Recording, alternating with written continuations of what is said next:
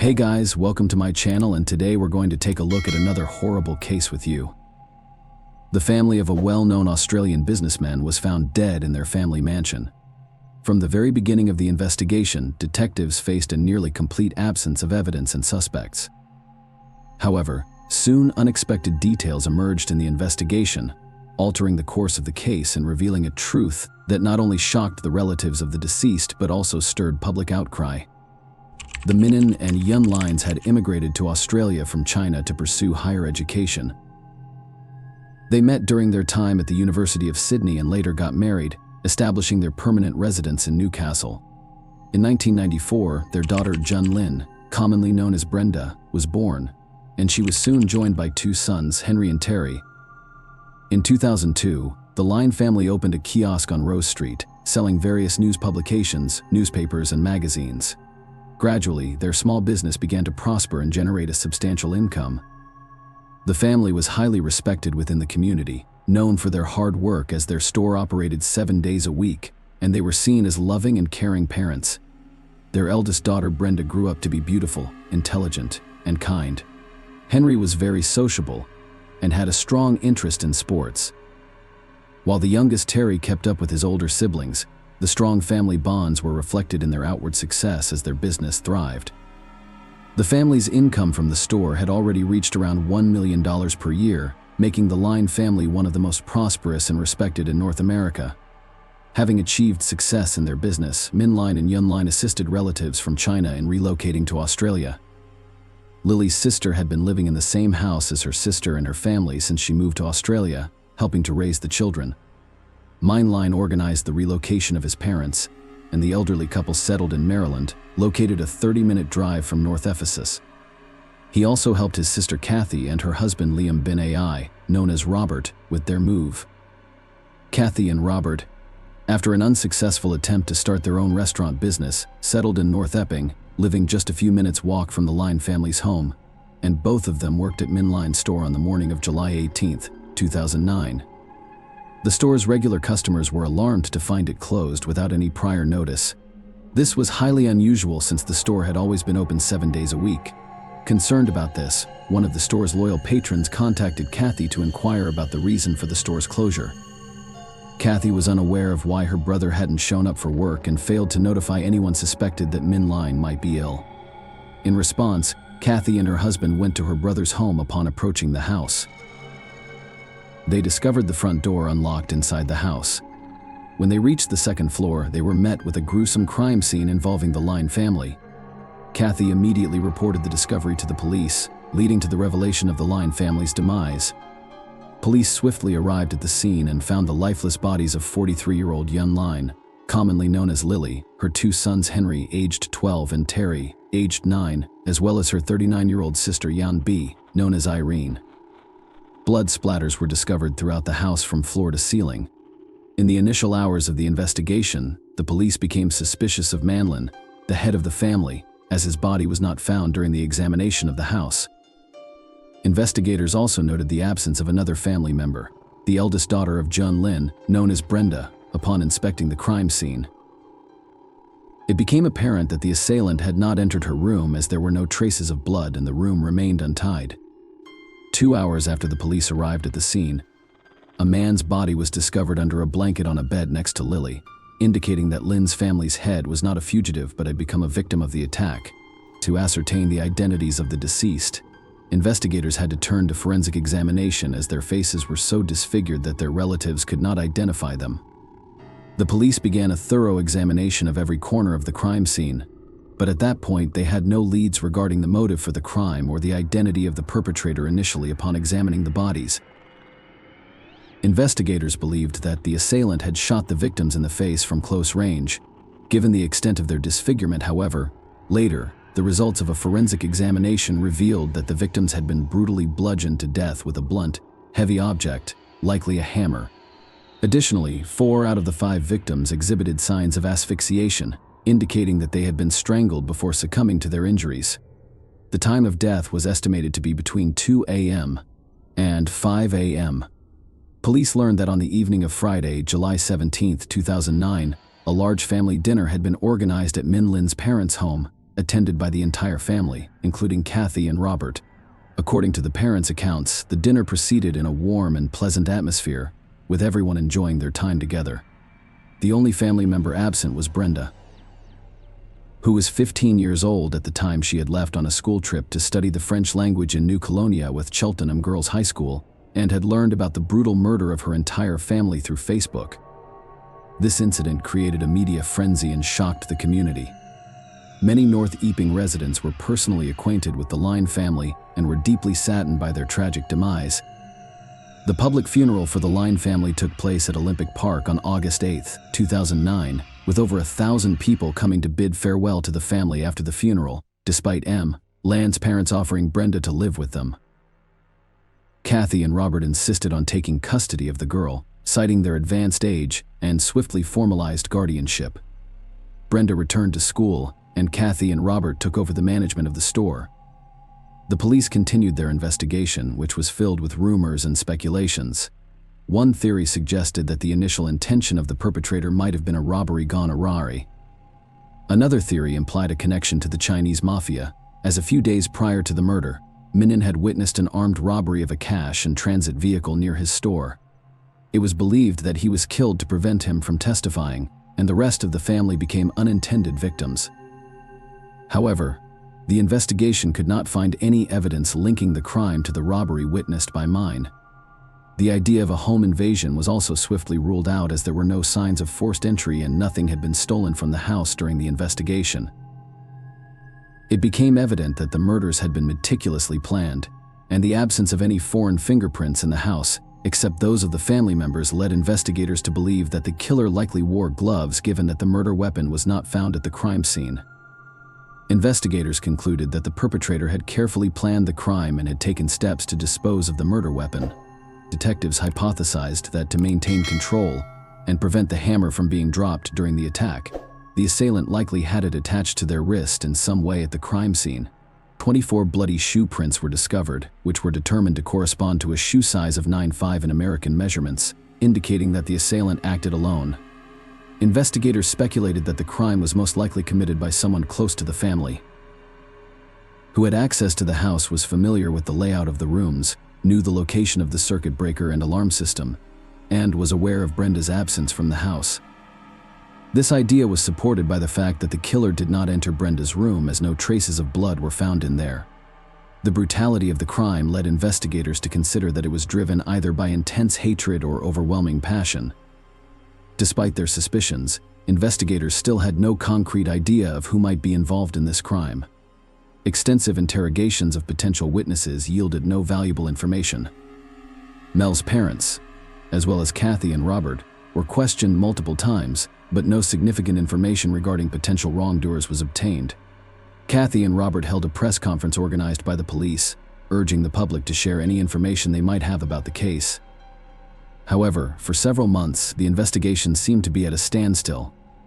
The immense public pressure on the police demanded a swift resolution to find and punish the perpetrator.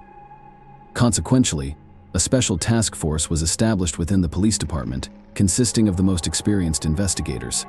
They decided to re-examine all the evidence in the case that had not been thoroughly analyzed before. During the review of a recorded phone call between Kathy and the emergency services operator, towards the end of the call, the police noticed some unintelligible muttering in the Cantonese dialect. This recording was quickly translated, revealing a woman pleading with her husband not to leave her alone in the house, because she suspected the perpetrator might still be inside. Investigators found it peculiar that Robert had left his wife alone at the crime scene without checking whether the assailant was still in the house or not. This raised suspicions that he might have known for certain that she was safe and that the assailant had already left the premises. As a result, investigators decided to scrutinize Robert more closely, shifting the focus of the investigation in this direction and searching for additional evidence. During their investigation, detectives discovered that Robert had unrestricted access to the Lyne family home, as he had a key to it. Furthermore, he had a motive for committing the crime. After moving to North Epping, Robert struggled to establish himself in a business and had to work as an employee for Line. Following the Lyne family's death, all of their assets were transferred to Brenda, but as she was only 15 years old at the The legal guardianship of the girl meant that Kathy and Robert had control over all the family's assets, and business police learned that almost immediately after taking custody of Brenda, Robert pressured Min's parents to vacate the house that Minlin had purchased for them. Police suspected that Robert, humiliated by his own failures and driven by jealousy, harbored a plan to seize the fortune accumulated by the Lin family through years of hard work. Despite Robert being the primary suspect in the case, the police only had suspicions against him in the hope of obtaining more substantial evidence. Investigators installed surveillance cameras in his residence as part of a covert operation that continued for 6 months. In May 2010, during another round of questioning with Kathy, investigators intentionally broached the topic of the bloody shoe prints found in the house. She disclosed that Robert wore 6 shoes in size 9.5. This revelation was a breakthrough for the investigation because the A6 shoe model was rare, as it had been discontinued in 2005, and these shoe prints were discovered at the crime scene. Just a few days after this, Robert was caught on hidden cameras inside his home, cutting up several AAC boxes, moistening the torn cardboard bits in a bucket of water, and flushing them down the toilet. Armed with this information from the surveillance cameras, the police obtained a search warrant for Robert's house. During the search, investigators discovered a stain marked as number 91 on the garage floor beneath a chest of drawers. Subsequent laboratory analysis revealed that this stain was human blood containing a complex mixture of DNA, including at least 4 out of the 5 victims. Experts also determined that the composition of this stain matched the blood found in the victim's house on May 5, 2011, almost 2 years after the crime was committed. Robert was arrested and charged with first-degree murder. He was remanded in custody without the possibility of bail. His trial did not begin until May 2014, and he pleaded not guilty to the charges against him. The prosecution presented a wealth of new evidence against Robert. One of the most crucial pieces of evidence in the case was the testimony of an informant from prison, who revealed that while awaiting trial, Robert had confessed to him. He admitted that on the night of the murders, he left his house without his wife, noticing he had given her a large dose of sedatives. Additionally, he shared that he had purchased the murder weapon, a hammer, from a budget store in town, knowing that the store had dummy surveillance cameras, ensuring there would be no evidence of the purchase. Robert also confessed to a cellmate that he had struggled to dispose of the hammer for a while, fearing he might be caught on surveillance camera recordings. Robert's defense attempted to convince the jurors to disregard these testimonies, suggesting that the witness may have had ulterior motives, such as reducing their own prison sentence in exchange for their testimony. In the end, the entire body of evidence came down to the informant's words against Robert's consistent denials. Despite the compelling evidence in the case, it seemed like the trial might fall apart and the court would not reach a verdict. However, a sudden and unpleasant revelation during the trial changed the course of the investigation. Brenda confessed to her attorney that Robert had subjected her to sexual abuse for many years, starting when he and his wife moved to Sydney and her family was still alive. When the girl moved into his home after her parents' deaths, his vengeance only intensified. Intensified revelation led to the suspension of the trial for further investigation and the uncovering of these newly disclosed facts. Several months later, in August 2014, the second trial began. The prosecution now argued that Robert was driven not only by jealousy and greed, but also by a sexual obsession with his niece. Despite all the evidence against Robert, the defense continued to assert that he was the victim of public pressure on the police. They also cast doubt on the nature and timing of the garage bloodstain, suggesting that it could have entered the garage floor after Robert and Kathy discovered the bodies at the crime scene, and Robert might have accidentally stepped on blood while wearing the same shoes. Ultimately, this trial was postponed due to the judge's illness. In February 2015, the third trial began, which again led to no conclusive verdict as the jurors failed to reach a unanimous decision. In December of the same year, Robert was released on bail after spending nearly 5 years in prison without a conviction. The fourth trial began in June 2016, and once again, the jurors could not reach a unanimous decision.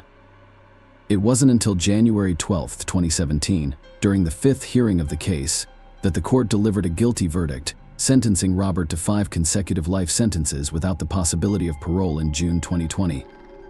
Robert filed an appeal, which was denied on February 21st. He is currently behind bars but has never admitted his guilt in committing this crime. Share your opinion with us in the comments and subscribe to the channel for more.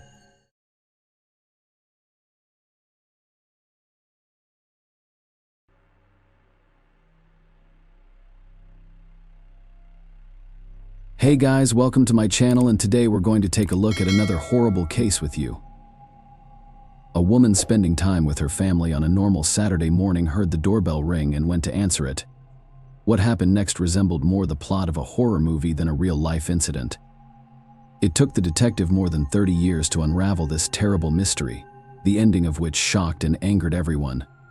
Marlene Warren was born on April 15, 1950, in Michigan, USA. She grew up without a father, and since her teenage years, she has dreamed of having a large and close-knit family. Very soon, that dream came true.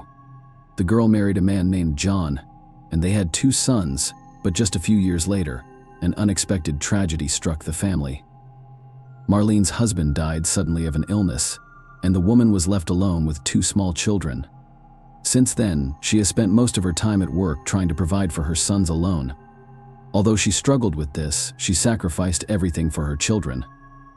6 years after her husband's death, she met a man named Michael Warren, and they soon married.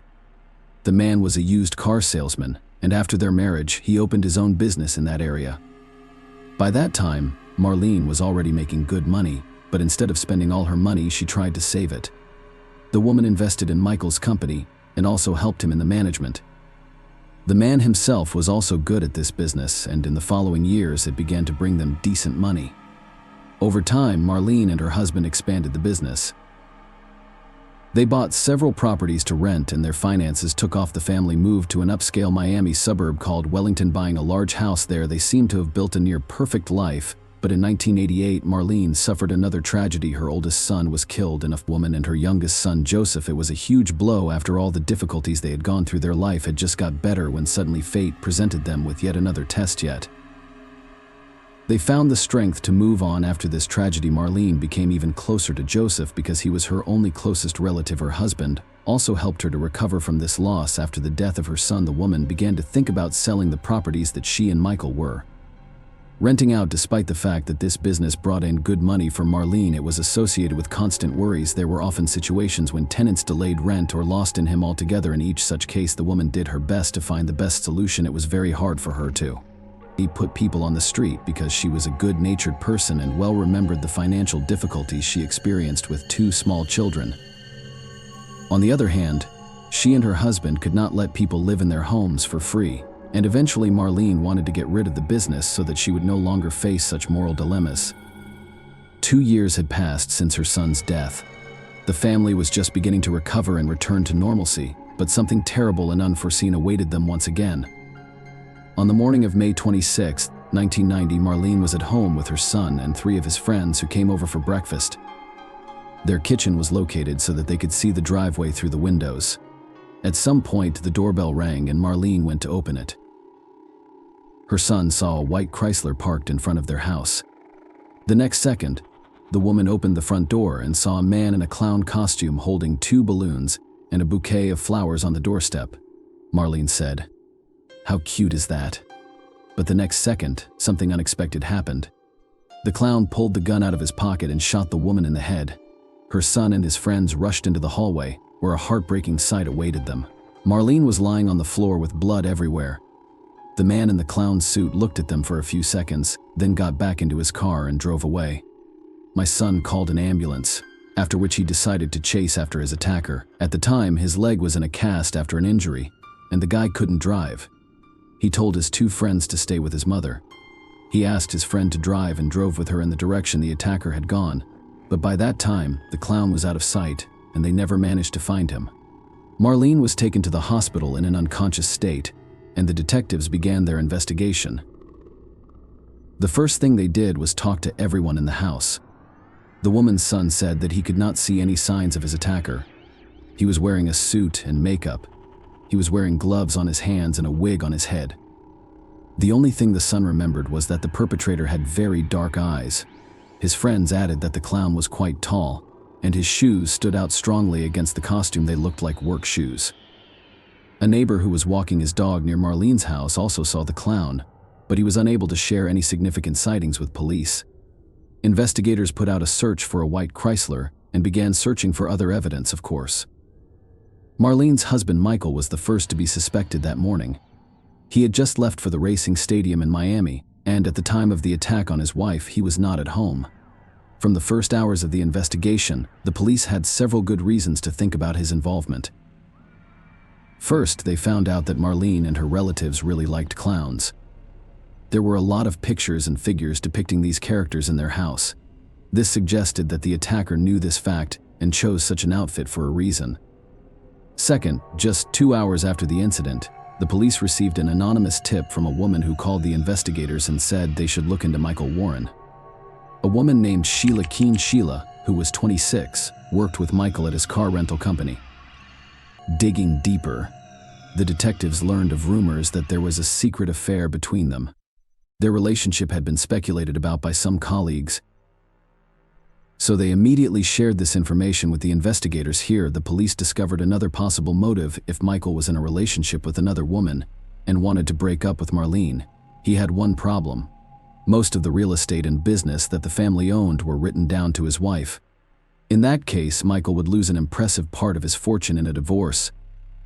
The police immediately checked the man's whereabouts at the time of the attack, and it turned out that Michael was in a car but 110 kilometers away from the house and had 2 friends with him.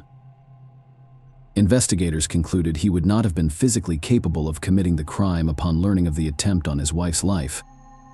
Michael rushed to the hospital and has not left her room since officers spoke with Sheila, and she stated that there was no romantic relationship between them and she had nothing to do with the crime.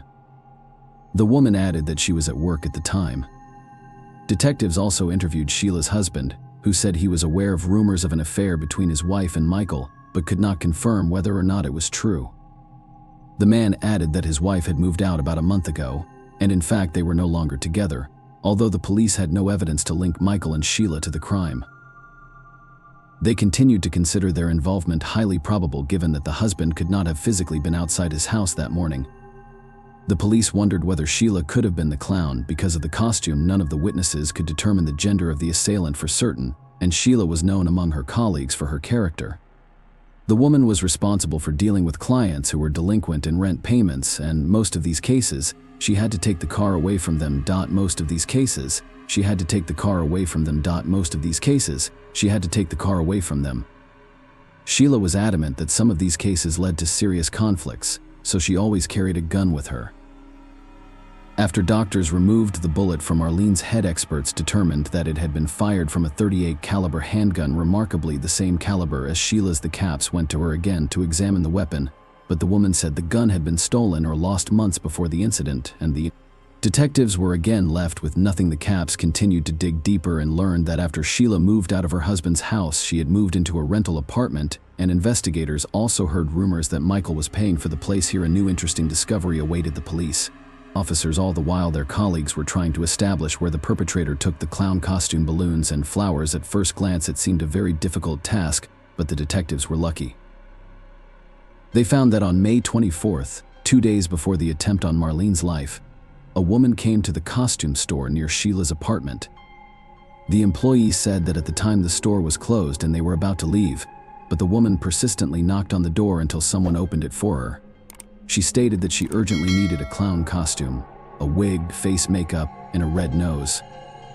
The clerks tried to explain to her that this store was already closed and asked her to come back tomorrow, but the woman was adamant, so the staff still sold her the items. There were no surveillance cameras in the store, so the police officers had to rely on verbal descriptions of the woman's appearance. The salespeople told them that she was tall and thin with dark hair.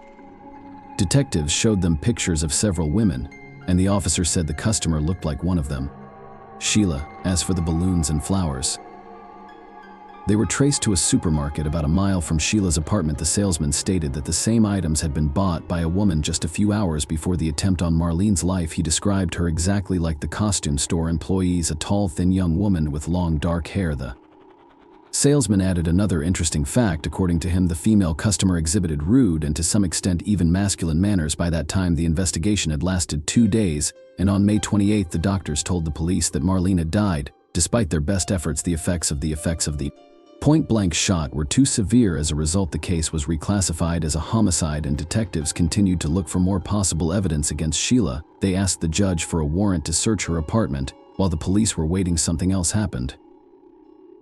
They were informed of a similar car in a parking lot located 13 kilometers from the victim's home. Investigators got there and quickly verified that it was the same Chrysler the killer was driving inside. They found some long dark hair and orange fibers that looked like pieces of a clown wig. During a search of Sheila's apartment, the police found the exact same orange-colored particles, and they also found work boots that matched the witness's description, a similar model worn by the clown on the day of the murder. Despite all this, the police had one major problem. DNA analysis was barely used at the time, and without it, all this evidence was circumstantial, with a high probability that the court would have acquitted Sheila, in which case it would be impossible to charge her again with murder.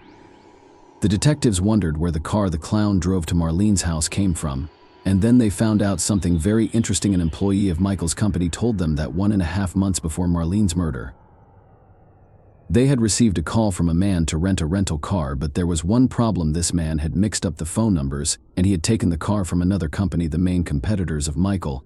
When the employee told the boss about it, Michael behaved very strangely. Instead of telling the customer about his mistake, he told the man to just bring the car to the parking lot and leave the keys in the cabin. Then Michael asked the employee to bring him and Sheila to the parking lot and never to tell anyone about what had happened. The employee watched. They got into that car and drove away.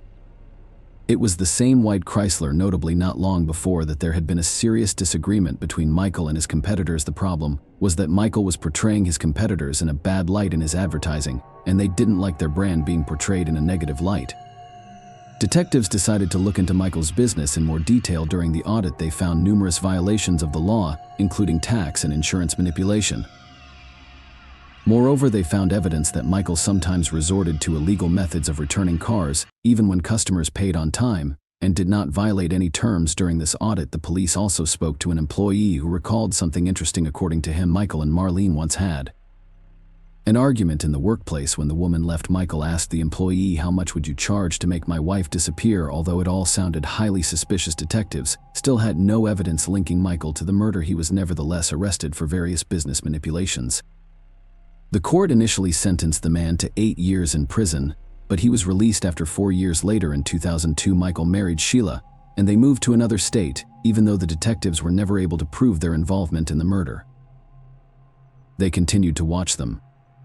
The cops discovered that after the move, Sheila began introducing herself to everyone she knew under a different name, Debbie, and that she had dyed her hair from dark to blonde. She and Michael opened their restaurants, and it seemed that they had managed to build a wonderful life in the new place.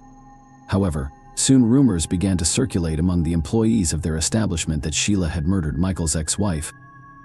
Apparently, one of them stumbled across information about this crime and learned that the police still suspected them. However, detectives still could not prove their guilt, and the case finally froze. It wasn't reopened until 2013, and a new team of investigators requested a re-examination of all available evidence. By then, technology in the examination of DNA and other physical evidence had advanced to a new level compared to 1990. It took several years to examine the evidence. First, experts compared the orange flecks found in Sheila's apartment, the car, and the murder scene, and analysis showed they were identical, but the biggest clue was waiting ahead. Experts took a DNA sample from several hairs found in the white Chrysler and compared them to Sheila's DNA. They were a perfect match. Detectives thus obtained incontrovertible evidence that Sheila was in the very car in which the clown drove up to Marlene's house, enough to take the case to court, and the woman was arrested in 2017. At the time, Sheila was 54 and still denied guilt. She was denied the right to bail and awaited trial in a cell. As for Michael, he insisted that he had nothing to do with Marlene's murder and believed that Sheila had nothing to do with it. He hired expensive attorneys for her, and the way for the trial stretched on for years. In preparation for it, the police uncovered some facts not previously known. It turned out that a year after the murder, they were approached by a lawyer who had worked with Michael on his business. He said that about a year before the murder, Michael had asked him an extremely odd question: if the husband kills his wife, what happens to the property recorded in her name? Will the husband get it? The lawyer was surprised by such a question, but that didn't stop him from actually giving Michael advice. He said that if the husband asked his acquaintance to commit this murder and the court could not tie the husband to the man, he would get all his wife's property. But the lawyer went on to say something that later shocked investigators. He told Michael that if the killer wore some sort of costume, such as a clown, he would never be identified and would escape punishment. Another shocking confession came from a man whose father worked for Michael at the time of the murder. He confessed that his now deceased father had helped to run illegal schemes at extra cost, such as swiping mileage meters to sell cars at a higher price, but on the day of the murder, Michael asked him to do something far more terrible. He told the man to get rid of the gun and of the car. Apparently, the current question was the one in which the killer moved after he abandoned the Chrysler in the parking lot, and the employee complied with these requests before he died. He told all this to his son and added another important detail. The man said that the second car was hidden in the river canal. As soon as the police received this information from his son, they combed the canal and indeed found the car there. Unfortunately, no evidence of it survived, but the very fact that it was there confirmed that the witness was telling the truth. The beginning of Sheila's trial was repeatedly postponed until finally a final date was set for May 12, 2023. But on April 25th, something unexpected happened. The woman pleaded guilty in exchange for not receiving the death penalty, which she would face if she were to lose her murder trial. Her attorneys explained the situation as follows: Sheila is innocent of the murder, but she fears for her life, which is why she took responsibility for someone else's crime. However, there is a much more logical explanation under the terms of the deal. She pleaded guilty to murder in the second degree, which implies a sentence of 12 years in prison, which is exactly the sentence she received. But furthermore interesting, the court deducted from that term the time the woman spent behind bars since her arrest, about 5.5 years. But that is not all. The judge reduced the remaining term due to the good behavior of Sheila. As a result, the woman was to spend between 16 and 24 months in prison. Her attorneys assured her that they could secure her release after the minimum bar of that time expired. So Sheila was found guilty of murdering a woman in cold blood in front of her son and received a frankly ludicrous sentence for it. As for Michael, his involvement is still unproven and he remains free. Most likely he will never be charged again for the murder of his wife because there is not a single piece of evidence against him. Despite all this, the son of Marlene thanked the detectives who were able to get to the truth and did not give up on the case for many years. The death of his mother was the strongest tragedy for him because she was his only relative. Nevertheless, he was able to cope with the pain, opened his own small construction firm, and got his life together. Share your opinion with us in the comments and subscribe to the channel for more.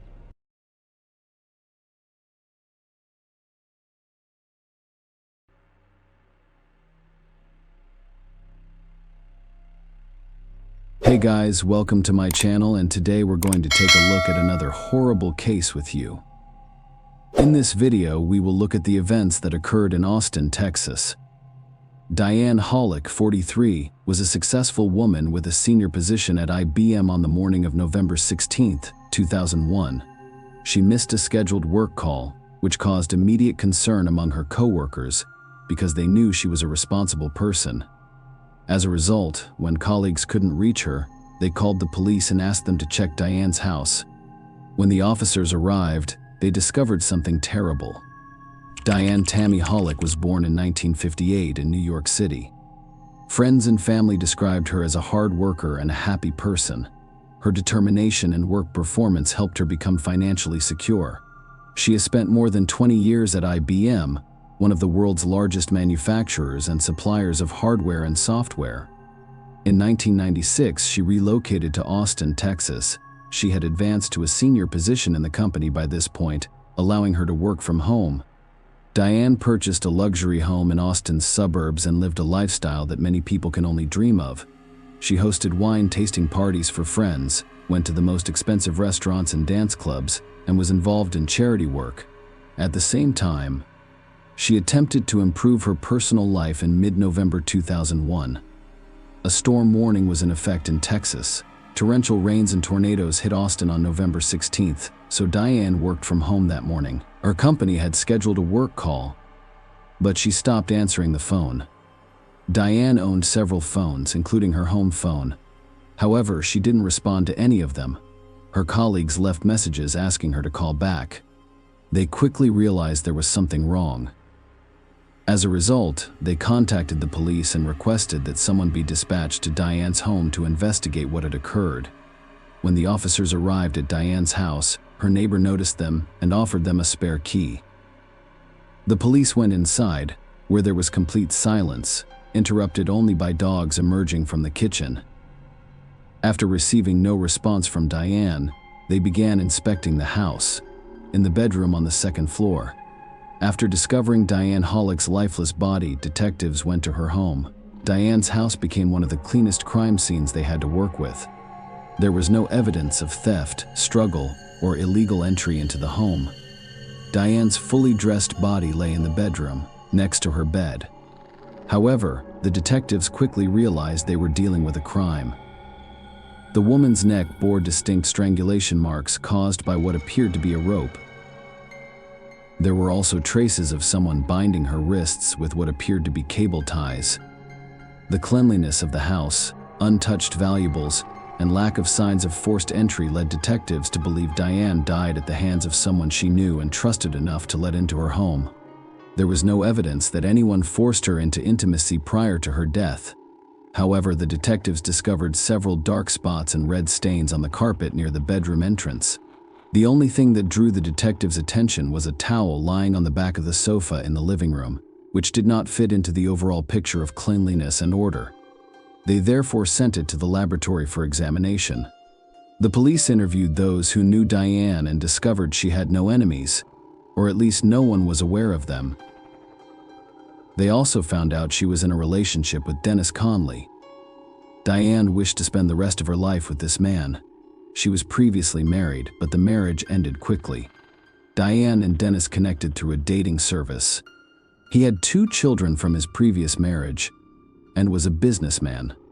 Dennis lived in Houston, about 150 miles from Austin, where Diane resided. Despite the distance and infrequent meetings, they quickly grew close. After 2 months of communication, Dennis proposed to Diane with a $17,500 platinum ring. The woman said yes. Diane's closest friends told investigators that her relationship with dentists had recently deteriorated. She was an independent woman who dedicated her life to advancing her career, despite occasional attempts by dentists to control her. Diane was also dissatisfied with her decision to relocate to Houston. She and Dennis decided to build a life together on his land. Diane decided to sell her house in Austin's suburbs. However, realtors were unable to find any.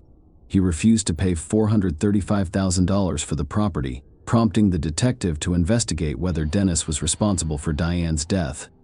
They invited him to the police station, and he agreed to a candid conversation without a lawyer. The medical examiner determined that Diane died around 3 p.m. on November 15th, 3 a.m. on November 16.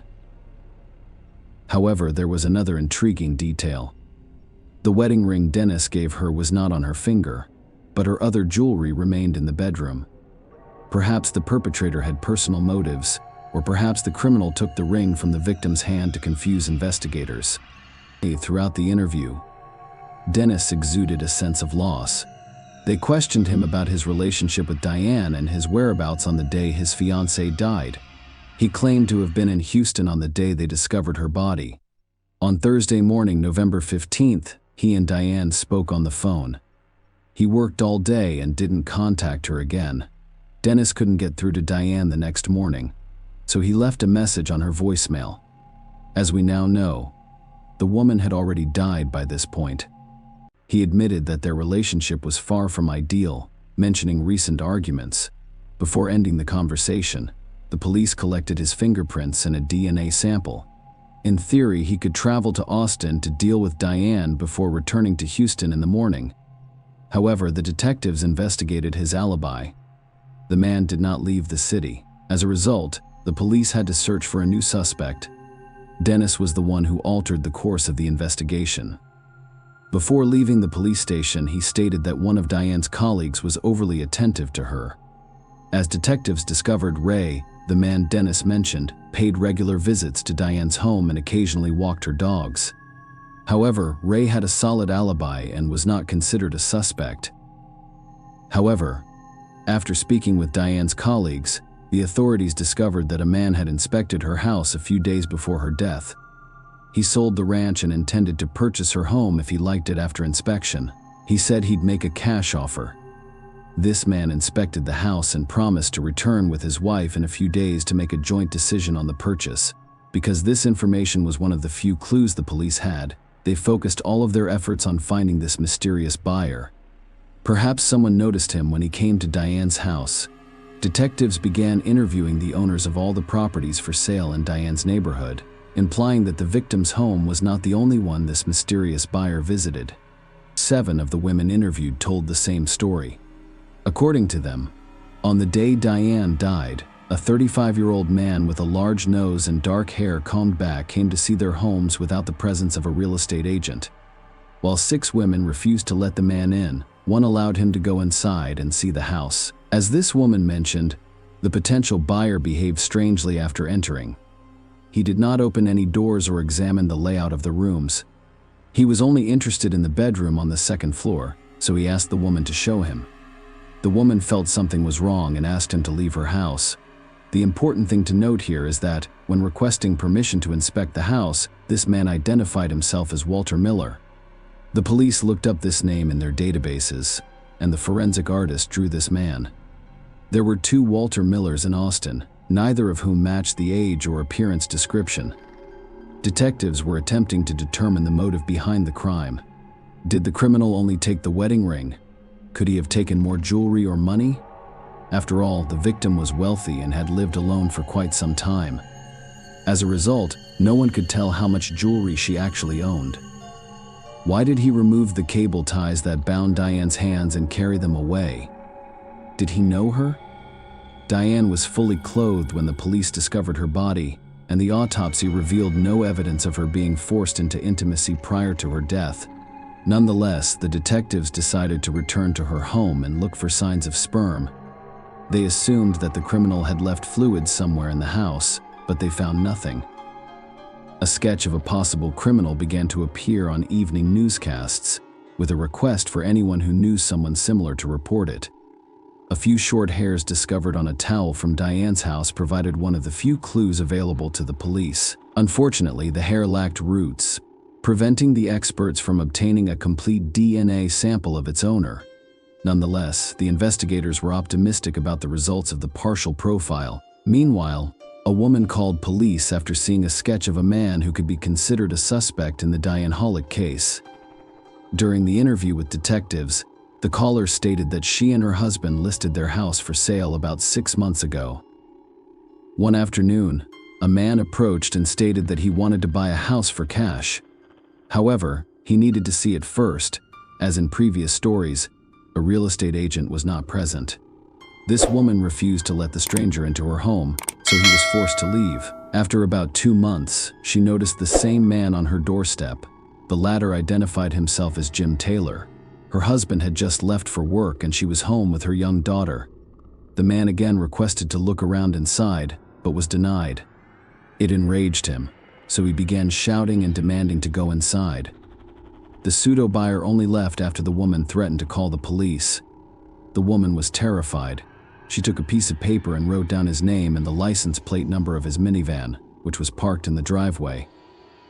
When she saw the suspect's portrait on the news, she assumed he was the person who came to look at her house back then. The police now had the license plate number at their disposal. Using a database, they discovered that the vehicle's owner was not Jim Taylor, but Patrick Anthony Russo. At first glance, it appeared unlikely that Russo was involved in Diane's death. He lived 40 minutes from Austin, was married, had 2 children, and played in a church band. However, a more in-depth look into his background revealed that he was an ex-convict who had served time for a series of attacks on women. One of them resulted in abduction. He tied up his victim with cable ties and began strangling her, but stopped at the last moment. The court sentenced him to 20 years in prison for this offense. While behind bars, he met his future wife Janet, a church volunteer. Despite his criminal record, Russo was released from prison on parole after serving 8 of his 20-year sentence. The police did not think it was a coincidence. So they went to Anthony Russo's house after receiving a search warrant, giving the impression that he was not surprised by the police's visit. Anthony opened the door. However, the police discovered no evidence in his home. Diane's ring and other belongings were not present. A search of his minivan yielded no results either. But what was important was that the neighbors noticed a similar car at Diane's house on the day she died. In the utility room, they discovered several cable ties that were identical to those that had left marks on Diane's wrists. Even if we consider it evidence, it is only an indirect one. After all, anyone can purchase these ties from any hardware store. The investigator informed Anthony that his name came up during the investigation of one of the cases and invited him to the station for a more in-depth conversation. There, they inquired about Russo's whereabouts on November 15th and 16th.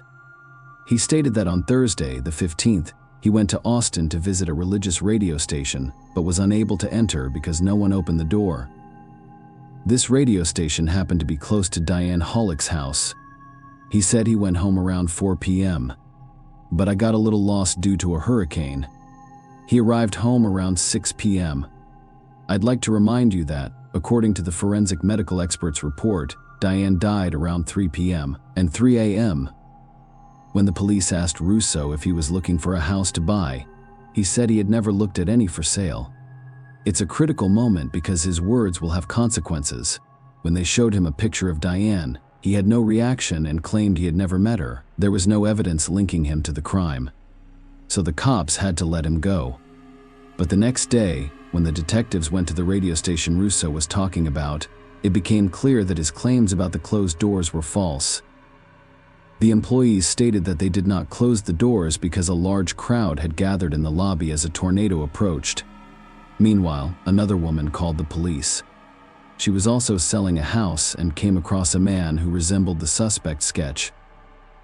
The young mother was at home with her child when she received a knock on the door. She opened it. She saw a man with a pamphlet. The pamphlet outlined how she sold advertisements, including her own. The stranger stated that he wanted to buy a house and requested permission to enter and look around. When he mentioned that he would make a cash offer, she let him in. He attempted to attack her after she showed him one of the bedrooms. But when he heard a child crying in the next room, he quickly left. The woman kept the pamphlet that the man was holding in her hands. When the police received it, they discovered a well-preserved fingerprint on it. Those are Anthony Russo's fingerprints. However, he claimed he had never looked at the houses for sale. The new evidence indicated that he made a false statement. He was still on probation. And by lying to the police, he committed a misdemeanor. Russo was arrested because he failed to comply with the parole conditions. The authorities were concerned that he would flee while they searched for evidence linking him to Diane's death. They believed it would be safer to keep him in prison. The police were able to locate 15 women with whom Russo had come to see the houses. All of these women came to identify the suspect. On the other side of the glass stood 5 equally dressed and similar men, one of whom was Anthony Russo. Each of those men repeated specific phrases in turn. The following phrase: "You have a beautiful house, you have a gorgeous home." 10 of the 15 women identified Anthony Russo as the person who came to see the house before making a purchase. The other 5 couldn't identify anyone. Russo was interrogated again by the police, but this time he realized they had exposed his lies. However, this did not stop him from declaring his innocence. He eventually said he wanted to see his wife and stopped answering questions. Soon after, the detectives received a report from the lab. The mitochondrial sequence of the hair found on the towel from Diane's house was confirmed to match Anthony Russo's DNA, but it was only partial evidence, leaving the possibility that the hair belonged to someone else. According to court documents, the odds of someone else having the same DNA profile as Russo were 1 in 12,900,000. Thus, the investigation had a lot of indirect evidence, but not a single direct clue linking Russo to Diane Hollick's death. Another indirect proof was a report on the location of his cell phone, which revealed that Russo was in the same area as Diane on the day she died. After examining the computer seized from his home, the experts discovered a very detailed search history. Russo, a 37-year-old father of 2 who attended church on a regular basis, was a frequent user of the adult website. There, he watched videos and read articles about strangulation during intimacy. The website's materials were not free. What is even more revealing is that a few days before Diane's death, he read a story in which a male character enters a lonely woman's home under the guise of a buyer, strangles her, and takes valuables with him when he leaves, leading everyone to believe that the motive was robbery rather than a desire to quench his thirst for strangulation. The detectives conducted an extensive investigation into Russo and his wife's finances. With only $2,000 in savings, he couldn't afford to buy a new house. In addition, he and his wife have yet to pay the bank for the house where they live. On February 5, 2004, police charged Anthony Russo with the murder of Diane Hollick, despite the lack of direct evidence. He made his court appearance more than 2 years after Diane's death. 14 women testified under oath, saying Russo approached them about purchasing a home. He went to see some of them on the day Diane died, but they refused to let him into their homes. One woman made an exception, allowing him in before quickly telling him to leave due to his strange behavior. Everyone Russo met was around the same age. It indicated that he was observing the owners before knocking on their doors. He was only interested in certain types of women. The prosecution presented all of the evidence mentioned in the video and detailed the alleged events on that fateful November day. As previously stated, Diane informed one of her colleagues that a potential buyer had visited her to see the house.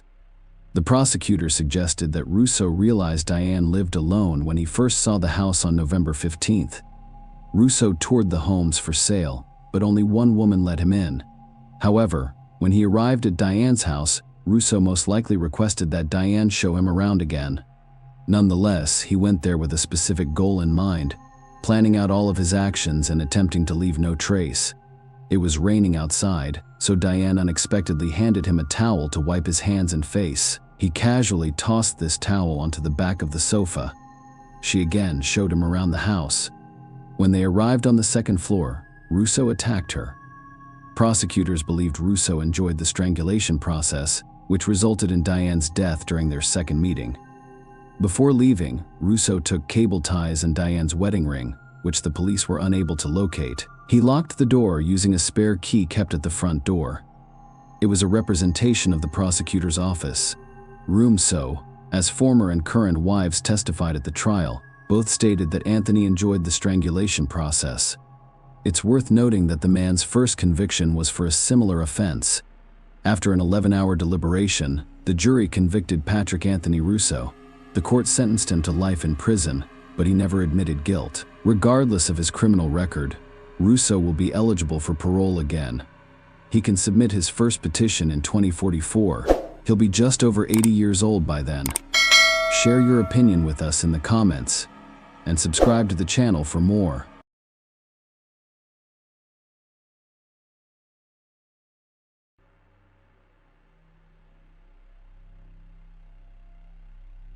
Hey guys, welcome to my channel, and today we're going to take a look at another horrible case with you. A young woman moved to another city for her studies and stayed with an acquaintance. Well, what happened next seemed more like a twisted plot of a detective movie than a real-life situation. For several years.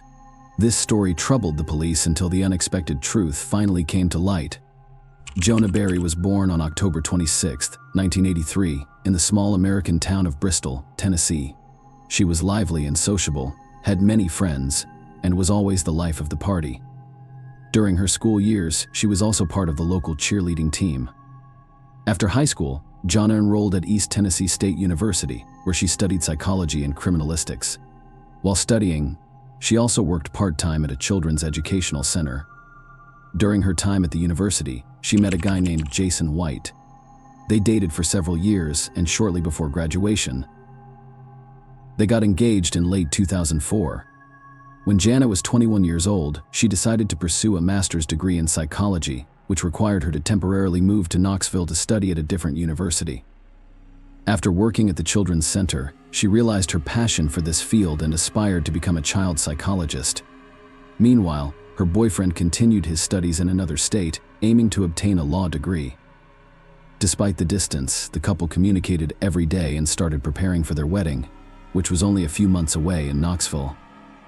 Jonathan planned to find her own accommodation, but for the first few weeks she stayed at her friend Jason Amami's apartment. He had studied with her and her boyfriend at the university, and after graduating he moved to Knoxville, where he lived in a 2-bedroom apartment and agreed to host his friend.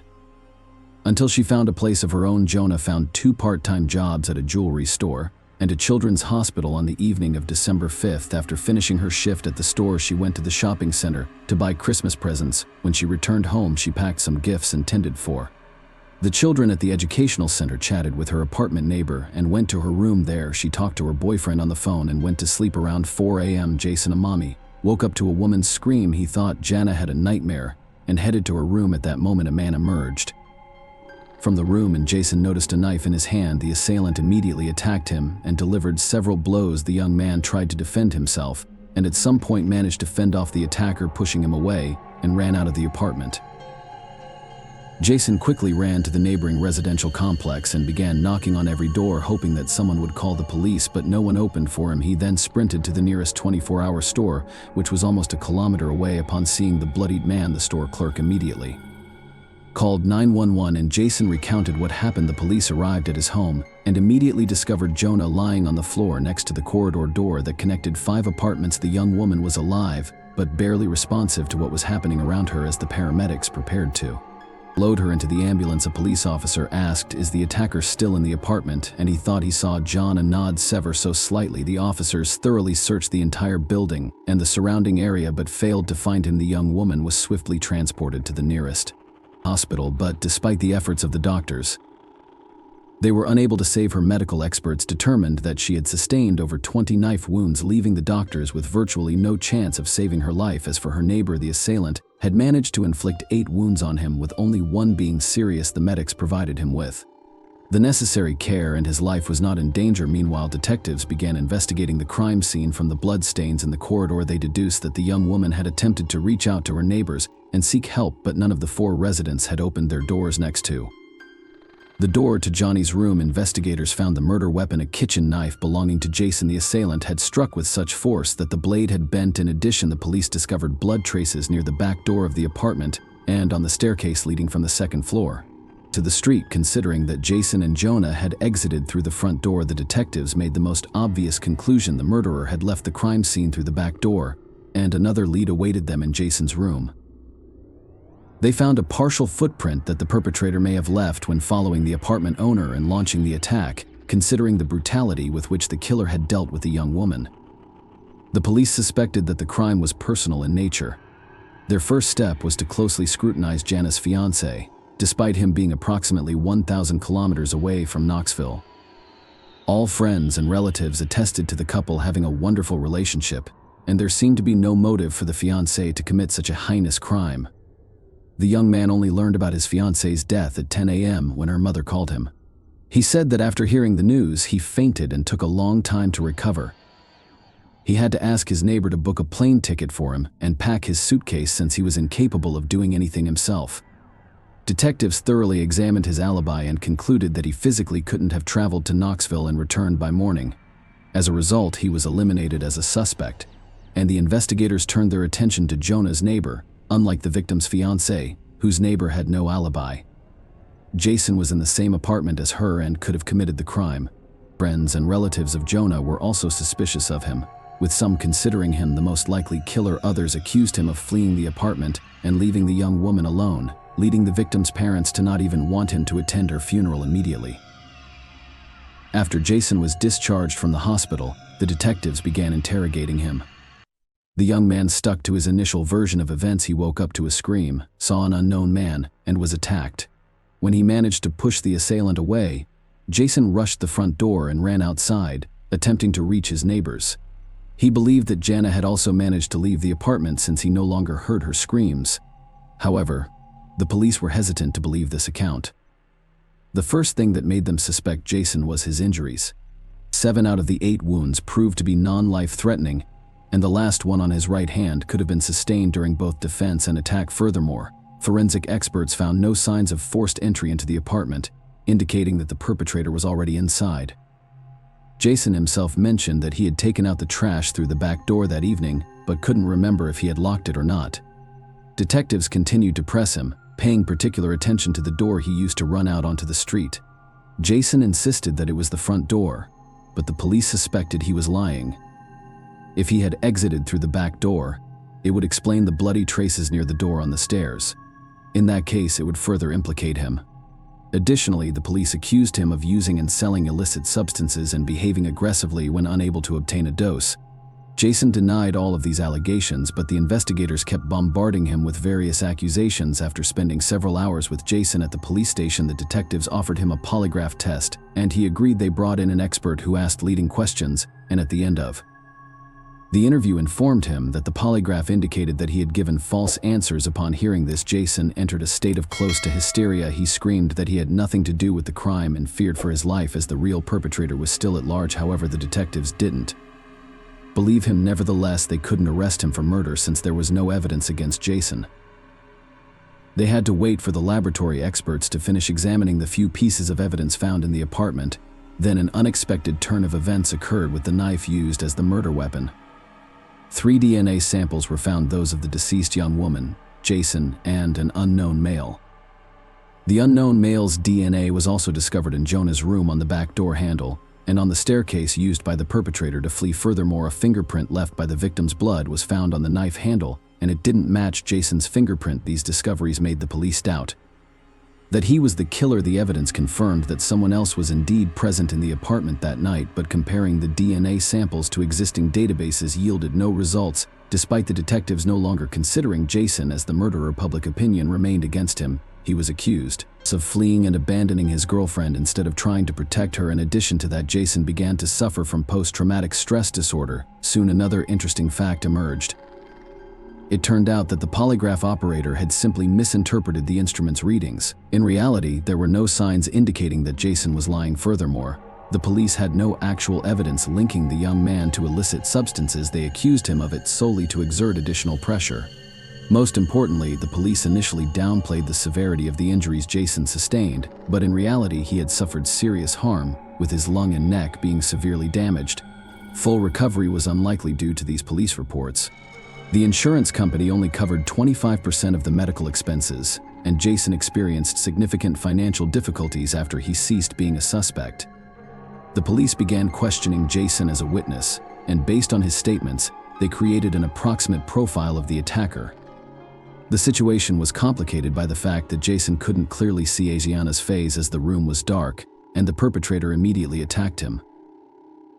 When he exited the room, detectives also discovered something interesting in Jonah's room: a camp, and near the back staircase there were scattered discs and a stereo player. Initially, they assumed these items belonged to the victim or Jason, but Jason denied it. According to him, none of those belongings were in his apartment, implying that the killer left them behind. The investigators handed the approximate portrait of the suspect to journalists, and after its publication in the news, the police received hundreds of potential leads. People provided information about acquaintances who even remotely resembled the portrait, and the detectives followed up on each lead. One of them seemed particularly intriguing to a detective. They were informed that in the vicinity of Jonah's murder, there was a group of teenagers known for breaking into houses to commit theft. One of them, a 19-year-old named Michael Perkofow, resembled the suspect's portrait, and the police began searching for him.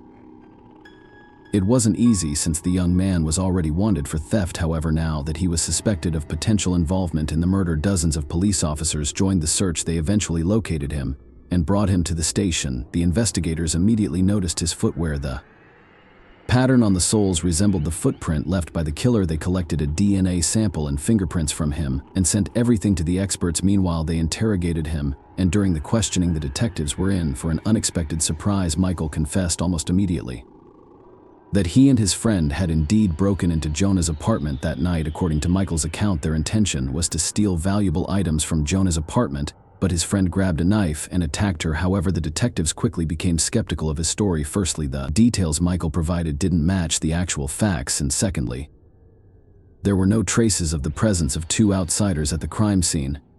The laboratory result only confirmed their skepticism. Michael's DNA and fingerprints did not match those found at the murder scene.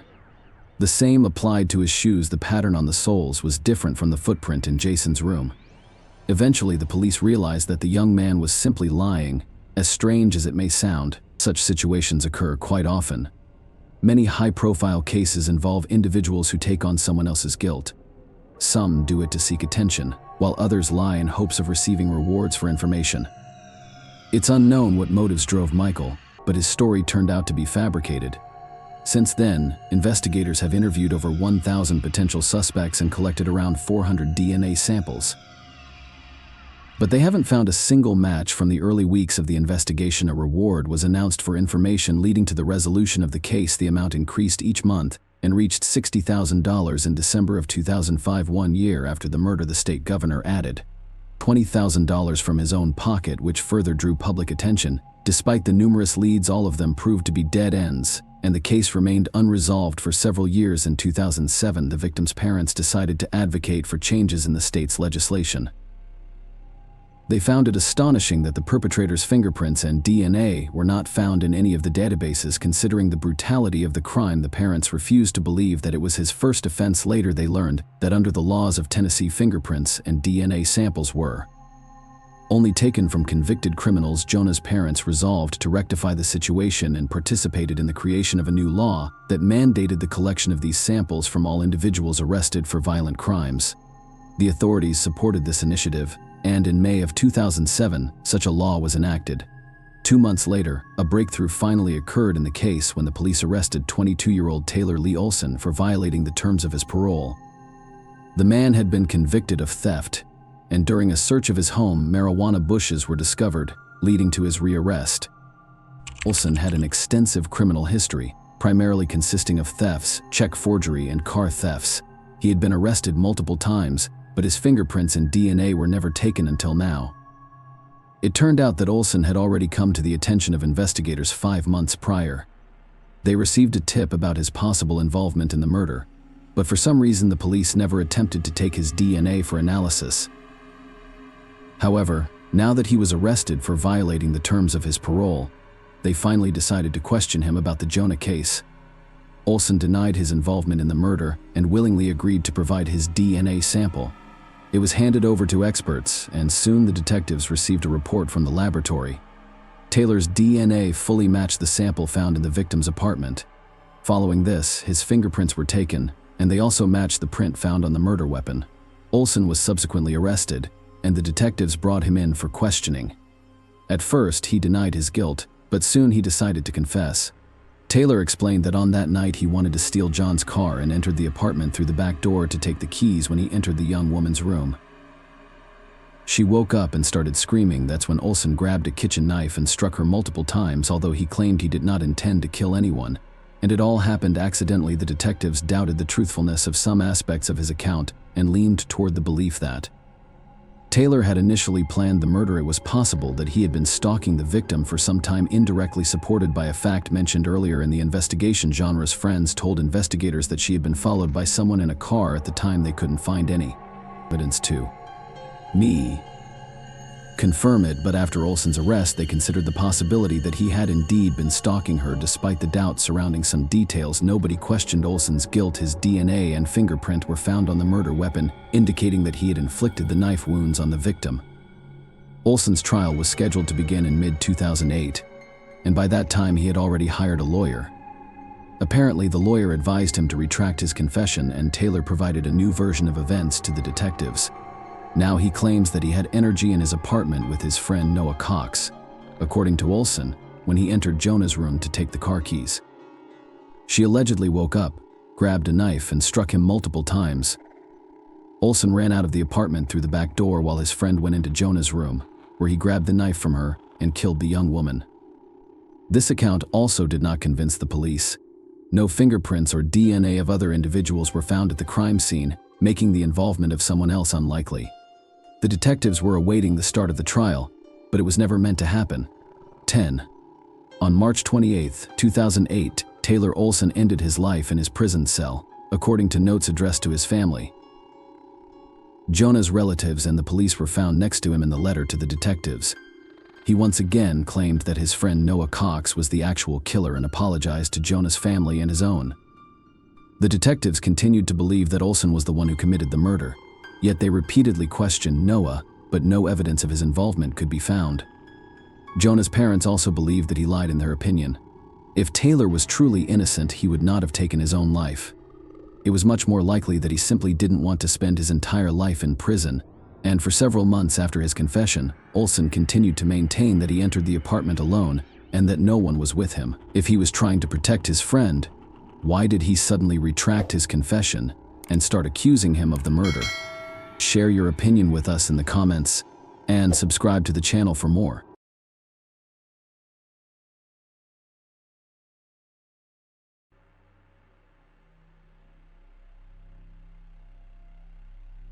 Hey guys, welcome to my channel, and today we're going to take a look at another horrible case with you. In this video, we'll talk about a story that happened in California. Christy Wilson, 27, was last seen at the Thunder Valley Casino parking lot. It was the early morning of October 5, 2005. Wilson had a brief phone conversation with her boyfriend, Danny Burlando, on the evening of October 4th, assuring him that she would return home soon, but she then vanished mysteriously.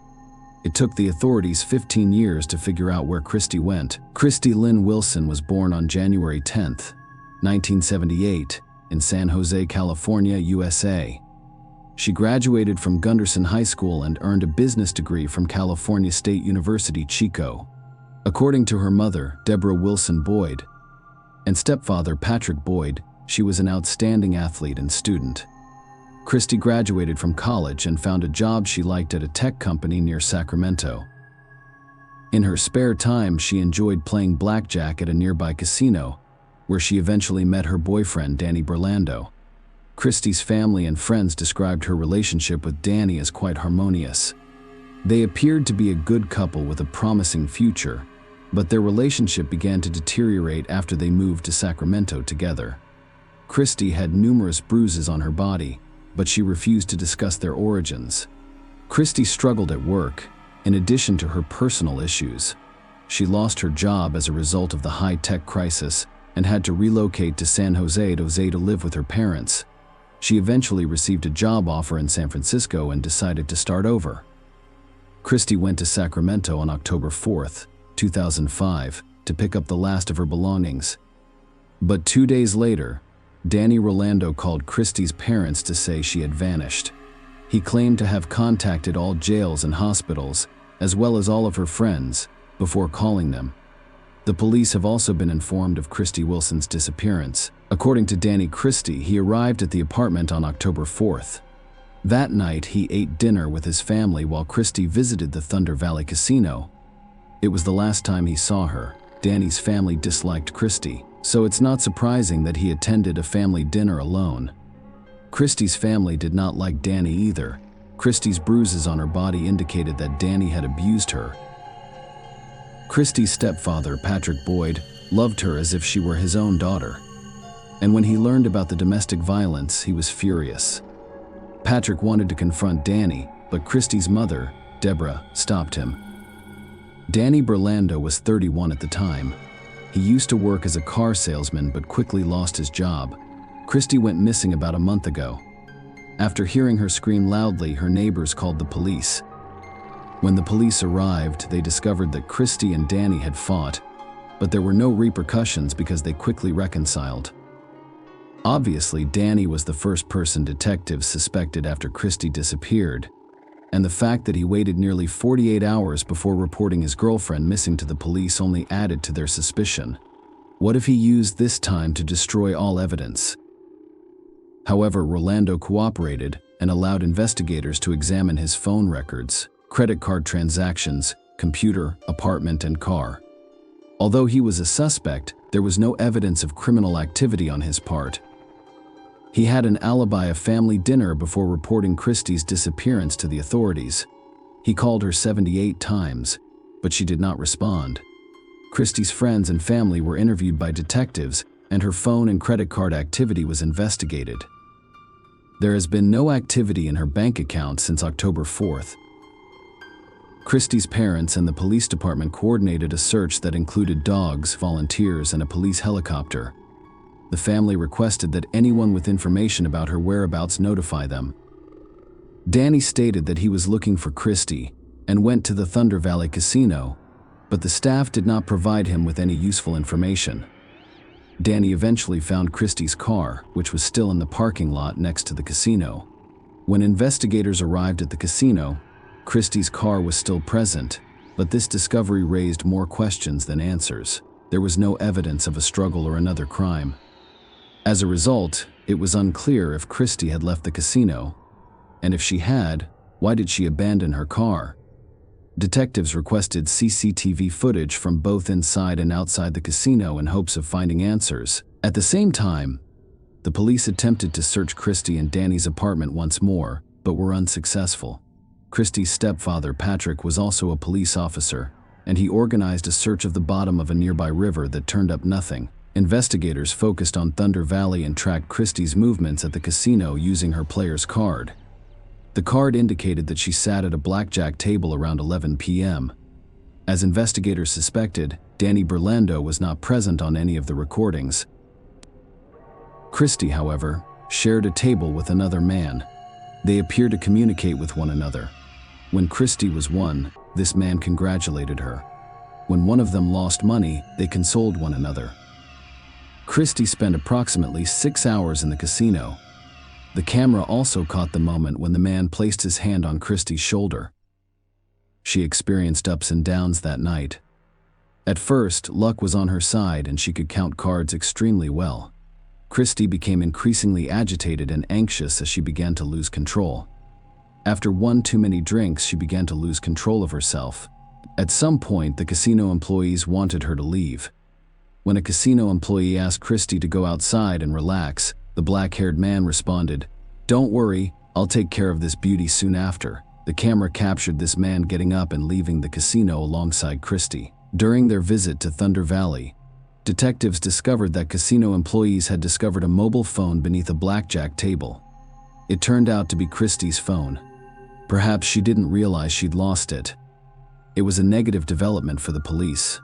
After all, they want to find Christy by tracking her phone's location. Further examination of the CCTV footage revealed that Christy and her new acquaintance went to the parking lot. A white car drove away from the parking lot about 4 minutes later, leaving Christy's vehicle behind. The investigators suspected Christy had driven somewhere with an unknown man in his car.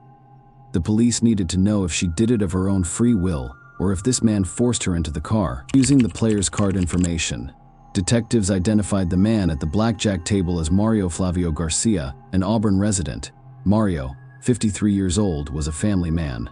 He has 2 sons. Garcia was married and had a relatively successful career, and investigators quickly determined that the white car seen on CCTV footage belonged to him. All of this made him the main suspect in Christy Wilson's disappearance. Garcia, on the other hand, appeared to be alone in his car as he drove away from the parking lot. Christy did not approach her vehicle after leaving the casino. Garcia stayed in the parking lot for 3 minutes and 41 seconds. Perhaps something occurred between him and Christy at that time. Detectives looked into Garcia's life and discovered that he was a beloved community member and football mentor. Despite this, he had a dark side until approximately 25 years ago, when he was arrested for kidnapping his ex-girlfriend. Garcia coerced her into intimacy by taking her to a private location. Furthermore, all of this occurred at gunpoint. As a result, the case was plea bargained down to assault with a deadly weapon. In other words, Garcia got away with it. He made a deal with the prosecutor's office and received only 18 months probation. However, Garcia was of interest to the police in other cases as well. Garcia began dating Lynette Smith a few years after his ex-girlfriend was attacked. This wasn't a fairy tale romance either. Garcia, Lynette, and her mother, Violet Davis, gathered after dinner to celebrate Christmas 1979. On Christmas night, the 3 of them got into Lynette's car. Eyewitnesses told the police that a vehicle had fallen into the river and sank near Oakland Airport. Mario Garcia was the only survivor. He told police Lynette was driving, but detectives were unable to determine who was behind the wheel. Violet Davis' body was in the car. However, it took them a week to locate Lynette's body. Everyone believed it was an accident, and no one was charged. After gathering all of this information, the investigators decided to question Garcia about Christy Wilson's disappearance, but he claimed to know nothing about it. He stated that they left the casino together, politely said their goodbyes, and parted ways. Unfortunately, the CCTV footage could not confirm whether he was telling the truth because the camera was turned in the opposite direction. Garcia claimed that he went home after saying goodbye to Christy, but this was a lie. After reviewing the CCTV footage, the police determined that he drove in the opposite direction from his home. Garcia told detectives that he went straight home and fell asleep. At 8:30 a.m., he awoke and headed to work. His wife refused to speak with the police, so detectives could not confirm or deny this version. However, when they examined Garcia's cell phone records, it became clear that his entire story was a lie. He did not return home immediately after the casino. That morning, at 7:51 a.m., he called his wife, but the cell tower that received his phone signal was a long distance away. Mario also stated that he arrived at work at 9 a.m., but his co-workers reported that Garcia arrived late, around 10 a.m. Investigators learned from speaking with all of Garcia's co-workers that the day Christy Wilson went missing, Mario arrived at work with scratches on his arm and a bruise under one eye. As the main suspect stated, he received them after falling from a tree while pruning. The investigators didn't believe any of it. Who prunes the trees at night? Doesn't that sound ridiculous? The police asked a forensic expert to examine Mario Garcia's wounds. An experienced expert observed that the scratches on the man's face and body were not consistent with injuries sustained while falling from a tree. There were 4 parallel scratches across his face.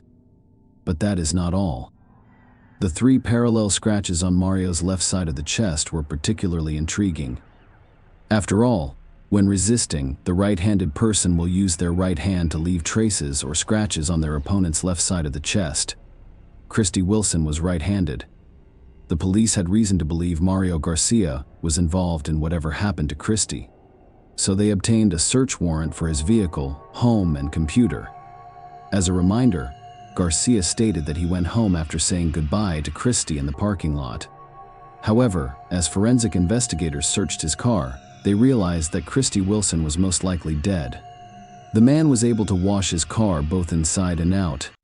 Despite throwing the mat out of the trunk, he failed to destroy all of the evidence. At first, experts discovered a small, unassuming spot on the car seat. After testing, they discovered that it was blood. Unfortunately, it was not clean enough to perform a DNA analysis. Aside from 2 long hairs, the police discovered small splashes of blood on the back door of the trunk. After a comparison, they determined that these 2 hairs belonged to the missing Christy. Following additional testing, the police reached a different conclusion. The bloodstains contained Mario and Christy's DNA. This evidence contradicted Mario's claim that they separated in the parking lot. Everything pointed to a fight between Garcia and Christy. Detectives discovered that he was looking for forensically toxic, illogical data after reviewing his search history. He also used a website that described the drugs that can be slipped into drinks during a date. Investigators assumed Christy was a random victim. They sat at the same table, and Garcia may have slipped something into her alcoholic beverages. However, the police needed to find Christy to prove it. They conducted an extensive search for Christy's body on Garcia's 5-acre property. However, they were unable to discover any new clues. Despite the absence of Christy's body, police arrested Mario Garcia, who was charged with kidnapping and murdering Christy Wilson. Despite the fact that all evidence pointed to his guilt, the man maintained his innocence. The trial started on September 11, 2006. Prosecutors presented compelling evidence that Garcia met Christy at the blackjack table, left the casino with her, attacked her, killed her, and hid her body. At the trial, Garcia asked why the DNA on the door, purportedly belonging to Christy Wilson, was the only thing found. Why wasn't the DNA of my son's wife and the other people in the car found? I cleaned everyone else's DNA except Christy Wilson. Hey, that was the only thing they found. So, how did it arrive there? He hoped to persuade the jury that the police had planted evidence in his car. I suppose I'm supposed to ask for mercy, forgiveness, and remorse during this hearing. However, I am not going to do that. I didn't kill Christy Wilson. I'm innocent. Garcia stated that after hearing both sides, the jury found Mario Garcia guilty on January 11, 2007. The court gave him a life sentence of 59 years. But the story does not end here. Christy's family hoped that after the sentencing, Garcia would reveal where he hid the body, but he refused to do so. Christy's family tried to move on with their lives after such a heartbreaking ordeal. The fact that Mario Garcia filed one appeal after another exacerbated the situation. All of his attempts to appeal the verdict were unsuccessful, but they kept Christie's family from living their lives. Nonetheless, Garcia did not want to spend the rest of his life behind bars. As a result, he changed his tactics. In 2018, he informed Christie's family that he wanted an early release from prison in exchange for information about the body's location. Deborah Boyd considered negotiating with him, but ultimately abandoned the idea. This would be a disgrace. She insisted he would not use my daughter's body as a bargaining chip. The police asked Garcia's family for assistance. They knew Jean Garcia divorced Mario after he was imprisoned. She eventually stopped believing Garcia and began to suspect her ex-husband was involved in Christy Wilson's disappearance and subsequent death. Investigators also contacted Garcia's sons, Chris and Andy, and asked them to recall any details about Christy's disappearance and the days leading up to their father's arrest. The police were curious about Mario's behavior back then. Perhaps there have been some changes. Mario's son, Chris, recalled that he had an important football game. He saw his father working on a tractor. He was working around the property in a frantic manner, with a crazed look in his eyes. Chris wanted his father to attend his game, but Mario said, "I'm not going," which was very firm. "I am not going." Chris thought that was out of character for Mario. Investigators asked Chris to accompany them to his childhood home, which the family had lost in 2007. Chris remembered the details of that day and showed them where he saw his father working on a tractor. It was adjacent to a detached garage on the road. Just 100 yards from Garcia's house, Mario has done an excellent job of making the landscape appear to match the terrain. He had plenty of time to do this. Mario had 4 to 5 days to cover his tracks. In 2005, law enforcement officers searched Garcia's property with police dogs. However, neither of them could find anything at the time. Now the investigators have decided to take a different approach. In August 2020, they contacted a company that specialized in ground-penetrating radars. The technicians scanned nearly all 5 acres of Mario Garcia's land and accurately identified 8 voids or pockets beneath the surface. The first 2 holes yielded nothing. The third location identified by experts was where Mario Garcia was digging with a tractor. It was there that the police discovered the skeleton. The examination proved conclusive. Christy Wilson's remains were discovered 15 years after she went missing. Although the exact cause of her death was unknown, experts concluded she had a broken arm and were aware that the investigators who had been working on this case for 15 years traveled to Arizona to personally inform Deborah that they had located her daughter. Christy's family received both sad and joyful news. They finally had the opportunity to say goodbye to their daughter. At a press conference in Auburn with the Wilson family and District Attorney Morgan Gear Place, her County Sheriff Devin Bell announced the discovery, which he claimed was made without Garcia's assistance. He said the now 67-year-old is a convicted murderer who refuses to cooperate, will not provide any information to help the family find closure, and is exactly where he should be: prison. Wilson's mother, Deborah Boyd, stated that the announcement would mark a day of peace for their family. "We've never had this peace before, and we are overjoyed to finally be able to close this chapter of anguish and move forward with a wonderful Thanksgiving," she stated. "Today is a day that exemplifies some of the greatest perseverance in police work that a victim's family could ever ask for." Mario Garcia died from pneumonia on December 24, 2020. Christy's family said his death brought them great peace. Garcia never pleaded guilty, despite the fact that Christy's remains were discovered on his property in 2005. Share your opinion with us in the comments and subscribe to the channel for more.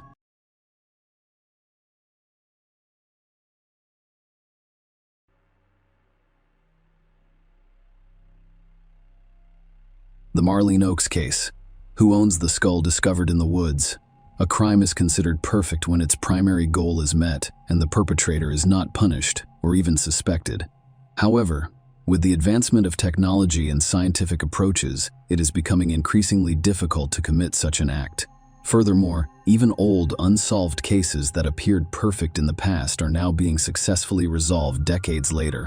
In 1980, An auto mechanic named William Bill Major believed he had committed the perfect crime that could never be solved. Hardly a man could have predicted that more than 2 decades later, he would still have to face trial and receive a well-deserved sentence. And the new investigation was launched by his own daughter, whom he had deprived of a mother in her early childhood. Now let's take a closer look at the entire story, deconstruct this perfect crime and its impending punishment. To be fair, it should be noted that this high-profile and very cruel case of the disappearance of a young mother, Marlene Oakes, could have been solved back in the 1980s because the victim herself, who had a premonition of her impending death, left many clues for the police that for some reason, law enforcement did not pay attention to. Marlene Oakes. The early years. Helen Marlene Oakes was born on December 7, 1954, in the small town of Martinsville, Virginia, and was the middle of 3 children for Lorraine and William Oakes. She was raised alongside an older brother and a younger sister. Their family lived modestly, but the parents always tried to provide for their children and raise them to be worthy people.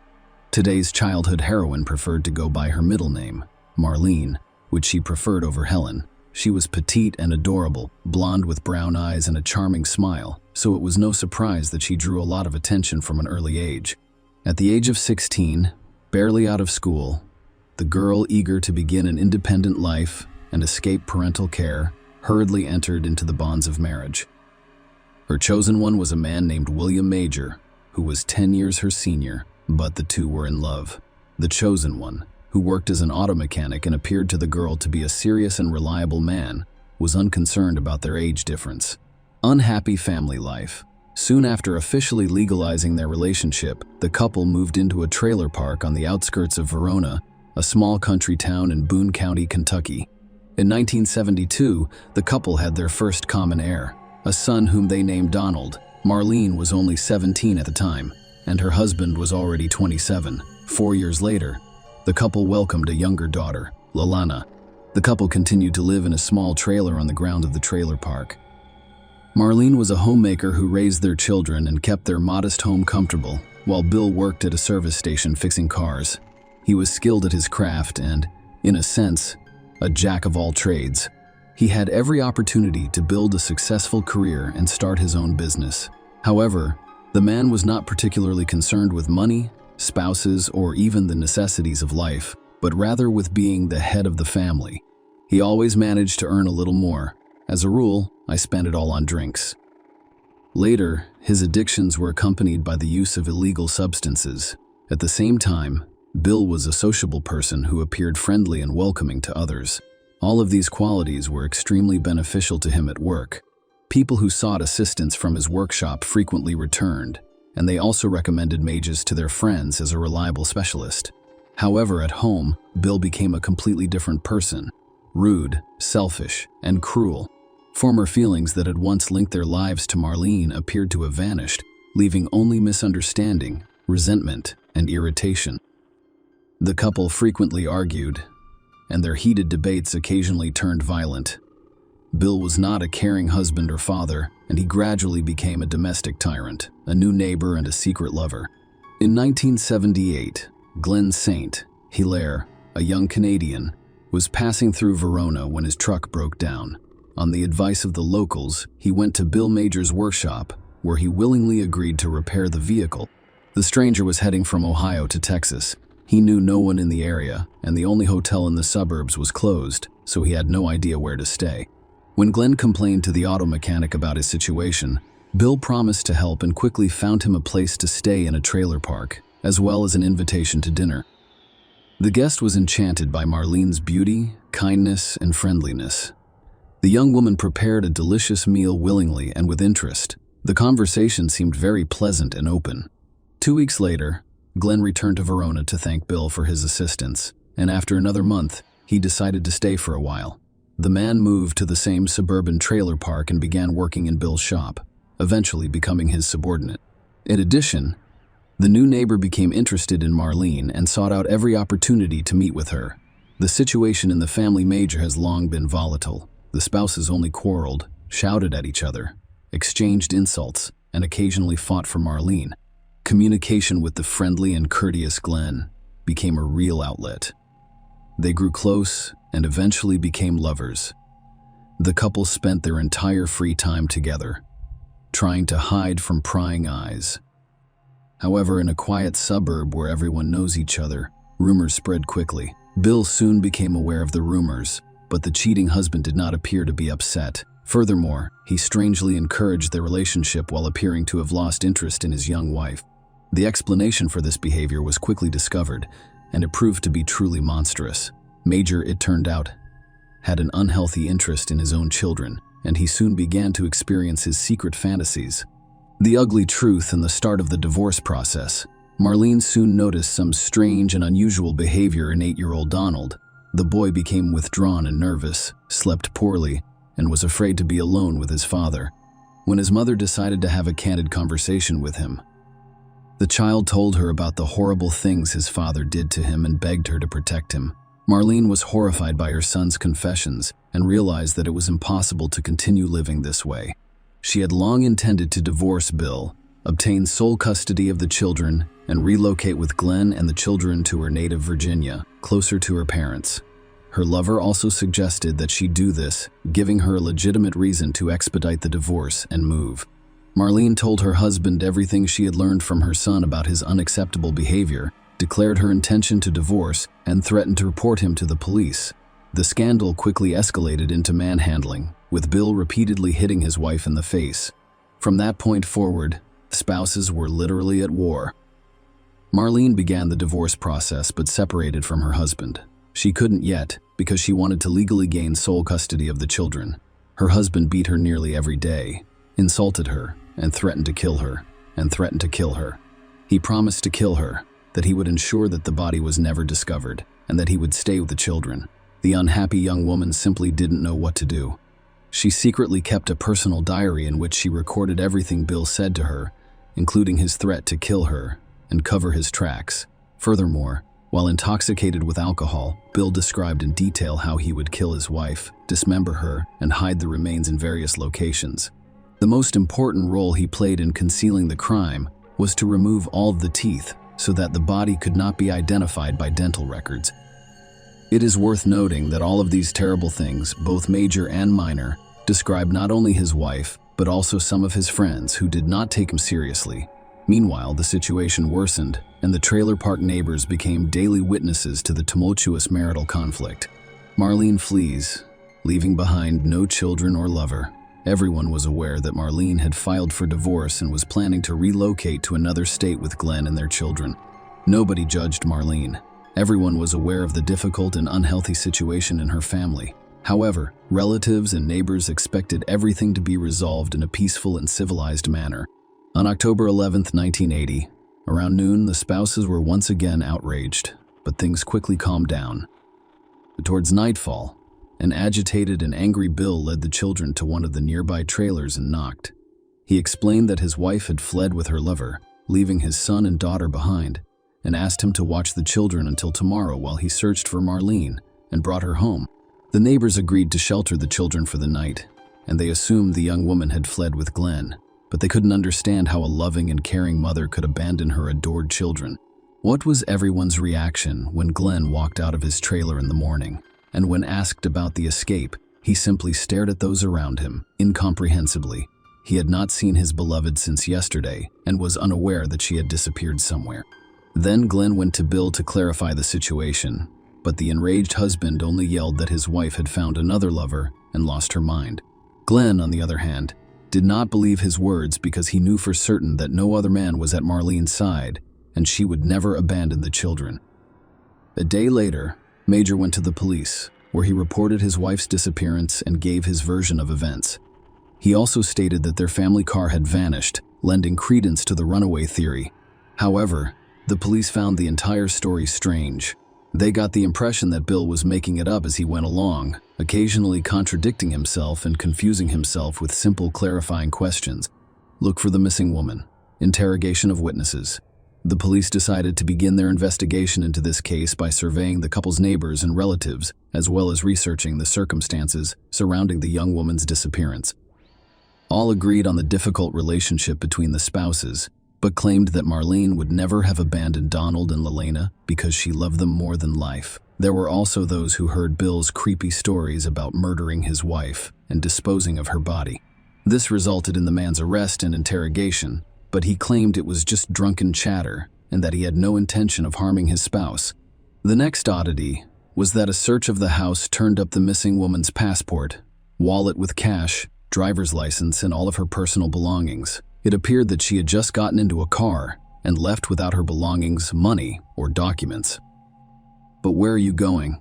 Marlene's relatives were unable to respond to this question, but her sister mentioned during their last disturbing phone conversation that Oakes was afraid for her life and kept a diary in which she recorded everything that happened to her.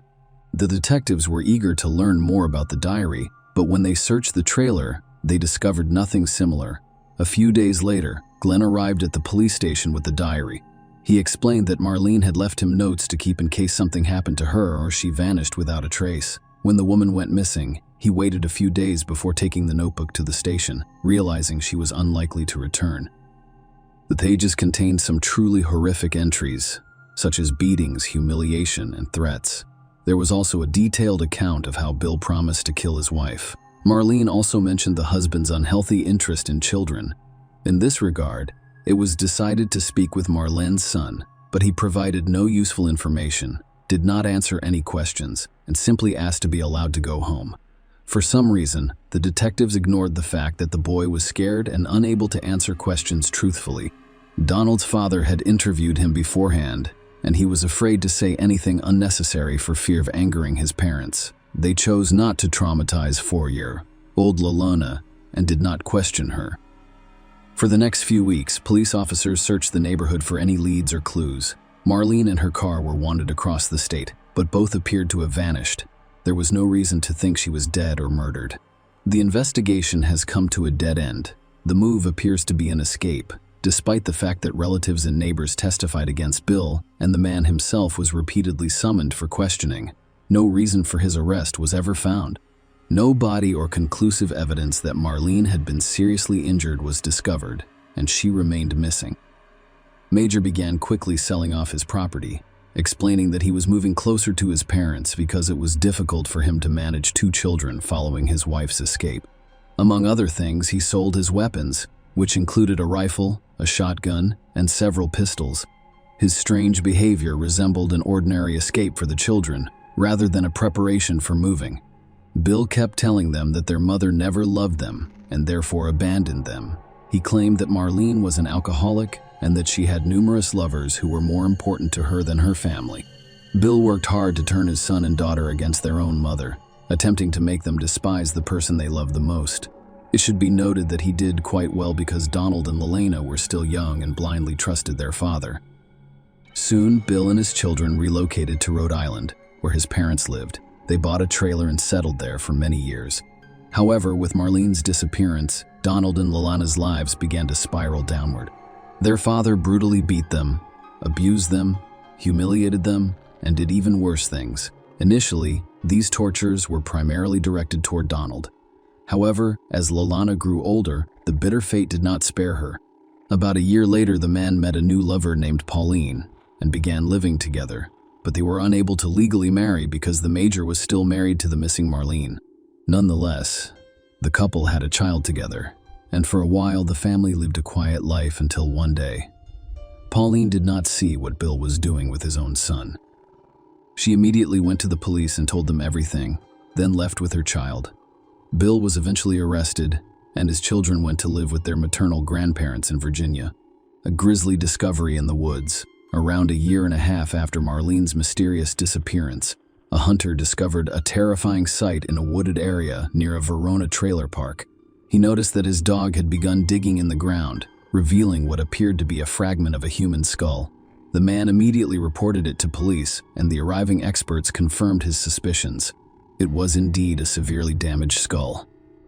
The discovered remains were immediately sent to forensic experts for a thorough examination, and the experts' conclusions were extremely frightening. The skull was missing its lower jaw and lacked any teeth.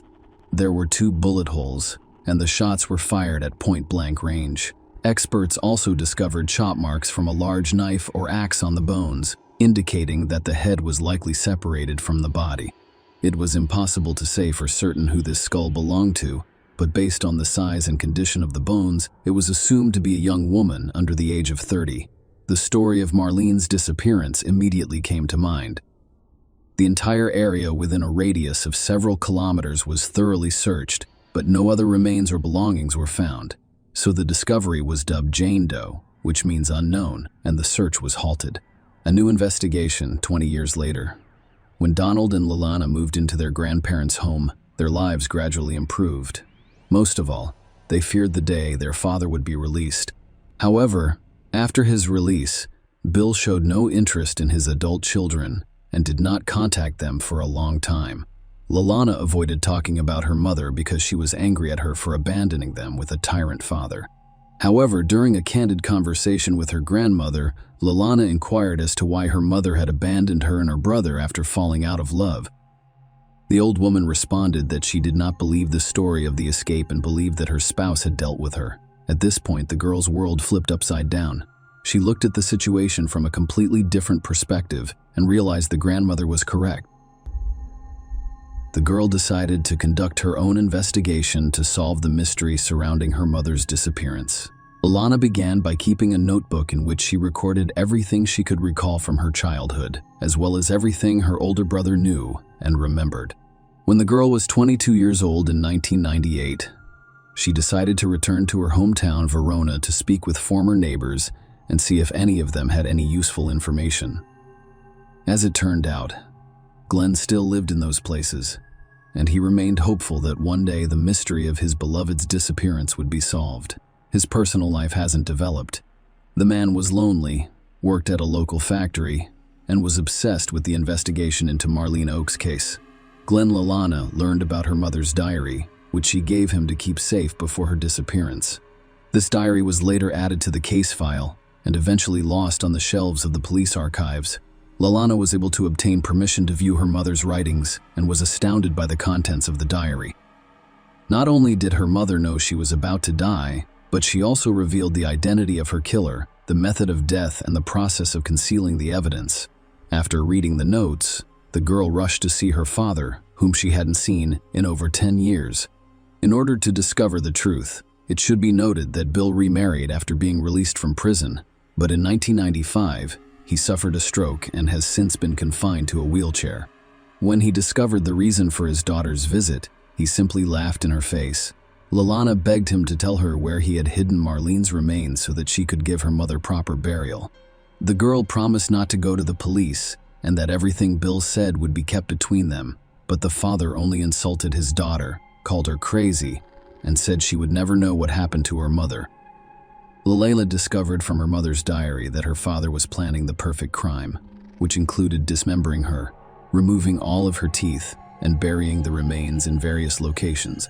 Also, Lalana, who, like her brother, was bullied by Bill as a child, discovered some horrific details in her father's biography.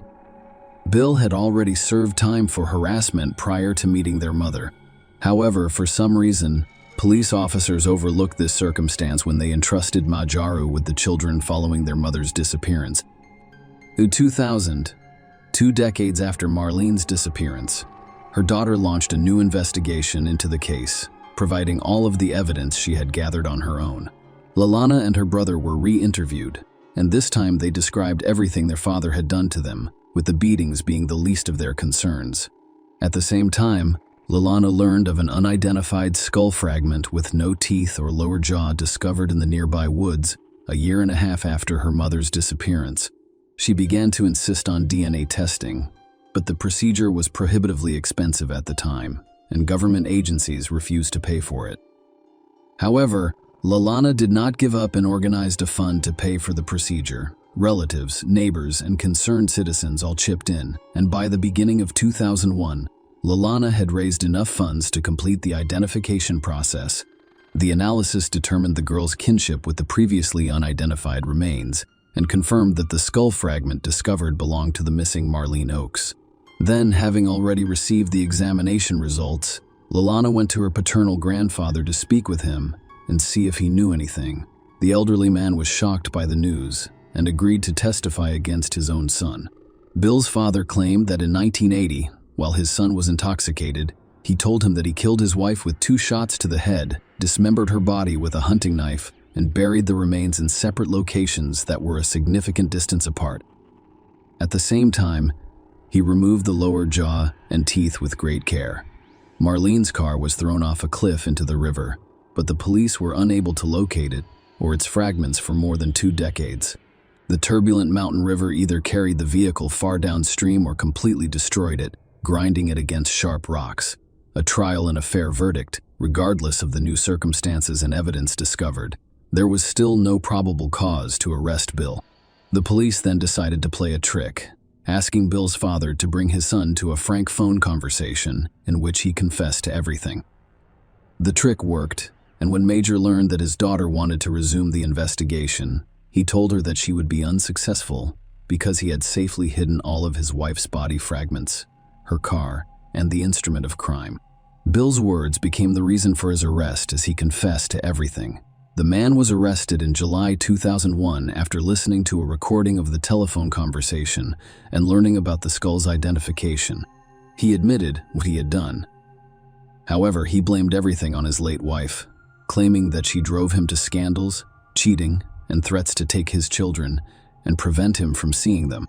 At the trial, Bill told his version of the story, claiming that he and his wife had a fight in the car and she began threatening him with a gun, but he grabbed the gun from her and allegedly accidentally shot her twice in the head, except that the shots were fired into the back of her head at point-blank range, implying a premeditated crime rather than self-defense. Bill's trial did not begin until the summer of 2003, 23 years after the crime. The 59-year-old defendant arrived at the hearing in a wheelchair. He himself remained calm and confident that he would be able to avoid punishment. The lawyer he hired insisted that this crime was committed in self-defense and that Lalana and Donald's claims of harassment were false. Despite the defense's best efforts, the court convicted Major of the brutal premeditated murder of Marlene Oakes. The man was surprised to learn that he had been sentenced to life imprisonment. In December 2016, Bill attempted to apply for parole but was denied. A year later, he died in prison from a second stroke. Share your opinion with us in the comments and subscribe to the channel for more.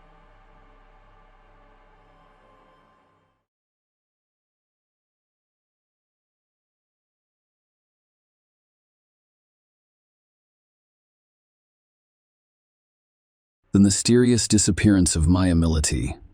In January 2021, the city of Chula Vista, California, had not been quiet for days. During lunch, office workers discussed city news. By late afternoon, they had consolidated what they'd heard over a family meal. Have you heard that? They stated that a young woman, a mother of 3, had mysteriously vanished, and each of them gave their own version of what had happened, but none of them wanted to be in her shoes personally. Maya Millety, a 40-year-old Filipino-American woman, disappeared from her own home on January 7, 2021.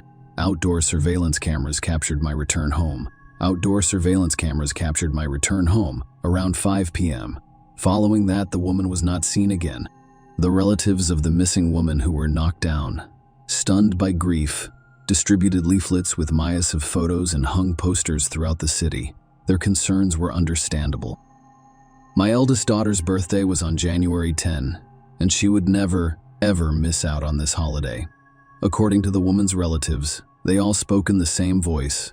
She last contacted him on January 7 at 8:15 p.m.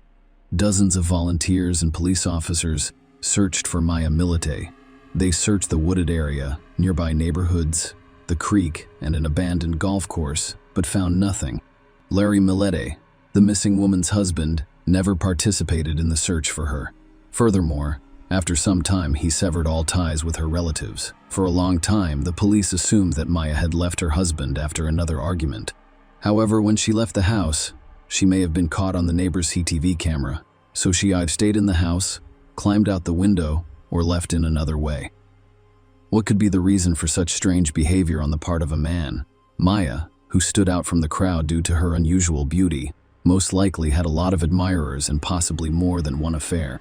It is possible that she lost her feelings for her husband without informing anyone. She ran away from him, but not alone. Perhaps this is why he was angry and did not take action. Larry claimed that I believed she was still alive because she voluntarily left our home at least twice in 2020. Without saying goodbye to myself or our 3 children, we prayed for her safety and well-being.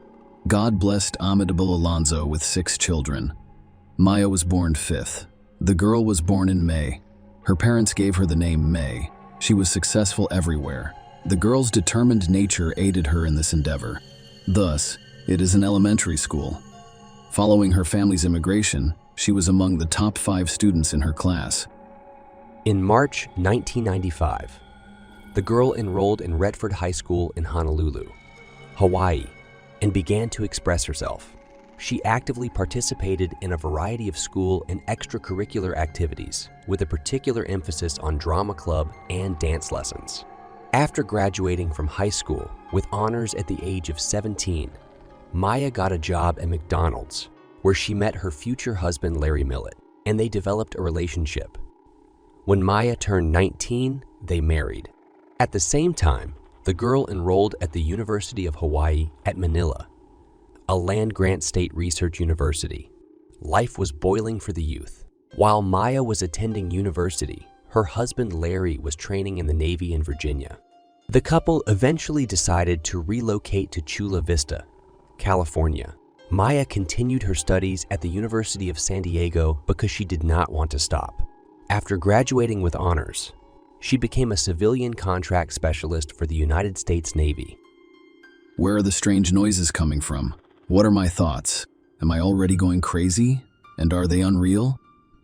The phrases "I love you," "love me" echoed slightly throughout the house. They kept the young woman awake all day and night, haunting her in various locations throughout the house. My family did not stop looking.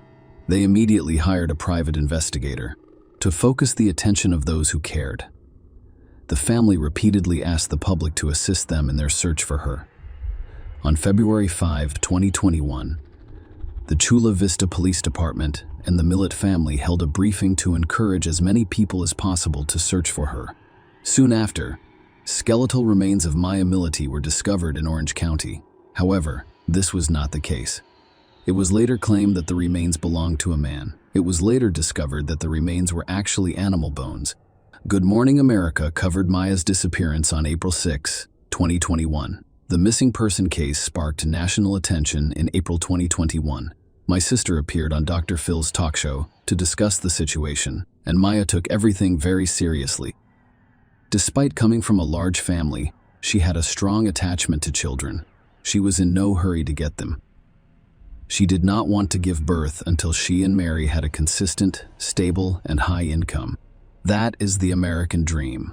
After all, they had to give their children the best possible future in order to make it happen. They had to work extremely hard and diligently. The right moment arrived in 2010. Then my son Larry had a daughter, Laura. A year later, Milani, her second daughter, was born. In 2016, Maya was an excellent mother to her heir son Lazarus, Tristan. She dedicated all of her free time to her children, giving them her all. She attended all of their school events and accompanied them in her SUV. Some women's children become the center of their universe, intelligent, indulgent, and caring. Maya was one of these women. By the end of 2020, the couple's relationship was strained. Larry assumed Maya had a lover. Her husband's jealousy knew no bounds, and while she could previously tolerate these attacks, she could no longer. Later, the D8's office reported that Maya had warned Larry about his anger. Police say Maya texted a friend just 2 days before his disappearance to end their marriage. I informed him that I was filing for divorce, whether he liked it or not. She claimed that I was no longer trying to make peace for the sake of the children. Larry frantically controlled his wife's every move. The jealousy was turning into complete paranoia. Larry could visit her office at any time to ensure that Maya was not alone with another man. Larry was also irritated by the fact that there were so many men on his wife's team. Larry once had the audacity to email my former boss, Derek Soft, and request that a male colleague be transferred to another division. He followed her around the clock and even got the kids involved in their arguments. Larry once hid a child's cell phone in his wife's car to track her movements. Larry became increasingly violent. He nearly strangled Maya after the couple separated, but not for long. Maya moved in with her brother in early 2020. but she and Larry rekindled their relationship after about 6 weeks. On August 12, 2020, Maya texted her brother, "Junior, he never left me alone. He checks all of my emails, messages, messengers, and Facebook updates. He even checks my Venmo app." And then what happens? He simply tightens the reins harder. Larry was not initially a suspect, but police are now very interested in discovering his identity. Investigators contacted my relatives, who stated that shortly before the disappearance, the couple had gone camping and spent the entire time fighting. Maya returned from her camping trip and informed her family that if anything happened to her, Larry would be notified. According to the case file, my friend informed police that Maya had made a different statement in December 2020. "I don't think he would hurt me, but I believe he would hurt the kids to get back at me." Prosecutors say the mother of 3 did not elaborate on what she meant at the time. When we fall in love, for better or worse, we only see the object of our adoration in rosy light. Frequently, we project our personality traits and outlook on life onto our partner without noticing the red flags, as they are known in psychology, that may indicate the presence of an underlying problem or a potential threat to the well-being of the relationship. We justify abusers, manipulators, narcissists, and aggressors by citing deficiencies in upbringing and stress, but we should look deeper. Apparently, nature is so laid down that families were created mostly in youth, when the whole world is presented in rose-colored glasses, so to speak, for a great, sometimes blind love, so that the human race did not stop. And after a while, having gained the necessary life experience, we see in a partner what was so carefully hidden from us at first glance, and we consider re-educating, smoothing out all the sharp edges in order to reconcile. But you can't change an adult man. It only remains to prevent him from expressing his negative traits. This is the case for jealousy. If a person experiences certain traumatic events, paranoia is not far behind. Returning to the sound Maya heard, it's possible that the woman had developed hallucinations as a result of her family's problems. But this was not the case. The situation took an unexpected turn. Maya remained sane, which is not the case with Larry. A police detective named Lorenzo Ruiz told the public the story of Larry's internet search, releasing screenshots of queries such as subconscious wife training and subconsciously training your wife to give pleasure. Larry began to exert influence over my subconscious mind after we were unable to reach an amicable agreement. By installing various devices throughout the house that produce this sound, Maya discovered Larry's cutting ruse. According to Matthew Grindley, an investigator for the San Diego County District Attorney's Office in late 2020, Maya sent Larry messages demanding that he stop playing audio messages that harm people's mental health. This is a type of influence that causes a person to take specific actions. Maya heard the sounds every day. My sister-in-law, Genesis Tab Alonzo, later told investigators that Larry had independently recorded all of these words and confessed to Genesis about it. Who could have motivated Larry to do such a thing? Perhaps the job specifics and the training he received while serving gave him the idea. The answer will astound many. The investigation discovered that Larry sent over 1,000 messages to various spellcasters and psychics between September 2020 and Maya's disappearance. He spent more than $1,000 with them on approximately 70 spell charms. During a home search, police discovered a book titled Magical Love Spells. Larry sent messages to similar witches and warlocks at least once a day. He requested a spell to cause Maya to suffer some kind of physical injury that would render her unable to move around on her own, possibly becoming disabled in general and completely dependent on her husband. Larry hoped that Maya would appreciate his concern at such a difficult time, as well as the fact that he had not abandoned her in her hour of need. After all, he is a very good man. This is what he wrote in his messages. I'd like a powerful spell to bind my wife, Maya Milite, to me forever, causing her to love me unconditionally as I love her. I hope you can cast a spell that causes bodily harm or maiming, but not killing. Maya was finally convinced of her intentions after witnessing everything that was going on, including Larry's gradual mental breakdown. Maya and her husband decided to divorce in December of 2020. Every life event, including actions, has an initial mechanism known as a trigger. According to police, Larry's desire to lose his beloved grew stronger with each passing day. On January 7th, the day authorities believe Maya contacted a divorce lawyer, he was desperately trying to overturn my spouse's decision to file for divorce. I'm shaking inside, ready to snap. He wrote to one of the spellers earlier in the day. Maya contacted a divorce lawyer. By the way, attorneys reported that Maya planned how she would serve Larry with divorce papers because she was concerned about his reactions. She considered moving elsewhere, then suing him, and even made a backup plan to stay in a friend's vacant apartment. However, Maya did not want to leave her children behind. When the defendant learned she was seeking a divorce, she did not want the children with him, according to prosecutors. Larry's extreme behavior, triggered by jealousy of his spouse, could also be attributed to the man's mental health issues, which had been dormant for some time. Perhaps he always behaved differently than others. Larry, on my end, did not put out the trash. Larry's behavior was increasingly reminiscent of a psychopath. Larry has an absolutely horrible temper. Maya sent a text message in June, according to the case file. In his own home, he built a small altar in the center of which he placed a joint photo with his wife. Larry smeared his own blood on the photograph and surrounded it with 4 candles. On January 23, police officers obtained a search warrant for the Millett family's home. They discovered 16 firearms in Larry's home, 2 of which were illegally possessed. Larry's 4 licensed guns were missing. When police officers asked where the weapons had gone, the man explained that he had loaned them to his friend and uncle. Larry received a restraining order for the weapons in May 2021, and he was required to surrender them to the authorities. This was justified by the fact that police discovered peace chairs and Larry's young son surrounded by guns in his home.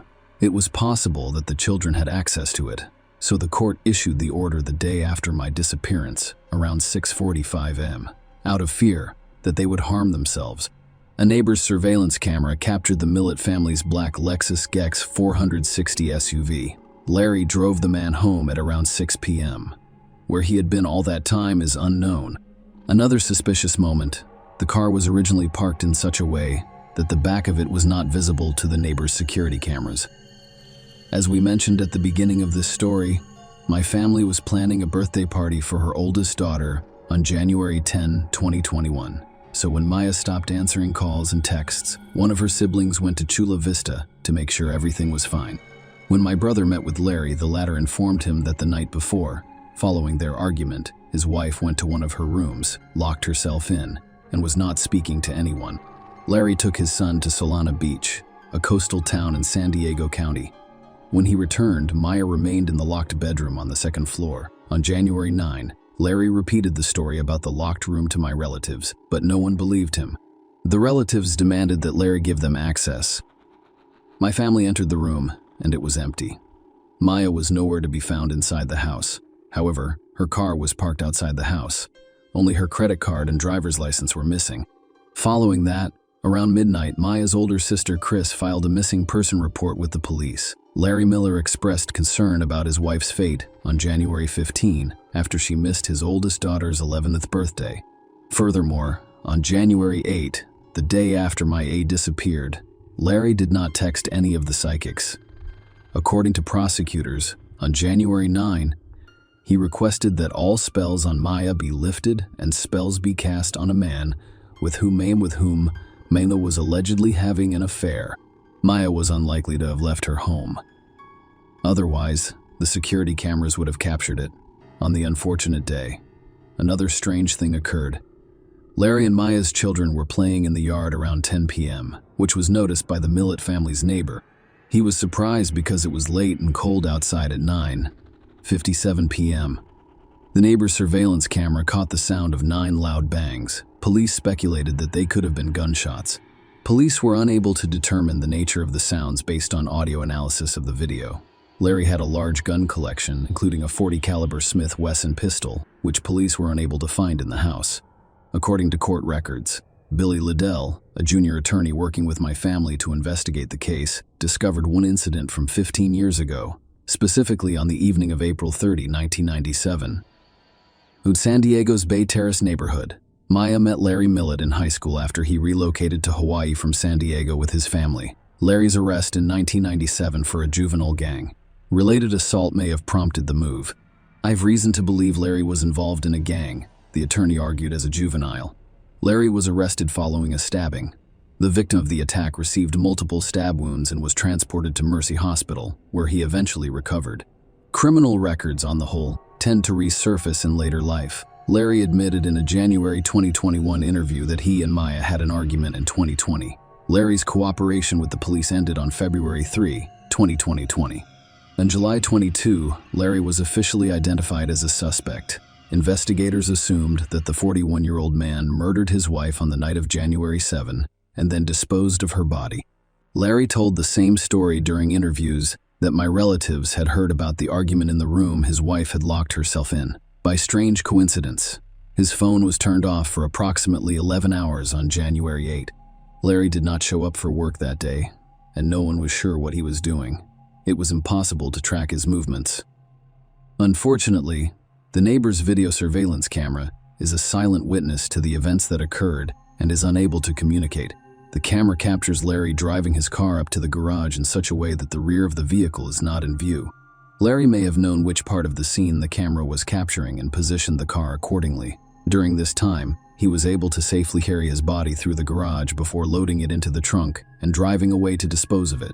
Following his arrest, the man was kept in custody and denied bail. Larry Millett was arrested on October 19, 2021, for the murder of his wife Maya based on circumstantial evidence, and his parents were granted legal custody of the children. The court barred Larry from having contact with his children in order to prevent further emotional trauma. However, the man violated the injunction more than once. He called his relatives, who allowed him to speak on the phone with his children. He made over 100 phone calls and spoke with his children for more than 9 hours, according to prosecutors. During some of the calls, Larry made disparaging remarks about my family or requested that news headlines be read to him. He asked an 11-year-old girl and her 10-year-old sister to watch a movie called Shot Caller, which is R-rated and contains a warning, according to Deputy District Attorney Christy Bowles. Essentially, it's the story of a businessman who goes to jail. Larry suggested that children watch it to determine the type of environment he was in. Result of the court: Larry was prohibited from making any phone calls other than those to his attorney. However, Larry was granted permission to communicate in writing with his children as early as October 2022. He was still prohibited from communicating with them via personal visits or the telephone. To ensure that the children continued to attend their current Chula Vista schools, they were given custody to their paternal grandparents on October 19, 2021. My sister also sought custody of her nephew but was denied. My family was allowed to visit the children, but they still wanted to seek full custody of them in court. The judge directed Larry Millett's parents to facilitate maternal visitation with the family and work to obtain mental health services for the minors. When visiting the children, relatives are not permitted to discuss any details of ongoing criminal or probate cases with them. In fairness, the children were left in the care of the parents of their mother's alleged killer, in a town where everything reminds them of the tragedy. Perhaps the court should have sided with my sister and granted her custody. Larry's lawyer filed an appeal in June 2022, claiming the man lacked the mental capacity to stand trial. However, after a psychiatric evaluation, Larry Millett was found competent. It is unlikely that an insane man would have been aware of his actions in cleaning up his tracks. When Larry's seized cell phone was examined, all of the text messages he sent to his wife were found to have been deleted. When asked where the correspondence had gone, Larry explained that he just wanted to free up space on his phone. That's an unusual response, because the messages don't take up much space on the device. During trial, it was discovered that Larry had taken a large sum of money from his bank account. Larry may have been planning his escape with the money in hand. Perhaps he simply wanted to relocate to another city and begin a new life with his children after being charged with murdering his wife and possessing illegal weapons. Larry Millett's trial is set to take place in 2024. However, the trial has been postponed and rescheduled several times. Could it be a case of so-called circumstantial evidence? After all, circumstantial evidence is evidence based on inference linking it to a fact. For example, fingerprints found at a crime scene. Direct evidence supports the truth of a statement directly. That is, without the need for additional evidence or inference, it is easy to become perplexed without the necessary legal knowledge and experience. In any case, the situation is unfolding before our eyes and picking up speed. One thing remains constant and tragic. The seemingly prosperous family is destroyed. The mother has vanished and is presumed dead. The father is in prison and appears to be the perpetrator of the atrocity. The 3 kids are left without parental love. 3 innocent souls permanently traumatized, left to live in a society that will repeatedly remind them of what happened, whether in reproach or out of pity. breathing the wound. Share your opinion with us in the comments and subscribe to the channel for more.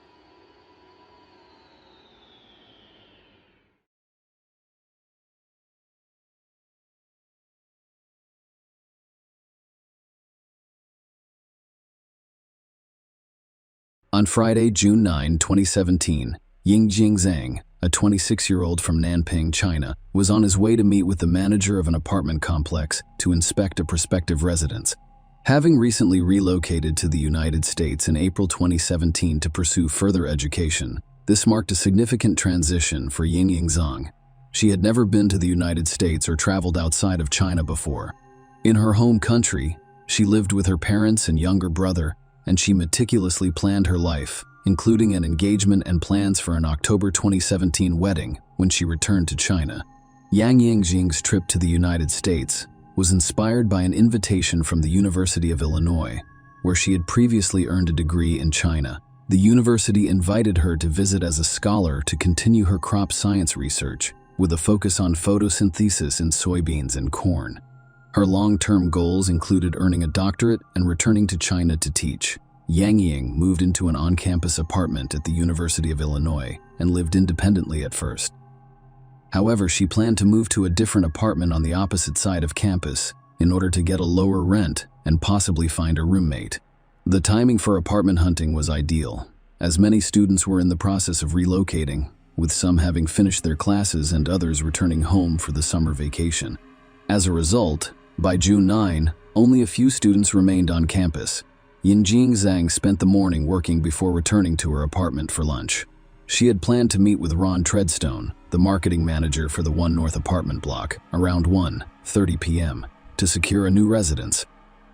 Ying Zhang texted Ron Treadstone about a delay and said she'd meet him at 2:10 p.m. 5 minutes later, she left her apartment and boarded the Tuline Miti bus. Because she did not drive, she chose to take the bus from the south to the north side of campus. The bus route took her from the orchard to her on-campus residence at Springfield and Matthew Streets. Ying Zhang disembarked there with the intention of connecting to the 22 Limited, which would take her to the north. However, when she got off the bus, she found herself on the north side of Springfield rather than the south side, where the connecting bus was located. Consequently, she missed the connection. Even though I waved and ran after the bus, it did not stop. She chased it to the next block, but her efforts were futile. Ying Zhang then proceeded to the next bus stop, Clark and Goodwin Avenue, to wait for the next bus. At 2:10 p.m., Ron Treadstone waited for Ying Zhang, but she did not arrive. Concerned, he tried to contact her but got no response. Later that day, her professors attempted to locate her without success. Eventually, Professor Guan reported Ying Zhang as missing to the police. Following the last sighting of hangings on campus, police collected CCTV footage from the surrounding area. The video shows Yang running after the bus and later waiting at the bus stop. However, before she could board the bus, she got into a black Saturn Astra that had pulled up alongside her. The driver's identity remained unknown, as the license plate number was not visible in the footage. However, investigators discovered that only 26 cars of that specific model were registered in Champaign County, and only 18 of those were hatchbacks, which matched the car scene captured on Cox TV. This reduced the number of people the police could track down the following Monday. 3 days after Yang Ying's last known appearance, police began contacting the owners of the identified vehicles. One of the people they interviewed was Brent Allen Christensen, a 29-year-old who lived with his wife, Michelle Zickerman. Brent had previously attended the University of Wisconsin at Stevens Point and the University of Wisconsin at Madison before being admitted to the University of Illinois' doctoral program in physics. During questioning, Brent informed the police that his wife was away on the weekend of June 9 when asked about his whereabouts between 2 p.m. and 3 p.m. and 3 p.m. on that Friday. He claimed he could not remember. Brent willingly gave the police permission to search his car and apartment, which yielded nothing. The police ended their search and left. As the FBI and local police intensified their search for Ying Zhang, a critical discovery was made while reviewing CCTV footage from the incident. They discovered a flaw in the front hubcap of a black Saturn Astra that matched the description of Brent's car, which they also remembered having a sunroof. Acting on this information, they obtained a warrant on Wednesday, June 14th, and seized Brent's vehicle and computer.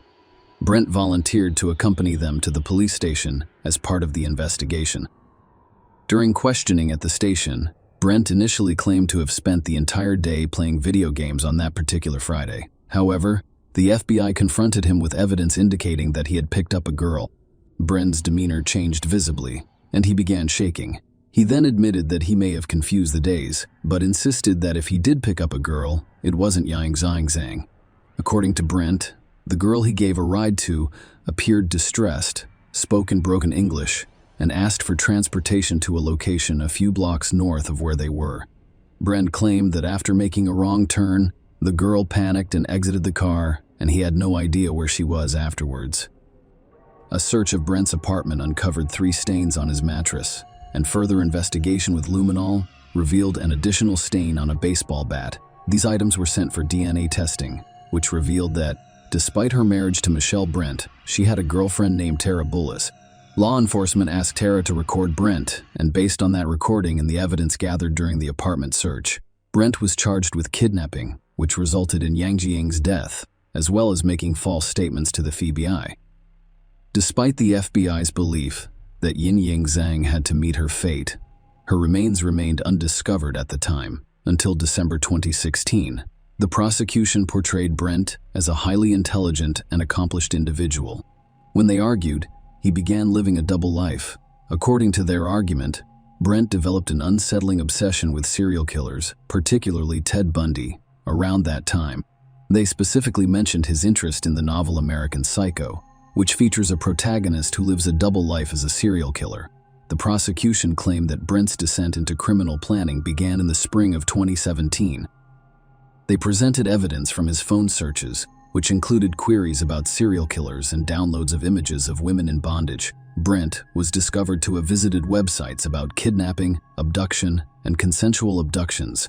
The prosecution claims that by June 9, Brent's marriage had completely disintegrated. He had abandoned his doctoral studies and was struggling with heavy drinking and prescription drug use. The jury was informed about his troubled marriage, which led Brent and Michelle to opt for an open relationship, with each having their own romantic interests. In March 2017, Brent sought counseling for the dissolution of his marriage. During this session, he admitted to having dark and troubling thoughts, including plans to abduct and kill someone. While acknowledging that these thoughts were more like plans, he claimed to have moved on from them. The prosecution argued that Brad's story about overcoming his dark thoughts was fabricated. Instead, they claimed that on June 9, he actively pursued making his fantasies a reality. According to their case, Michael left her apartment early that morning to spend the weekend with her boyfriend, providing an opportunity for Brent to carry out his plans. Before 8 a.m., Brent stopped by the Schnucks grocery store near his apartment and bought a bottle of Admiral Nelson spiced rum. Around 9:30 a.m., Brent approaches Emily Hogan, a graduate student, near a campus bus stop. He claimed to be an undercover cop, showed her his badge, and asked her to answer a few questions. When he asked her to get into his car, she declined because she felt suspicious. Emily reported the incident to the police and issued a warning on Facebook, warning other students to be wary of a man impersonating a police officer. Or later, at 1:30 p.m., Brendan drove around campus once more. I saw Yinjing Zhang running after the bus while driving in the opposite direction. He turned around and pulled up alongside her at the bus stop, yanking Zhang into the car, and she was never seen again. Notably, Yang Yingjing's phone was disabled at 2:28 p.m., highlighting the gravity of the situation. The court heard chilling details as Brent recounted the horrifying events surrounding his disappearance, while being recorded by his girlfriend Tara during a memorial walk for Yinjing Zhang on June 29. Despite being questioned by authorities after Yinjing Zhang was reported missing, Brent attended the memorial walk in terror and unintentionally shared the shocking account during their conversation. In the recorded conversation, Brent described Yang Ying's fierce struggle for her life, describing her refusal to surrender as valiant and almost supernatural. He went on to describe the horrific sequence of events, revealing that he kidnapped Yinjing Zhang, bowed her hands, and led her to his apartment and bedroom, where he sexually assaulted her. Disturbingly, he described how he became bored with the initial actions and strangled her for an agonizing 10 minutes. Brent went on to explain that he used a baseball bat to deliver a devastating blow to Yang Ying head, striking her as hard as he could. He then carried her into the bathroom and placed her in the bathtub. In a grisly turn of events, Brent revealed that he stabbed Ying Zhang, who attempted to defend herself by grasping the knife. He killed her with the same knife. The court proceedings revealed more disturbing details, including the fact that Brent meticulously cleaned the apartment after committing the heinous act against Ying Zhang. On Sunday, June 11th, he purchased cleaning supplies such as Drano and Swiffer pads in an attempt to erase any traces of the crime. He disposed of her hanging belongings, including her clothes and backpack, and continued to tell Tara that she was missing and would never be found. In the recorded conversation, Brent shockingly claimed that Ying Zhang was not his first victim, claiming that he started killing women at the age of 19 and that she was his 13th victim. However, despite police and FBI investigations, no evidence supporting Brent's claim of previous killings was discovered.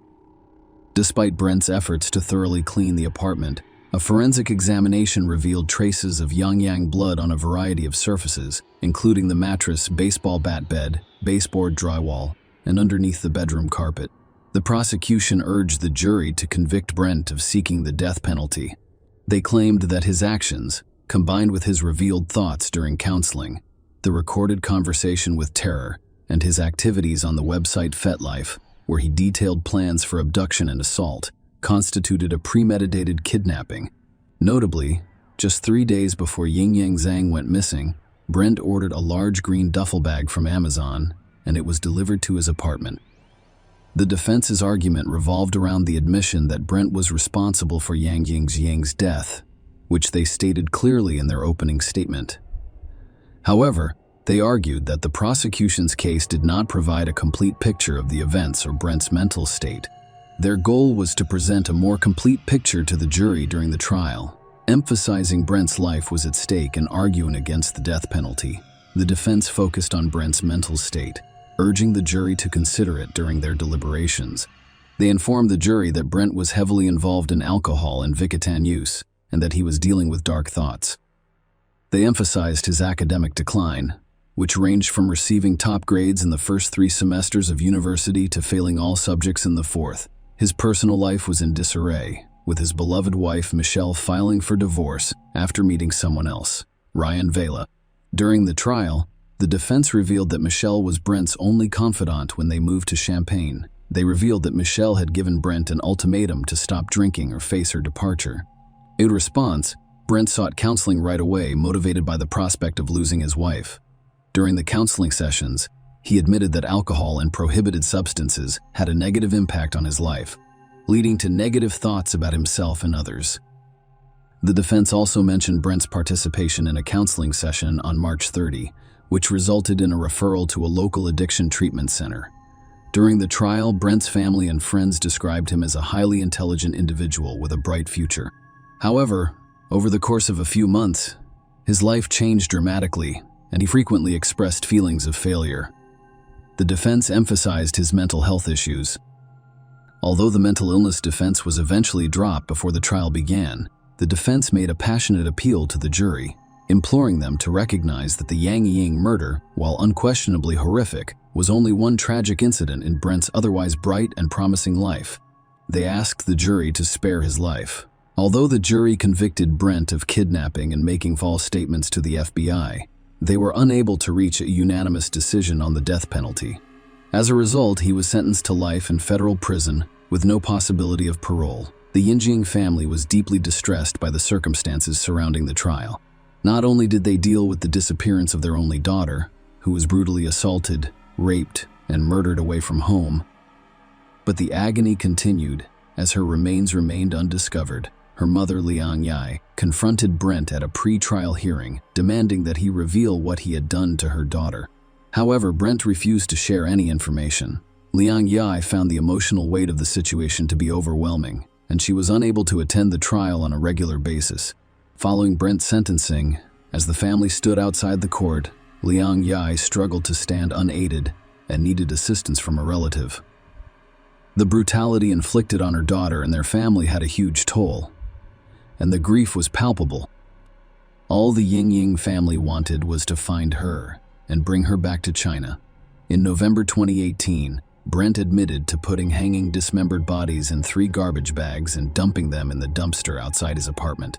Unfortunately, the dumpster's contents were collected and transported to a landfill in Vermilion County. The sheer scale of the search makes it highly unlikely that her remains will ever be discovered. The area is approximately 50 yards wide and has at least 30 feet of garbage. Share your opinion with us in the comments and subscribe to the channel for more.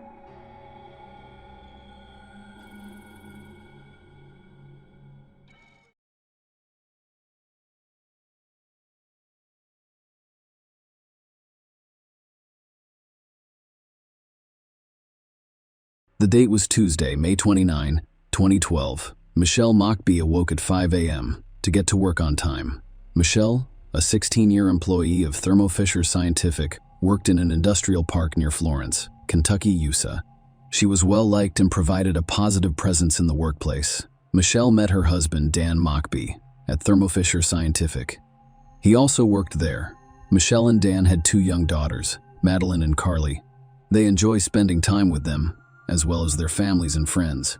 Michelle arrived at work at 5:53 a.m. on May 29th while Dan was off for the day. Michelle worked as a logistics representative and handled payroll. Michelle would process payroll every 2 weeks. On Mondays, she would start work at 6 a.m. every Monday, so she could arrive at the home office in Pittsburgh by 8 a.m. On days when she did not receive a paycheck, she would begin working around 7 a.m. That day, May 29, was a Tuesday, and Michelle usually starts at 7 a.m. on Tuesdays, but the day before Monday, May 28, was Memorial Day, so she went to work early on Tuesday to get her paycheck on time.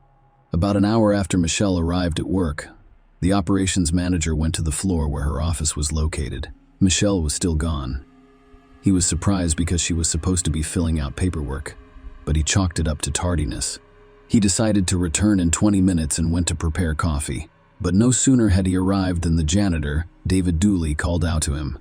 He appeared startled and stated that he saw red stains on the carpet outside Michelle's office. David was terrified and said he had no idea where the stains were coming from because he had been cleaning that morning. The operations manager attempted to open the door, but the office was locked. He decided to find Michelle and see if she needed help. The search wasn't long. He found Michelle lying face down in the corner of her office. She'd been severely beaten, her hands tied behind her back and gagged. She wore a plastic bag over her head. There were numerous blood spatters and a blood trail connecting her office to the location where her body was discovered. Her body was discovered 40 feet from her office, and judging by the blood trail, it appeared that she had been dragged the entire way. Michelle had been brutally murdered. The operations manager immediately dialed 911. Michelle is not believed to have entered the office that morning, according to police. She was killed before she could retrieve her keys. The killer attempted to break into the office. The lock showed signs of forced entry. The autopsy revealed that she had at least 4 blows to the head with a heavy object, a fractured arm, and numerous bruises. The forensic pathologist who performed the autopsy stated that Michelle did not die immediately. She suffered a fractured skull, brain damage, and extensive cuts on her arms and legs. He testified that the pattern of wounds on her head corresponds to the tape dispenser. Michelle, according to the doctor, was struck in the back and collapsed after the first blow. She hit the corner of the wall and sustained a severe liver contusion. Michelle most likely lost consciousness at that point. The killer then grabbed her right arm and attempted to drag her to a less crowded area. And that's when the limb fractured. However, there were still questions. Why did no one hear her scream? Why were her fingers and toes tied? And why wasn't she wearing shoes? The police arrived at Mockbee's house and took Dan to the station. As a spouse, he was the primary suspect. He had a questionable alibi, claiming to be asleep at the alleged time of the murder. However, no one could corroborate his words to rid himself of suspicion. Investigators suggested that Dan take a polygraph test. The test revealed that Dan was probably not involved in the incident. The investigation revealed that there were 13 employees present at the time of the crime. According to the company's manager, the office and warehouse were heavily guarded, with only those with a specific pass able to enter. However, because the CCTV footage inside the building was missing, the circle of suspects was reduced, and only employees on that floor, supervisors and cleaners, had access to the accounting department. They now had to search the suspect's offices, warehouses, and vehicles. The point is that the perpetrator either changed clothes and hid them somewhere in the car or building, or they fled immediately following the murder and destroyed the evidence. Detectives examined surveillance footage from the parking lot. Only one truck left the lot that morning, around 6:31 a.m., but it returned at 7 a.m., rather suspiciously. The truck belonged to David Dooley. He worked as a janitor for Thermo Fisher. His wife also worked as a janitor. The couple were questioned separately. David was very persuasive. According to his version, he slept through his alarm because he had spent the night caring for his wife, who had been poisoned by something, and they had spent the majority of the night awake.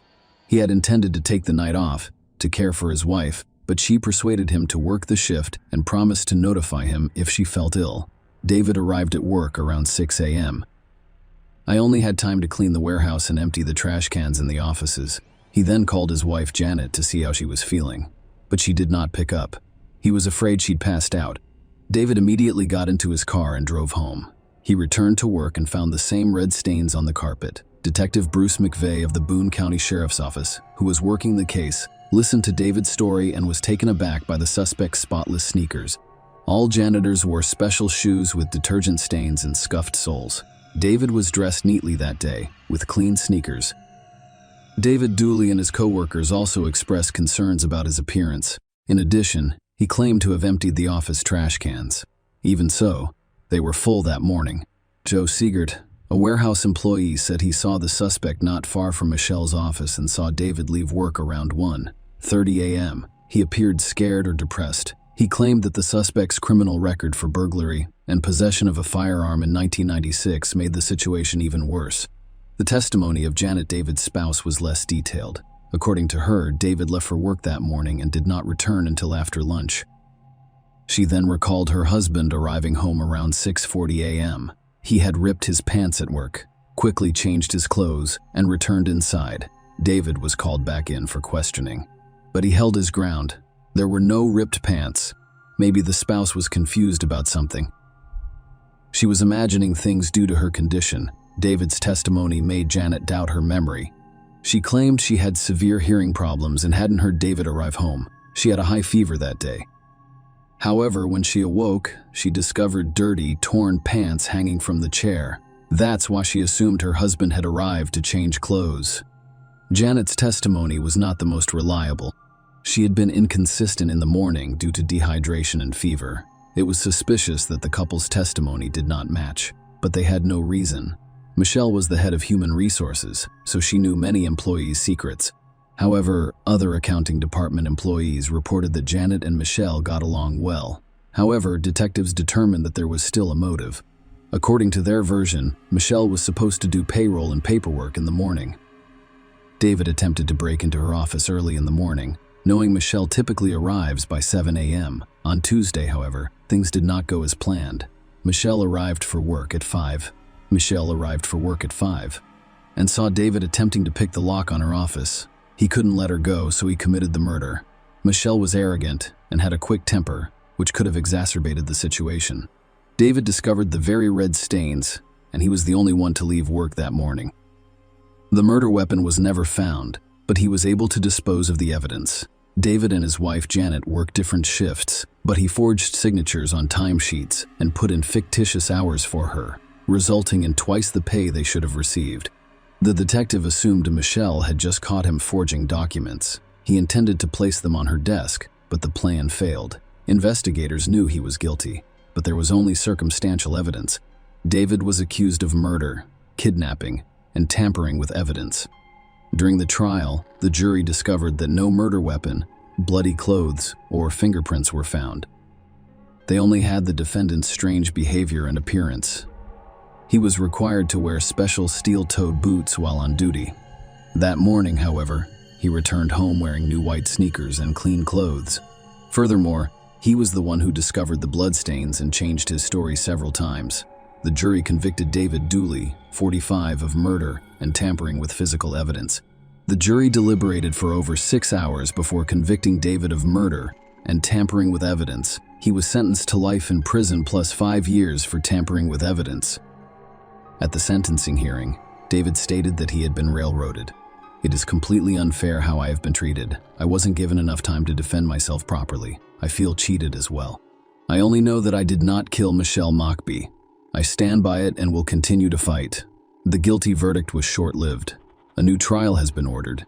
In 2016, just 2 years after David's trial, a law clerk in Boone County Commonwealth's attorney Linda Talley Smith's office downloaded 12 gigabytes of information from the Commonwealth's attorney's office servers onto a thumb drive.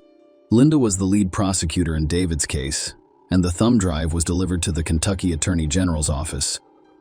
That thumb drive led to the discovery of surveillance footage that had not previously been shared with the defense. Only 10 hours before Michelle was murdered, an unidentified person attempted to enter the building where she worked. Furthermore, the thumb drive revealed additional information.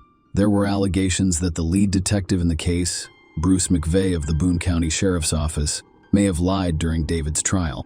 He retired, and the internal investigation into the allegations was completed. It was revealed that Bruce and Linda were having an affair, but they claimed it started after the trial ended. A judge ruled that the surveillance video was crucial evidence that had been withheld from the defense. Thus, a new trial was ordered. The prosecution relied on the same evidence as in the first trial. The defense followed a slightly different strategy. At David's second trial, they emphasized that the case against him was purely circumstantial, and that anyone else could have murdered Michelle.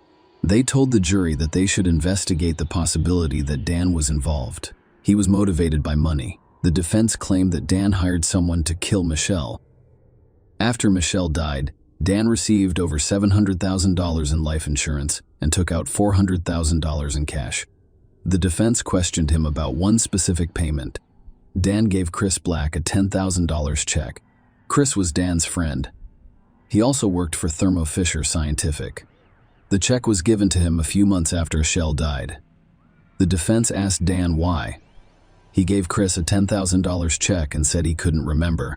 Dan McBee's lawyer argued that he spent all of the money on the kids in the check. He was too devastated to recall some of the details. Warehouse worker Joe Seegert also testified during David Dooley's retrial. Seegert had been with Thermo Fisher Scientific for more than 30 years and knew every employee. According to him, he arrived at work at 4:50 a.m., and there was a lot of business in the warehouse due to the day off. Also, it was the end of the month. Joe Seegert had the warehouse keys and was the one who arrived early every morning to unlock the doors. For a while, he kept to himself and assisted with the unloading of trucks. And at 5:30 a.m., he took the paperwork into the office. Michelle wasn't present yet. He didn't see David Dooley, which was unusual, given that David was usually cleaning the warehouse or offices at the time. Joe saw Michelle around 5:53 a.m. She had just arrived for work, grabbed the timesheets from the counter, and entered the office. He was the last person who saw her alive. Joe ran into David Dooley just before 7 a.m. He sat in the back of the warehouse, crying and shaking. Then, around 7 a.m., David excused himself and went home to change his clothes. Joe, the main witness, gave an inaccurate testimony with some timing flaws.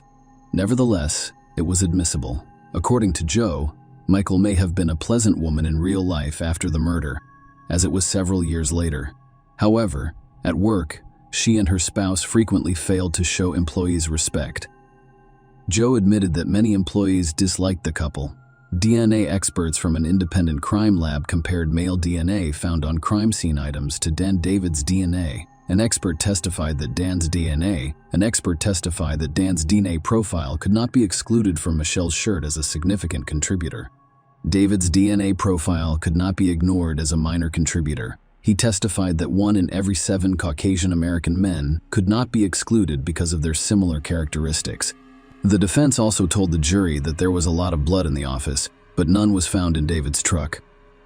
The defense argued that there were plenty of other people who had the opportunity and motivation to kill Michelle. They claimed the problem was that they were not thoroughly investigated. Dan Mockbee was also in attendance. He was being interviewed as a suspect. Dan was the department manager. He could have given anyone access to the warehouse. Suspicious hatchets were discovered in his car, which he had allegedly purchased at a sale, but he could never explain why he spent all of the money he received from the insurance company. However, for some reason, he was still unable to pay for Michelle's memorial and remained in debt for funeral services. In addition, Prior to the incident, the couple owed $70,000. Dan assured me that he knew nothing about it and that his wife handled the finances. 2 weeks before the murder, he purchased a computer and installed a program for deleting and encrypting files. At around 8-9 a.m., investigators discovered Dan running the program. He received a call from Thermo Fisher's scientific employees. His alibi could not be confirmed because the children were spending the night at their parents' house, and it was unknown who attempted to break into the building 10 hours prior to the incident. Finally, defense attorney Deanna Dennison emphasizes to the jury that the standard for judgment is not whether David might have committed the crime, most likely did, or could have done so through a process of elimination. Instead, she emphasized that the key criterion is reasonable doubt, which she believes the prosecution failed to demonstrate.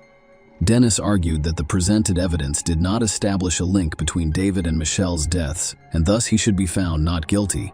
The prosecution, led by Assistant Attorney General John Heck, countered during the closing arguments. Heck argued that, despite the circumstantial nature of the case, the accumulation of various pieces of evidence forms a compelling case, and he urged the jury to consider all of the evidence when rendering their verdict. Despite the defense's arguments, David was found guilty a second time and sentenced to 38 years in prison. Share your opinion with us in the comments and subscribe to the channel for more.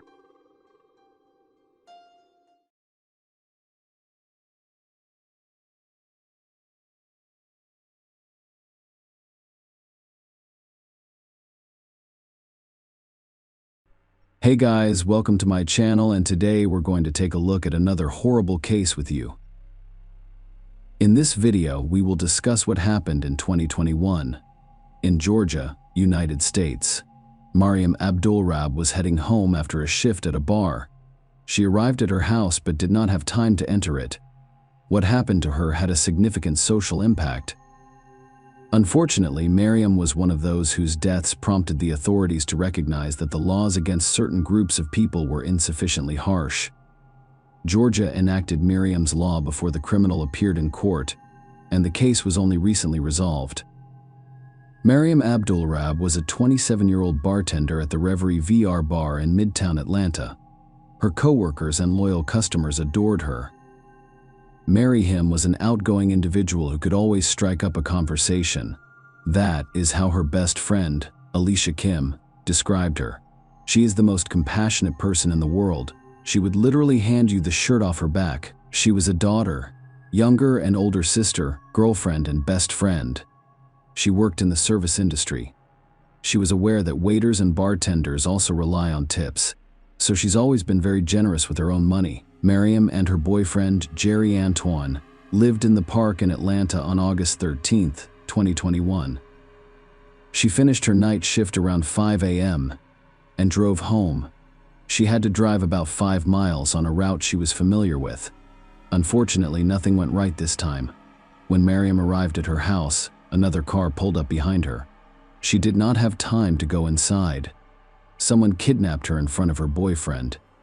Jerry Antoine called the Atlanta Police Department's 911 operator to report a kidnapping.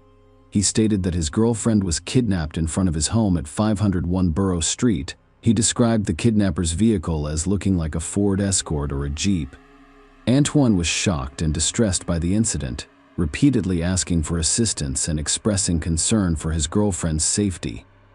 Jerry Antoine gave his contact information and stated that he witnessed the kidnapping. He described seeing his girlfriend being forced into a black SUV by a man wearing a security shirt and wielding a gun. The operator instructed Antoine to remain calm and asked him a series of questions to learn more about the incident. Antoine confirmed that his girlfriend had called him 5 minutes prior to her arrival. He heard commotion outside, looked out his window, and saw the kidnapping taking place. The operator confirmed Jerry Antoine's address as 501 Borough Street South. Antoine mentioned that he was attempting to track his girlfriend's location using his phone but was unsure if she had dropped it. The operator assured him that a unit would be dispatched to his location soon to provide additional assistance. Shortly after that 911 call, police officers crowded the area where Mariam had been abducted. The authorities attempted to take all necessary steps to resolve this case because the chances of finding the girl dwindled with each passing minute. Nobody knew the criminals' motivations or what they were up to. In terms of motivations and so on, I do not know. Deputy Chief Charles Hampton Jr. told reporters immediately following the incident. Alicia Kim, Miriam's best friend, posted these words on one of her social networking pages. "My best friend was kidnapped last night at her home in Grant Park. She currently works as a bartender at Reverie and previously worked at Mother's Church. If you've met her, you know she's an amazing person. After her shift, she went to a gas station and someone followed her home. And as she approached her door, she was taken. Please send me any videos you may have of her from last night. If you see her in any vehicle, please contact the authorities." Detectives attempted to identify the abductor. According to one version, Miriam was a random victim who the perpetrator encountered at a gas station. Investigators discovered CCTV footage that captured the moment of the abduction. Miriam arrives at her home and exits the car, as seen in the video. A moment later, another car approached the house. The driver exits, grabs Miriam, and leads her to the vehicle. The car then disappears, backing away. Everything happened in a matter of seconds, and it was terrifying. Miriam was practically at the door of her home when she was kidnapped in cold blood. While the police were speaking with Miriam's boyfriend, 911 received 2 additional phone calls from the same area. The woman informed the operator that she had heard at least 4 loud bangs, which she believed were gunshots. About 5 hours after Miriam's kidnapping, another man called 911 and gave critical information. About 5 hours after Miriam's abduction, the woman who called 911 reported hearing what she thought were 4 gunshots. Later, another man called 911 from the corner of Lakewood Avenue South and Terrace Way South, near an abandoned house. He requested police and ambulance assistance, mentioning that the location was across the street from the Boys and Girls Club and near an Exxon gas station. He explained that the abandoned home was boarded up. The caller, Robert Dixon, described seeing a Caucasian woman lying face down near a mailbox while walking his dog.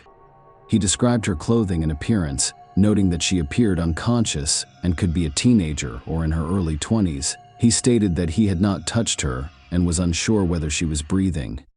He was concerned about the lack of movement from her chest or back, as well as the presence of blood around her upper body. The dispatcher told him to wait for paramedics and offered reassurance. Dixon expressed concern about the woman's position, with her face and nostrils against the ground, which could limit her ability to breathe. The tragic news was confirmed at a press conference on the same day by Deputy Chief Charles Hampton Jr., the Division Commander for Criminal Investigations. He stated that when they arrived at the scene, they found a deceased female in her mid-20s, whom they now believe to be the same person kidnapped from 501 Borough Street. He expressed his condolences to the victim's family, recognizing the immense difficulty they must be experiencing. Unfortunately, Miriam had no chance of surviving. The perpetrator fired several fatal shots at her. Miriam's body was discovered near an abandoned house, about 1.5 miles from her home. At the same time, police officers were pursuing at high speeds. The driver broke traffic laws and refused to stop when officers ordered him to do so. The chase ended when the driver rammed another car, and an ambulance transported him and 2 passengers from the second car to the hospital. The driver, who attempted to flee the police, was apprehended after receiving medical attention. Investigators believed he was responsible for Miriam Abdulrab's abduction and death. Miriam had her entire life ahead of her, but now her family and friends must mourn her. Miriam's friends, co-workers, and family members have spoken out in the aftermath of her death, describing her as a kind and compassionate individual. "My daughter was the most loving and peaceful person I knew." Her father, colleague Abdul Rab Reverie, said she didn't deserve this. VR Bar also used Instagram to mourn the death of an employee. The post shared a photo of Miriam and wrote, "Our hearts are truly broken at the loss of a dear friend and family member, Mary, who brought light to every single person she came into contact with and will be missed forever. We will be closed this weekend to grieve and cherish our final moments with her. Please stay safe, everyone." Dylan Knight, the bar manager, claimed that every eye looked forward to seeing Miriam at work on both sides of the bar, because she had a big heart and would go out of her way to assist or provide for others. DeMarcus Brinkley, 27, was believed by police to be responsible for Miriam Abdul-Rab's abduction and death. After 4 days at Wellstar Atlanta Medical Center, Brinkley was booked into Fulton County Jail on 6 counts, including deprivation of life. According to the state Supreme Court ruling, as he fled from police, Brinkley allegedly told his mother that he did not want to stop for officers because he did not want to return to prison. Brinkley had previously served 7 years in prison. They released him just over a year before Miriam died in 2014. He pleaded guilty to 1 count of child molestation and received a 7-year sentence. According to court records, Brinkley was arrested on suspicion of molesting a 7-year-old girl in 2012. In 2013, they discovered him on top of a naked 6-year-old girl.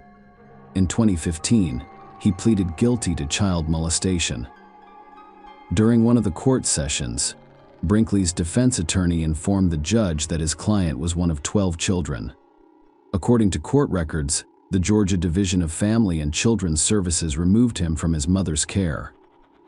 When he was a teenager, he was admitted to a residential treatment program for children with severe emotional and behavioral problems. He stopped attending school in the 9th grade. The defense attorney also stated that Brinkley had a history of abuse by her stepfather. The state recommended that Brinkley serve 15 years in prison, followed by 15 years of probation. Despite this, the court sentenced Brinkley to only 15 years in prison and 8 years on probation. He also needed to register as a sex offender. Offenders are assigned to levels 1, 2, or 3 based on their risk of a repeat offense. Level 1 indicates a low risk of reoffense. Level 2 indicates a moderate risk of reoffense. Level 3, or sexually dangerous predator, has a high risk of reoffending, whereas some states level sex offenders on the day of sentencing and Georgia levels sex offenders after they are released from prison. Thus, after being released from prison in 2020, Brinkley was required to register as a sex offender, but he never received a risk level assessment. That's why Miriam's brother, Ali Abdul-Rab, thought there were ways to prevent what happened to his sister. "What happened to my sister was avoidable." Ali stated that it had broken my family. She was simply overjoyed. She always had a way of making people feel special. She was finally becoming the woman she aspired to be, and everyone around her could tell she was getting ready to live her dream life. Ali Abdul-Rab stated that it still does not appear real. It's still difficult to talk about. Brinkley has dealt with a wide range of state officials throughout his life, from judges in the courtroom to mental health counselors. Ali Abdul-Rab believes that his sister would still be alive today. If any of them handled his previous convictions differently, Miriam's family has advocated for changes to state laws to prevent similar crimes in the future.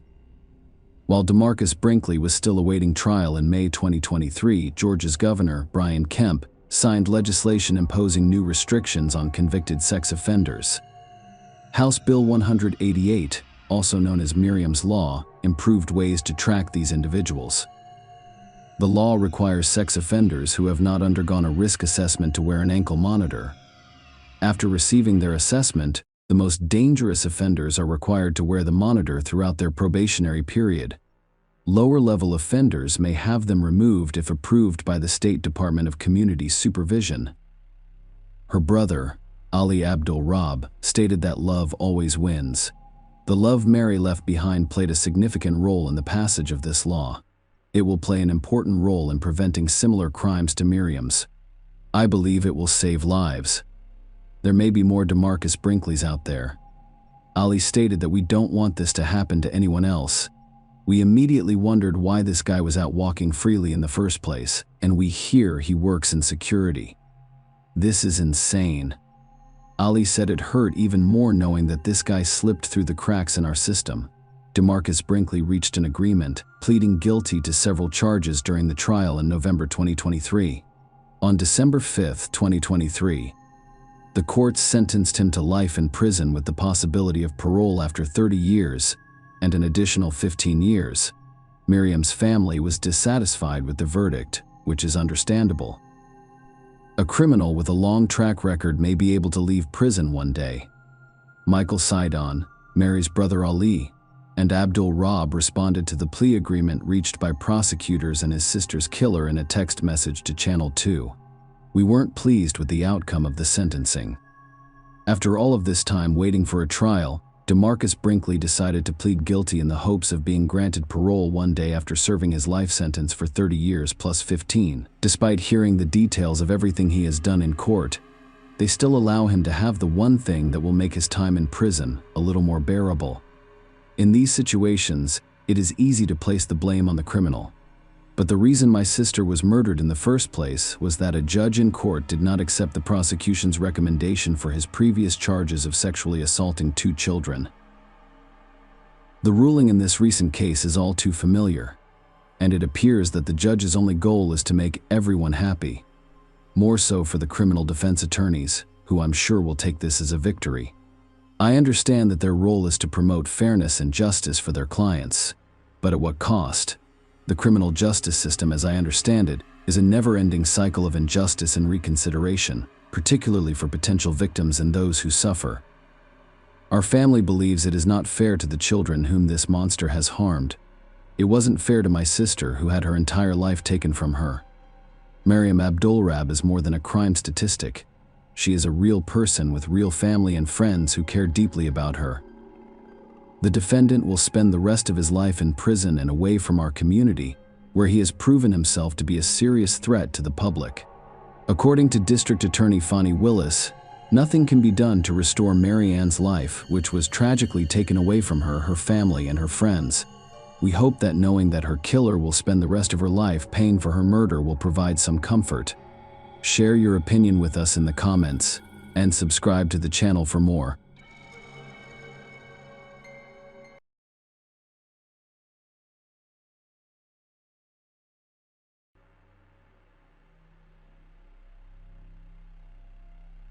Michelle Young was born in 1977 in the thriving and harmonious city of New York. She had an outgoing personality from a young age and aspired to work in finance. After graduating from high school, Michelle took a significant step toward realizing her dream by enrolling in a university in Raleigh. By 2001, she had achieved financial success and met a man who had a significant impact on her personal life. Michelle met Jason Young on her 24th birthday, while out celebrating with friends. Jason, who graduated from the same university, had a similar academic background and interests as Michelle. This connection led to a romantic relationship, which culminated in their marriage.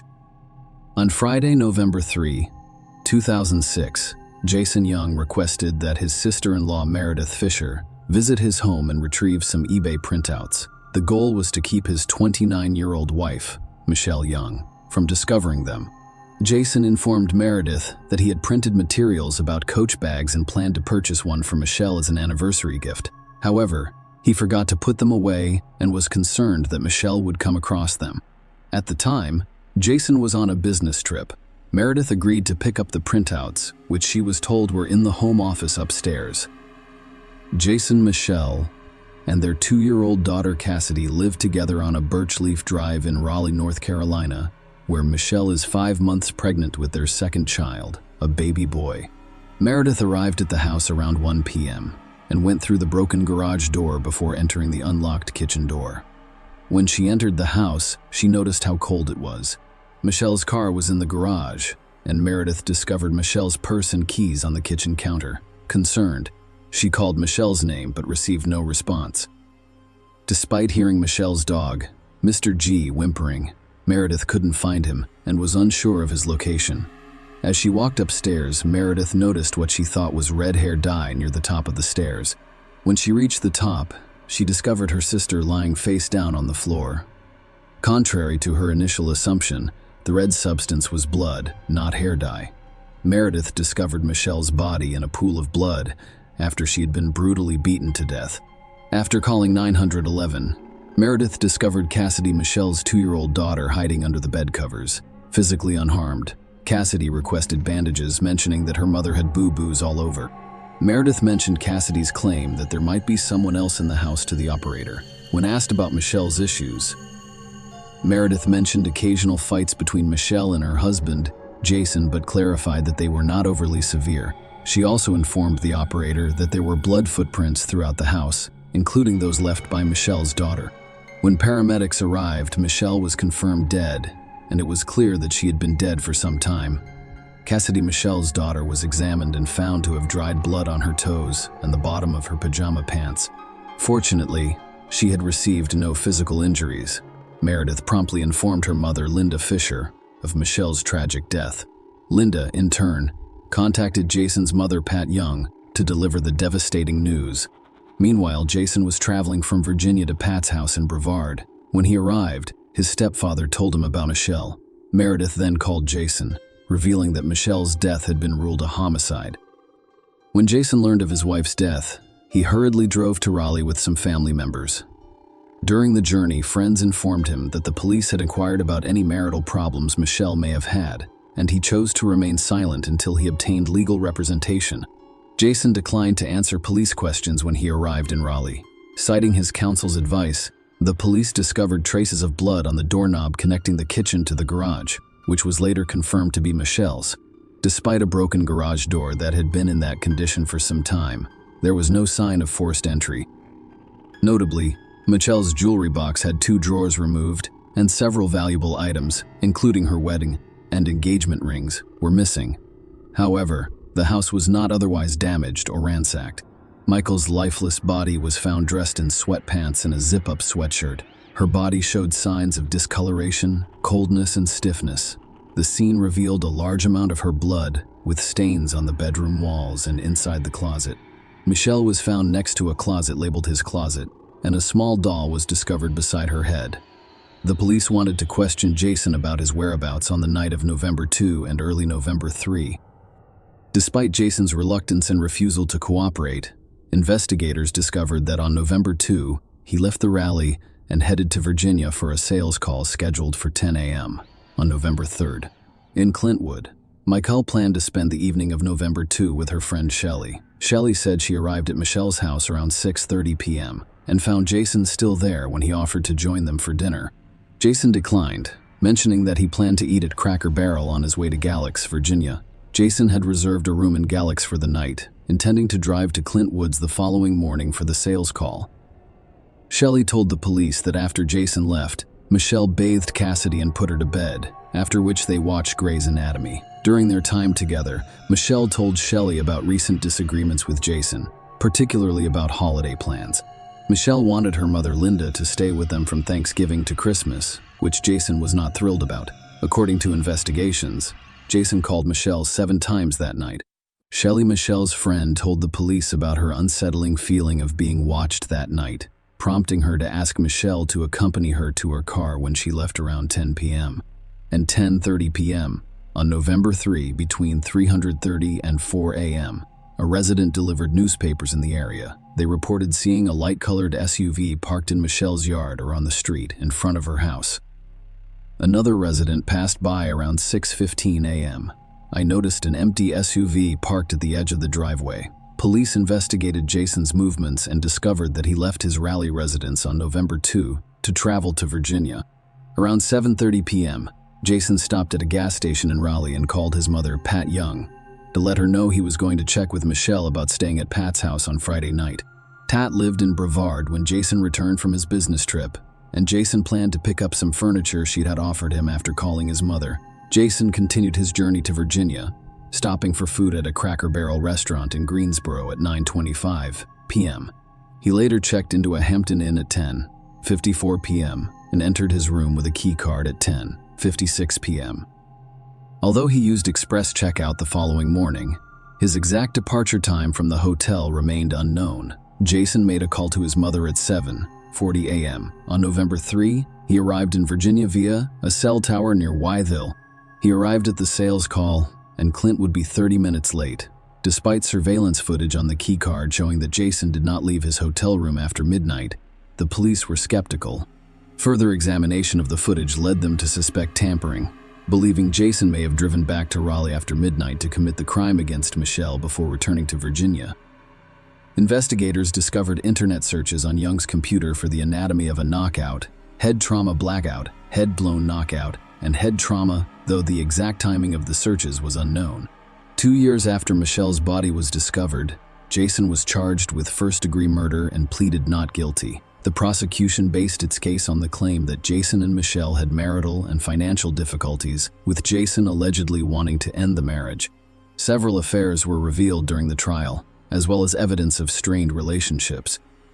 The prosecution claims that after checking into the Hampton Inn in Hillsville, Virginia, Jason left the hotel during the night's return to Raleigh and committed the murder.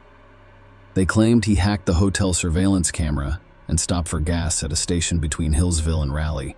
The prosecution presented to the jury the theory that Michelle was strangled and beaten to death, leaving her 2-year-old daughter Cassidy alone in the house with her mother's lifeless body for an extended period of time. Cassidy's small, bloody footprints were found scattered throughout the home. During the trial, the jury was shown surveillance footage from the Hampton Inn beginning at 10:49 p.m. On November 2nd, however, the footage went black at 11:20 p.m., leading the prosecution to believe Jason tampered with the camera. They claimed that he did so to prop open the security door, allowing him to leave without using his keycard. A hotel employee discovered that the first-floor emergency door leading from the western stairwell to the hotel's exterior had been propped open with a small red rock. Normally, this door was locked until 11 p.m. Keith discovered that the camera in the stairwell closest to the propped open door was not working, despite the fact that the other cameras were operational. The camera's last image was captured at 11:20 p.m. on November 2nd. Although staff members later plugged the camera back in at 5:50 a.m., on November 3rd someone redirected it to the ceiling between 6:34 a.m. and 6:35 a.m. The prosecution claimed that this sequence of events indicated that Jason unplugged the camera and left the door ajar, giving himself an alibi while returning home to commit the crime against his wife. The prosecution claimed that Jason stopped at a gas station in North Carolina around 5 a.m. on his way back to Virginia. The gas attendant testified in court, stating that she believed the person who visited the station that morning was Jason. She vividly remembered the encounter, explaining, "I don't forget anything like that when someone is cussing and fussing at me." According to Gracie's testimony, a man in a white SUV parked at the farthest pump repeatedly attempted to pump gas. Frustrated, he entered the store and verbally abused Gracie because the pump was not working. She informed him that at that early hour, customers were required to provide money or identification before using the gas pumps. To resolve the situation, the man handed her $20, pumped $15 worth of gas into his car, and then drove away without returning to the store for change. Grace's account was used as evidence to support the prosecution's claim. During the trial, details about Jason and Michelle's marriage were revealed. Some acquaintances believe that Michelle's pregnancy with their first child was the primary reason for their union. Meredith Fisher, Michelle's sister-in-law, testified that she advised her to leave Jason, but Michelle did not pursue a divorce. 3 weeks before Michelle's death, Jason allegedly told a friend he was done. The court also learned that the couple had frequent disagreements about Michelle's mother, Linda. Linda frequently paid extended visits to her daughter and expressed a desire to relocate to North Carolina in order to spend more time with Michelle and her granddaughter. Linda even offered to remodel their home to accommodate her presence. While Michelle was satisfied with the arrangement, Jason was not. Linda, Michelle's mother, testified in court about the moment she learned her daughter had died. Linda claims that her other daughter, Meredith, called and stated unequivocally that Mom Michelle had died. Linda initially asked if Michelle had simply passed out, but Meredith confirmed that she had died. Linda described trying to contact Jason, but her calls went unanswered, and he never returned them.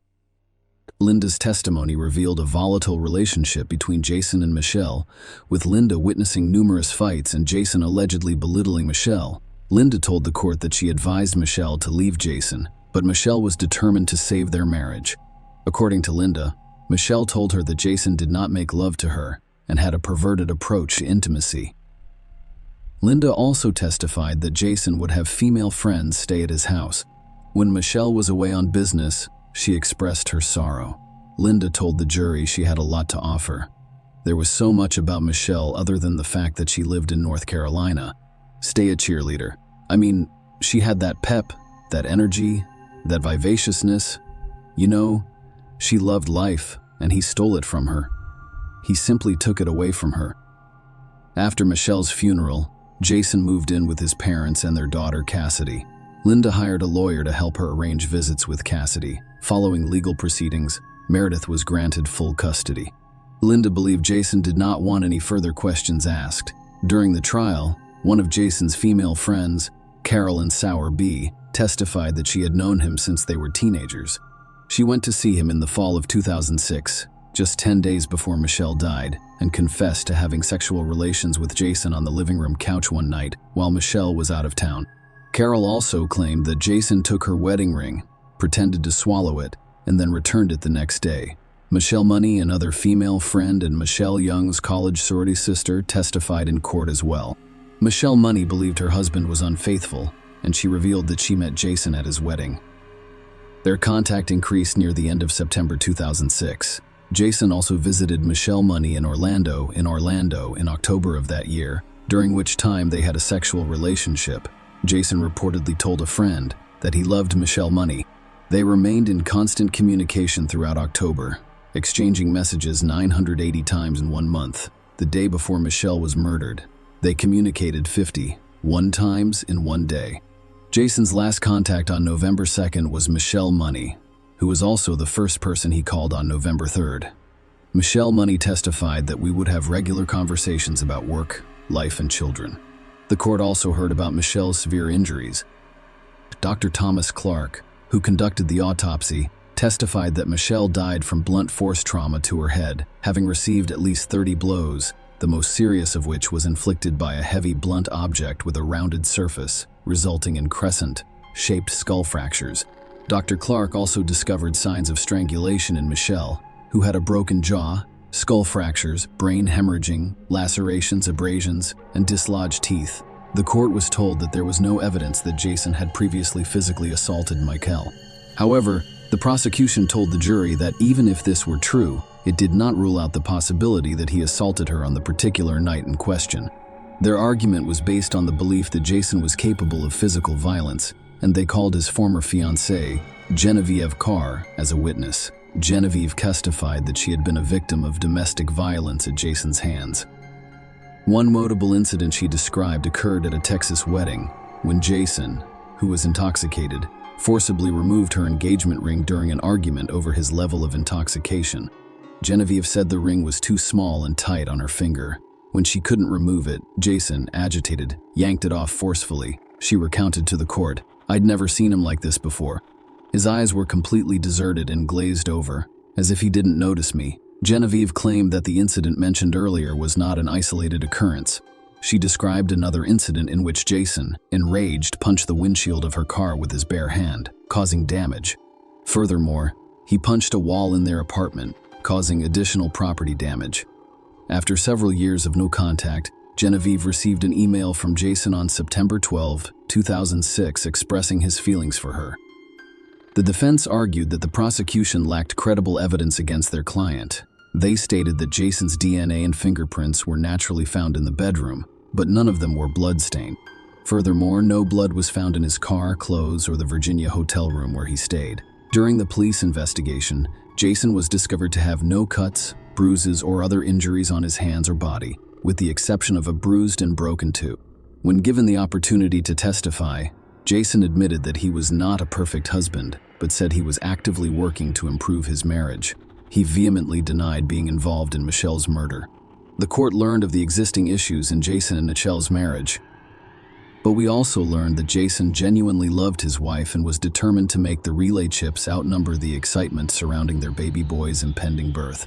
Emails exchanged on October 24, 2006, demonstrated Jason's willingness to attend counseling sessions. Jason did not believe their arguments were more frequent than those in other couples. The defense argued that Jason would not have had enough time to travel back to Raleigh, commit the murder, and return to Virginia.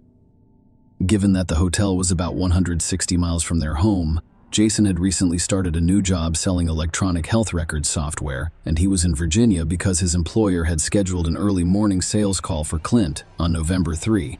To avoid driving from Raleigh on the day of the call, Jason decided to stay overnight, nervous about the upcoming meeting. He spent the evening reviewing the demonstration software he planned to use during the presentation. In court, Jason claimed that he left his hotel room to get his laptop charger from his car, but realized he had left the keycard inside. He propped the exit door open, returned to his room, and then left to smoke a cigar. He also stopped by the front desk to get a copy of USA Today. He propped the exit door open once more for a cigar break. When asked about being 30 minutes late for a sales call, Clint and Jason claimed he got lost. Regarding the internet searches discovered on his computer, Jason explained that they were done at a different time and were related to an accident he witnessed. Despite the jury's deliberation, they were unable to reach a unanimous decision, resulting in a hung jury with an 8-4 vote for acquittal. Jason faced a second trial in which he did not testify, but a video of his testimony from the previous trial was shown. The second jury deliberated for 6 hours before convicting him of first-degree murder. Jason was sentenced to life in prison with no possibility of parole. Jason appealed his conviction. During the appeal hearing, his new legal team argued that his trial attorney should have objected more strongly when the judge allowed jurors to hear about Jason's failure to respond to a civil wrongful death lawsuit in which he was found responsible for his wife's murder. Between the two criminal trials, Michelle's family filed a civil lawsuit against Jason, in which he was found to be responsible for Michelle's death. Jason's attorney argued that the jury should not have been informed of this information. They also claimed that the same judge, Superior Court Judge Donald Stevens, presided over both the civil case and the second criminal trial, possibly biasing the jury against Jason. The appellate court agreed with Jason's arguments. A unanimous panel of the Court of Appeals reversed his conviction and ordered a new trial, which would have been his third. However, before the third trial could begin, a state Court of Appeals panel overturned the Court of Appeals decision. As a result, Jason did not face a third trial, and his conviction for first-degree murder was upheld in the civil wrongful death suit. Michelle's family received $15.05 million in damages. Share your opinion with us in the comments and subscribe to the channel for more.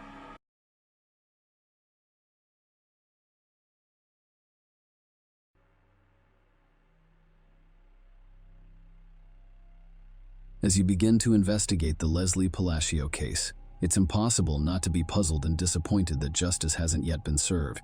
Despite the fact that the police have all of the evidence and know who the killer is, he remains at large.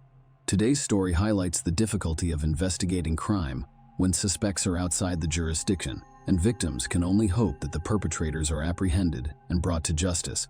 The morning of the 29th brought anxiety to the home of Australia Philosophia, mother of 5 beautiful daughters. Taylor, her eldest daughter, came down to the kitchen and reported that the bed in Leslie's room remained untouched. Her belongings were gone, and it was clear she had not spent the night at home. One of the sisters joked that it must have been a good night at the club. Leslie had probably spent the night at Eric's. In fact, everyone became alarmed because Leslie had never done this before. Kyla kept looking at her phone during breakfast, expecting Leslie to text her soon. Leslie remained silent despite the passage of time. By noon, it had stopped appearing normal. By late afternoon, the reseller had decided to go to Eric's house on her own to find out where her daughter had gone. When the Palacio family arrived, they noticed Eric's mother and sister actively removing furniture and other items from the house. Obviously, taking furniture out of the house is normal, but the situation in Mrs. Ibarra's crying face gave Rosella a strange feeling. Something wasn't right here. When asked where Leslie was and why Eric's phone was unavailable, Eric's mother and sister pretended they were unaware that the couple had spent the evening together. Ursula clarified whether Leslie had slept over at their house that night, citing her daughter's messages indicating her intention to visit Eric. After receiving a negative response, Leslie's family realized how serious the situation was. Fears became reality, and the family took immediate action. The older sister, realizing that Leslie could not have vanished so easily, began calling local hospitals and searching the internet for reports of accidents in the previous 24 hours. However, both the search and attempts to contact Eric were unsuccessful. He had either turned off his phone or it had died. Kayla couldn't even hear her voicemail. With Sally, I had no choice but to contact the police. The following day, August 30, Leslie was officially reported missing. Leslie Palacio was born on May 5, 1998, and the move marked the beginning of an intense fight for justice. In Las Vegas, Nevada, USA, her short but full life was filled with love and care for her family. The girl was always open and friendly, and she brought joy to any company. She valued everyone she met in her life, and they reciprocated. Leslie wished to connect her life with medicine. After graduating from high school, she enrolled in Las Vegas Medical College at 20 West 20. She was already confidently pursuing her dream of becoming a phlebotomist and working part-time as a laboratory technician, combining theoretical knowledge and practical skills. Leslie proved herself to be a gifted student. Her academic achievements were commendable. She had a natural ability to absorb new information and was always eager to expand her knowledge. That is why the girl chose to work part-time as a laboratory assistant. Leslie unexpectedly realized she had found her calling and quickly became an integral part of the team. Colleagues thought the student was not only a responsible and professional lab technician, but also a warm-hearted person. The girl's responsibilities included conducting various analyses and tests. However, Leslie saw this work as much more than just a way to fulfill her duties. She saw her calling in making patients test, taking experiences as comfortable as possible. Her caring and patience fostered a sense of trust. Even those who were concerned about the procedure felt at ease in her presence. When the youngest of the nurses asked if Leslie was afraid of having her hands pierced all the time, she laughed and replied that she now had the superpower to poke people. Vital, a young optimist, already has evidence in her every action. Leslie, by all accounts, had the potential to become a highly sought-after and valuable specialist in the field of medical laboratory diagnostics. And she would have, if things hadn't turned out so dramatically. Leslie has always helped and cared for others since she was a child. Rosella Palacio, the second of 5 daughters, took on the role of mother when she worked as a hotel cleaner. Rosella recalled her daughter kicking her out of the kitchen when she attempted to cook dinner after cleaning more than 15 hotel rooms in one shift. "Take some rest." Leslie gently encouraged her desire to alleviate her mother's burden after work. Her daughter took it upon herself to prepare dinners and, in her usual easygoing style, found cooking to be a source of inspiration. From then on, she always ensured that her family members were well fed. Even if she was away and couldn't prepare the family dinner herself, she was always calling home to ensure that everyone had eaten, because Leslie's family came first. She easily inspired her sisters with her enthusiasm and ideas. For example, even during the pandemic, Leslie continued to participate in sports by organizing workouts in her backyard. She praised her mother's various exercises, and she and her sister danced daily in front of a mirror to music. Her love of experimenting with hair color and image led to a joint business plan with her older sister to open a boutique. The sisters started designing and sewing dresses at home in their own distinctive style. When the coronavirus pandemic struck, Rosella was laid off due to downsizing. Leslie suggested that her mother start her own small cleaning business and assured her that she would gladly assist her with the cleanings in her spare time from work and school. "Mom will be fine soon, as you can see," she assured Alia. At a family council, they came up with the name Palacio Cleaning Service. Leslie went missing around that time. Her dreams were just beginning to come true when their family firm received its first contract. However, on August 29, 2020, all of the Palacio family's plans and dreams came crashing down. Leslie finished the lab assistant program at the end of August 2020, and the family firm received a large order, so she decided it was time to unwind from the stresses and worries with an evening of dancing and fun. The pandemic-related restrictions were gradually lifted, and Las Vegas began to come alive. Unfortunately, none of Leslie's friends wanted to keep her company. People were beginning to let go of their fears and resume their normal lives. They were still nervous and anxious about being in a closed space with so many people. Leslie didn't give up hope of convincing someone to have fun, so she posted on Instagram about her desire to spend the evening somewhere. Unexpectedly, she received a message from Eric Rangel, i.e. Bara. Leslie and Eric's parents had attended the same church for 14 years and occasionally socialized. So the children had known each other since childhood but had never had a close relationship. Leslie knew what Eric liked. The guy who texted her showed interest, but Leslie never reciprocated. She was polite to him. On any other day, Leslie would have declined Eric's request to keep her company, but not this time. She was looking forward to a fun evening to break up her usual routine. The entire day was filled with anticipation. When none of Leslie's friends wanted to keep her company, she accepted Eric's polite and warm invitation to reminisce about Las Vegas nightlife. A night out with Eric seemed like a better option than going nowhere at all. "We anticipate a fun adventure." Leslie had no idea what terrible things awaited her, but she probably had a premonition about something and was trying to convince herself that there was no reason to be concerned. Anyway, Leslie agreed with her sister to send her regular messages informing her where she was. She also told Kyla in great detail where she was going, who she would be with, and where she might end up. After a while, the elder sister received an unusual message. "Can you believe Eric is not going to drink this evening? We're at a party, but it looks like I'll have to celebrate alone." Afterward, the sisters exchanged joking messages about the subject. To live a healthy lifestyle. The first place Eric and Leslie went was the casino at the Longhorn Hotel. Police officers later discovered surveillance footage of the couple getting out of a white Ford F-250, owned by Eric at 0:30 a.m. on Ayub 29 and entered the casino before leaving shortly after at 1:56 a.m. The couple then left the casino. Leslie kept in touch with her sister, telling her what was going on. At 4:40 a.m., Leslie sent her sister another strange message. "I need to talk to you about something unpleasant."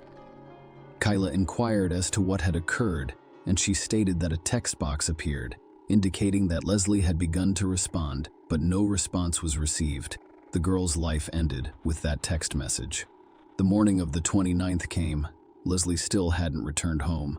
The more time passed, the more concerned the Palacio family members became. The certainty that Leslie had stayed the night at Eric's house was replaced by confusion, and the family went to a familiar house where they found a strange thing. Mrs. Diabara and her daughter were taking out furniture, pretending that they had heard for the first time that Leslie and Eric had spent the evening together. In fact, Leslie's family arrived at Eric's house just in time that they had arrived a few hours later. The investigation would have been significantly delayed. The police found traces of blood in the house, a mess in the bedroom, which suggests that Eric's mother and his sister spent the whole day, strangely enough, not to clean up the traces of the crime, but to pack things down to the pieces of furniture. The family was clearly not going on a picnic, but planning a long-term and thorough absence. Most likely, they had arranged to reunite with Eric and his father Jose in Mexico, where the two had traveled in order to escape justice. Upon seeing the Palacio family, Mrs. Ibarra probably realized that the chance to leave was gone, leaving evidence in the house that no one would take the time to clean up. Panicked mother and daughter began to simply deny knowing about Leslie and Eric's evening together. It was this behavior that led to the suspicion that something irreparable had happened. Fortunately, the Las Vegas police took immediate action and sent out a billing inquiry intending to track Leslie's movements since the previous night. But unfortunately, it takes some time to get that data, while the Palacios couldn't sit back and wait. The family started a campaign to spread the word about Leslie's disappearance. People responded and began actively sharing the information on social media. No one expected that there would be so many people who cared. Eric's mom especially didn't expect it. Detectives kept asking more and more questions, and on August 31, Mrs. Ibarra went to the police station and filed a missing persons report for her husband and son. Mrs. Ibarra told police that her son Eric left home late in the evening on August 28, and when he returned the next morning, he was acting strangely. She saw him walk out the door and never returned. The police noticed a strange circumstance. Not only was Leslie missing, but Eric was also missing as well as his father. Based on this, an investigation into the triple disappearance began with the Las Vegas police involved. Detectives turned to the residents of the neighborhood with the hope of finding surveillance cameras that recorded something important. Luck smiled. It was discovered that just across the street from Joe's borrower's home, there were surveillance cameras. In addition to the CTV footage, police obtained billing data that allowed them to track Leslie's movements in the early morning hours. Of the 29 detectives found that the couple went to the casino and afterward to a grill bar, which they reached around 02:15 am accidentally or not. Leslie's cell phone was left at the bar, and the records show that Leslie left the establishment around 5:50 am, which is quite early in the morning. At 06:05 am, neighborhood cameras captured Eric's car pulling up to the family home. The nature of his assistance to Leslie and getting out of the car and on the way to the house clearly indicated that the girl was heavily intoxicated. At 07:25 am, Eric and his father Jose are seen carrying Leslie's body out of the house, wrapped in a sheet and placing it in the trunk of the car. Eric then drives away while Josie hoses down the door driveway to their house. These actions clearly indicated that Eric and Josie were not missing, but were fugitives from justice. After police saw the footage, a search warrant was obtained for a borrower's home. As a result, detectives uncovered a lot of additional evidence showing that Leslie had not left the house voluntarily. The house had been cleaned with cleaning products in an unsuccessful attempt. Latex gloves and trash bags were also found. But the most important piece of evidence was the discovery in Eric's room.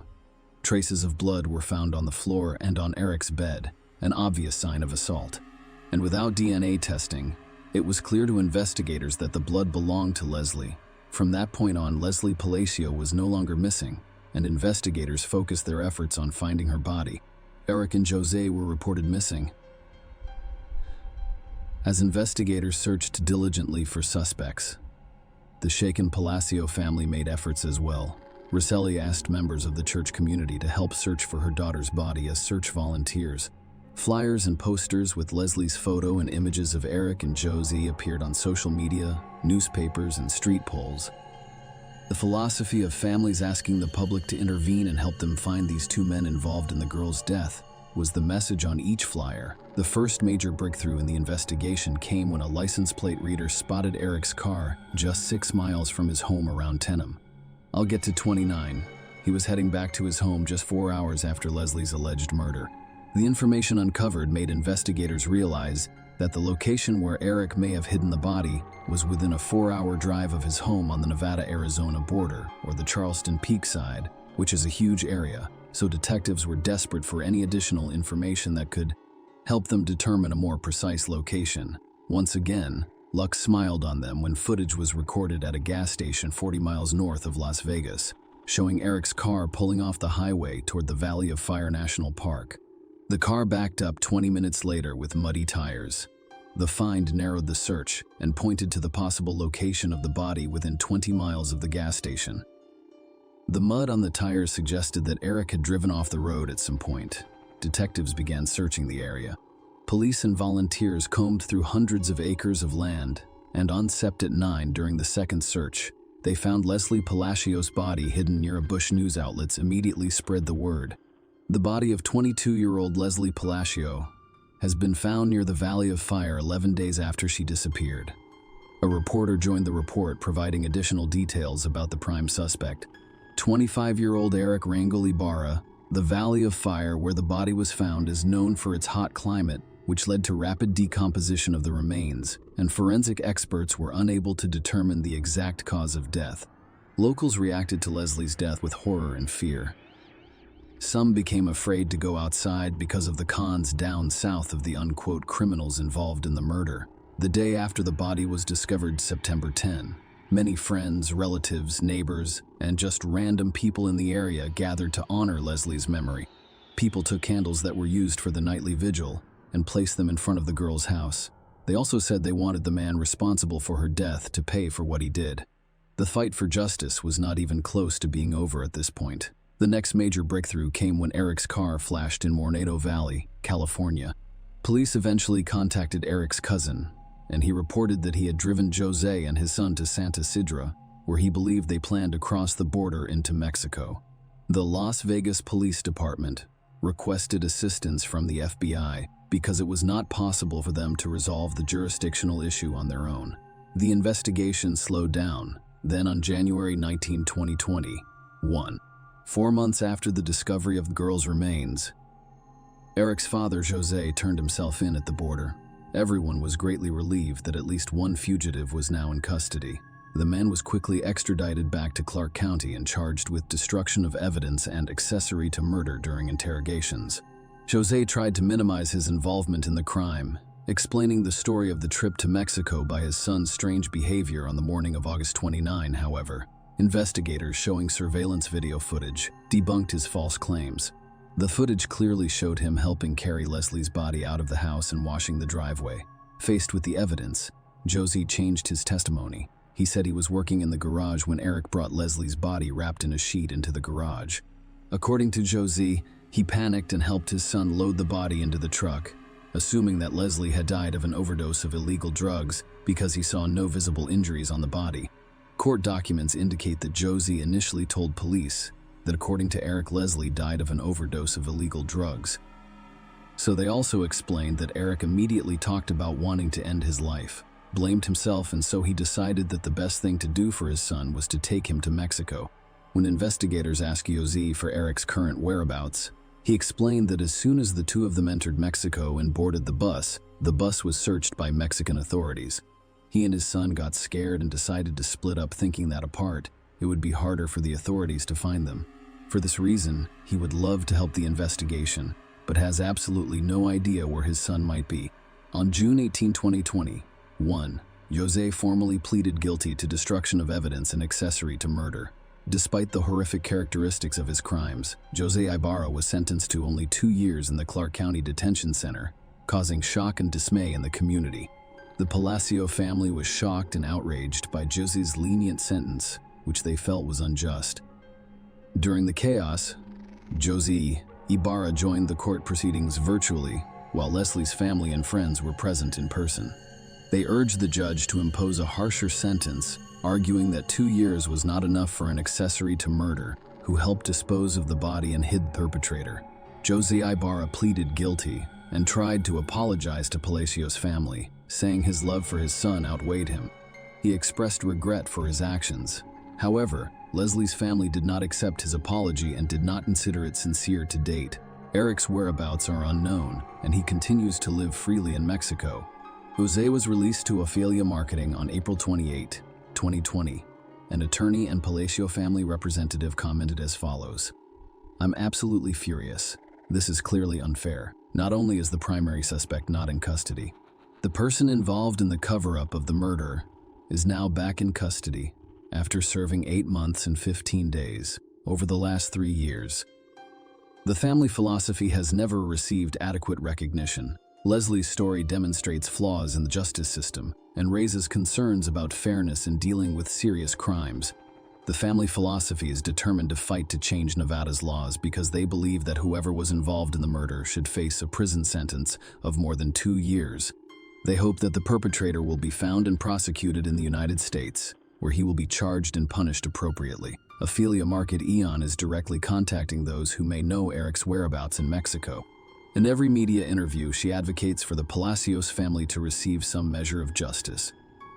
Share your opinion with us in the comments and subscribe to the channel for more.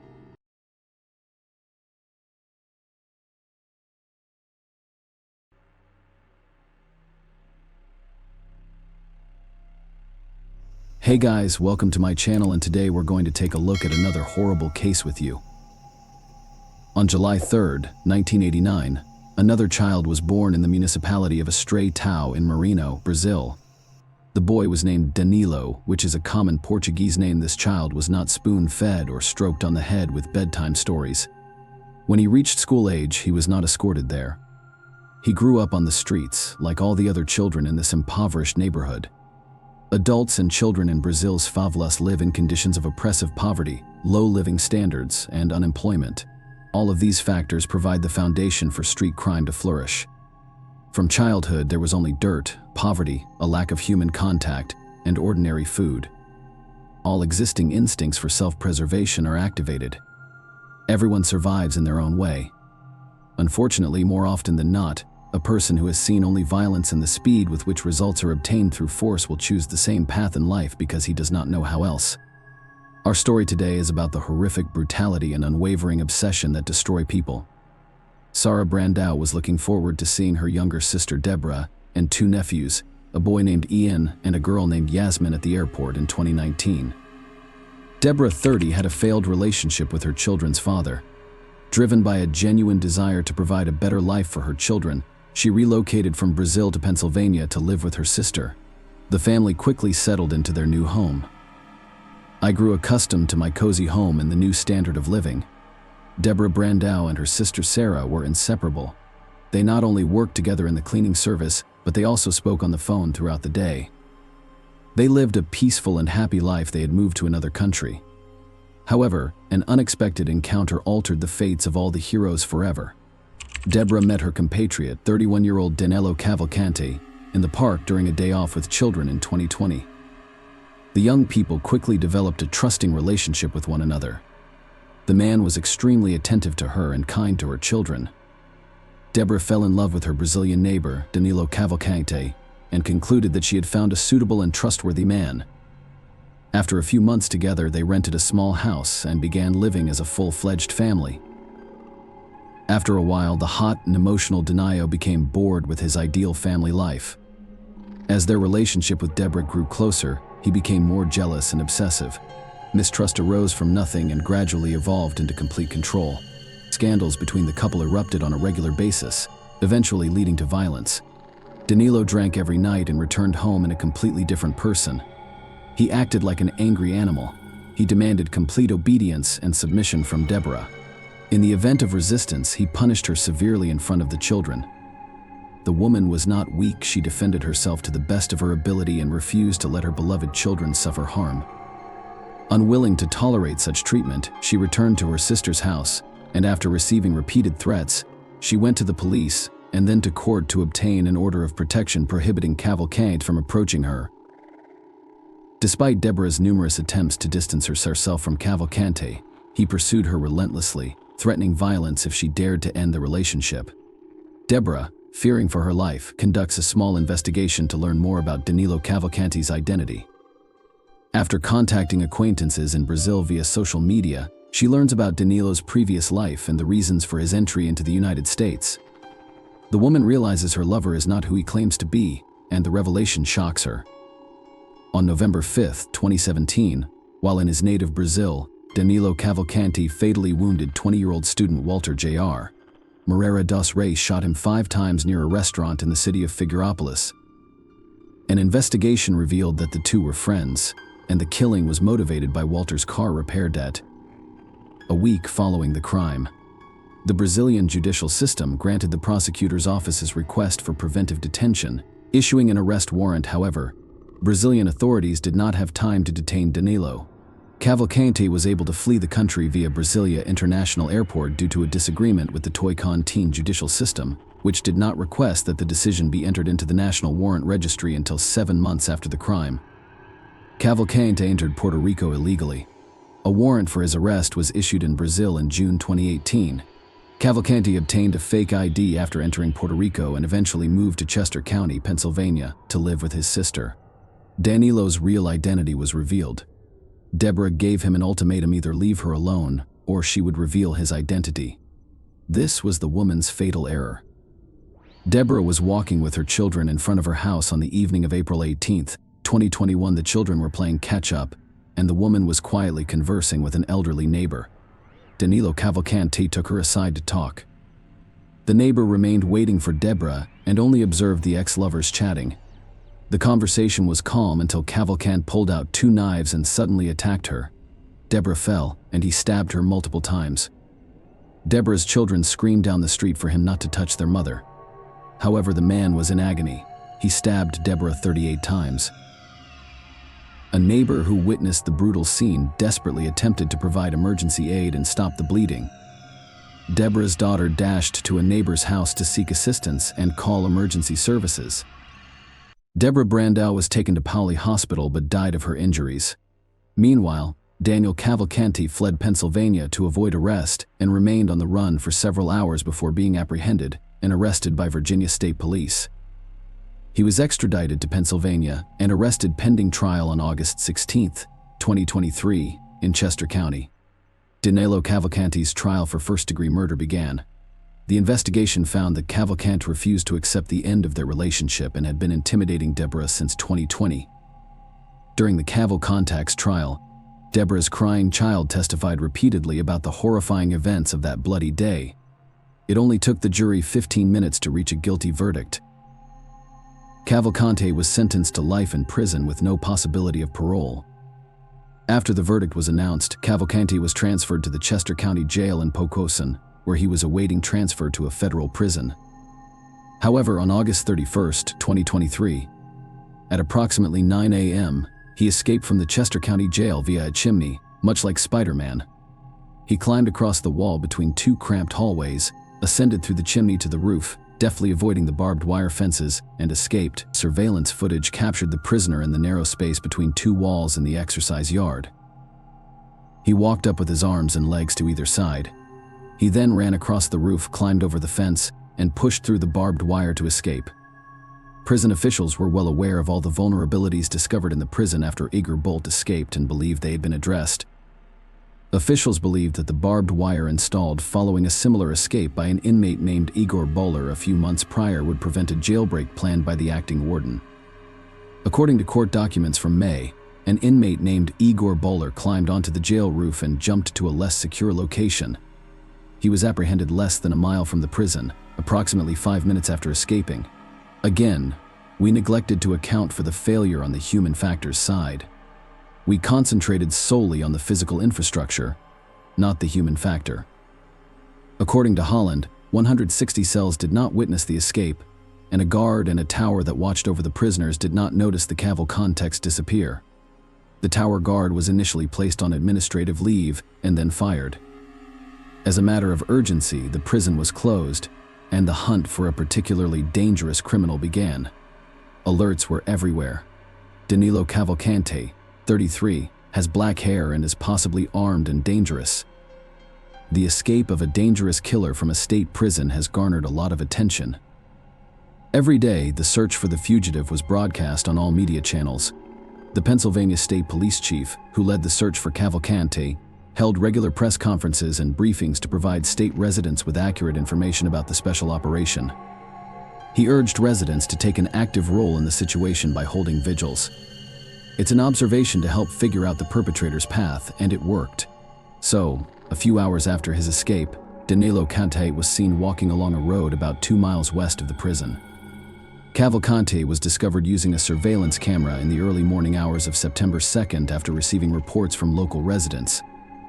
Police established a search perimeter around the area, securing the roads and railroads that run through it to prevent Cavalcante's possible escape, and offered a $10,000 reward for any information leading to his capture. Authorities began searching within 2 miles of the jail in a heavily wooded pickup area and township in Chester County. A local resident discovered the fugitive in a creek bed just days after his escape, but he fled into the woods before police could locate him. The search continued. After a week on the run, the search area expanded. Cavalcante was captured on a security camera at Longwood Gardens, a popular botanical garden nearly 3 miles from the jail and just south of where police initially searched for him. There are a lot of ravines, high fields, grass, and cover for a guy who is 5 feet tall and weighs 120 pounds. Robert Clark, Deputy U.S. Marshal for the Eastern District of Pennsylvania, stated on September 5th. In addition to the difficult, rugged terrain, searchers struggled to deal with the extreme heat and humidity that persisted for days following a week of desperate searches for the fugitive felon. The number of officers searching for Cavalcante on the ground has increased from 250 to nearly 400. We have a large perimeter secured, and we are very optimistic. According to the police chief, the search team has been strengthened not only in numbers but also in terms of equipment. Helicopters flying over the search area began playing a recorded message from Cavalcante's Portuguese-speaking mother, begging him to surrender peacefully to authorities. The next morning, a security camera caught Cavalcante on a property about 2 miles south of the prison. Police have moved in to set up a new perimeter around the facility, and Longwood Gardens and nearby schools will be closed while the search is conducted. Police continued their intensive search for the object for the rest of the week, and Longwood Gardens briefly reopened with limited access before being forced to evacuate and close again on September 7th after another sighting of the object. On the same day, police increased the reward for information leading to his capture from $10,000 to $20,000. After nearly a week of searching, nerves were frayed.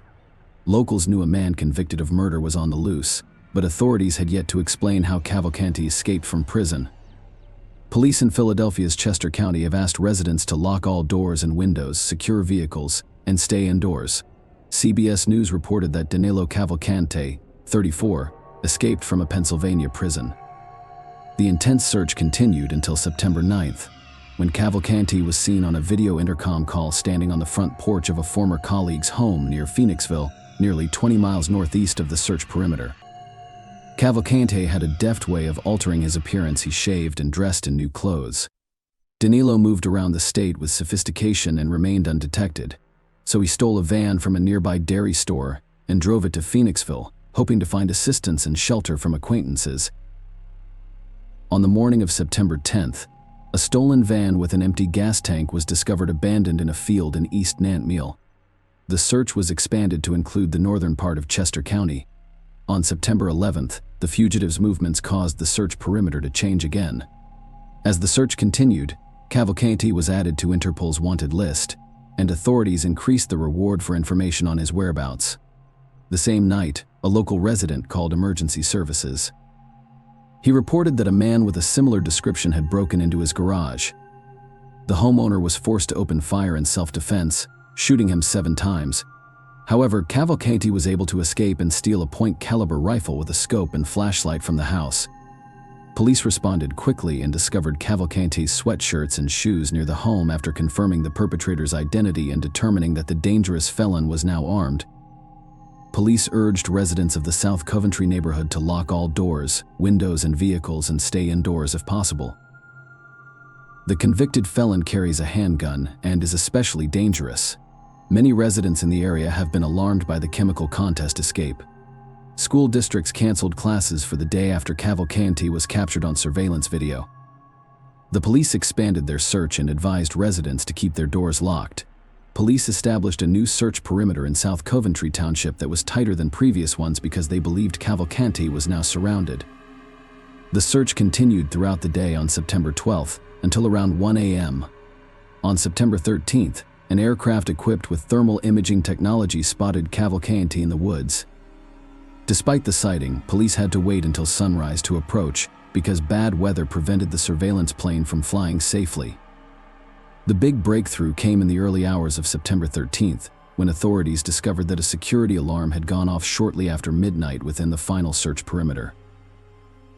According to Bill Evans, an illegal drug enforcement aircraft using thermal imaging technology detected a heat signal in the area around 1 a.m. An alarm was triggered. Ron Johnson, a retired Missouri State Highway Patrol captain, stated that technology was extremely important in this case. Things went against law enforcement for a long time, but they were able to detect the heat signature of a DA spy plane around 8 a.m. On September 13th, police discovered Cavalcanti sleeping with the rifle he had stolen from his home 2 nights before. Danilo Cavalcanti, a dangerous criminal, attempted to flee by crawling into dense undergrowth, but a police dog named Yoda apprehended him by biting his head and holding him until officers arrived. Lieutenant Colonel George Bivens stated at a press conference that Yoda caused Cavalcanti minor head injuries during his capture. They were able to land quietly. Bivens stated that we had the element of surprise, which allowed us to capture the fugitive with no casualties. Cavalcanti was questioned by police shortly after his capture, where he stated that he survived on watermelons and creek water, only traveled at night, and once nearly got caught by a police officer while hiding. Travel content intends to steal a car and travel to Canada since returning from prison. Cavalcanti has been charged with several crimes stemming from his escape, including burglary, trespassing, and theft.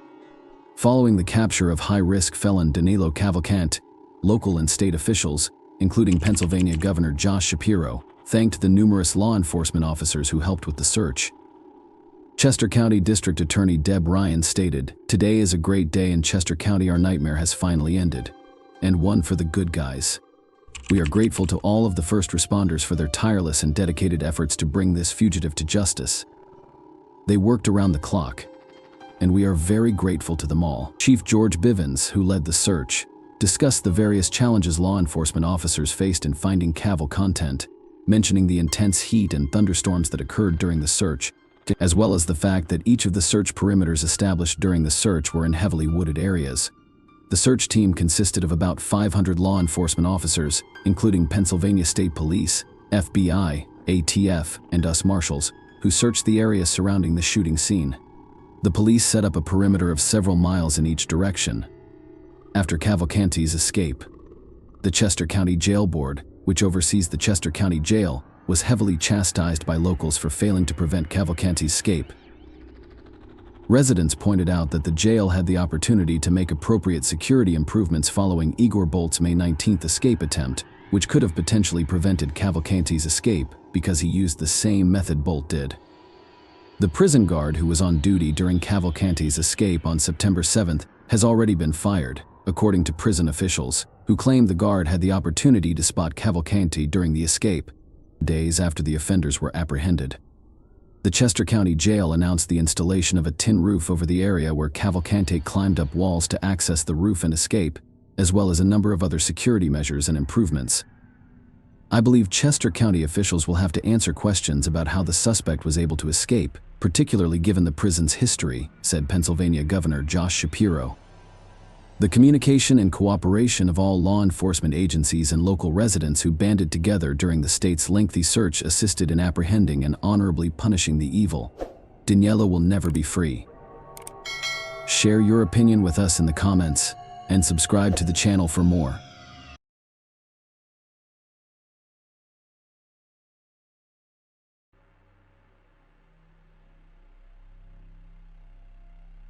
Christine Rossum was born on October 25, 1975, in Tennessee, USA, but grew up in California and Virginia because her father's job required them to relocate frequently. Christine had 2 siblings, and in her early teens, she attended an all-girls boarding school where she began to engage in behaviors such as drinking beer and smoking cigarettes. Christine had started using methamphetamine when she was 17 years old in 1992. In 1994, she enrolled in a university, hoping to break free from illegal substance use. However, following a relapse, she dropped out and moved to San Diego. Her life changed in 1995. When she met Gregory DeVillers, she appeared to have overcome her problems with illegal substances and was on her way to starting a family. Kristen married Gregory in 1999 after graduating with honors from San Diego State University in 1998. She became a toxicologist and worked for the city's medical examiner's office. Despite initial difficulties, it appeared that Kristen had successfully turned her life around and was on a positive path. However, not all endings are happy. Christine Rossum, a 25-year-old woman, made a distress call to 911 at 9:22 p.m. on November 6, 2000, a Monday, from her home in San Diego, California, located in the United States. In her call, she reported that her 26-year-old husband, Gregory DeVillers, was not breathing and allegedly committed suicide.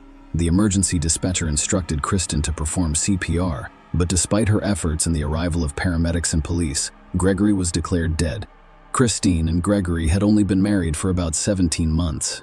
According to Kristen's statement to the police that evening, Gregory appeared drowsy, which he attributed to the effects of cold medication.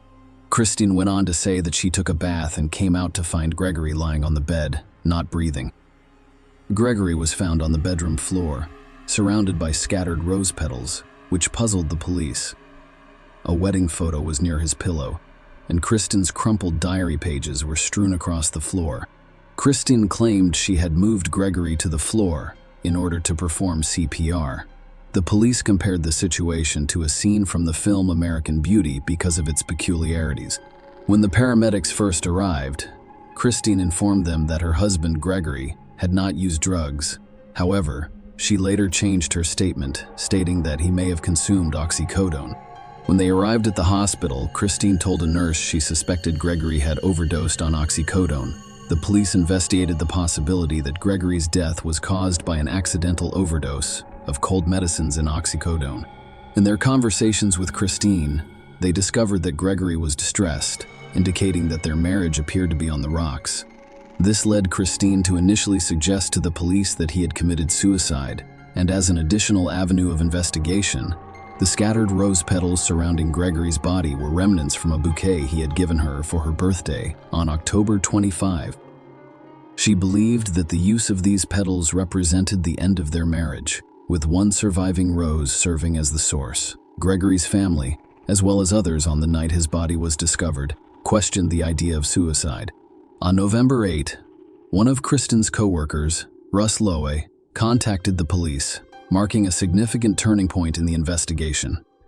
He revealed Kristen was having an extramarital affair with her manager, altering the course of the police investigation. Gregory and I met in 1995 and got married in 1999. Kristen, who had previously struggled with methamphetamine abuse, changed her life with Gregory's help and graduated with honors in biochemistry. In March 2000, she was hired as a toxic ecologist at the San Diego County Medical Examiner's Office. Meanwhile, Gregory pursued a career in biotechnology. Kristen began working at the O.M.E. Michael Robertson an Australian citizen, took over as forensic laboratory manager, succeeding Russ Loa. Russ, who'd been serving as the acting laboratory manager, had been with the OMI for a long time. The decision to appoint Michael to the permanent position rather than Russ created tension in the laboratory. The atmosphere became even more strained when it was revealed to employees that Kristen and Michael, both married, were having an extramarital affair. In October 2000, some employees expressed concern about the possibility of Kristen receiving preferential treatment. Kristen resumed her methamphetamine use a few months after the revelations. Police investigations revealed that on November 2, 2000, just 4 days before Gregory was discovered dead, he confronted Kristen about her use of prohibited substances and his suspicions about her affair. Gregory insisted on her resignation from the OME, threatening to reveal her use of prohibited substances and the affair to her employer if she refused. Following Gregory's death, an autopsy was performed, which included toxicology tests.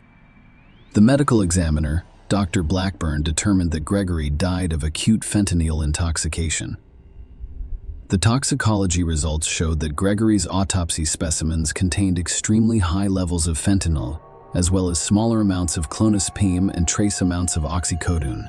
When asked about the source of the fentanyl, Christine claimed ignorance. However, the police were aware that Christine had access to fentanyl as a toxicologist. The police speculated that Kristen may have secretly administered the fentanyl to Gregory, resulting in his poisoning. They developed a case based on medical and toxicological evidence. Kristen was charged with first-degree murder and pleaded not guilty. During the trial, Kristen's parents, Ralph Rossum and Claremont McKenna, mortgaged their home to secure her $1.25 million bail.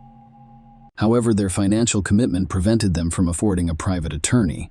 As a result, the court appointed a public defender to represent Kristen, and the prosecution claimed that Kristen murdered Gregory because he threatened to expose her use of illegal substances and affair with Michael Robertson to her employer. The prosecution claims Kristen poisoned Gregory with fentanyl, a potent synthetic opiate that is 80 times stronger than morphine. They speculated that she may have initially tried to harm him with clonazepam. But when that failed, she turned to fentanyl. The prosecution also claimed that Christine staged the bedroom suicide by tearing pages from her diary and strategically placing petals and a wedding photo around Gregory's body. The court learned that Kristen, who has a degree in biochemistry, allegedly used her knowledge of prohibited substances and chemistry to carry out the poisoning. The prosecution claimed Christine attempted to persuade her colleagues at the medical examiner's office, where she worked, that Gregory's death was a suicide. However, due to a conflict of interest, the case was transferred to another laboratory to conduct the toxicology tests, as the medical examiner's office is normally responsible for determining the cause of death in unusual cases. The prosecution described Kristen's activities on November 6 to the jury. She informed Gregory's employer of his absence and then went to work. Her co-workers reported that she was seen crying in Michael's office about an hour after arriving at work around 9 a.m. The apartment complex manager where Christine and Gregory lived testified that she returned to her apartment at 12:10 p.m. He was seen rushing inside. Later, at 12:41 p.m., she went to a local grocery store and purchased a few items. In the hours leading up to Gregory's death, she called Michael several times. Rose petals were discovered around Gregory's body, which Kristen attributed to the lone surviving rose from the bouquet he gave her for her birthday. However, the police revealed the receipt, which showed Kristen purchased a single rose on the same day Gregory died. The court learned about Gregory's death and the elevated fentanyl levels found in the tested sample. Dr. Brian Blackburn, the medical examiner for San Diego County, who performed Gregory's autopsy, testified that Gregory had been dead for at least an hour before paramedics arrived. Dr. Blackburn told the court that Gregory had early bronchopneumonia, which occurs when normal breathing processes fail to eliminate accumulated secretions in the lungs due to unconsciousness or shallow breathing. Furthermore, Dr. Blackburn revealed that Gregory's bladder contained a large amount of urine. If Gregory had been conscious, he would have found this condition uncomfortable. As a result, Dr. Blackburn concluded that Gregory's breathing had been inadequate for 6 to 12 hours prior to his death. During his testimony, Dr. Blackboard clarified that the amount of clonazepam discovered in Gregory's blood did not constitute an overdose and was deemed non-fatal by medical standards. The court was told that the presence of fentanyl, particularly at such high levels, was uncommon, and the medical examiner's office rarely includes it in routine tests.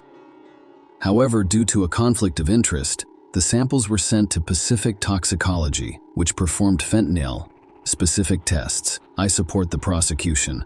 Dr. Theodore Stanley gave testimony. Dr. Stanley explained that fentanyl is a powerful and fast-acting pain reliever, emphasizing a serious side effect: the potential for respiratory failure, which causes a person to stop breathing. Dr. Stanley testified that the rate at which fentanyl takes effect is dependent on how it is administered.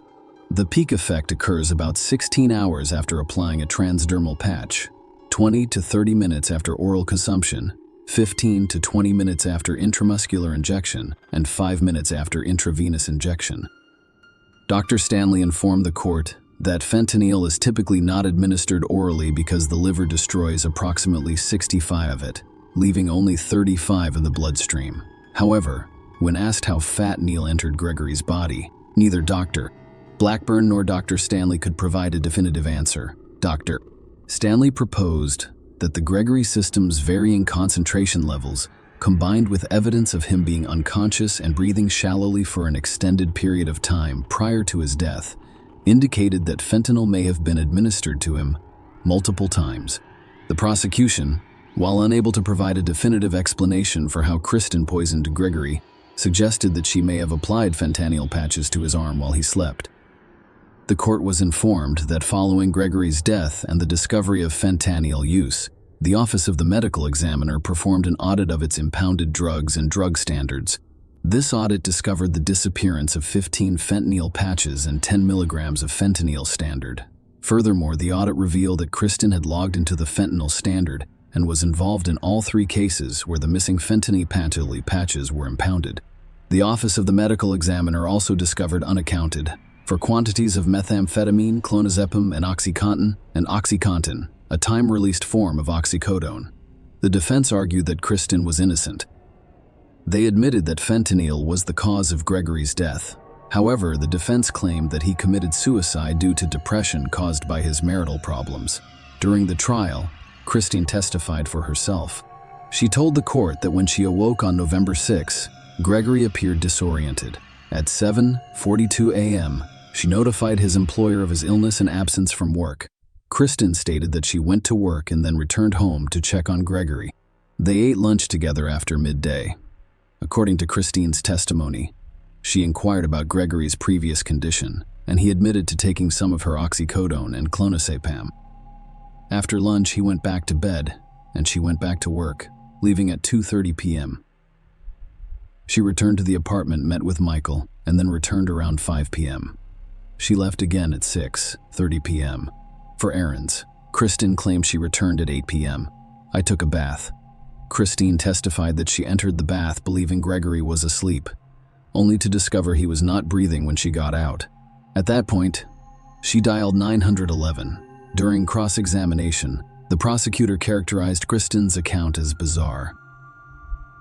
She admitted to previous lies, including those about her use of prohibited substances. The prosecutor emphasized that fentanyl, which is difficult to detect, was an ideal poison. Kristen, who was exposed to such substances through her work, was well aware of them. Despite Dr. Blackboard's testimony that the clonus levels in Gregory's blood were not fatal, the defense contended that the combination of oxycodone and clonazepam could have a synergistic effect, increasing their potency. However, this explanation did not answer the question of how fentanyl was consumed or why such high levels were found. After 8 hours of deliberation, the jury convicted Kristen of first-degree murder and murder under special circumstances due to the use of poison. She was subsequently sentenced to life in prison with no possibility of parole. Christine appealed her conviction. During the appeals court proceedings, it was revealed that her own defense team had made errors. Her lawyers admitted that, while they acknowledged fentanyl as the cause of death, they did not request testing for fentanyl metabolites in the autopsy samples. This test could have determined whether Gregory ingested fentanyl or if the presence of fentanyl in the samples was due to laboratory contamination after his death. If the fentanyl had only been found in the samples and not in Gregory's body, the prosecution's claim that fentanyl caused his death would have been false. The question is, how can fentanyl be present only in the samples? Is there a risk of laboratory contamination if the medical examiner's office sends the samples to a different lab for testing? The appeals court discovered that there was a break in the chain of evidence involving the samples. The appeals court discovered that the samples designated as specimens extracted from Gregory's body were stored in an unsealed cardboard box. The intended procedure was for immediate transportation to the sheriff's office, followed by transfer to an external laboratory. However, because the designated recipient was not available at the sheriff's office, the box containing the samples was kept in the medical examiner's office instead. Approximately 36 hours later, it was transported to the sheriff's crime lab. The central argument presented to the appeals court was that during this time period, when the samples were stored in the OMA, anyone with a key to the building could potentially access them. This raised the possibility that fentanyl had been added to the samples posthumously, casting doubt on the theory that fentanyl caused Gregory's death. Kristen contended that there was a motive to contaminate the samples and frame her for murder, citing personal relationships and tensions among OMI employees. Christine cited an incident on November 8, 2000, in which Michael, one of the individuals connected to the OMI, allegedly told a toxicologist at the OMI that he had examined a sample of Gregory's stomach contents. Kristen's trial lawyers made a mistake by failing to challenge the prosecution's claim that her husband died of a fentanyl overdose, according to a 3-judge panel of the 9th U.S. Circuit Court of Appeal. They claimed that her legal team should have tested the autopsy samples for fentanyl metabolites rather than accepting the prosecution's story. However, they did not overturn the conviction, but instead returned the case to federal court for a hearing to determine whether the defense error could have changed the trial outcome.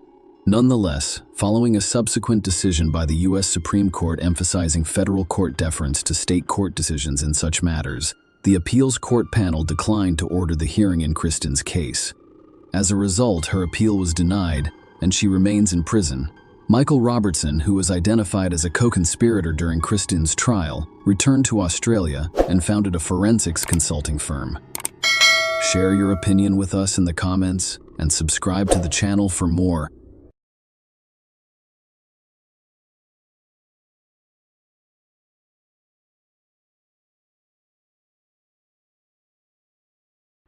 Hey guys, welcome to my channel, and today we're going to take a look at another horrible case with you. Today we'll look at a story from 1992. Milleke van Doorn, a resident of Zaandam, Netherlands, was attacked after missing her bus. It took over 20 years for authorities to find the perpetrator of this crime. The development of DNA testing methods also played an important role. Milleke came from a typical, ordinary family. She lived in Zaandam with her parents and 2 sisters. Zaandam is a city in the province of North Holland. It is the main city of the municipality of Zaanstad and was granted city rights in 1811. It is located on the river, just north of Amsterdam. Milleke was not a troublesome child. She did nothing wrong and was friendly to everyone. She had recently graduated from high school, where she had a solid reputation. She believed that her life was only beginning and that she had a bright future ahead of her. Unfortunately, one summer night changed everything. Milleke became well known throughout the country, and her fate received a lot of attention. Milleke attended a friend's birthday party on Sunday evening, June 7, 1992.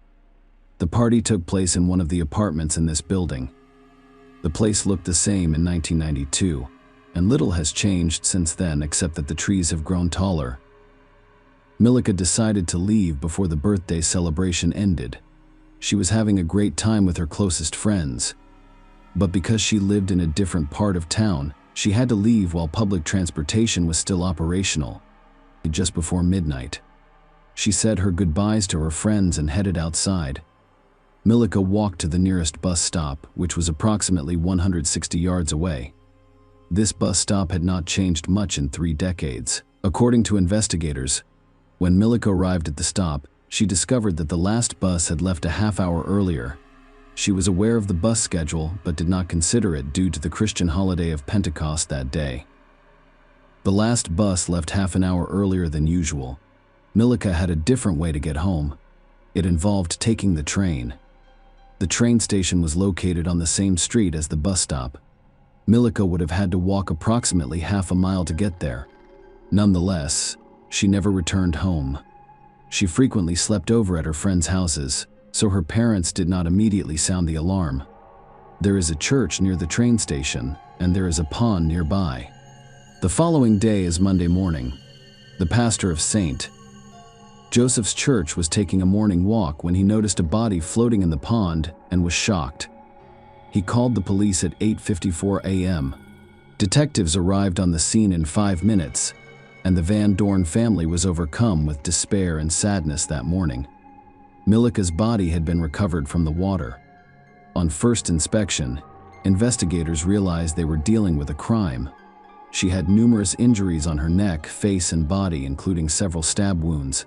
She was also partly undressed. The perpetrator wanted to hide the body so that passersby couldn't see it, so he covered it with reed stalks. However, this plan failed, and Milika discovered the body because her family was devastated by her death. She had been young and dreamed of a beautiful future. But now her parents had to mourn her. They had no idea who could have do such a thing to their daughter or why. Following the autopsy, investigators gained some insight into the motive for the crime. The medical examiner discovered semen and pubic hair inside me, just like in his body. Even after the body was removed from the pond, there was no water in his lungs. This meant she had died somewhere else. It wasn't until after she died that the body attempted to be hidden in the pond. It was also unclear when Milika died. It could have occurred shortly after she left the party. However, it could have been several hours later. Because her body was submerged in water, body temperature could not be used to determine when she died. The pond is where the perpetrator disposed of the body. Milika, however, died somewhere else. The police were attempting to locate the crime scene, and investigators believed that because of the severity of the wounds, traces should have been left behind as one piece of evidence that could point to the crime scene and possibly the perpetrator. Was one of Milika's shoes missing? Police distributed informational flyers, among other things, stating that one of Milika's shoes was missing and asking anyone who found it to report it to detectives.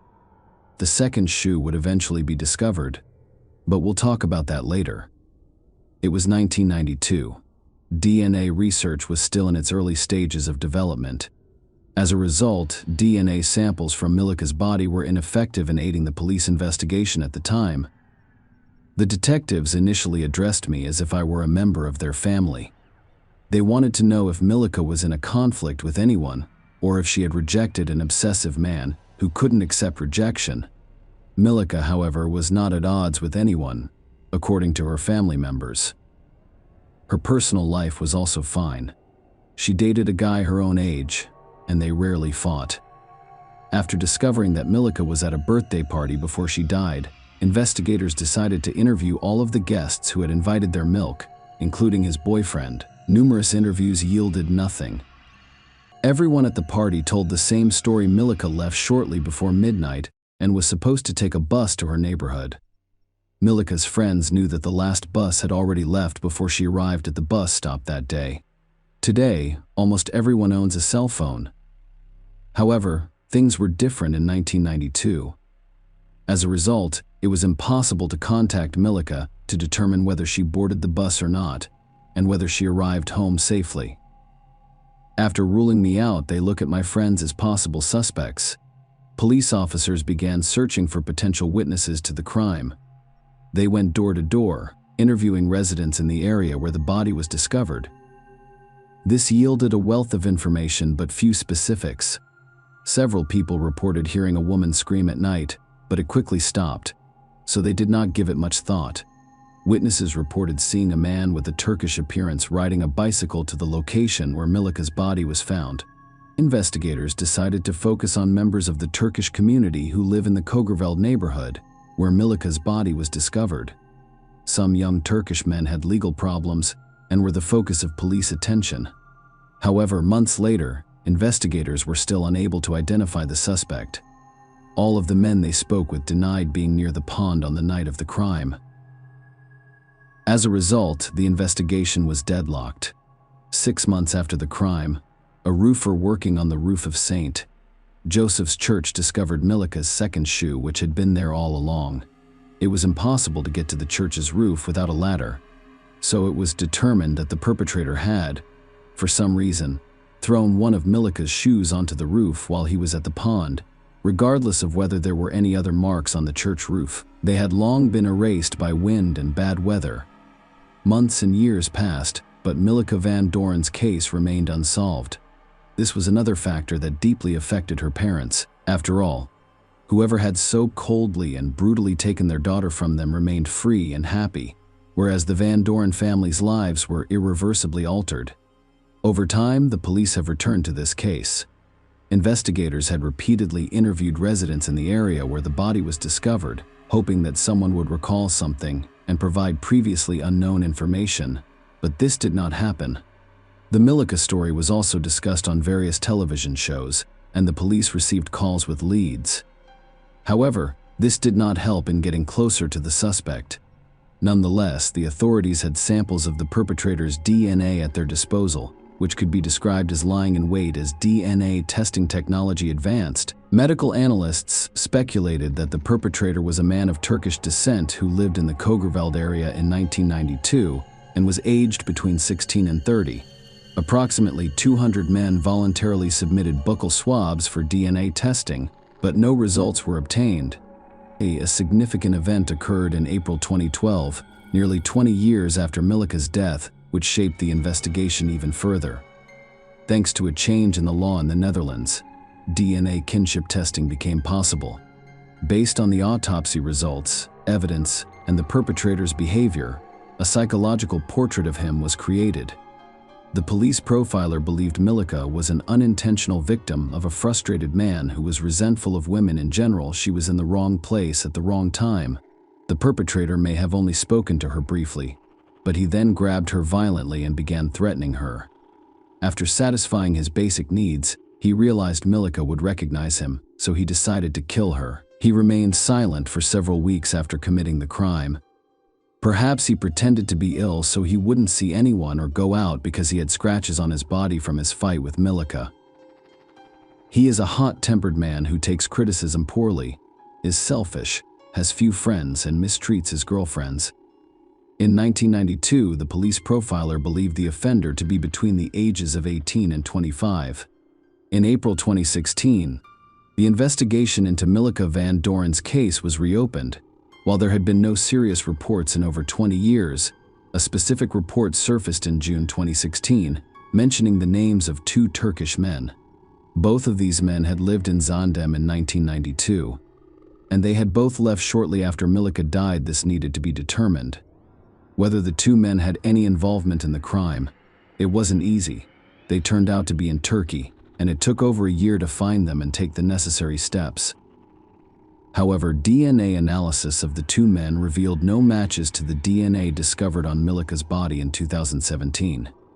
25 years after Milica's death, authorities decided to try to identify the suspect using DNA typing technology. In November 2017, scientific tests on DNA samples found on Milica's body revealed that the DNA almost certainly belonged to a man of Turkish ancestry. The police requested a voluntary DNA sample from 133 men of Turkish origin who lived in the area where the body was discovered and neighboring areas in 1992.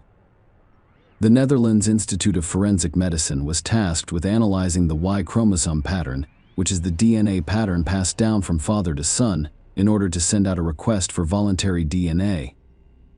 Authorities promised that the samples would be used only in the investigation of Milica Van Doren and then destroyed. Police also stressed that none of the men to whom the request was sent were suspects in the case. Nearly all of the 133 men of Turkish descent who received the request agreed to voluntarily provide a DNA sample for testing, but a few refused. According to a police statement, 126 of the 133 men provided DNA samples. A police spokesman called it fantastic, saying that the fact that so many men agreed to cooperate was respectful and demonstrated that they all wanted Doren to be held accountable and the case resolved. It took about a month to analyze the DNA samples, but it was worth it. The DNA of the man who attacked Milica 25 years ago was not one of the samples tested by these experts. However, among them was a DNA sample from a man who had no idea he was related to the perpetrator. On Monday, December 10, 2017, police announced the suspect's arrest. He turned out to be Hussein, a 47-year-old man whose last name and image were not published in accordance with local laws. He was one of 7 people who did not provide DNA for verification. Hussein, on the other hand, had a brother who had nothing to hide and gave the authorities his DNA without knowing where it would lead. By identifying family ties and compiling a list of individuals who refused to provide DNA to the police, investigators quickly figured out who had been hiding from justice for 25 years. These are the only photos of the suspect that I could find. The police obtained a warrant to collect a DNA sample from Hussein, and this time his consent was not required. A comparative analysis revealed a perfect match to the DNA samples taken from Milica's body. Based on this information, Hussein, who had established a family and fathered 4 daughters since the crime, was formally charged in the Milica Van Doren case, and he denied guilt during his 2018 trial. He initially claimed that he was possessed by an evil spirit, which is why he did not recall attacking Milica. However, he later changed his strategy and claimed that he had a secret and very close relationship with Milica, which is why his DNA ended up in her body. He claimed to be hiding his relationship with Milica because he had recently married. However, the judge did not believe him because Hussein made the statement only a year after being arrested, and because no one could confirm Milica and Hussein knew each other, let alone had an intimate relationship. Only immediate family members testified at the trial. According to one sister, the man who did this remained silent for years, refusing to reveal his identity or cooperate. When police asked for his DNA, he continued to live freely in the neighborhood, starting a family with 4 daughters. She addressed the suspect, stating, "You are an unidentified man who ruined my life. It disgusts me that there are men like you who exploit women, discard them like garbage, and then go on with their lives." The other sister stated, "I had hoped that you would talk about your motives in Milica's last hours, but instead, you made a completely implausible claim that you had a secret relationship with her and complained about how difficult it was for you and your own family. However, your family is welcome to visit you in prison. If I want to see Milica, my only option is to go to her gravesite." She concluded that Milica died in a terrible way, and so I hope for justice she deserved it. When her father was offered the opportunity to speak in court, Milica Van Doren and her family were overcome with emotion. He was furious and said, "If you keep your mouth shut for 25 years, you're a coward." Hussein's treatment of Milica was appalling. According to the attorney, "It's shocking when the police come to your house and tell you that someone has taken your child's life because the family lived in constant fear for years, because they didn't know if this was a targeted act against the family." Hussein was found guilty on December 11, 2018, based on DNA evidence, despite his continued denials of involvement in Milica Van Doren's case. He was convicted of taking Milica's life, which the court determined was Doren's, to conceal the evidence of another crime, a crime against sexual integrity. He was sentenced to 20 years in prison. In addition, the judge ordered Hussein to pay Milica's family €10,000 in compensation. Hussein refused to appear in court during the pronouncement of his sentence. He was taken to court, but opted to remain in a cell outside the courtroom. Hussein filed an appeal in February 2019, and his sentence was reduced from 20 years to 19 years and 7 months. His time in prison, however, was brief. Hussein died on Sunday, June 13, 2022. According to his lawyer's report, Hussein died after working out, and the resuscitation treatments he received were ineffective. Share your opinion with us in the comments, and subscribe to the channel for more.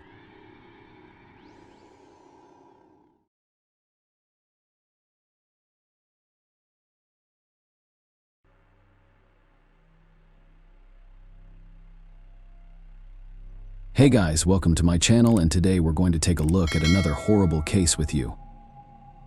Jennifer Cave has a generous heart. Why do bad things happen to good girls? Because bad boys attract them like moths to a flame kind. Often naive, they idealize their partner and completely ignore the obvious red flags. Sometimes these destructive relationships last a long time, while other times the realization occurs quickly. Sooner or later, there is a choice: leave or continue to be burned until the moth is reduced to ashes. Jennifer was nowhere to be found during one of the most heinous and undoubtedly didactic incidents in Austin, Texas, USA. Jennifer Cave, Michael Rodriguez's new girlfriend, last spoke on August 16, 2005, late in the evening. Throughout the night, Michael awaited her call. However, exhausted from work, he unintentionally fell asleep. By morning, there had been no missed calls from her. Concerned, Michael remembered Jennifer's promise to call him back after dropping off her friend Colton at home. He was concerned that she would have to go out of her way because Colton had not arranged for his own ride home. In general, he did not trust Colton or his lifestyle. Meanwhile, Jennifer's roommate discovered her absence from home. Her alarm clock was blaring, and there was no one to turn it off. It appeared that Jennifer had not spent the night at home. Her friend became concerned. They usually informed each other about their plans. She tried calling Jennifer, but there was no response, which was unusual for her. Jennifer begins her first day of work today. It's unlikely she'd leave without changing. The roommate thought Jennifer's office clothes were neatly hanging on the rack, as if she hadn't taken anything with her. On August 17th at 8:30 a.m., the director of the law firm was informed of the new employee's tardiness during her internship. Miss Cave had left a positive impression. It seemed odd that she would allow herself such behavior on her first day of work at 9 a.m. Jennifer's colleagues called, but she did not answer. Around 11 a.m., the employer dispatched one of the managers to check on her at home. Persistent knocks went unanswered. They then attempted to contact the secondary contact number listed on her resume. Sharon Sedgwick, Jennifer's mother, answered the phone. The call caught her off guard and left her feeling disappointed. She said she'd try to find her daughter. Sharon was also unable to reach Jennifer. She began to feel increasingly concerned and suspicious. She appears to have dropped everything again for that irresponsible young man. She came to a conclusion. Nobody in Jennifer's circle liked her ex-boyfriend, Colton Pitniak. Regardless of his intelligence and financial status, he always seemed to bring her down. Mrs. Sedgwick called Colton. He stated that he hadn't seen her daughter in quite some time. He seemed unconcerned about Jennifer's disappearance. For some reason, her mother did not believe him. More than 12 hours passed without any news. After all, Austin hospitals were checked, but no results were found. Sharon called the cops. She reported her daughter missing and expressed concern that she was in danger at Pitniak's house after calling the police. Sharon and her husband, Jim Sedgwick, visited Colton's home to speak with him in person. However, he refused to open the door for them or the responding officers, claiming he didn't want to talk. And they didn't have a search warrant.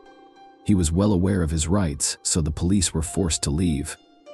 However, the situation appeared suspicious. Jennifer's car was discovered near Pitniak's home. Despite the fact that the car was empty, its mere presence in the parking lot prompted thought. Jennifer appeared to be inside the house. Sharon and Jim were convinced something had happened to her. The police decided not to waste time and inspected Jennifer's home. However, they discovered nothing of interest. The only leads came from Michael and Sharon, as well as Jennifer's car near Coltrane's house. Michael described how Jennifer went out with friends on the evening of August 16th to celebrate landing a job. She'd called him several times. One of the friends was her ex-boyfriend Colton, who was with her at the time of the call. Jennifer did not appear scared or worried during the conversation, but she did mention that Colton was acting strangely and she needed to take him home after losing contact with her. A grisly discovery. All of the clues point to Pitniak's home. While the cops hesitated, Sharon and Jim decided to take matters into their own hands. They drove back to Colton Place. When they arrived at the apartment complex, they knocked on the door but received no response.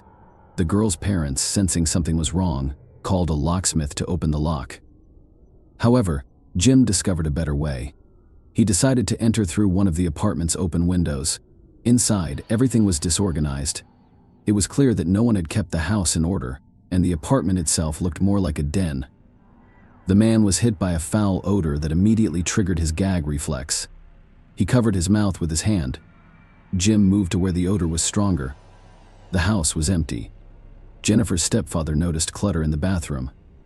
He looked closer and discovered a dismembered female body, with the head and limbs severed.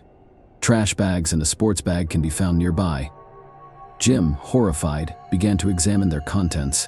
Inside were the body's remaining parts. The deceased's legs were freckled like his stepdaughter's. However, the corpse was so mutilated that it was impossible to determine who it was. The man hoped until the very last moment that it was not his stepdaughter. After regaining consciousness, he contacted emergency services to save Jennifer's life. Jennifer Cave was born in March 1984 near Bishop, Texas. Her family resided in a modest farmhouse. Sharon's mother was in her second marriage, which added 3 more children to the family. Jennifer, Lauren, and Clayton, Vanessa from Sharon's first marriage, were the 3 oldest siblings. Jennifer's father works as a welder. He was a good husband and father until alcohol turned him mean and uncontrollable, hurling insults and causing trouble. When sober, he was composed and respectful. Despite their unstable home environment, the family remained close. Sharon worked as an accountant in a chemical plant while also caring for her home and children. Jennifer, unlike her more sociable brother and sister, was shy. While they made friends quickly and played outside, she preferred the company of books, which sharpened her intellect and provided her with an excellent memory. Her love of reading had an impact on her vision, necessitating the use of glasses in conjunction with the braces in her mouth. The glasses did not improve her self-esteem. Our heroine lacked confidence, but she still actively participated in school social and athletic activities. Eventually, her father's destructive habits caused the family to split up. Jennifer and Clayton chose to remain with Charlie following their separation. They backed him up with great compassion, hoping to prevent his downfall. Jennifer was so determined to help her father quit drinking that she overlooked his unwillingness to fight. Years have passed since the divorce in 1999. Sharon met Jim Sedgwick by chance. Jennifer transformed as she approached adolescence, removing her braces and replacing her glasses with contact lenses, transforming her into a true beauty. However, her character began to shift. Along with her appearance, she began socializing with children from troubled families. Nonetheless, due to her high intelligence, she graduated near the top of her class. Jennifer later enrolled at Texas State University to major in finance, but she quickly became disillusioned with her studies and dropped out after the first semester. She attended a community college in Austin and worked part-time at a city restaurant to help support herself. During this time, she dated Mark, a nice young man from a respectable family. Their relationship could have led to marriage, but Jennifer became engrossed in the nightlife.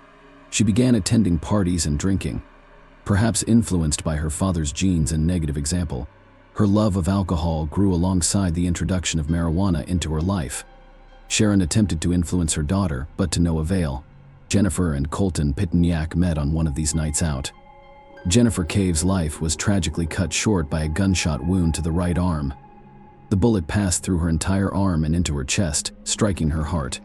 The injury to a vital artery caused rapid blood loss, which resulted in her untimely death.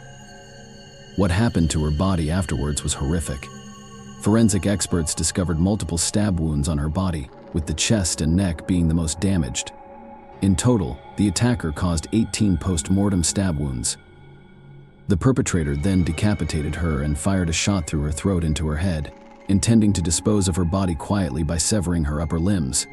He packed them into a prepared bag and trash bags. Her torso was left in the bathtub, covered with a saw. Something thwarted the assailant's initial plan, forcing him to change his tactics. Evidence was uncovered. When Jennifer Cave's body was discovered and police arrived, they did not yet have a warrant to search Colton Pitoniak's apartment. Initially, all the officers could do was observe the victim's body and secure the scene. After obtaining the necessary permission, a thorough search of the apartment was conducted.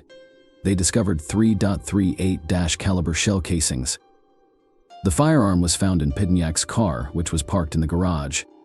A large, blood-stained machete was taken from the dishwasher. Toxicology reports revealed that the victim's bloodstream contained alcohol, marijuana, and methamphetamine. Inside one of the rooms, there was a road atlas with pages torn out that highlighted routes in southwest Texas. This clue revealed the apartment owner's absence. Colton Pitoniak fled. Law enforcement immediately issued a warrant for his arrest. His name is Colton Pitoniak. Bryant, Arkansas is where Colton originated. He grew up as a sharp-witted boy with attractive looks who was popular with girls during his adolescence. His father operated a successful agricultural business that grew year after year, allowing the family to live comfortably. However, the abundance spoiled Colton. On the one hand, he was ambitious and goal-driven. On the other hand, he may become aggressive and irritable. Colton was an avid skateboarder and guitarist. He attended a Catholic boys' middle school in Little Rock, where he excelled academically and was frequently on the honor roll. He was also a National Merit Scholarship finalist. Pitniak was one of 7 senior finalists at his school in 2000, out of 166 across the state. By his senior year, he was dealing with alcohol and fights, owing to his membership in a group of local affluent kids who lived a leisurely lifestyle, frequently throwing parties with the attendant consequences. Nonetheless, due to his high graduation scores, he was easily admitted to the University of Texas at Austin. Rather than concentrating on his studies, he maintained his erratic lifestyle, losing friends and earning a reputation as a heavy drinker and marijuana user. He could have had a promising future if not for his proclivity for self-destruction. After being expelled from a university indefinitely, he began distributing controlled substances. His parents fought to help him overcome his addiction, even taking him back home. It's a fateful encounter. Jennifer and Colton first met at a party in the spring of 2004, and they were immediately drawn to each other. Jennifer, who frequently idealizes others, chose to give a potentially dangerous relationship a chance rather than abandon it. Their friendship gradually developed into love. Jennifer eventually began using illegal drugs with Colton. His opulent apartment gradually transformed into a den of excess, and using illegal substances together became a household rule.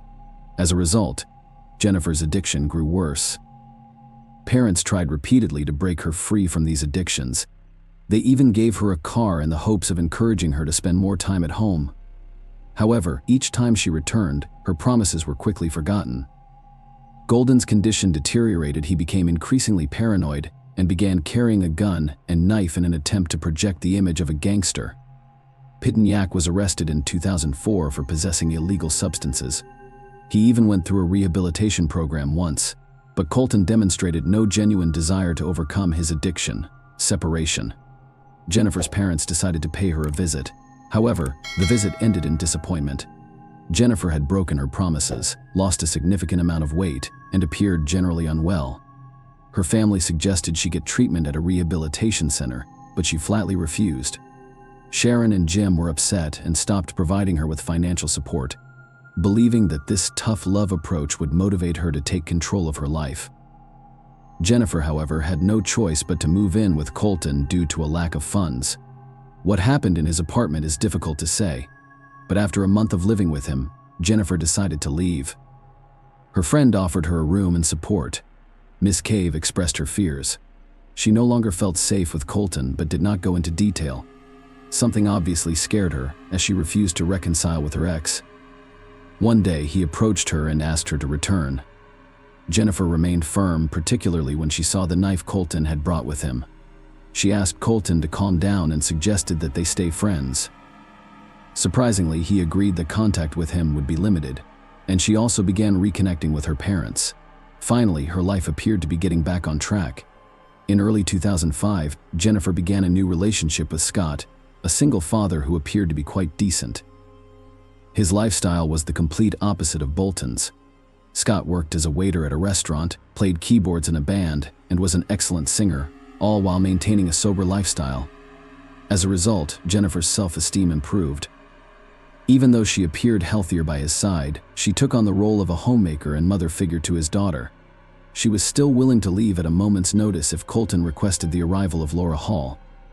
Colton eventually moved to a new apartment complex with a pool near the university called Orange Tree, which became a popular spot for daily parties.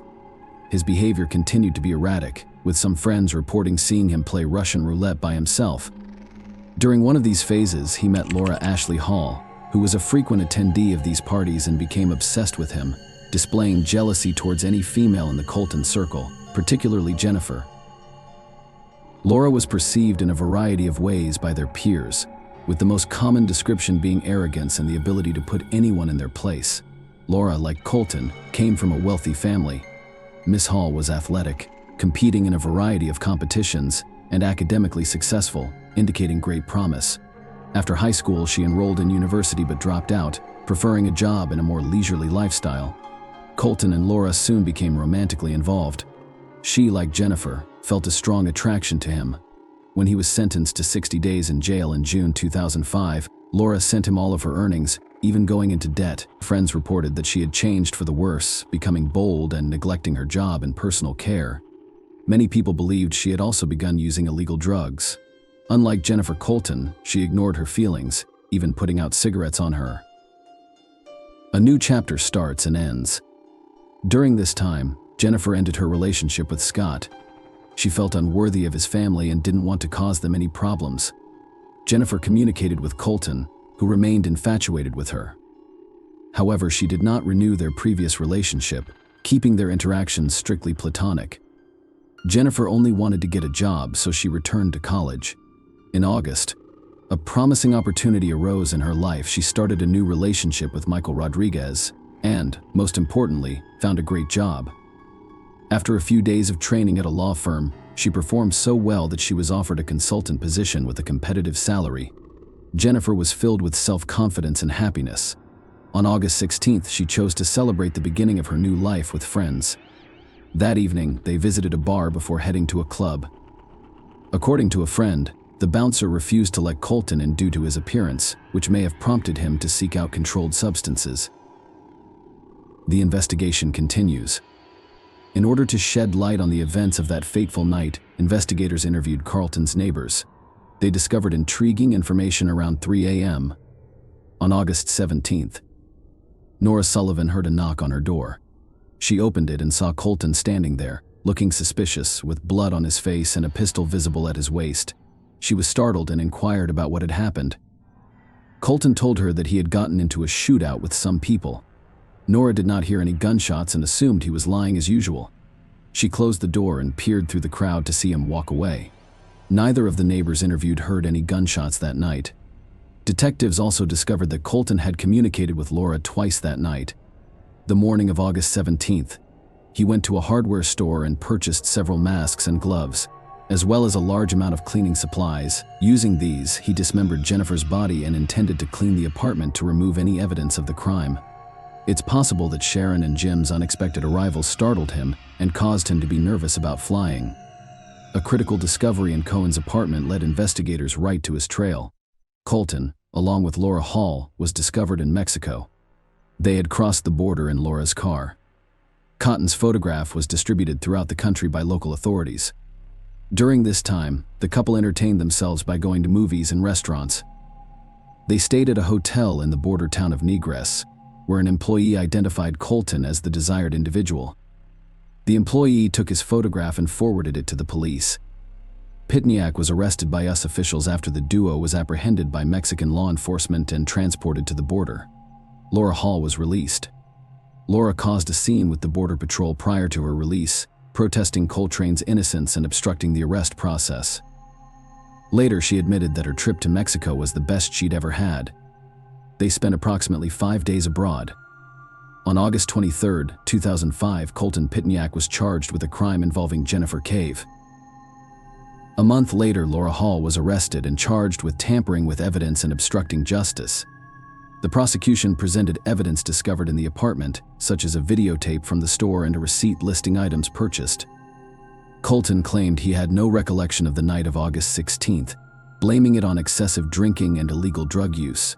Initially, he did not deny hurting Jennifer but insisted he had no memory of it. He claimed he woke up to find his ex-girlfriend's body in the bathroom. After finding the body, he contacted Laura, who advised him to purchase a saw and cleaning supplies. She helped dismember the victim and conceal the body parts in bags. The prosecution claimed she was responsible for Jennifer's post-mortem injuries. Colton later hinted that she may have been motivated by jealousy, implying that she participated in an act of revenge against her rival. Nevertheless, both defendants pleaded not guilty. Nonetheless, the evidence supporting his involvement was overwhelming. Jennifer's body was discovered in Coltrane's apartment. His fingerprints and DNA were discovered on the machete, saw, and firearm recovered from the crime scene, and the weapon in his car was identified as the crime weapon. In addition, he was the one who bought the cleaning supplies at the store. The jury had no doubts about his guilt. On January 29, 2007, Colton Pitniak was sentenced to 55 years in prison, with the possibility of parole after serving at least half. His earliest release date will not be until 2060. Laura Hall's case was complex, and the prosecution suggested she may have acted out of blind love for Colton. Laura's DNA was discovered on one of the victim's shoes, a store towel, and the firearm used. The defense argued that this only demonstrated her involvement in disposing of the body, not in the original act. They were unable to prove she was the one who fired the first shot to Jennifer's head after her death. There was no evidence that she was present at the scene when the crime occurred. Laura insisted she only learned about the crime from Colton, who claimed he forced her to flee to Mexico with him. However, witnesses from their trip to Mexico reported that the couple appeared to have a good time. Laura Hall was convicted of obstructing justice and tampering with evidence in 2007 and sentenced to 6 years in prison. A subsequent trial in 2010 resulted in a maximum 11-year sentence and a $14,000 fine. Laura was granted parole on March 15, 2018, with GPS monitoring, and completed her sentence in August of the same year. Her whereabouts thereafter are unknown. She was apprehended and framed. Colton Pitniak remains incarcerated. He has filed several appeals, all of which have been unsuccessful. In these appeals, he repeatedly stated that he had no memory of the tragic events of that night. However, he revealed that witnesses claim Laura confessed to Jennifer's death. He claims that the prosecutors were aware of this information during the trial but did not disclose it to his defense team, implying a possible setup. Although Pitniak's legal motions were denied, the revelation raised public concerns. Furthermore, Jennifer's parents felt that Laura's punishment was insufficient. They believe she played a larger role than she admits. Unlike Colton Hall, she has never expressed sorrow or regret over Jennifer's death. She only referred to Jennifer as that girl or the dead girl, occasionally using derogatory language. To this day, the exact events of that fateful night are unknown. Only Jennifer knows the truth, which is silently concealed by Pitniak's residence walls. Unfortunately, the dead cannot speak. Jennifer's life was cut short during her prime. Unfortunately, she discovered an important truth too late. Staying away from certain people and ceasing communication with them may mean saving oneself. Share your opinion with us in the comments, and subscribe to the channel for more.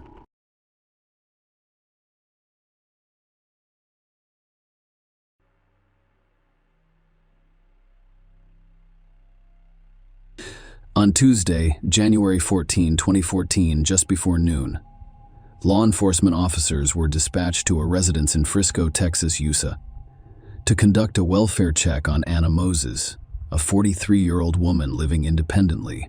Her boyfriend, Michael Stodnick, expressed concern when he couldn't reach her. They were scheduled to meet for a date the night before, but when Michael arrived at Anna's house at 7:30 p.m., it was dark, or the lights were turned off, and her car was not in the driveway. This was unusual because Anna usually left her car in the driveway except for inclement weather, when she parked it in the garage. Michael rang the doorbell, called, and texted, but received no response. Following his initial attempt to contact Anna, Michael drove to a nearby Starbucks and waited 15 minutes. He returned to Anna's house and found no apparent change, so he decided to go home. The next morning, Michael tried again to reach Anna via text messages and phone calls, but received no response. Concerned, he contacted some of her friends, who also reported not hearing from her at 9 a.m. On the morning of January 14, Michael returned to Anna's house and discovered that her trash bins were still at the front, and packages remained unopened on her doorstep. Despite having a house key, Michael refrained from entering because he was unfamiliar with the alarm code. The situation indicated that Anna had not returned home from work on the 13th. Michael contacted the police and requested a welfare check after becoming concerned about Anna's well-being. The police advised him to contact the University of Texas at Dallas Police, which was Anna's last known location. Anna worked as a statistical analyst in the UDA's strategy department and had worked all day on January 13th. Michael went to the campus and spoke with the police, but they did not appear concerned. They only took Anna's disappearance seriously after her boss reported her missing. His boss also informed them that she had not been at work on the morning of January 14. Following this report, a 911 call was placed, prompting the police to arrive, but as residents, nothing seemed out of place. There was no evidence of forced entry. They contacted Anna's son, Igor, who had a key and met them at the house. The alarm was disarmed at 12 or 5 p.m. According to the alarm log, for the first time since January 13 morning, the question remained, where was Anna? The police searched several rooms and found Anna's lifeless body in the garage, where she had been fatally shot. Despite her death, she remained dressed in her coat and scarf. Surprisingly, nothing seemed to be missing other than her car. Her purse containing money was discovered next to her, and mail was scattered around her. Notably, an empty Taco Bell sack with a quesadilla wrapper was on the ground nearby. Anna had 7 gunshot wounds distributed as follows: 1 in the neck, 2 in the chest, 3 in the back, and 1 that did not break the skin, with the bullet lodged in her clothing. She also had abrasions on her left hand and a minor abrasion on her right hand, which could be the result of a fall or defensive wounds. Surprisingly, the police discovered 11 cartridge cases in the garage, which contradicted the initial count of 7. Interestingly, there were no bullet holes in the garage. This led the police to suspect that the crime scene had been staged to give the appearance of a robbery. Notably, no fingerprints were found on the patio door or the interior garage door. The police believe Anna was murdered on the evening of January 13 as she returned home from her job at the University of Texas at Dallas. The crucial question remains: who is responsible for Anna's murder? The investigation into Anna's death generated more questions than answers. Originally from Russia, she moved to the United States after meeting Robert Moses. Their union led to marriage, and Robert was formally adopted by his son Igor. Initially, the family appeared close-knit, with Robert and Igor having a strong bond. However, as the years passed and Anna gained confidence in her new American life, she began to engage in activities separate from Robert, causing strains in their relationship, and his interactions with other men contributed to the breakdown of her marriage. One of these connections was with Dr. John Wheeler-Kowski, a colleague who would generously provide her with financial assistance when necessary. Anna also spent time with Jerry Casper, a man who shared her passion for opera and musicals. Jerry was so taken with Anna that he dedicated books of poetry to her. Despite this, he claimed there was nothing romantic between him and Anna because he was married. During their investigation, the police spoke with one of Anna's friends, Dr. Jacques, a Christian who worked at the University of Texas at Dallas. Dr. Christian described an incident that occurred on December 15, 2012, between Anna and her ex-husband Robert. According to Dr. Christian, Anna was in great distress and contacted her, claiming that she was trapped inside a closet with her 2 dogs. The police were called, but the incident was reported as an error. Dr. Christian stated that Anna appeared genuinely afraid of Robert, recalling an encounter in which Anna was visibly shaken and expressed concern that he would kill me tonight. Anna and Robert finalized their divorce in March 2013. Despite the separation, Robert remained in the house while Robert moved to a home shared with 3 other divorced men, most notably their son Igor, who maintained close ties with both parents and paid frequent visits to them. Despite their divorce, Robert continued to assist Anna with household repairs as needed. Surprisingly, Anna did not tell any friends or family about her lingering fears about Robert following the divorce. In fact, she appeared content and happy, having found companionship through online dating. Anna had been in a year-long relationship with Michael, whom she met through Match.com. When questioned by the police, Robert gave his version of events on January 13. He claimed to have spent the day watching football at home before visiting Twin Peaks Bar. Surveillance footage confirmed his timeline, with him entering the bar at 7:06 p.m. and leaving at 7:57 p.m. During the questioning, the police discovered a small cut on Robert's right hand, just above the knuckle of his ring finger, with blood seeping through the bandage. Despite this, Robert cooperated with the investigation, providing a DNA sample and allowing the police to search his room. During the search of Robert's belongings, several firearms were discovered, including a Ruger long rifle, a black pocket pistol, and a black Browning buckmark target pistol. However, extensive testing eliminated these firearms as the murder weapon. The day after Anna's body was discovered, her car was found a few blocks away from her home. Upon inspection, the police discovered blood on the driver's seat, as well as muddy footprints on the car's hood and on top of the vehicle. Inside the car, a Red Bull can on the backseat passenger side and a cigarette butt on the floorboard raised suspicions because Anna was not known to smoke or drink energy drinks. The police believed that the blood found in the car was consistent with the type of injury on Robert's right hand. Subsequent DNA testing revealed that the blood in Anna's car matched Robert's DNA sample. When asked about the blood, Robert initially claimed ignorance, saying he couldn't think of a reason for its presence. He later admitted to being in Anna's car on January 28, 2015, explaining that he was fixing a broken water pipe in the garage at the time. Following these findings, Robert was charged with murder. The prosecution built its case on the assertion that Robert was the only person with the motive, means, and opportunity to commit Anna's murder, claiming that everything pointed to him. It points to nowhere else. Their disagreements revolved around the belief that Robert murdered Anna for personal financial gain. The court learned of this on January 13. Anna left for work at 8:23 a.m., as she usually does, and setting the house alarm before she leaves. She spent the day at work, with a tea break around 2 p.m. Alongside Dr. Wheeler-Kowski, Anna finished her workday at 5 p.m., her usual departure time. At 5:02 p.m., video surveillance captured her walking into the parking garage at work.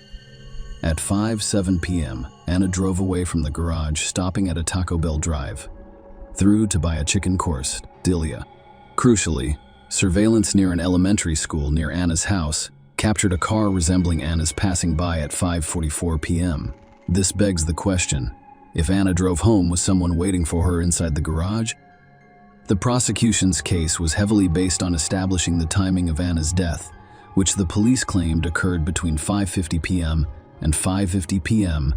and 5:55 p.m. Testimonies in court included statements from people who live on the street where Anna's car was discovered.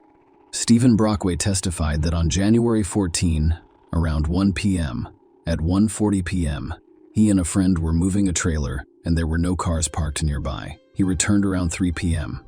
and noticed an SUV parked there. Another neighbor reported seeing a blue Chevrolet truck on the street around 5 p.m. and 6 p.m. Based on this information, the police concluded that Anna's car was most likely left there after 6 p.m. On January 14, it was revealed in court that the police had interviewed the other men in Anna's life. Specifically, Michael and Jerry. Both men willingly provided DNA samples for investigation, but Michael denied possessing any firearms. Jerry, on the other hand, admitted to owning a 9mm Glock and a 2-point target pistol. Although the police did not recover these weapons, the court learned from toll records that Jerry left his Arlington workplace around 5:18 p.m. on January 13 and exited the Renner Road toll booth at 6 p.m. This information, when combined with the police's belief about Anna's death time, suggested that Jerry was not in a position to be responsible for the crime at the time it occurred. These details were presented to the court in order to rule out any other possible suspects.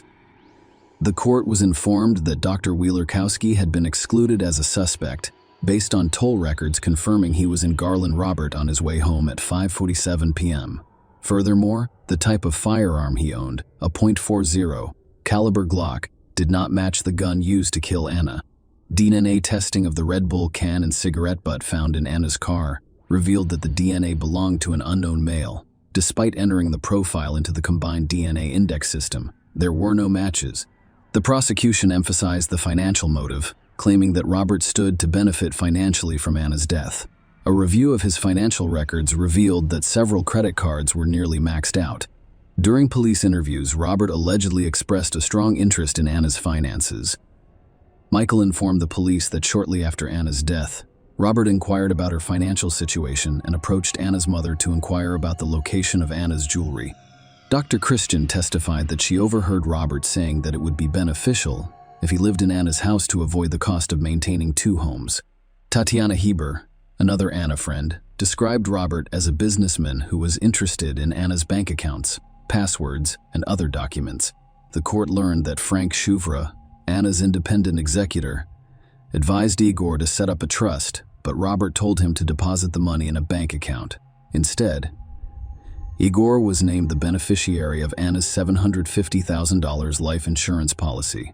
On February 4, 2015, Anna's estate deposited $25,000 into Robert and Igor's joint bank account. Igor claimed that the money was used to pay off the car he was driving, which Robert had previously owned and had since transferred to Igor. The proceeds were also used to pay off Anna's mortgage. The defense claimed that in their focus on Robert, the police failed to thoroughly investigate other men in Anna's life. They stated that the items discovered in Anna's car as well as the footprints, did not match Robert's DNA, and that the weapon used to murder Anna had yet to be found. In Robert's defense, it was argued that he was not financially impacted by Anna's death. Robert claimed that his move into Anna's house was solely to assist Igor, who was the beneficiary of his life insurance. Igor supported this claim, testifying that Robert's decision to move in was his own, motivated by a desire for assistance in managing bills and household responsibilities. The trial revealed that Anna took excellent care of Igor, doing everything for him, so it was not uncommon for him to seek assistance with bill payment. Igor testified about the blood stain discovered in Anna's car, claiming that it had been there for years and was not a new or fresh stain. The defense also questioned the accuracy of the time of death. The medical examiner stated during the trial that Anna's stomach contents had been nearly completely digested. The defense argued that if she had eaten the quesadilla and died before 6 p.m., there would have been more identifiable food remnants in her stomach. This raises the possibility that she was murdered later, providing an alibi for Robert and some of Anna's other male acquaintances. Despite the defense's arguments, a Collin County jury found Robert Arthur Moses guilty of first-degree murder of his ex-wife Anna over finances and their relationship in late 2016, sentencing him to life in prison after more than 8 hours of deliberation. In court, prosecutors referred to the then 64-year-old as a calculating killer, claiming that Anna, 43, was targeted and ambushed at the time she died. She was shot in her prime, and no one should ever fear him again. Following his conviction, he filed an appeal to challenge the court's decision. Robert's appeal focused on a lack of evidence, claiming that the conviction was based solely on conjecture and speculation. The appeal centered on specific pieces of evidence, including the chicken quesadilla from Taco Bell and the unexplained large sum of money in Anna's savings account at the time of her death. Concerning the chicken quest idea, the appeal focused on Dr. Williams' testimony, which challenged the established time of Anna's death. Dr. Rohor acknowledged that if Anna had eaten a chicken quesadilla on her way home at 5:45 p.m., it is reasonable to expect the stomach contents to be partially digested after being shot 10 minutes later. However, he testified that he could not recognize any type of food in Anna's stomach contents, casting doubt on the timeline's accuracy. The appeal argued that the uncertainty about the digestion of the chicken quesadilla calls into question the accuracy of Anna's time of death, implying that she was killed after 7 p.m. Is true, this assertion would provide an alibi for Robert, who was reportedly at the Twin Peaks bar at the time. Furthermore, the appeal highlighted Anna's substantial savings account, emphasizing the significant increase in funds over a 23-month period, despite the fact that her spending records showed she spent the majority of her income. The appeal faulted the police for failing to investigate the source of the funds. However, the state appeals court rejected Robert's arguments regarding the quesadilla. The court stated that no one knew what happened to it, or if Anna consumed it. Regarding Anna's savings, the court noted that prosecutors brought it up during the trial, claiming that some of the money came from a former romantic interest who wanted to help Anna. Despite the appeal, the court upheld Robert's conviction, and he is still incarcerated. The rejection of the appeal upholds the previous judgment and preserves the trial outcome.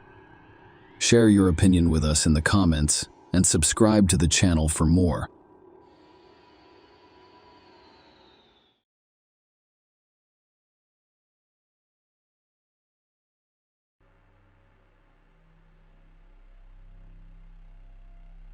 Gail Katz was born March 8, 1956, in Brooklyn, New York. I grew up with 2 other siblings, a sister and a brother. Despite excelling academically as a teenager and graduating a year ahead of her peers, Gail's life took a different turn when she started college.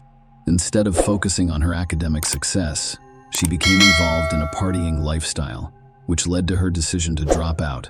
This decision deeply disappointed her conservative parents, who held traditional beliefs about life. They believed Gail's only chance for a successful future was to marry a wealthy man. Gail's mother, who worked in the hospital emergency department, strongly encouraged her to pursue a doctor as a life partner, but Gail refused, preferring socializing and dating over a committed relationship. Gail eventually lost control of her life, dealing with depression and attempting suicide several times. Despite her family's initial surprise, Gail introduced them to a man named Robert Birnbaum, who they had met through mutual friends. Dr. Birnbaum a young and promising individual, seemed to be the perfect match for Gail and her family. Coming from a successful cardiologist father, he pursued a career in medicine and completed his plastic surgery residency at Brooklyn Maimonides Medical Center. Aside from his impressive educational background, Robert had charm, linguistic skills, and a passion for skiing. But his greatest passion was aviation. He had a pilot's license and frequently planned romantic airborne dates for Gail. She enjoyed these adventures, and he appreciated her genuine interest in his hobbies. As a result, their bond grew rapidly, ultimately leading to their marriage. However, like many love stories, theirs did not end happily ever after. On July 7, 1985, a Sunday, Robert Bierenbaum arrived alone at his sister's home in Montclair, New Jersey, USA, around 6:30 p.m. It was his nephew's birthday, and his sister had organized a celebration for him. Robert and his wife, Gail Katz, were invited to the event. However, Robert informed his sister and father that Gail would not be accompanying him due to a disagreement they had earlier that day. According to Robert Gail, they left their Manhattan apartment at around 11 a.m. to visit Central Park, and she hadn't returned home by the time he left for the party, so he went alone. On his way home from the celebration, Robert stopped at the home of his friend, Dr. Scott Barron. At this point, Robert appeared distressed and attempted to call his apartment's landline several times without success. He told Scott about the morning's argument with Gail, noting that she had left in casual attire and had not communicated with him since. When Robert returned to his Manhattan apartment, he found Gail missing. He contacted her former psychology teacher, Dr. Yvette Face, to talk about the argument. Robert informed Yvette that Gail had left earlier that day to sunbathe at Central Park. Yvette advised him to contact the police and inquire with the apartment complex's doorman about Gail's whereabouts, which Robert agreed to do. The following evening, July 8, at 9 p.m., Robert contacted Detective Virgilio Dalsauce for the first time. He informed the detective that Gail had left the apartment at 11 a.m. He had last spoken with her the day before and had not heard from her since. Robert explained that he waited for Gail at their apartment until 5:30 p.m., but she did not return, so he left for his nephew's party at his sister's house. Robert was the last known person to see Gail. The detective urged him to provide as many details as possible to help find her. Robert mentioned to the detective that Gail had previously attempted suicide. He also expressed concern to friends that Gail may have harmed herself, citing information from her therapist, Dr. Sybil Baran, who allegedly informed him of Gail's suicidal tendencies. The search for Gail began, but the police encountered significant challenges due to a lack of solid leads. Despite their efforts to obtain additional information from Robert, he did not respond to their repeated messages until July 10 days after she was reported missing. During his conversation with Detective O'Malley, Robert inquired about the status of the investigation and agreed to meet 3 days later to go over the details of the last time he saw Gail. As time passed, police became increasingly concerned that Robert was withholding critical information. Several incidents concerned them, including an encounter on July 14 when some of Gail's friends, including Marian S.R., were actively looking for her and distributing missing person posters. During this conversation, Robert mentioned to Marianne that he thought Gail was on a week-long shopping spree at Bloomingdale's, which raised red flags for investigators. On another occasion, he made an odd remark to Gail's mother about the cats becoming ill and the need to clean the rug. They found it peculiar. The details he recounted about the events of July 7 differed depending on whom he spoke with. Interestingly, he did not notify the police about the argument he had with Gail on Sunday morning before her departure at 11 a.m., despite telling his family and some friends. Instead, he told the police that the argument occurred the night before she went missing, citing financial issues as the reason. He claimed that they reconciled afterward. He even mentioned a romantic dinner he prepared for Gail when they returned to their apartment on July 6, stating that she went to Central Park the next morning at 11 a.m. Despite repeated questioning by police to ensure he disclosed all events of July 7, he maintained that he remained in the apartment until leaving for the party at 5:30 p.m. This contradicted what he told Gail's friends, who claimed he searched for her in Central Park between 11 a.m. and 5:30 p.m., even after claiming to have found her towel and suntan oil. Despite the importance of this information in Gail's disappearance, he did not inform the police. Robert informed the detective that he had spoken with the doorman at their apartment complex, who remembered seeing Gail leave around 11 a.m. However, I will not be returning. However, when confronted by the police, the doorman claimed he had not seen Robert or Gail that day. Furthermore, when Detective Dalzis requested a search of Gail's apartment in July following her initial disappearance report, Robert only responded on September 12 and allowed entry on September 30. However, due to limitations, the police were not permitted to search for blood or hair samples. As suspicions grew about Robert's possible involvement in Gail's disappearance, police investigated their marriage and discovered a far from perfect relationship, described as toxic by acquaintances. The relationship was not always turbulent. They met in the early 1980s while Gail was a college student and Robert was a surgical resident in Manhattan. Robert initially went to great lengths to impress Gail, demonstrating his skills as a pilot and his fluency in multiple languages, which appeared romantic. The relationship was initially described as magical. However, things changed, and they began arguing more frequently in the months preceding Gail's disappearance. Gail's sister, Elaine Katz, told the police that she witnessed Robert forcefully feeding Gail food at a restaurant, which deeply disturbed her. This was only one of several concerning incidents discovered by the police. Both friends and family described Robert as controlling, and Gail confided in a neighbor that she was uncomfortable at home. Gail had previously filed a police report alleging that Robert choked her unconscious after catching her smoking on the balcony. Although Gail stayed with Robert after he agreed to see a psychiatrist, the psychiatrist later sent her a letter warning her that Robert could be a serious threat to her life. Gail had begun a new relationship and decided to leave shortly before her disappearance was reported.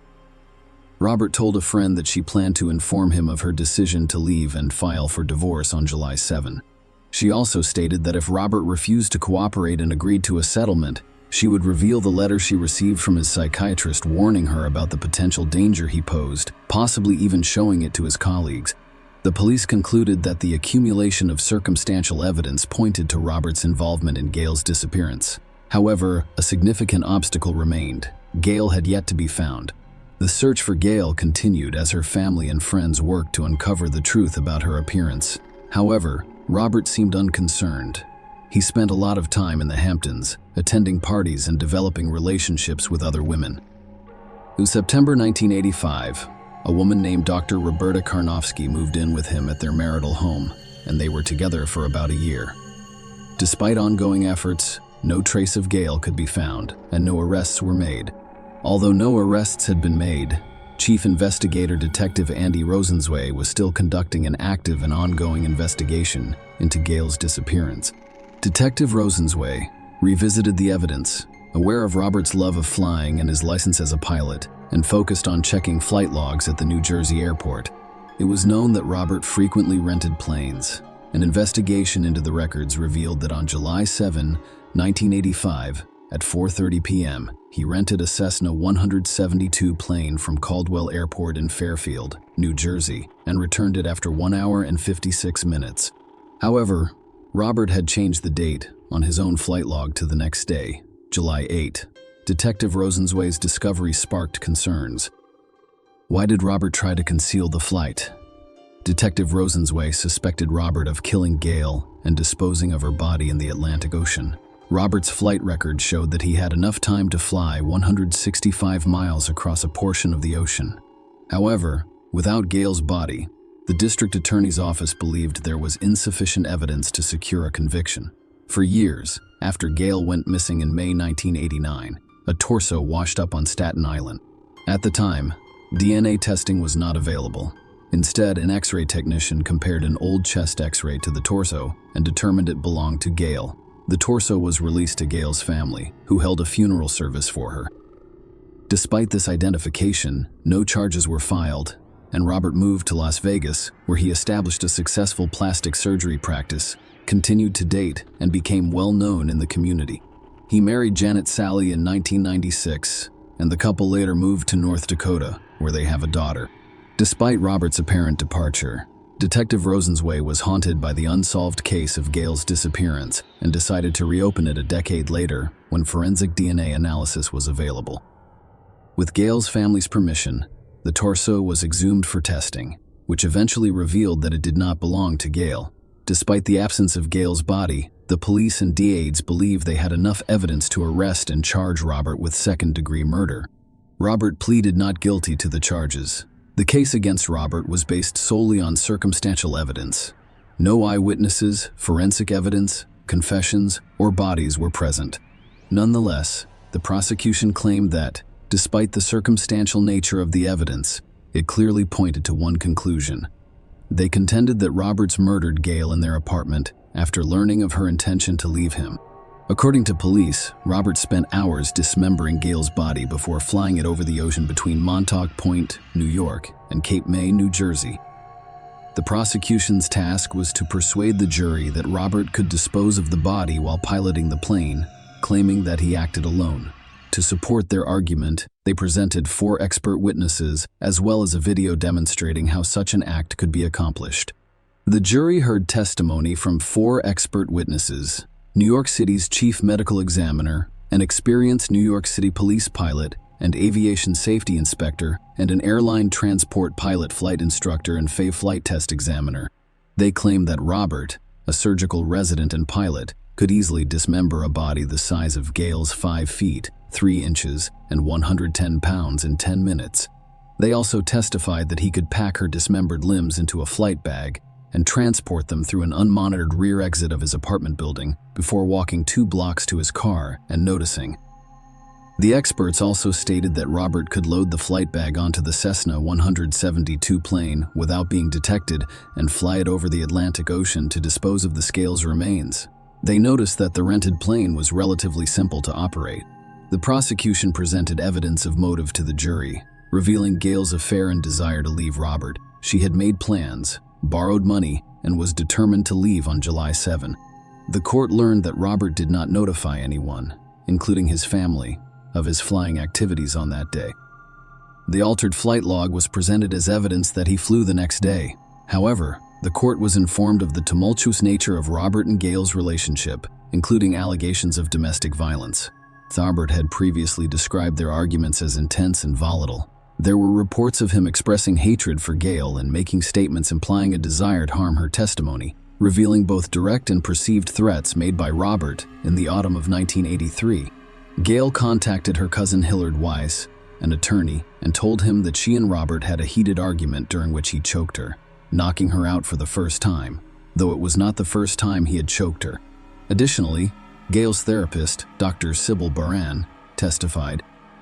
Despite Robert's claims that Gale was suicidal, Dr. Baran stated that she had never discussed such concerns with Robert and did not believe Gale was suicidal. The defense argued that Robert was innocent, describing Gale as having mental health issues, drug addiction, and unstable relationships with other men. They called a witness who claimed to have seen Gale in a bagel shop a few days after she went missing. However, the prosecution told the jury that the witness's description of the woman did not match Gale's.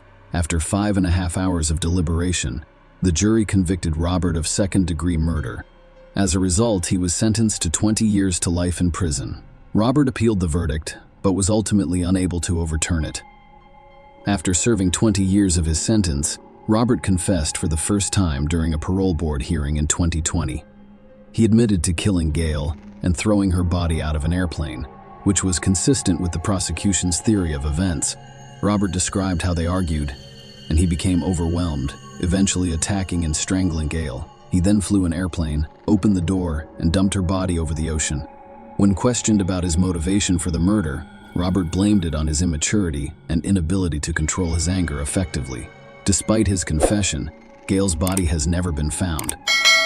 Share your opinion with us in the comments and subscribe to the channel for more.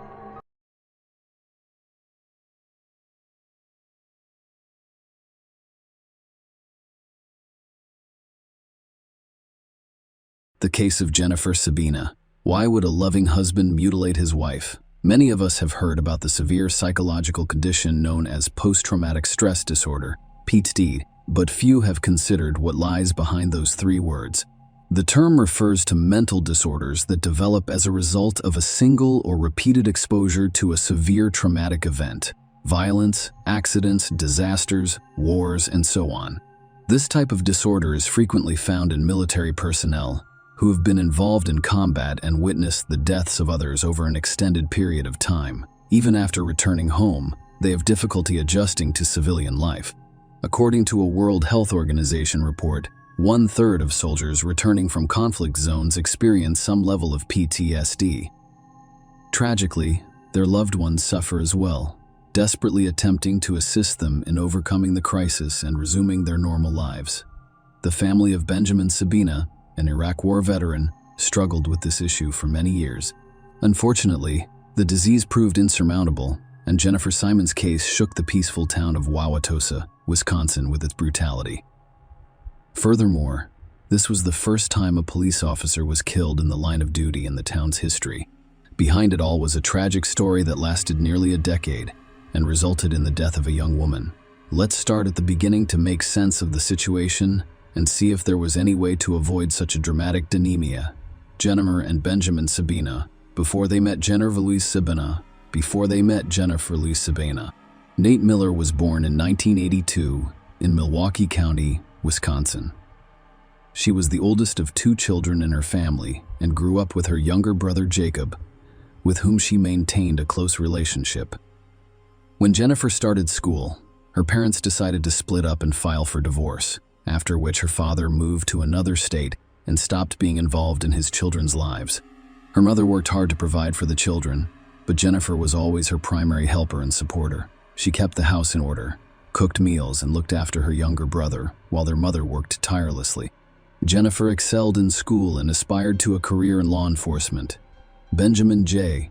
Sabina, also a Milwaukee native, was Jennifer's age and went to the same school. Despite the coincidence, they did not know each other personally. After graduating from high school, Benjamin joined the United States Marine Corps and served 2 tours in Iraq. He was honorably discharged in 2005 after suffering a severe concussion and numerous injuries to his body and limbs, which is how the couple met. While serving in Iraq, Benjamin signed up for Facebook, a new and rapidly growing social networking site.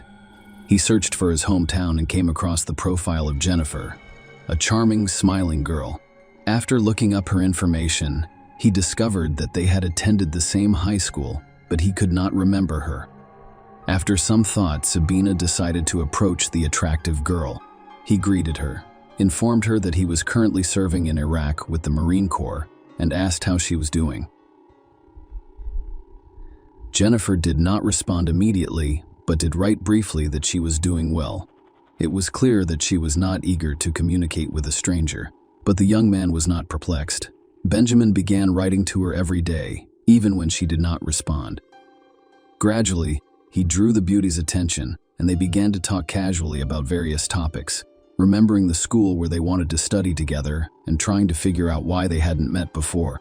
A mutual liking developed between them, and they even began planning a reunion when Benjamin could return home. Jennifer had graduated from the police academy, had received specialized training, and had successfully passed all of her exams before becoming a police officer in her hometown of Wauwatosa, Milwaukee County, Wisconsin. It had been her dream job since high school, and she was extremely proud of it. Jennifer expressed her joy to a pen pal who sincerely congratulated her on her accomplishment, severe injury, and return home. Benjamin was expected to return home in November 2005. However, in February of that year, he and several of his comrades were targeted by mortar fire. Almost all of Benjamin's comrades were killed that day, and he miraculously survived, albeit severely wounded. His kneecap was almost shattered.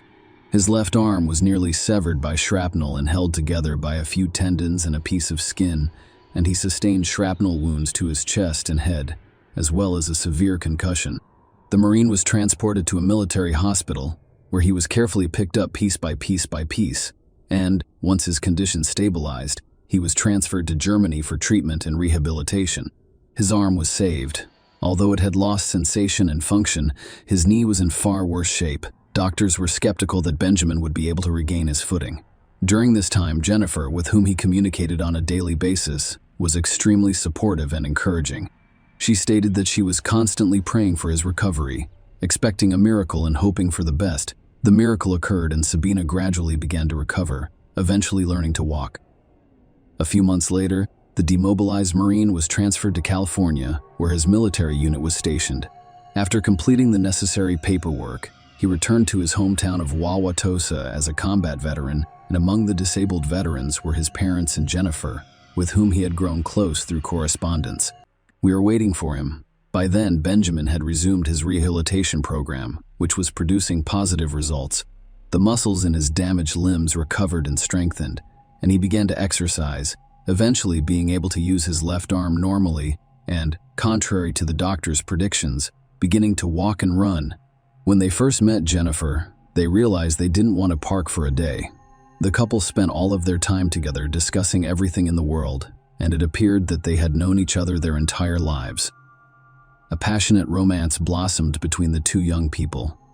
Jennifer saw her lover as a hero, surrounded him with care, and supported him in everything. Benjamin was extremely grateful to her for this. And at the end of 2005, he offered to make her his lawful wife, which she gladly accepted.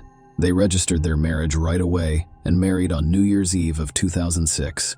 Severe post-traumatic stress disorder. The young man's time spent in war zones left him with not only scars, but also deep psychological trauma. Benjamin suffered from complex post-traumatic stress disorder, PTSD, which included all of the typical symptoms such as nightmares, increased anxiety, psychotic experiences known as flashbacks, depression, and suicidal ideation. For the former Marine, any loud noises, popping fireworks, or even the sound of a passing airplane could trigger memories of his horrific experiences.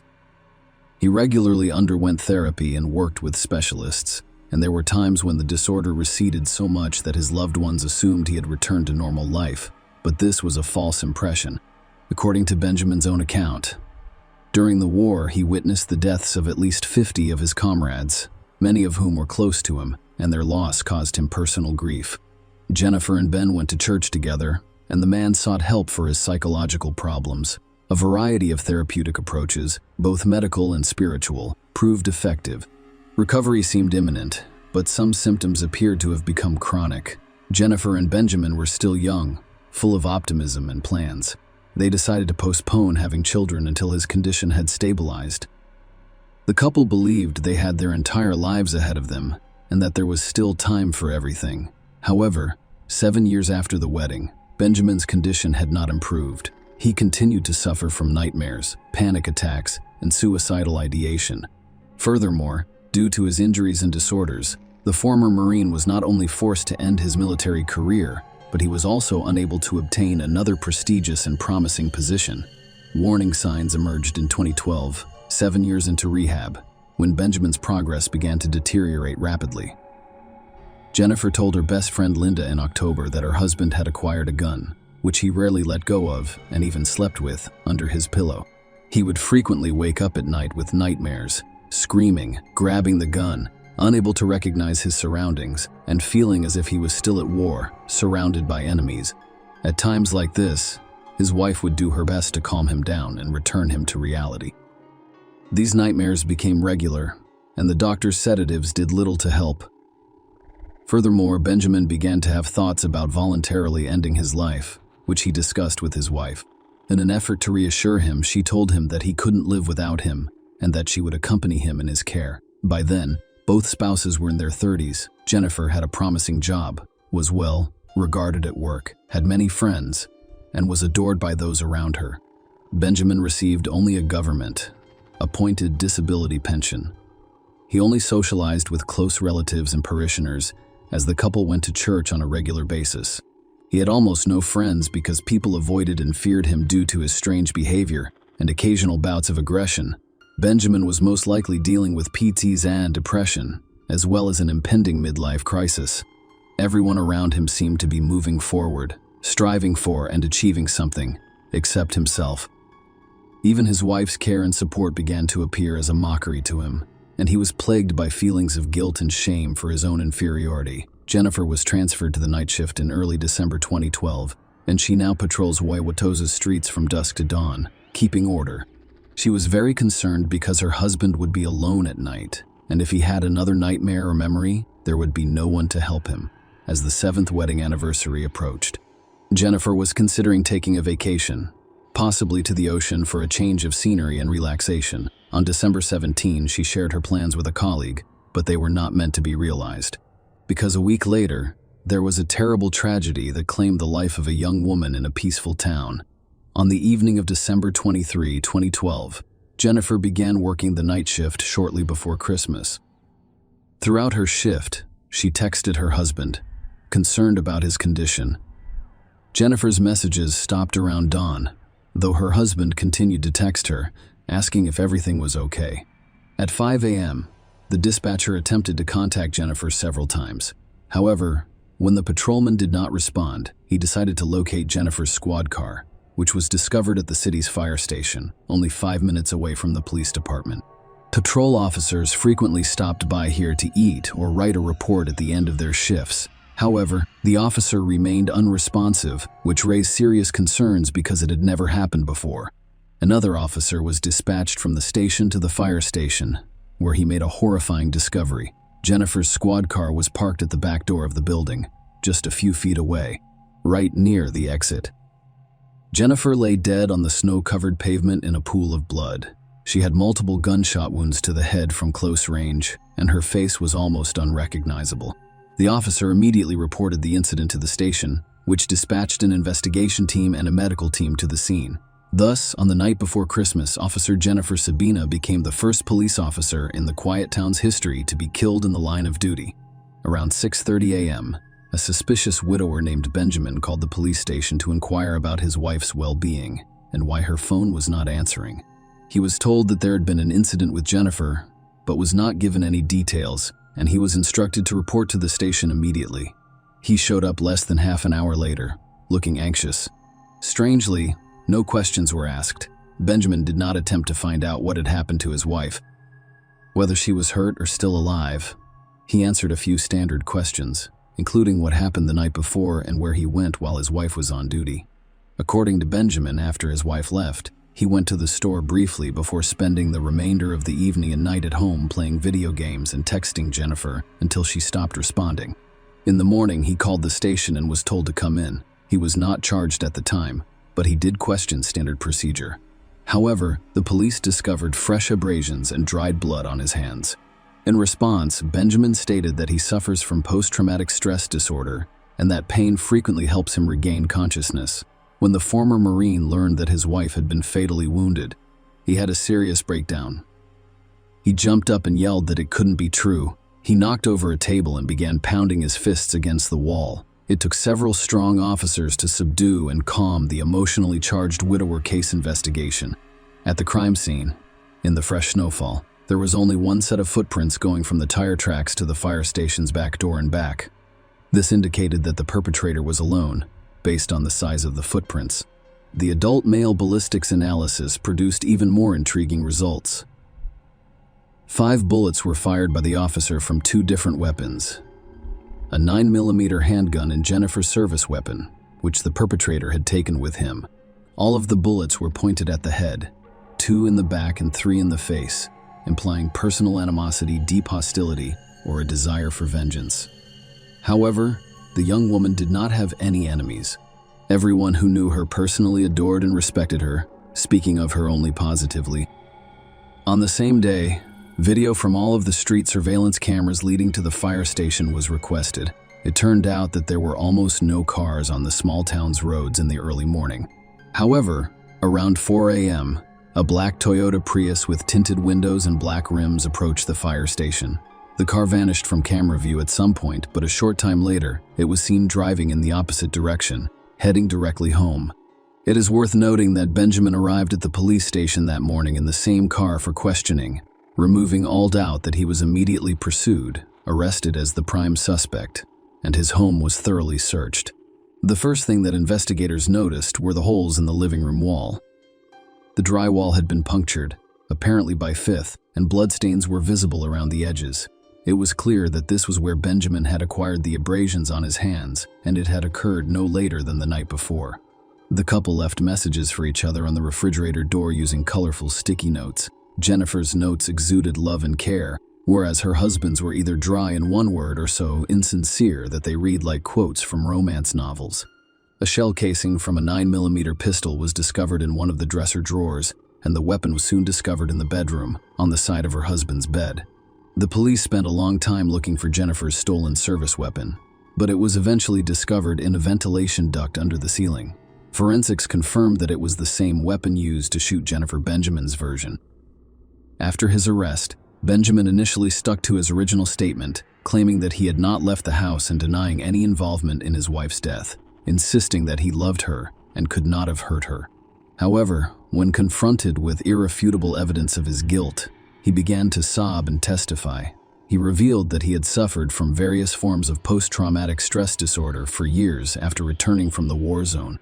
He was unable to be helped by his wife's love and care, his church, or experienced doctors. He recently began to consider voluntarily ending his life, which he shared with his wife. She continued to discourage him, claiming that she couldn't live without him and would follow him. It is claimed that Ben chose to dispose of his lover out of mercy. He reasoned that they were both religious individuals, and if Jennifer committed suicide, it would be a serious sin, condemning her soul to eternal punishment. So he decided to spare his beloved from eternal agony and bear the entire burden by ending her life and then his own. Benjamin knew that his wife, like her co-workers, came to the firehouse at the end of her shift to write a report. He watched her for days to make sure he knew exactly when and where she parked her car. That fateful evening, he arrived on time, about 15 minutes before his wife emerged. He waited for her at the door, then fired 2 shots to the head with a pistol he had brought from home. He then claimed that she turned around with her service weapon, which he had taken from her, and fired 3 more shots to the head. However, experts believe that the first 2 shots to the head were fatal, and she was unable to turn around or reach for the gun. Furthermore, the entry wounds revealed that the last 3 shots were fired into her body while she lay on the ground. Furthermore, it was unclear why Ben shot her 5 times in the head, severely disfiguring her face and necessitating a closed casket funeral, trial and sentencing. In the end, Benjamin pleaded guilty but blamed his actions on a severe mental disorder, claiming that he was unaware of his actions. As a result, a psychiatric evaluation was ordered, which revealed that despite having severe complex post-traumatic stress disorder, the man was fully aware of his actions. Furthermore, Sabina planned the crime in advance, attempted to cover his tracks and hide evidence, and continued to send messages to his now deceased wife's cell phone to avoid suspicion. Witnesses, including friends and co-workers of the deceased, testified that the husband was jealous of his wife's professional success and frequently took it out on her. In addition, Benjamin was insanely jealous of Jennifer's male co-workers. He believed that his wife could leave him at any time because she is surrounded by young, healthy men who do not suffer from the same physical and psychological problems as he did. His jealousy and suspicion, combined with his anxiety, drove her to despair. Sabina appeared in court in a wheelchair, his hands and feet bound due to his repeated attempts to harm himself. He entered a full guilty plea. Pride apologized to his mother-in-law and promised that if he could go back in time, he would never hurt the woman who loved him, and he loved him, and he loved. Benjamin was convicted of first-degree premeditated murder in June 2013. Despite having serious mental health issues, he was sentenced to life in prison with the possibility of parole in 35 years. Jennifer's mother stated in court that she had forgiven her son-in-law and left his fate in God's hands. The defendant's mother testified that her son returned from military service a completely different person, deeply distressed, physically and mentally broken. And finally, she and her daughter-in-law attempted desperately to assist him, but the darkness in his soul was overwhelming. In addition, Officer Jennifer Sevens' death sparked a heated debate about whether her name should be included on a Washington memorial honoring law enforcement officers killed in the line of duty. Initially, the decision was made to exclude her name due to the circumstances surrounding her death. However, following widespread protests and collective petitions from Wisconsin residents, her name was eventually added to the memorial wall. Share your opinion with us in the comments and subscribe to the channel for more.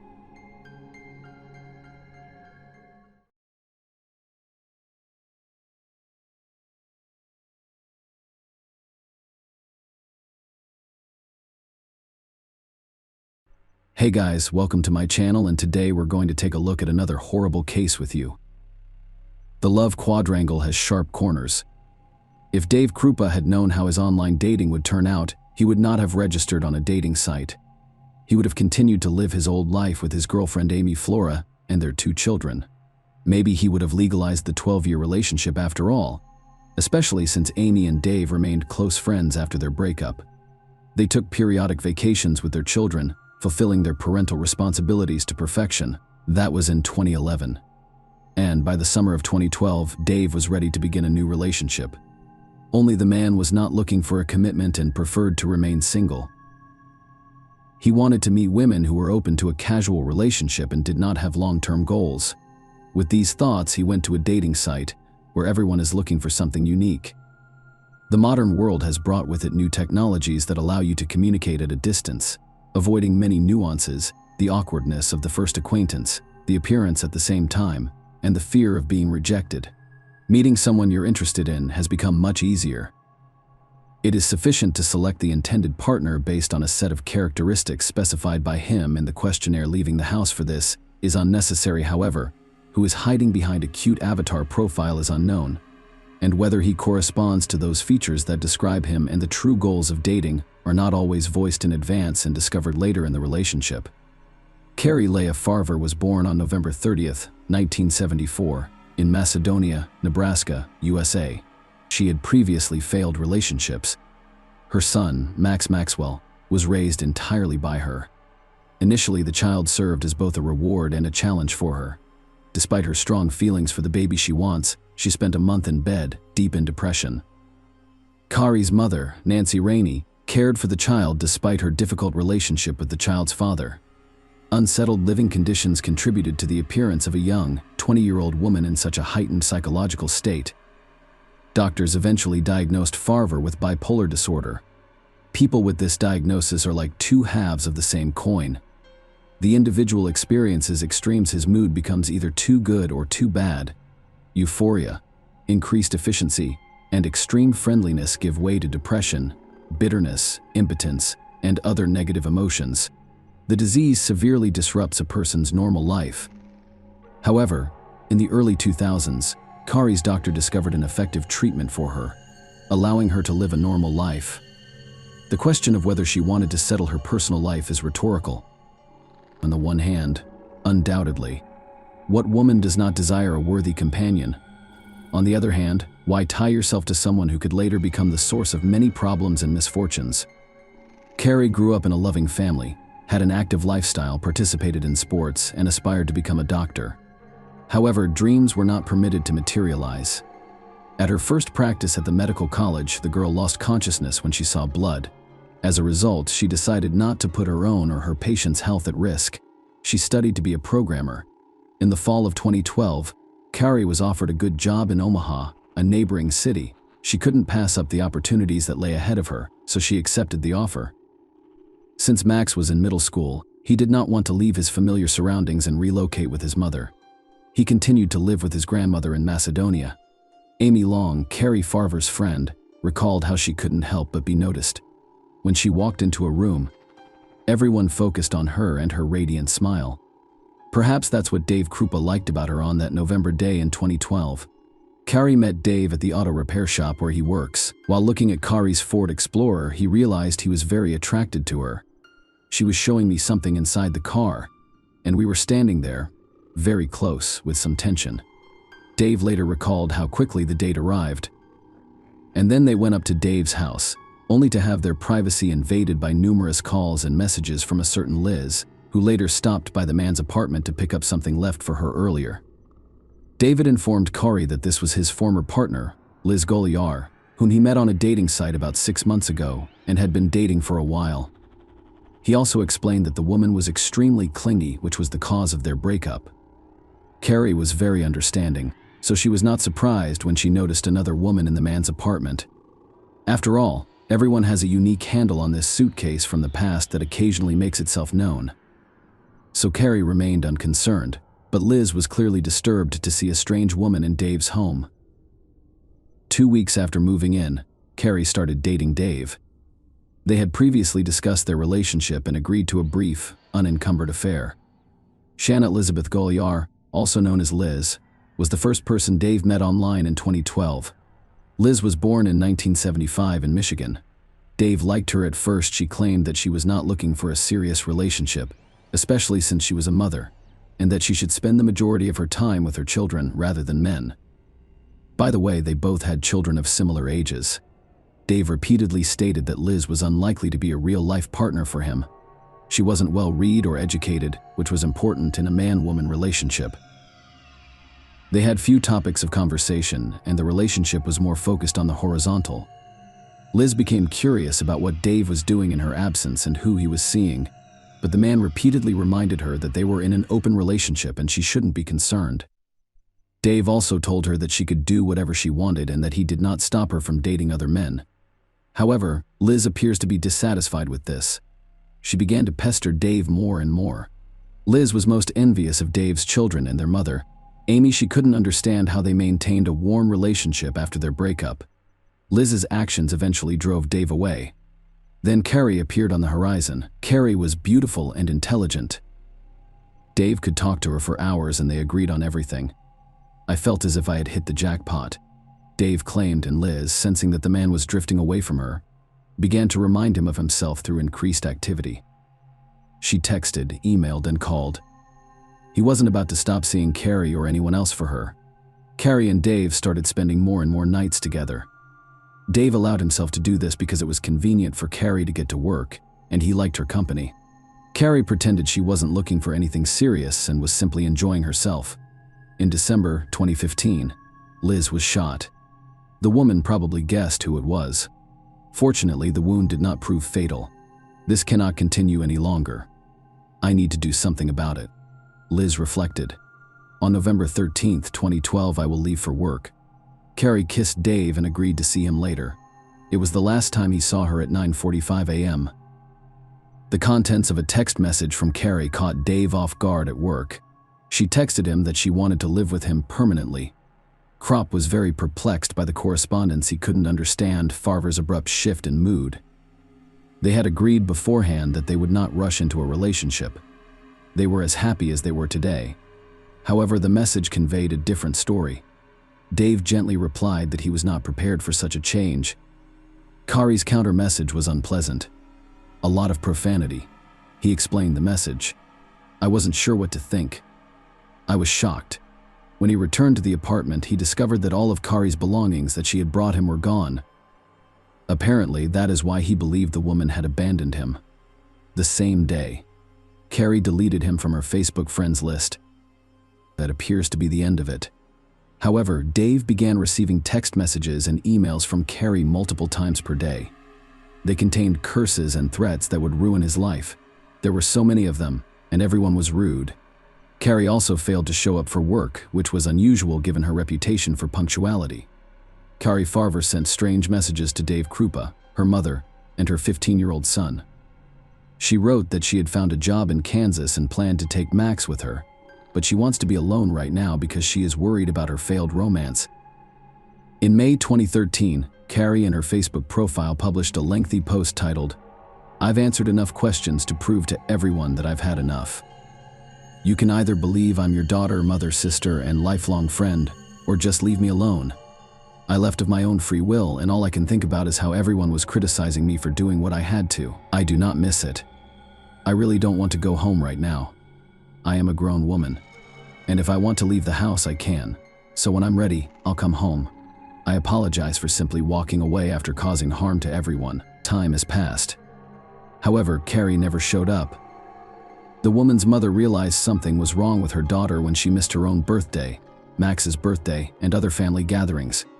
The last straw was her father's funeral. After a while, Liz Goliar began receiving messages from Carrie. She insulted and humiliated the woman in them, and some of the messages included a threat to avoid Dave. Liz decided to contact the man so that he could explain her friend's strange behavior. He informed her that he was in the exact same situation. Carrie bombarded him with messages and emails. They've got it. The woman accused her ex-lover of all sins, referred to him as a lecturer, and promised vengeance for all the pain he had caused her in response. Sometimes the messages were ominous, informing her of Dave's current activities. Dave and Liz grew closer as a result of their shared situation. He felt even more guilty about the inconvenience he'd caused her. Carrie's constant messages became increasingly threatening. The text was illogical and filled with grammatical errors. Carrie's mother insisted that her daughter had never been angry and that she had always written letters and other documents properly. Carrie was meticulous about spelling and style. Did Carrie's bipolar disorder progress to something more after a second trigger? Could it be that she had experienced more severe mental abnormalities? Carrie's actions had no explanation other than her out-of-control mental state. The presence of a separate self-consciousness and ego is the most obvious sign of dissociative identity disorder, also known as split personality. At the same time, each of them has a unique memory, thinking style, and even tendencies toward specific actions. Could this explain Carrie's strange behavior and altered writing style? Everything indicated the woman's instability. This is why the police did not consider Carrie Farver missing. Liz and Dave's pursuit was the primary concern. They attempted to track Carrie using her cell phone. However, it was all in vain. The signals were being blocked. Liz and Dave were still getting hundreds of text messages and emails. Even when they were together, their phones would occasionally receive threatening messages simultaneously. The couple continued to date, but they were uncomfortable around Liz, who became more demanding. Carrie continued to claim that she was fine with their no-commitment relationship, but every time they fought with Liz and ended his relationship with her, she texted more frequently. "We were both victims." Liz explains that Dave and I shared something that no one else did. Common problems brought the young people closer together, and they returned to each other time and again. In January 2013, Dave found Carrie's car in his front yard. Surprisingly, the fingerprints on the steering wheel did not belong to Carrie, and the car was generally clean, with no suspicious traces found. The police later handed over the car to Farver's parents. Carrie continued to write to Liz and Dave, eventually sending pictures of their children and threatening to harm them if Dave didn't leave Liz alone. Time passed with no results. Carrie's maniacal stalking continued. As Dave continued to socialize with other women, Liz's jealousy irritated him even more. He grew tired of what was going on in his life and eventually mustered the courage to end his relationship with Liz. Soon afterwards, another tragedy happened. Liz Goliar reported a house fire in August 2013 that killed all of her pets, which included a snake, a cat, and 2 dogs. Liz informed the police that she suspected Carrie was to blame for what happened. The woman had repeatedly threatened her through texts and emails. The incident was a watershed moment in the investigation into Carrie's disappearance. Carrie Farver was placed on a federal wanted list, and it was determined that each of the tens of thousands of messages would be thoroughly investigated. Dave and Liz's cell phones were seized by law enforcement. Krupa believed he was in danger, so he purchased a gun for protection. There was a reason why someone broke into the auto repair shop where he worked and threw a brick through his window. Carrie seemed to be angry at everyone in Dave's life. After a while, Carrie began sending threatening messages to his children's mother, Amy Flora. Because the man spent so much time with his children, he also saw Amy frequently. The police grew suspicious. Why would a man who had only dated for less than 2 weeks and 3 years now stalk him and his ex-girlfriends? It didn't make sense. Carrie Farver's relatives were also relentlessly searching for the missing woman, using every resource available to them. And eventually, in the spring of 2015, the efforts paid off. Detectives Ryan Avis and Jim Doty offered to help solve Carrie Farver's disappearance. They discovered no evidence that Carrie was alive. Here's what one of them told ABC News: "It's not normal for adults to simply pick up and leave without spending anything. Nobody noticed her, and no one heard her voice. It simply doesn't make sense. She had a good income and a nice home. I've concluded that I cannot prove she is alive." Detectives worked with Anthony Kawa, the Potawatomi County Sheriff's Office's digital forensics administrator, to review content downloaded from Krupa and Goliar's phones in 2013. According to Kawa, Carrie Farver sent Dave over 50,000 texts and 15,000 emails over a 3-year period. Kawa went on to say that whoever was impersonating Carrie became increasingly sophisticated in their efforts to hide their IP address and their true identity. Someone obviously knew what they were doing, as they were either familiar with or had access to a variety of computer programs. In December 2015, Liz Goliar contacted the police again, reporting that she had been shot in the leg on the doorstep of her own home. She said it was Amy Flora, not Carrie. She was the person she recognized as her attacker. Dave was also missing a gun that Amy might have had access to. Could this woman be responsible for Kari's disappearance? There was a lead in the investigation. It clarified why everyone connected to Dave Krupp was being harassed. It's possible that Amy, who hasn't settled her personal life since her breakup with her children's father, decided to exact revenge by eliminating all competitors. This is especially true given Dave and Amy's long-standing positive relationship. The joint children brought them closer together, while foreign women clearly prevented them from reconciling. Amy was questioned by the police, who responded quickly. But to everyone's surprise, she had an alibi. She had not been at Liz's house during the shooting. This was confirmed by multiple people, so no arrests were made. The investigation became increasingly confusing. At the same time, new information was obtained from specialists who were processing data from Liz's cell phone. Kawa discovered fake email addresses with variations of Farver's names from Goliar's phone, revealing valuable information. Investigators also discovered an app she used to schedule text messages to be sent at specific times. This could explain why she and Dave were receiving messages from Carrie around the same time. Kawa became suspicious of Liz Goliar. When Liz's fingerprints were compared to those found on Kari's steering wheel, the puzzle began to fall into place. They were the perfect match. It was clear who the culprit was. The killer had been around for years, and no one knew who else had been affected by her actions. One thing was clear: the case needed to be closed as soon as possible. The only thing left to do was avoid scaring Liz away, or better yet, catch her red-handed. Something had to be done to knock the woman off balance. The detectives decided to fabricate a story about allegedly believing Liz. Amy is still the primary suspect. Liz took the bait. She was overjoyed that she would finally be able to get rid of another rival who was interfering with her relationship with Dave. Shortly after, Liz Goliar handed the police an email she claimed was from Amy. Amy admitted to kidnapping Carrie in that email, which also included details about the crime. According to the confession, Carrie was stabbed in the stomach or chest before being disposed of. The letter also included information about Carrie's car and home, which was not made public. The details were chilling because they were graphic, and an investigative spokeswoman claimed Liz gave detectives information that only a true criminal could have. Thus, she inadvertently confessed to Carrie Farver's murder. The letter clearly stated that the crime had occurred in the car. As a result, it was decided to conduct another examination of the victim's car. After the specialist removed the seat covers and fabric, they discovered a blood stain belonging to the missing Carrie Farver. How did Liz manage to poison messages on Kari's behalf while avoiding suspicion? According to some sources, Liz Goliar led a double life, dating both Dave and a man named Garrett. The latter lived on an IP address that was identified as the origin of messages bearing Kari's name. During our conversation, we discovered that he had been dating Shanna Goliar, also known as Liz, for quite some time.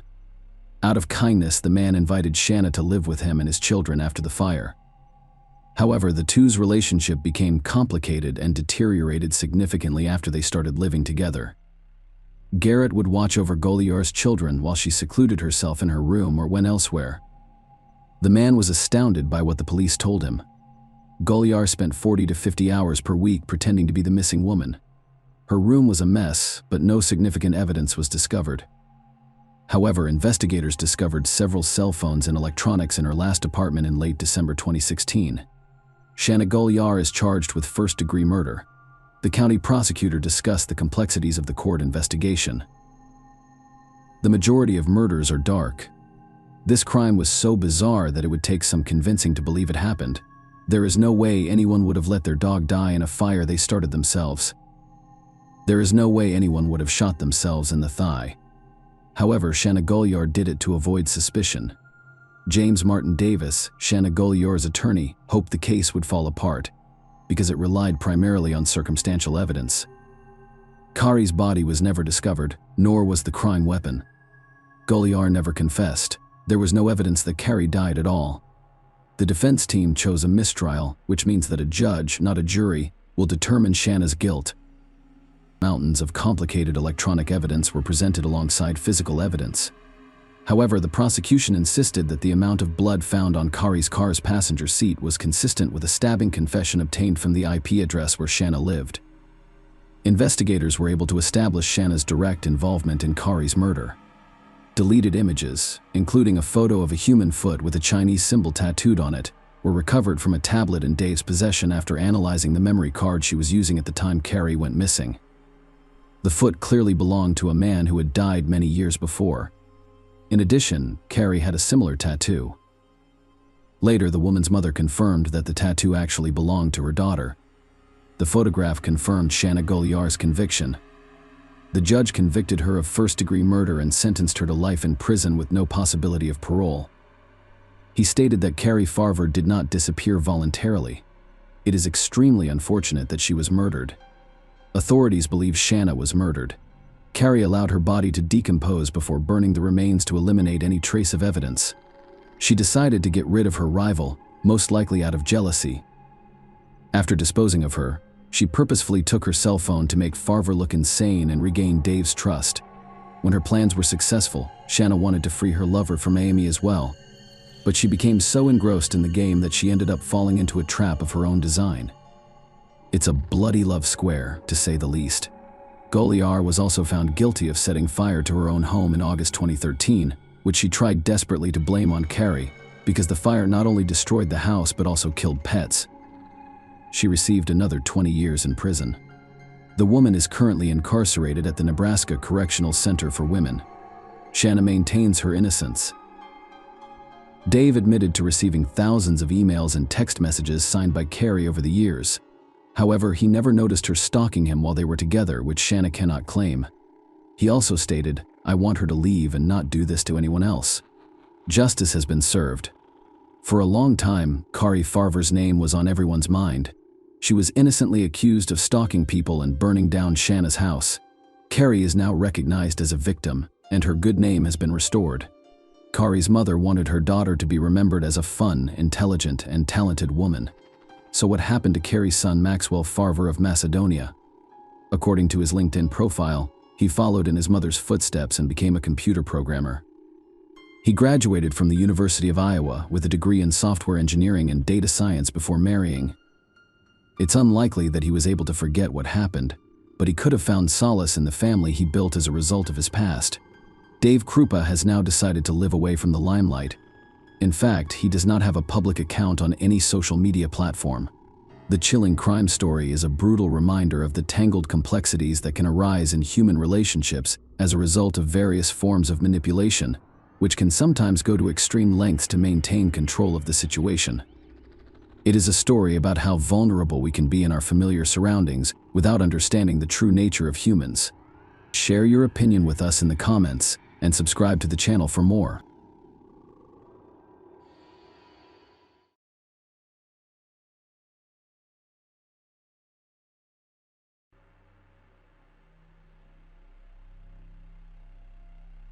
Hey guys, welcome to my channel, and today we're going to take a look at another horrible case with you. Today we'll look at a case involving a very unusual plot that occurred in London in 2011. Alice Adams and Tibor Vass's bodies were discovered in a house near Heathrow Airport. They were both 20 years old. The investigators working on this case will describe it as one of the most unusual for someone who works full-time in law enforcement.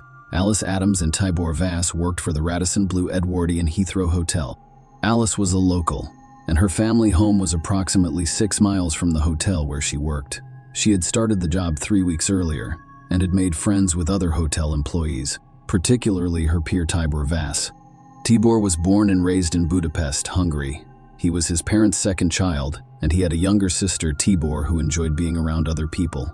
He could play almost any musical instrument, with the piano being his favorite.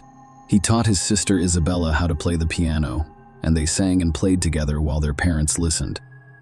His mother Rosalia struggled to move on after his father died unexpectedly in 2007. Tibor spent the majority of his free time with his sister. He was both her brother and father. He wanted to share his mother's burden, so he started working full-time when he was 15 years old. In 2008, he applied to the University of Budapest, hoping that a college degree would help him get a good job and better support his mother. Despite his exceptional abilities, he was denied admission to the university. Tibor discussed with his mother the possibility of moving to Great Britain and finding work there. Tibor's mother must have supported the idea, as he moved to the United Kingdom in July 2010. At the age of 19, he relocated to London. He began working at the Radisson Blu Edwardian Heathrow Hotel. He enjoyed his job, his responsibilities, the people he worked with, and the new clients he met each day. Alice was an accomplished musician who quickly bonded with Tibor. They never ran out of topics to discuss. Tibor Vass and Alice Adams were the hotel's receptionists. Another receptionist was Attila Ban, who was 31 years old. Attila had been with the hotel the longest of the three, and he was named the best employee in 2010. Both Attila and Tibor were from Hungary, which brought them closer together. The hotel provided company apartments to its new employees. Attila and Tibor lived in a house behind the hotel. It was extremely convenient. On the one hand, it was more cost-effective. On the other hand, you did not have to spend much time getting to work. Despite Tibor's happiness to be in England, he did not abandon his plans to pursue higher education. He applied again to Budapest University, and this time he was accepted. He was very happy, but he had to return to Hungary in August 2011. Tibor's departure was marked by a small farewell party, which was held on August 9, 2011. Other hotel employees attended the party alongside Tibor, Attila, and Alice. The next day, this trio was supposed to work, but none of them showed up. Colleagues raised the alarm when they failed to arrive for work at 7 a.m. The police were notified at 7 a.m. The police were notified at 7:53 a.m. The police arrived at the house and knocked on the door. No one opened the door, and everything was quiet inside. The door was unlocked. When one of the officers opened it, he discovered a terrifying sight. Alice lay on the living room floor, her face hidden by a pillow. Later, the medical examiner who performed the autopsy found 22 stab wounds on her body. The naked body of the man who had died from stab wounds to the heart lay on the bed in his bedroom. The killer was nowhere to be found. The police cordoned off the house, and investigators and forensic experts quickly began their work. When investigators examined the crime scene, they discovered that the bed on which Tibor lay was not where he died. It was too clean. The perpetrator had wounded him elsewhere before removing his clothes, cleaning him up and placing him on the bed. Alcohol bottles and illegal substances, which appeared to have been consumed at the party, were discovered in the apartment. Police officers searched the house, the surrounding area, and the attic, but found no Attila bands. His personal belongings, including his papers, remained inside the apartment. As Attila became the prime suspect, investigators began interviewing his co-workers while experts worked the crime scene. Hotel employees claimed that as soon as Tibor started working at the hotel, Attila took him under his wing because they were both from the same country. It wasn't long before Attila asked Tibor to live with him in an apartment near the hotel. He even planned his work schedule so that they worked the same shift. Tibor was young and attractive, and he received plenty of female attention. The problem was that prior to falling in love with Tibor, Ban made no secret of his preference for male relationships. According to the hotel staff, Tibor rejected his advances, which made him unhappy. Alice had taken a job at the hotel 3 weeks before her death, and Tibor began to show interest in her, which naturally irritated Attila, who was jealous despite knowing Tibor was only interested in women. Investigators began to wonder if Attila had committed the crime out of jealousy and unrequited love. Even before police discovered Tibor Vass and Alice Adams' lifeless bodies, Bain had posted an ominous message on his Facebook page. He wrote, "I want to wake up from that nightmare." This was posted at 6:23 a.m., and several friends expressed their concerns, to which they received no response. The message convinced investigators that Attila Ban was involved in his colleagues' deaths. This was also demonstrated by the number of wounds. Alice was stabbed 22 times and Tibor twice. In addition, Alice was lying on the floor with a pillow against her face, while Tibor was on the bed. The investigators interviewed the other party members, who stated that when everyone left, only Attila T., Boher, and Alice remained in the apartment. This indicated that something had occurred between these three people in the time remaining before dawn. Alice and T. Boers' deaths were reported to their families. What happened was devastating for both the Adams and Vass families. In a statement released by the Adams family, Alice's mother, Sarah, honored her daughter with the words, "My heart is broken, and my life will be forever tinged with sadness. I miss Alice so much. I'd give anything for one more Alice squeezy hug and smile. Alice's death has caused my family to experience extreme emotions such as grief, anger, and overwhelming sorrow, and it has forever changed our family. As a mother, you are supposed to protect your children, and every day and night I have to face the fact that I failed. The most difficult thing to deal with is not knowing exactly what happened to my beloved Alice that night. As horrifying as it would be to learn the truth, it would be preferable to the constant struggle in my mind to figure out the sequence of events leading up to Alice's murder. There are no words to describe what an amazing and unique personality she had, or how much love, joy, passion, and compassion she brought into so many people's lives. Her passing is a tragedy beyond words. Alice's mother told investigators that shortly after midnight, her daughter texted that she was spending the night at a friend's house. The police issued an AB for Attila Ban, but he simply vanished. They attempted to track his phone, but it was detected by cell towers in the same area as the hotel. This was extremely strange. As soon as it became clear, Attila had been closer than anyone had imagined all along. The investigation team spent 2 days at the scene before leaving the house. A few hours later, the forensic team decided to return to the house and conduct additional tests. They noticed that the door they had left open had been locked from the inside. When they entered the room, they noticed Attila Ban lying on the bed. He was drunk and attempted to injure himself with scissors and a knife. He had wounds on his neck and wrists. When they asked him questions, he acted strangely and attempted to demonstrate something with gestures. He was transported to the hospital, where doctors ensured his life was not in danger.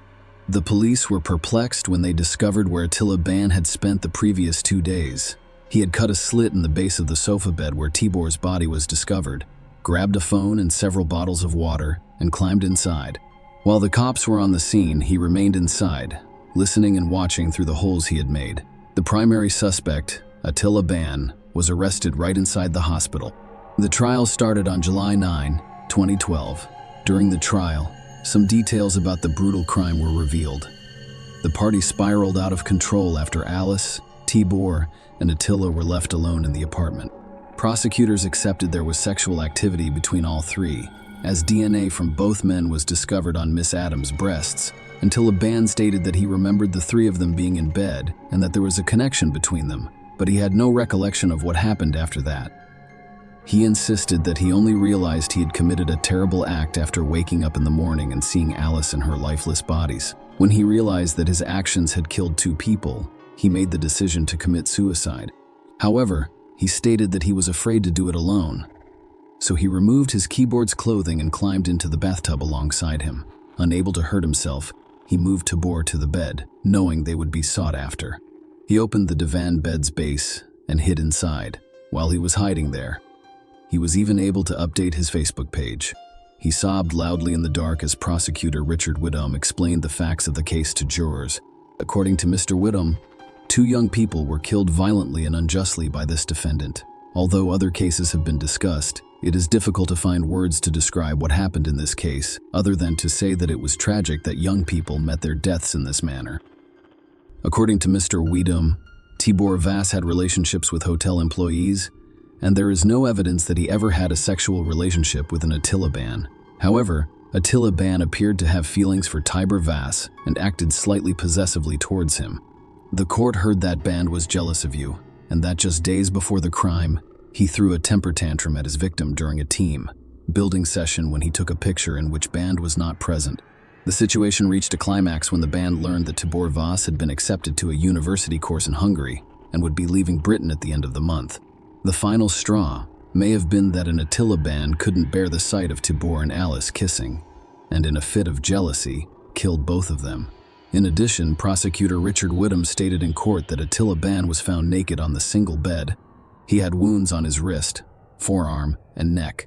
It was clear that he had been hiding in the divan base of the double bed. He must have been present during the pathologist's visit, the removal of the bodies, and the crime scene examiner's examination of the scene. He had the foresight to effectively conceal himself and remain undetected throughout their stay on the premises. Following the case, Detective Inspector John Finch stated outside court that the police had not been negligent in not looking under the bed. He stated, "I've reviewed this with senior management several times. It was an unusual and bizarre thing for a person to do. It defies belief." He claimed that lifting up beds to look for people who were not present would result in the loss of critical forensic evidence. Tibor Vass and his mother, Rosalia, paid tribute to their son. Her statement included the following words: Tibor was a young boy who enjoyed music and the arts, repairing gadgets and practicing freestyle tricks on his BMX bicycle, Daisy. At home, he was always creative and enjoyed experimenting with computers, such as building stereo speakers out of cardboard and old cables. He had a passion for photography and spent his first paycheck on a professional camera. Tibor was consistently friendly, helpful, supportive, approachable, outgoing, and trustworthy. He had many friends in Hungary and the United Kingdom. On August 11th, I learned that two innocent 20-year-olds, my son Tibor and his friend Alice, were murdered. I learned that his friend had taken their lives. It was impossible and devastating to believe that such an event could occur. Previous to that, it gave me comfort to know Tibor had made a good friend in London who was mature, friendly, and intelligent. His friend promised me personally that he would look after my son and not let anything happen to him. I trusted him and saw him as one of my own. That's another reason why the news of my son's murder was so heartbreaking. Throughout the police investigation and trial, I had to relive the horrors of that night, which only added to my sadness. There are no words to describe the agony and loss that our family will experience for the rest of our lives. Until he pleaded guilty, Attila Ban claimed he couldn't remember the events of that horrific night. On July 18, 2012, on August 17, after only 5 hours of deliberation, the jury convicted 32-year-old Attila Ban.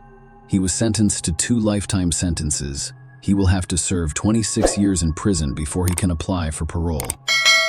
Share your opinion with us in the comments and subscribe to the channel for more.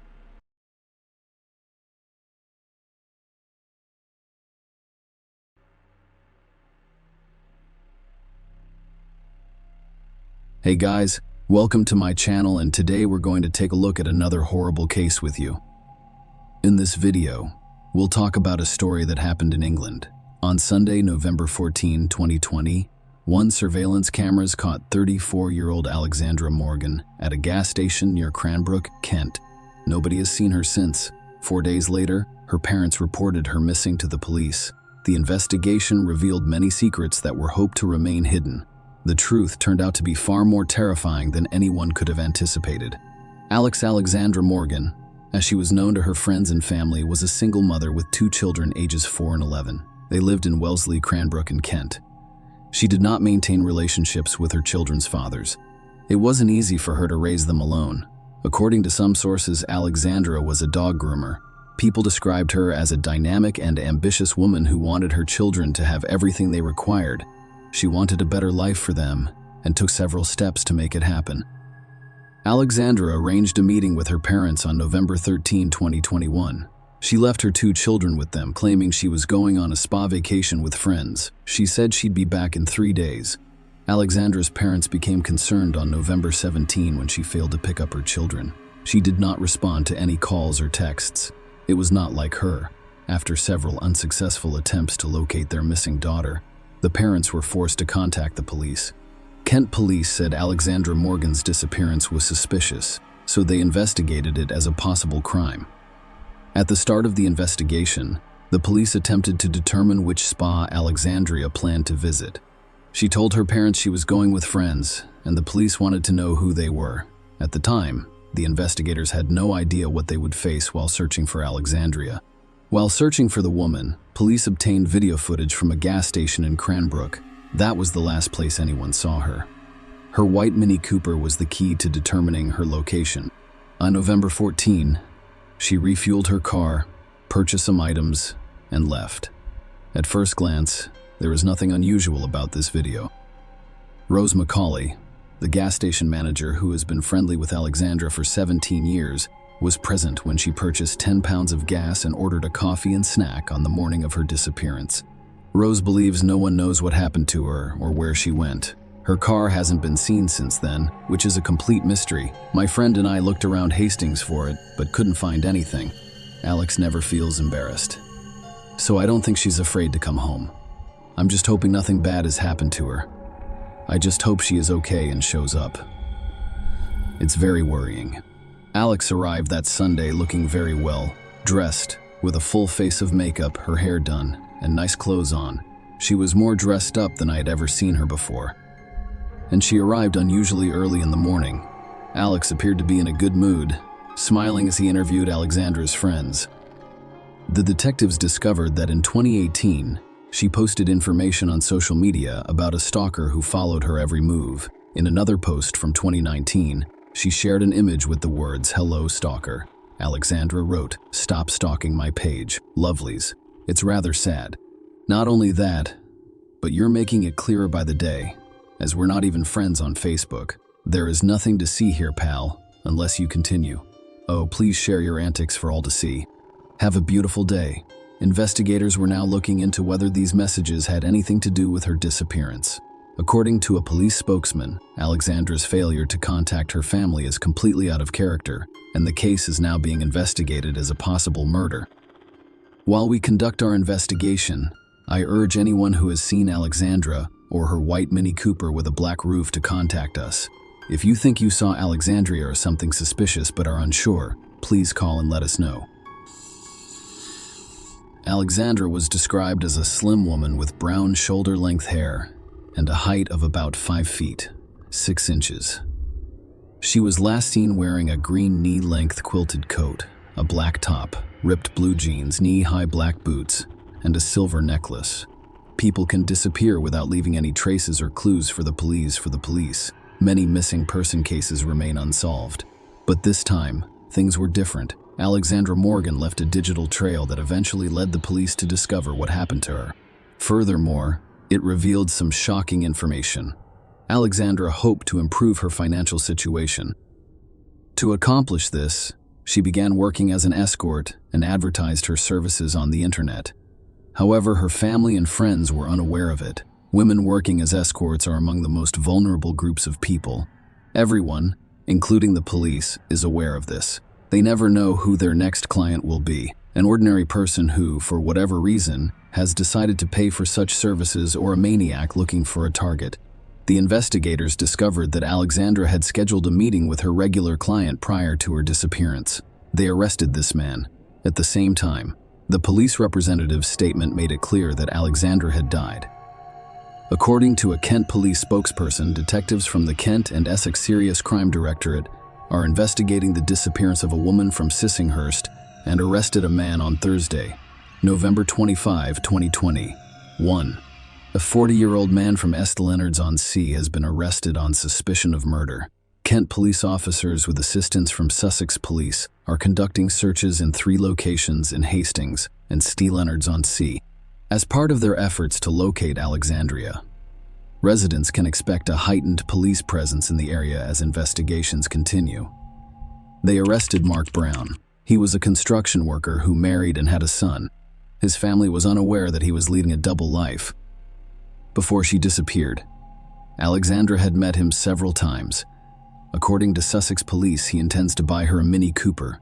Their first meeting occurred on June 8, 2021, after Brown discovered her on an adult website. It happened at her home in Sissinghurst, near Cranbrook, Kent. Everything went well at the time, and they saw each other occasionally on June 21. Almost 2 weeks later, they met again.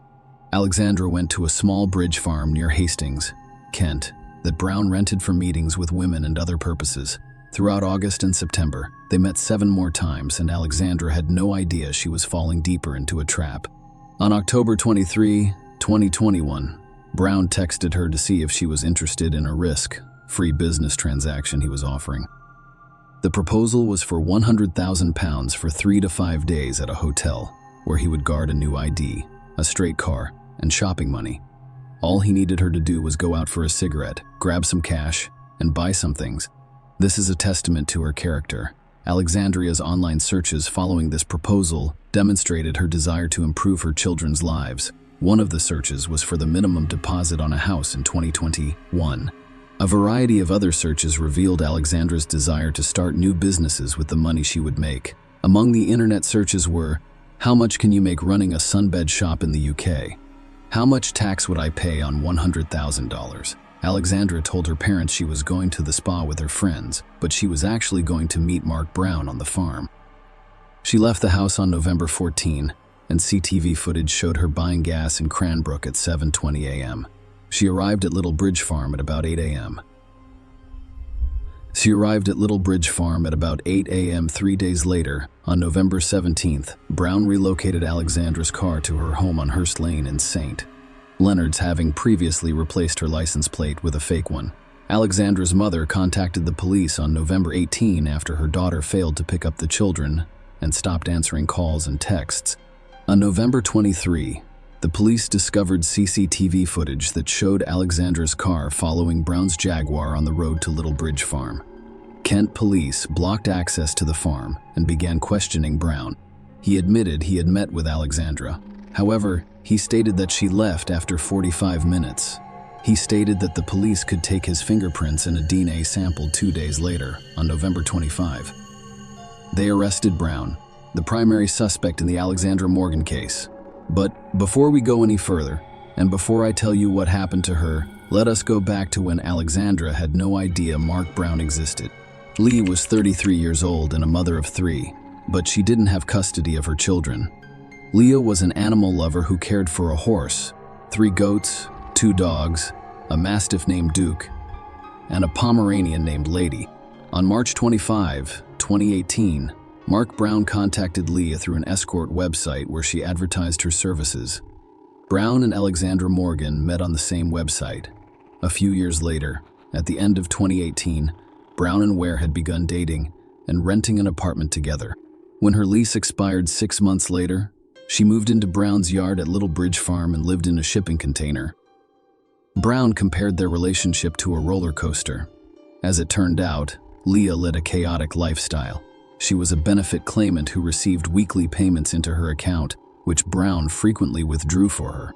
She had a history of illegal drug use and mental health issues. However, many people claimed she was working hard to obtain custody of her children. While describing her daughter, Leah's mother claimed she was an angel. She added that, while Leah had never enjoyed school, she had always preferred her animals. Brown and Ware had a 3-year relationship before she vanished without a trace in May 2020. 1. Leah spent the evening of May 5th. In the early hours of May 6, I was with a friend and convicted drug dealer Jack Tyler. They took the substances together. That evening, they had an intimate relationship. This was the last time anyone saw Leah. Her last outgoing call was on May 7 at 8:55 a.m. The police believed she died that day.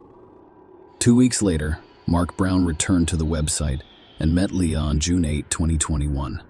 A month later, she vanished without trace. Alexandria met Brown for the first time in her home. The meeting went well.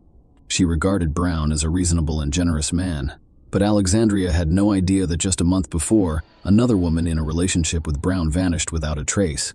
During the investigation, detectives discovered extremely revealing messages sent by Brown. He sent them to his high school girlfriend 5 days after meeting Alexandra Morgan. However, the messages were not about Alexandria. They were discussing Lee. This is what they said.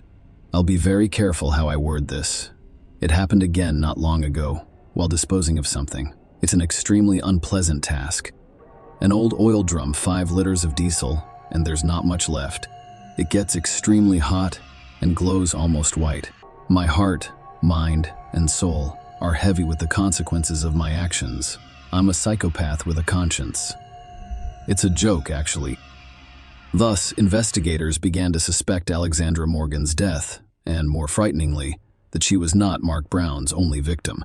A spokesperson for the Sussex Police Major Crime Team stated that despite extensive investigations, "We have not found Leah or her body and are asking for the public's assistance in locating her or anything related to her disappearance."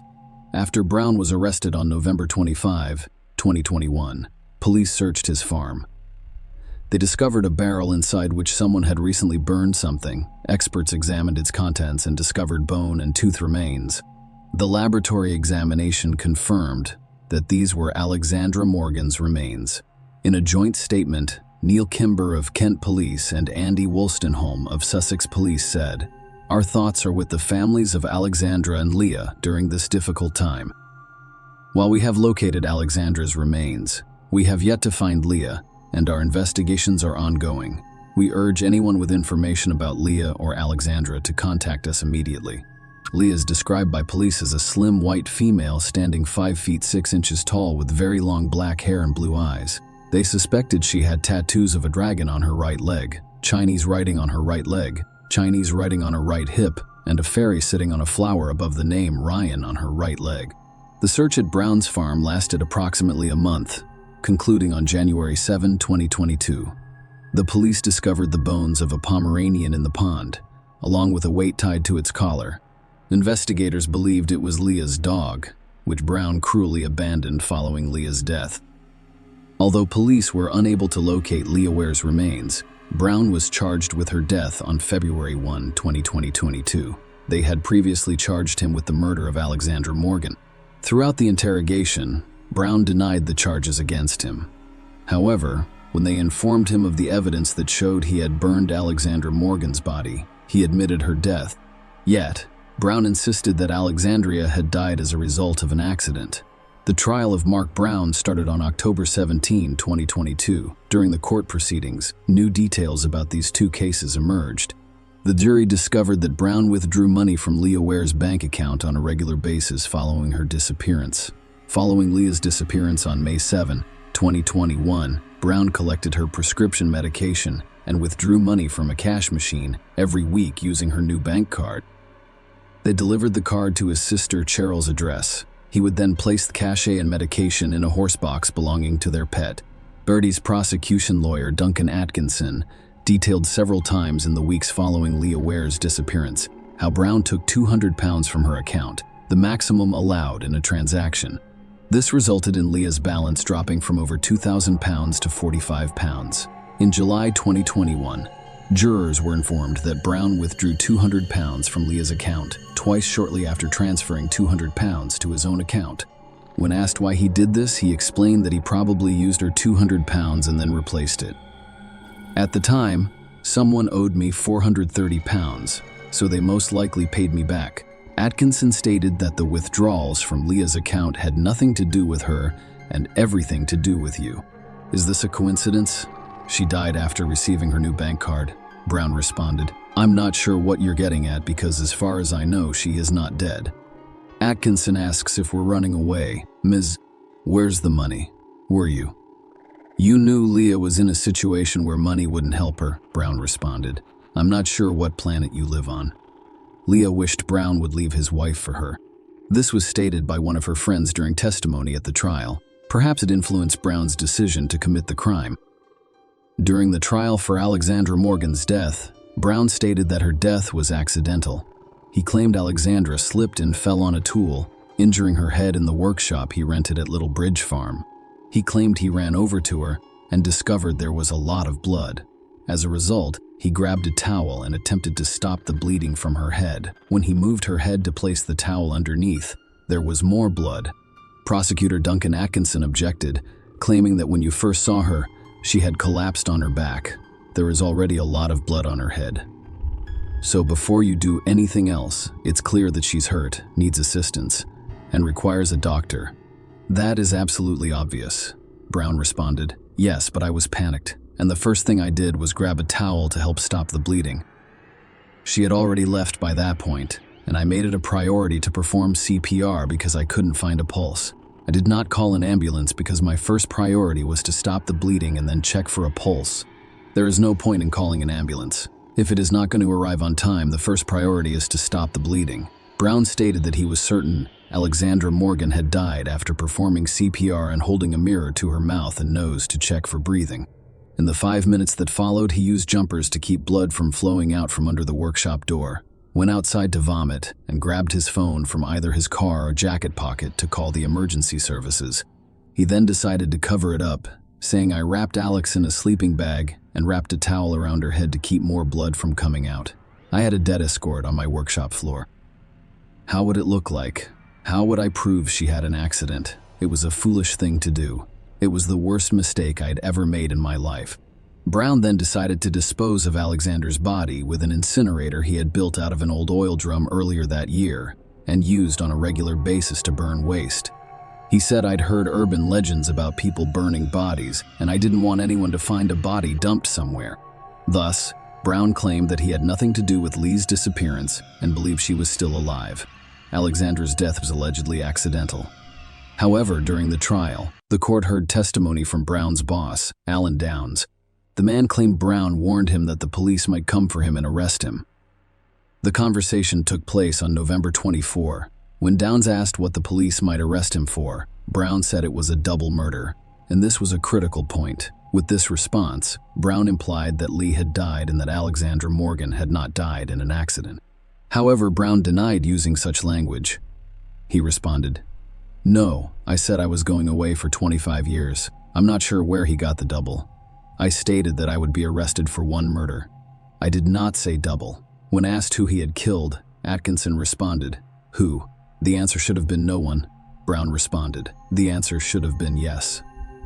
But that was not what I expected to happen. I can't prove I didn't kill Alex, and I didn't expect anyone to believe me. This is why I did what I did." They were both mothers and daughters, among other things, to their families and friends, and they died in the most tragic of circumstances. Both fell into the clutches of an evil maniac. They abandoned children and devastated families. Throughout the murder trial in Hove Crown Court, the jurors learned about Leah Ware and Alex Morgan's lives, including their upbringing, children and relationships, work and passions. Jurors also heard attempts to change their names from Brown to, as the prosecutor put it, Black, creating a false picture of the women. People should remember Lee and Alex Morgan for smiling and enjoying life. Both deserve to be remembered by their loved ones for their many qualities. On December 1, 2022, a jury of 10 men and 2 women convicted 41-year-old Brown on all counts. Judge Nicholas Hilliard stated that this is clearly a serious case with devastating consequences for the victims' families.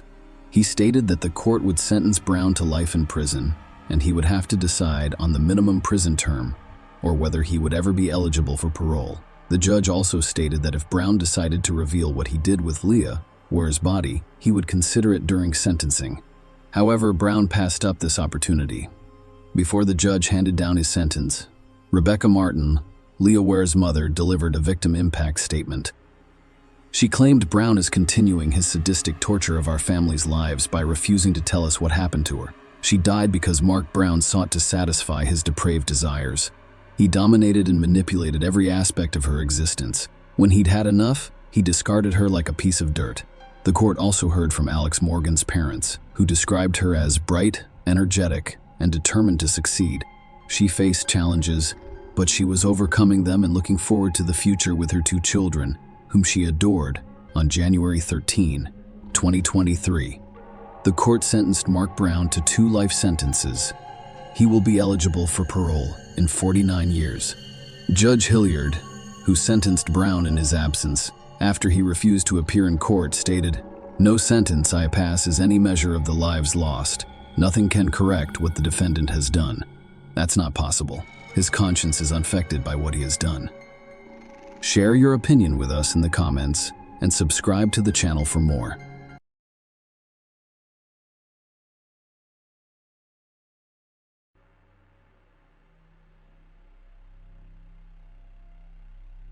Hey guys, welcome to my channel, and today we're going to take a look at another horrible case with you. In this video, we will discuss what happened in Hawaii. Dana Ireland, 23, left her parents' house in Pune on the afternoon of Christmas Eve 1991, never to return after discovering her disfigured bicycle shoe and hair clumps. Bystanders dialed 911. However, Dana was not present. The investigation went on for several decades, and despite a trial and a verdict, the case has not been closed. The evolution of DNA testing methods was crucial in this case. The Dana Ireland case is likely the most well-known investigation in Hawaii's history. Dana Marie Ireland was born on December 12, 1968, in Fort Belvoir, Fairfax County, Virginia, USA. She was the youngest daughter of John Ireland and Mary Louise Crank. In 1991, her sister Sandra was 7 years older than her. Dana was 23 years old when she and her parents visited her sister in Hawaii on December 24th. In the afternoon, she rode her sister's bike. Later, people discovered her bike shoe and clump of hair by the side of the road. But Dana herself was not present. The bike's appearance indicated that Dana had been hit by a car. The impact was so severe that both wheels were deformed, and the steering wheel and seat came off completely. Unfortunately, the hope that the man who hit Dana would take her to the hospital rather than abandon her to die was false. The reality proved to be far scarier than anyone could have anticipated. Dana was discovered 5 miles from her bike. She had severe injuries to her body and head and was naked below the waist. As a result, one can conclude that someone not only hit her with a car, but also exploited her weakness. Nightmares haunt nurse Jerry Gallagher. She can't shake the memory of Christmas Eve 1991 on a seaside fishing trail in Wawa when she was led to Dana, Ireland. Gallagher and her husband Randy lived on Saddleback Road, a rough, unpaved road that cuts into the coastal jungle 25 miles southeast of Hilo at 6 p.m. On Christmas Eve 1991, a friend named Brian knocked on their door to contact Gallagher, a licensed nurse. He wore a Christmas hat with blinking lights, but his mood was anything but festive. He drove her to Dana's location, which was a mile away from Gallagher's house. Dana was naked from the waist down, and the inner side of her legs was covered in bruises. Gallagher recalls trying to help the injured young woman with a first aid kit. She bandaged her wounds. The most severe injury was to the back of her head. She asked the woman. Her name is Land, she appeared to say. Gallagher inquired about who had attacked her. However, Dana was unable to speak coherently. Please give me the key so I can drive home, Ireland asked.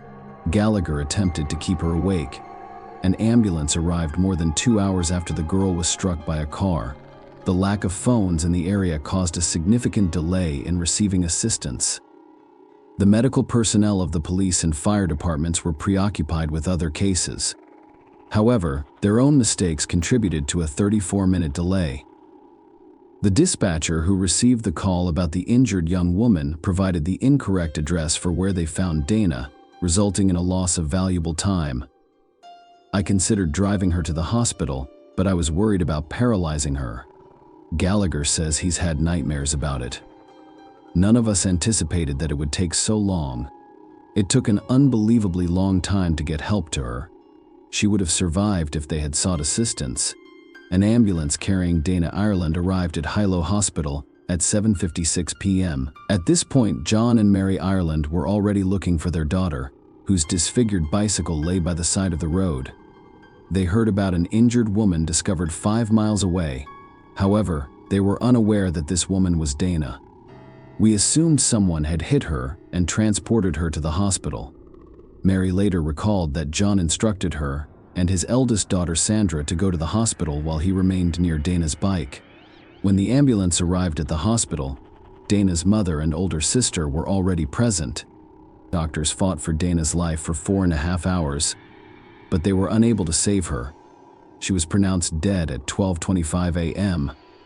The official cause of death was blood loss from extensive traumatic injuries to the head, pelvis, and abdomen caused by a car accident. Dana's family went home and listened to the radio the next morning. They thought a car had hit their daughter, but the radio said Dana's death was not accidental. When John spoke with a local police officer, he was told nothing about Dana being hit by a car and that someone had taken advantage of her vulnerability afterwards. He had asked a police lieutenant if the attack was intentional. "You're listening to rumors," the lieutenant informed him. Dana's death was a shock to her family. Her death irreversibly altered their lives. However, they would later discover that another challenge awaited them: years of searching for suspects and trials. The police launched an extensive investigation, which local newspapers described as intense. The police discovered a T-shirt belonging to the criminal at the crime scene. Investigators then seized as evidence a sheet containing traces of sperm on which Dana was lying when she was brought to the hospital. Dana was also carrying seminal fluid in her body. Furthermore, a bite mark on her body resembled the teeth of the person who had attacked her. As a result, the authorities had the criminal's DNA sample, but it was from 1991. It didn't really help the investigation process. Another possible clue was the tire tracks where they discovered Dana's bike.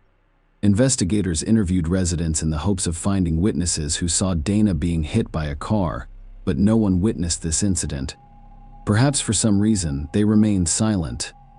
The location of the bike and Dana's discovery was not a densely populated area, but rather a secluded location with a bad road where cars rarely traveled due to a lack of witnesses and evidence to help find the criminal. The investigation has come to a dead end. Anyone who provided information about the case would have received a reward, the amount of which increased over time. However, there was no breakthrough in this case. Later, in May 1994, John Gonsalves contacted Hawaii County Police. Gonsalves was involved in a high-profile case involving illegal drugs. Despite facing decades in prison, he received a suspended sentence. The reason for such leniency was that he informed the police that his half-brother, Frank Pauline, knew important information about the Dana Ireland case. According to Pauline, the attack on Dana was carried out by brothers Albert Ian Schweitzer and Sean Schweitzer. The Schweitzers lived next door to the Paulines, and they didn't get along. Frank Pauline claimed he was present when Schweitzer attacked Dana. They ran over Dana Ireland, loaded her into the trunk, and drove her to another location. He informed the police, so Albert Schweitzer, Sean Schweitzer, and Frank Pauline became the primary suspects. Following the latter statements, there was a 30-year period of events, so let's get to know Frank Pauline better. Frank Raymond Pauline Jr. was born April 27, 1973, in Fremont, California, to Frank Cesar and Patricia Pauline. Pauline was living in Pune, a few miles from where they discovered her, when the attack on Dana, Ireland occurred, at the age of 20. Frank already had 3 sons. He first ran into trouble with the law when he was 9 years old. On February 8, 1983, he was caught in a burglary. You can see his entire track record up to the point of maturity on your screen. In February 1994, as he grew older, the gravity of his crimes increased. He received a 10-year sentence for harassment and robbery just over 2 years after Dana's death. These charges were unrelated to Dana Ireland, but they made it clear that Frank Pauline will not stop his criminal activities. During the sentencing hearing, prosecutors referred to him as a walking crime wave due to the number of crimes committed. Following the hearing, Pauline lived up to his new nickname. He walked out of court before being taken into custody to begin his prison sentence. He is classified as a fugitive. He was recaptured in Honolulu. A few days later, 3 months after Pauline was sentenced to 10 years, his brother, John Gonsalves, contacted the authorities and informed them that Frank had information about the Dana Ireland case. Pauline and Gonsalves decided that providing information about the Ireland case would help the first person avoid prison and the second get out earlier. Of course, the stepbrothers were untrustworthy sources of information. However, following a conversation with investigators, the case against John Gonsalves for illegal substances was closed. In the end, he received a suspended sentence. After Pauline stated that he had information about the Dana Ireland case, Big Island investigators went to Honolulu to speak with him, where the latter was in custody. They were interrogated for 90 minutes and asked to provide details about the day of the Dana attack. Because he claimed to have been present during the attack, they returned him to the Big Island, where he reconstructed the crime and showed detectives the locations he mentioned previously. Pauline told detectives that on December 24, 1991, brothers Albert Ian Sean Schweitzer picked him up at his home in a purple Volkswagen Beetle. Ian Schweitzer was driving, as he had previously stated. The trio came to a halt to take illegal drugs when they noticed a woman standing by the side of the road. We exited at an intersection heading towards Kappa Ho, and that is where we noticed a girl standing up. As we passed, my friend Ian looked to the side and said, "Whoa, look at that girl," then we continued down the road. Pauline explained that they turned around because Ian wanted to talk to the woman. They were driving back at about 4,045 miles per hour when Ian Schweitzer, the driver, failed to brake in time and collided with Dana Ireland. Schweitzers left the car, loaded her into the trunk in front, and drove away. After a few miles, they came to a halt and pulled Dana out of the car. She was still alive. Pauline stated that, unlike the Schweitzer brothers, he did not get intimate with the victim. And yet, he said something that had serious consequences. He claimed that Schweitzer insisted he find a tire iron and hit the victim on the head to end her suffering. After that, they allegedly returned to the car and drove away. All of his testimony was on paper, and Pauline signed a statement stating that he testified voluntarily. Nobody forced or promised him anything, and he was not under the influence of illegal drugs or alcohol. After Pauline began cooperating with the police, he was transferred to the Maui Community Correctional Center for his own safety, as prison officials claimed he was a problem for management and had received threats from fellow inmates. Frank Pauline retracted his story in July 1996, just over 2 years after Gonsalves' statement to the police, claiming that he made it up because his stepbrother asked him to help him avoid jail. He claimed that, although he was not present at the time of the attack, he knew who was responsible. He confessed that he was only there to make them believe him. "And my brother is telling me that the worst thing that can happen to you is that they charge you with perjury," Pauline stated. However, perjury was not one of the crimes charged against him on July 30th, 1997. He was charged with the murder of Dana Ireland after signing a confession in which he admitted to hitting her on the head with a tire iron. Later that year, the Schweitzer brothers also faced charges. They denied any involvement in the case, saying they were with their family on December 24th, 1991. It is worth noting that the police had reason to believe Pauline lied when he claimed he participated in the crime alongside the Schweitzer brothers. After all, when investigators took him to the Big Island, he couldn't show the exact location where they hid Dana or where people later found it. But Pauline signed the confession, resulting in charges against him. Realizing his stepbrother was wrong, he stated that the only thing he could be accused of was perjury. He retracts his confession. Meanwhile, Gonsalves followed the script. As a result, the police dropped the primary charge of illegal substance conspiracy against him. He testified against his half-brother, Frank Pauline, during the trial. DNA testing technology was less advanced at the time than it is now. Shortly after the arrest, authorities obtained DNA samples from Pauline and the Schweitzer brothers. The Hawaii County Prosecutor's Office also examined biological fluids from the gurney sheath used to transport Dana Ireland to the hospital, as well as swabs taken from her body. The police were taken aback when they received a report stating that the DNA of Frank Pauline and the Schweitzer brothers did not match that of the criminal. Based on these findings, the charges against these 3 men were dropped. However, the investigation continued. They simply stated that someone else must be involved. Additionally, other evidence did not point to these 3 men. The Schweitzer brothers and Pauline's teeth prints did not match what investigators believed to be a bite mark on the victim's chest.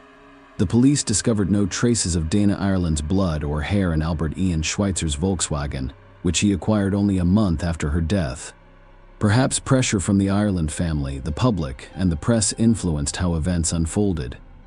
Albert Ian Schweitzer was 20 years old at the time of Dana Ireland's death, and his only criminal record included traffic violations such as resisting a traffic stop and racing on the road. Sean Schweitzer was 16 years old when Dana died, and Sean was 23 when the brothers were charged in the Ireland case. At the time, the police charged him with 4th-degree assault in an unrelated case, specifically inappropriate touching of a girl. In the latter case, he was sentenced to 180 days in prison and a year of probation. The girl was 15 years old when the incident occurred, and Sean was 16. Thus, despite the negative DNA test, all 3 suspects in Dana Ireland's death broke the law at some point. It, of course, did not help them clear their names. 5 days after Frank Pauline made his first statement to police, investigators raided the Schweitzer family home. They seized Ian's 1957 Volkswagen Beetle as evidence. Despite knowing Frank Pauline, both brothers told the police that they were not with him. Sean said he was at home on Christmas Eve, while Ian said he was either at home or at his uncle's house. Ian also told the cops how he got his car. "First, I denied doing any bodywork on the vehicle. His car was purple when he first got it. But because it was not his color, he decided to paint it yellow."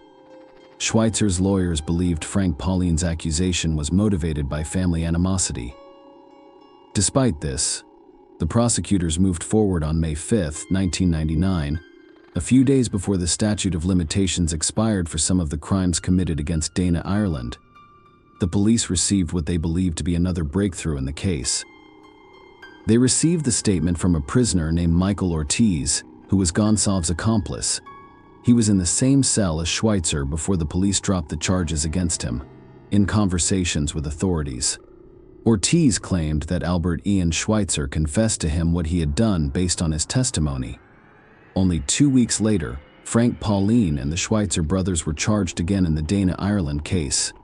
Following this, some people harbored suspicions and distrust toward the authorities. After all, they obtained information from a questionable source just a few days before the statute of limitations expired. It seemed overly convenient. Frank Pauline was the first to appear in court. The trial was highly emotional. Pauline maintained his innocence, telling the court that he lied when he confessed to Diana's death. On the witness stand, Mary Ireland recalled receiving the first call about what had happened to her daughter. She said something terrible had happened. Ireland said she saw a bicycle, a shoe, and hair on the road. However, the witnesses who linked Pauline to the crime had questionable backgrounds, and some stood to benefit greatly from pointing the finger. Among those who benefited from Pauline's conviction was his half-brother Gonçalves, who testified for the prosecution. Witness William Chung, who also testified against Pauline, stated that Frank admitted his involvement in the crime. However, when asked if he saw Pauline in court, he pointed to another person. Although Frank Pauline was present, the jury also discovered Dana Ireland's bike shorts, top underwear, and Jimmy's t-shirt at the scene. Not one of those items contained DNA from Pauline or Schweitzer. To address the lack of scientific evidence, Deputy Prosecutor Lincoln Ashita maintained that Jimmy's t-shirt and Dana Ireland's blood belonged to Pauline. "We are not afraid of the evidence, rather, we embrace it." Ashita stated that the same DNA technology works for both the defense and the prosecution. Pauline's lawyer objected, claiming the t-shirt was not even Frank's size. Nonetheless, the jury concluded that the evidence and assumptions presented during the trial were sufficient to convict Pauline. Despite forensic evidence indicating that Pauline made a false confession, he was found guilty and sentenced to 180 years. The next was Albert Ian Schweitzer's trial. He was aware that, despite the lack of physical evidence, Frank Pauline had been sentenced to 180 years in prison. Schweitzer was surprised when prosecutors offered him a plea bargain. However, he refused. Continuing to insist on Schweitzer's innocence, the prosecutor claimed that Schweitzer's Volkswagen Beetle struck Dana and then drove her to a fishing trail where she was discovered. All of this occurred despite several facts. First, witnesses saw another car, a pickup truck, near where they found Dana. Second, analysis of Schweitzer's car revealed no evidence of his involvement in this case, and E only became the official owner of Volkswagen in January 1992.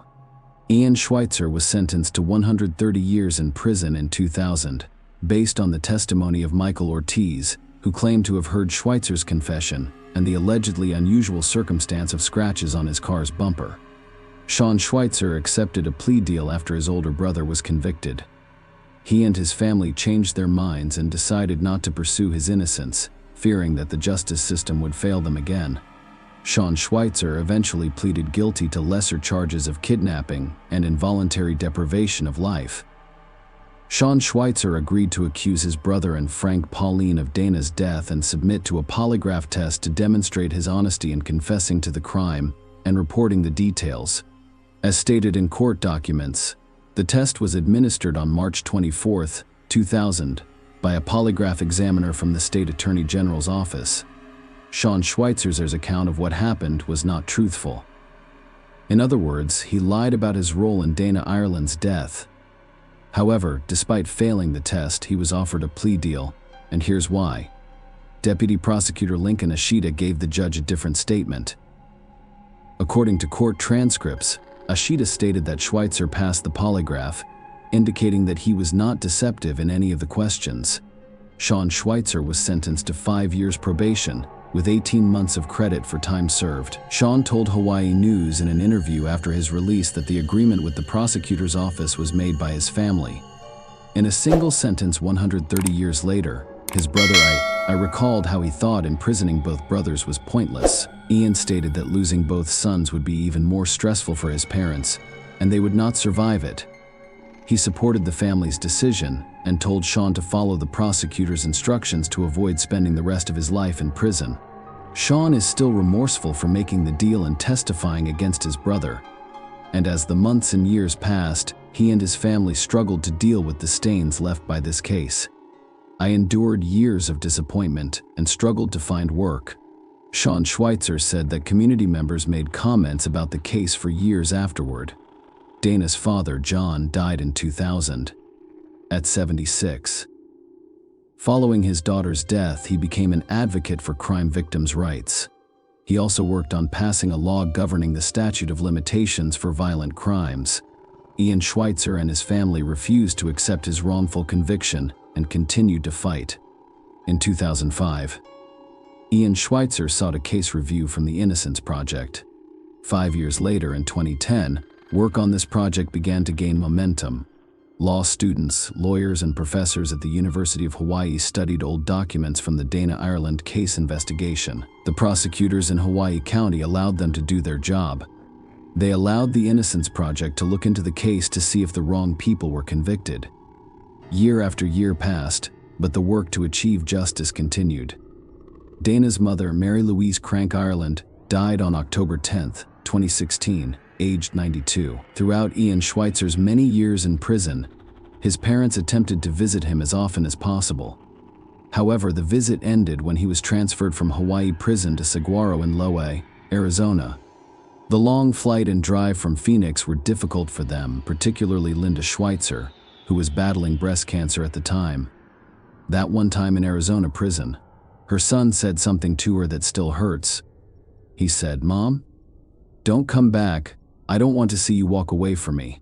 On January 23, 2023, 23 years after the jury found Albert Ian Schweitzer guilty, his legal team filed a motion requesting that the judge overturn the conviction based on new evidence and information. The court hearing took place the next day. A few hours after Ian's team filed the motion, a state deputy sheriff transported Schweitzer from Arizona's Saguaro Correctional Center and escorted him on several flights to Hilo. They made it in time for the hearing. After a long night at the hotel, his family met at the Hilo courthouse. The next morning, they were eager to see Ian Schweitzer, who had only arrived on the island hours before. He was wearing an Aloha shirt provided by his legal team. Schweitzer smiled when he entered the courtroom. His legal team presented new evidence in court. Nancy Den, a DNA expert, testified at the trial. They retested all of the items using advanced methods that had not been used in the previous tests. The technology was better explained and improved in the sense that we can now see things that we couldn't see before. In 2000, the authorities stated that there was too much Dana Ireland's blood on the t-shirt, which is why no DNA of Frank Pauline or the Schweitzer brothers was found on it. However, scientists who studied the Innocence Project evidence used modern technology to distinguish Dana Ireland's DNA from other DNA found on t-shirts. They discovered seminal fluid and sweat from the armpit on it. Nancy Dean, a DNA expert, testified that the DNA on the t-shirt and Dana's body belonged to the same person. However, this person was not Frank Pauline or one of the Schweitzer brothers. Following his statement, a tire tread expert testified remotely, telling the court that Schweitzer's Volkswagen could not have left tracks at both crime scenes. In his opinion, a larger vehicle, such as a truck, SUV, or van, left those tracks. Dentist Adam Freeman was the last to testify. Ireland had an injury on her left breast that prosecutors initially believed was a human bite mark. But Freeman claimed it was not a bite mark. This case exemplifies poor forensic science, as the bite marks are flawed. He testified late in the evening, and after the witnesses finished testifying, District Court Judge Peter Kubota announced his decision. The new DNA evidence, the tire tread evidence, the bite mark evidence, and Sean Schweitzer's recantation all demonstrate that in a new trial, a jury would most likely return acquittal. Kubota informed the court that Albert Ian Schweitzer's conviction has been vacated, and he will be released immediately. Ian Schweitzer was suddenly set free with those words, 23 years after a jury found him guilty and 25 years after he was arrested. The judge then addressed Ian Schweitzer with moving words. You have 1/3 of your life ahead of you. You can either live it angry and resentful of the process or the people who put you there, or you can live it with newfound freedom. Kubota suggested that since you have your entire family here, you hug and love them, live a fulfilling life, and make the most of the next third of your life. Schweitzer, now free of the handcuffs, hugged his lawyers first, then his family members, some of whom he hadn't seen in decades. His mother cried in his arms. Ian, who was very young when his father went to prison, was present in court when they hugged. Sean, his younger brother, was also present, with a smile and open arms. Following Ian's acquittal, his brother, Sean's lawyer, is also seeking to clear his criminal record. Frank Pauline died in prison in New Mexico in 2015. On April 27, 2015, inmate Daniel Hood, who is serving time for killing 2 people, attacked Frank Pauline, hitting him 3 times in the back of the head with a rock while they were all in the recreation yard at the Southern New Mexico Correctional Facility in Las Cruces. They were cellmates. Hood attacked Pauline because he believed he was a snitch. The medical staff at the prison was unable to save Pauline, and his family's lawyer intends to file a petition for his posthumous rehabilitation. Ian Schweitzer claims that the transition from prisoner to free person is arduous, and that adjusting to life outside the prison walls is more difficult than he anticipated. He claims to struggle with anxiety on a daily basis. Schweitzer may be eligible for compensation for wrongful imprisonment, which allows rehabilitated individuals to receive $50,000 for each year spent in prison. However, the process is not easy, and his lawyers are working to ensure that he receives compensation. 3 decades later, the Dana Ireland case remains open, and investigators are hopeful that new methods of DNA testing and genealogy will allow them to find the person who destroyed the Ireland family's life. Share your opinion with us in the comments, and subscribe to the channel for more.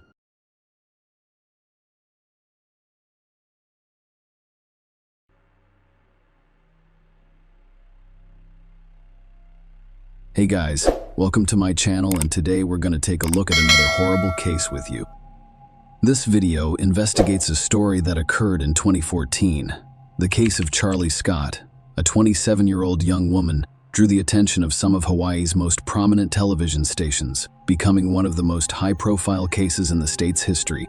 Carly Joanne Charlie Scott was born on November 24, 1986, in California, USA.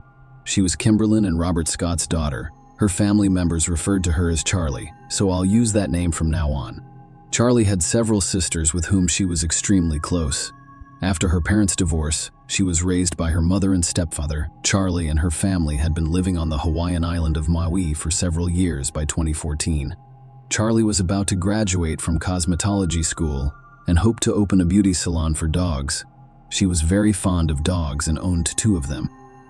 Charlie had some difficulties in her life, which I will discuss later, but she was a happy and optimistic young woman with a positive outlook on the future. Charlie lived in Makawai, Oahu with her 2 dogs and was last seen on February 9, 2014, at a family gathering in Haiku at her sister's house, about 6 miles from Makawao.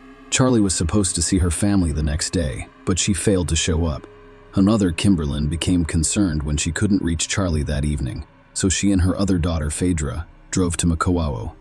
When they arrived at Charlie's house, it was already around 9 p.m. It had been 24 hours since they last saw her. Kimberly's first observation was that her daughter's vehicle was not in the driveway. Charlie had a silver 1997 Toyota 4Runner with Hawaiian license plates and a lead skull embedded in the grille. The front door was locked, but the window remained open. So Phaedra snuck into the house and unlocked the front door for her mother, allowing Kimberlyn inside. The house was orderly, with everything in its proper place. Kimberlyn and Phaedra searched every room, but there was no one in the house except one of the dogs. Charlie had disappeared, along with her other dog, Nala. This was an unusual situation because Charlie had never left without informing any of her family members. Her family's anxiety was growing by the minute as they were unable to reach Charlie. None of her friends knew where she was either. Kimberlyn had always maintained contact with her family, which gave her a bad feeling. Charlie was 5 months pregnant, which made the situation even more concerning. Pregnant women rarely disappear unless something bad happens to them. Charlie's disappearance was reported to the police. Charlie and Stephen Capobianco met in 2009 and were together for 2 years in Makawao, on the stunning Hawaiian island of Maui. While the red-headed Charlie was obsessed with her boyfriend, Stephen told his friends they were only roommates and avoided taking pictures with her. Their relationship was complicated, and no matter how harshly Stephen treated Charlie, she was willing to completely forgive him.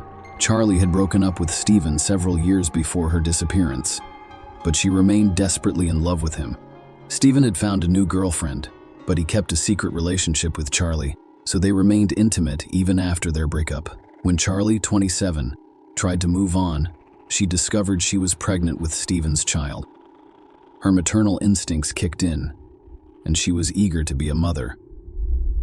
When she discovered she was having a boy, she named him Joshua.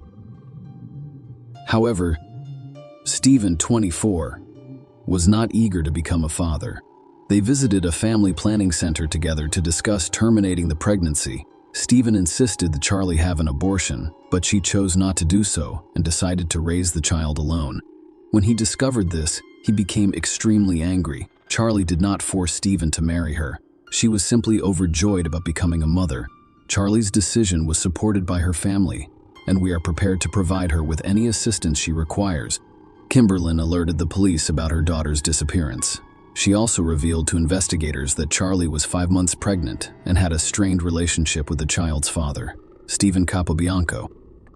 Charlie had an app on her phone that allowed her family to track her location. When Kimberlyn attempted to do so, she discovered that the last time Charlie's phone was active was on date night, February 9.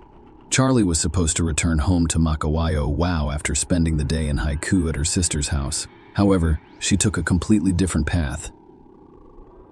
She took the Hana Highway towards Hiko, and the last time her phone was active, she was 30 miles from home.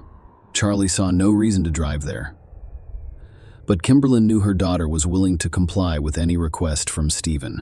When she filed a missing persons report, Kimberlyn informed investigators that Stephen Capobianco may have been involved in Charlie's disappearance. Kimberlyn and Charlie's sister Phaedra, unwilling to sit idle, got in their car the next morning and drove toward Haiku on the Hana Highway. The Hana Highway is extremely dangerous, with sharp turns, descent, and one-way traffic sections. Nothing was discovered where Charlie's cell phone was last active. It was just a stretch of road with no reason or location to stop. Kimberlyn and Phaedra would find convenient places to pull over, get out of the car, and shout Charlie's name, implying that she had gone off the road. They also called out for Charlie's dog, Nala, hoping that she would appear from within the woods. Kimberlyn was looking for her daughter. The police went to Stephen's house to speak with him because Charlie's family had identified him as a possible suspect in the case. Stephen informed detectives that he had seen Charlie but was unaware of her disappearance. He said his car broke down in a remote part of Maui, so he called Charlie and asked her to come and help him. Stephen's car broke down approximately 3 miles from where Charlie's cell phone was last active. Stephen stated that Charlie helped him start his car, after which they drove in the direction of Makawao for a while. According to Stephen, he drove up front while Charlie followed behind him in case his car broke down again. At one point, he lost sight of Charlie's car in his rearview mirror, but he didn't think much about it. Assuming he was driving too fast and Charlie had fallen far behind him, he returned home and has not spoken to her since. The first disturbing discovery came 2 days after the disappearance. Charlie's dog, Nala, was discovered in Haiku, approximately 13 miles from where her cell phone was last active. After examining the dog, investigators determined that Nala had been transported to Haiku by someone.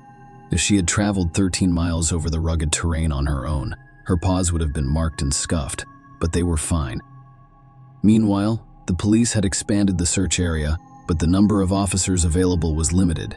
As a result, Kimberlyn requested assistance from the Maui community in finding her daughter. Hundreds of volunteers responded to the request. Flyers featuring Charlie's picture were distributed throughout the island, and detectives urged anyone with information to come forward. The fact that Charlie was pregnant heightened the urgency of the case. On April 12, one of the volunteers made a startling discovery that stunned Charlie Scott's family. A car belonging to her was discovered completely burned out 10 miles from her home and far from where her phone was last used.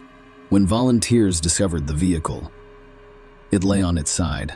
The only thing that reassured Charlie's family in this situation was the absence of any remains in the car. This gave her the hope that she was still alive. Perhaps someone stole her car and decided to burn it. While the police inspected the car for clues, Charlie's family, with the help of volunteers, investigated the location where her phone had last worked. The area was a stretch of terrain with thick and rugged vegetation, no footpaths or anything like that. Shortly before sunset, a discovery indicated that Charlie was no longer alive. Phaedra identified a CD on the ground as her sister's, and Charlie's t-shirt was next to it. Additionally, her shirt and skirt were discovered. It was obvious that this was not a car accident. Charlie's belongings were found 20 miles away from the burned-out car. When the police learned of this discovery, the investigation into her disappearance changed dramatically. Stephen Capobianco was the last person to see Charlie alive, and when word spread around the island that her belongings had been discovered, Hawaii news broke. Malika Lincoln called him to ask what he thought about it. Stephen agreed to answer questions and gave a brief interview in which he discussed his relationship with Charlie and how their last encounter went. Capobianco declined to have his voice recorded, so the interview was published. His text message, "This interview will be void," was overheard and presented as a phone conversation for your convenience. However, as I mentioned before, this is a reconstruction of the conversation. Malika Lincoln of Hawaii News interviews Stephen about the ongoing search for Charlie, his ex-girlfriend. Stephen discusses his relationship with Charlie, including occasional hookups and their connection over the years. He describes the events of the night Charlie went missing when she dropped him off at his truck and he drove ahead of her, losing sight of her near Twin Falls. Despite failing a polygraph test, Stephen denies any involvement in Charlie's disappearance and is concerned for her safety. He discusses his cooperation with the police and the suspicions raised by Charlie's family. Stephen expresses his hope for Charlie's safe return and mentions his participation in the search efforts. Stephen did not immediately check on Charlie's whereabouts after she went missing, but instead texted her the next morning, assuming she was working. The police later arrived at his house, informing him of her parents' missing person report and mentioning him as a possible lead. Stephen willingly participated in police questioning and took a polygraph test, but he doubts its accuracy after allegedly failing. Despite being a prime suspect, the police haven't given him much information. Nrala, Charlie's dog, was with her when she picked up Stephen, but Stephen isn't sure how she was discovered later. He is perplexed by the discovery of Charlie's torched car. Stephen expresses his only wish for Charlie's safe return and denies any involvement in her mistreatment. While concerned about his own safety, he prioritizes Charlie's well-being. Stephen hopes Charlie will be found, and he expresses his love for her as well as his unexpected desire to become a father. He recalls talking about baby names with Charlie and expressing his preference for a boy. Although he is unsure of the baby's gender, he believes Charlie may have hoped for a girl. Stephen waits for updates after Charlie's car is discovered without receiving a call from the police. Stephen mentions that, while a friend informed him that Charlie's car had been found, the police did not contact him. He acknowledges that someone may have set him up, but he denies any wrongdoing. He sees Charlie's family as the only potential adversaries because of their strained relationship. Despite this, he believes they were thrilled with Charlie's pregnancy. Stephen doubts Charlie will leave without her dogs and dismisses the possibility of her leaving voluntarily. He speculates on potential enemies, but defers to Charlie's family for more information. He is still committed to finding Charlie, but has chosen to assist independently rather than participate in search parties due to hostility from her family. As a result, Stephen realized he was the primary suspect in this case. He was the last person to see Charlie alive, and he did not want to be a father. However, could Stephen's reluctance to become a father have been enough motivation for the crime? Charlie's family paid close attention to her skirt. They had no doubt that Stephen Capobianco was responsible for her disappearance. Her skirt had numerous cuts on it, particularly in the stomach area, prompting the detectives to draw some very firm conclusions. The search concentrated on the area where Charlie's belongings were discovered. The police and her family realized they were unlikely to find her alive, but the reality was far more shocking. One police officer discovered a jawbone, followed by smaller fragments. The next morning, a team of investigators set out to find Charlie's remains, and they quickly made several more discoveries. These included a tongue, piercing pin, several strands of long red hair, and fingernails. 9 days after Charlie's disappearance, it was discovered that the jawbone, hair, and fingernails were hers. Charlie was officially declared dead, and this came as a huge blow to her family, who were mourning not only Charlie but also her child. The forensic team examined the jawbone and discovered more than a dozen cuts, leading them to believe that whoever killed Charlie intended to dispose of her body piece by piece. The police and her family searched for months, but found nothing else. The cause of Charlie Scott's death could not be determined, but one thing was certain. Stephen Capobianco was the only suspect. When questioned by the detectives, he stated unequivocally that he had no intention of becoming a father and denied any involvement in his ex-girlfriend's death. Charlie's skirt had 27 slits, all concentrated in one spot, which investigators believed was no coincidence. However, a single motive was insufficient for an arrest, so the police concentrated their efforts on Charlie and Stephen's phone records. Stephen had been in the area where Charlie's remains were later discovered, just hours before Kimberlyn reported her daughter's disappearance to police. His and Charlie's cell phones were close together, but then Charlie's phone was turned off and never recovered. Phone records also revealed that Stephen had visited the area where the remains were discovered at least 3 times. This evidence suggested that Capobianco made a false statement when he told the police that he returned home after Charlie assisted him with his car. Detectives speculated that he burned Charlie's car to eliminate evidence of the crime. Stephen Capobianco was arrested 5 months after Charlie disappeared. He was charged with Charlie's murder, specifically the 2nd degree, as well as 2nd-degree arson. He pleaded not guilty to both charges. Hawaii has no laws that punish the death of an unborn child, so Stephen was not charged with anything related to this. Capobianco went to trial after more than 2 years. The prosecution faced the challenge of having only circumstantial evidence.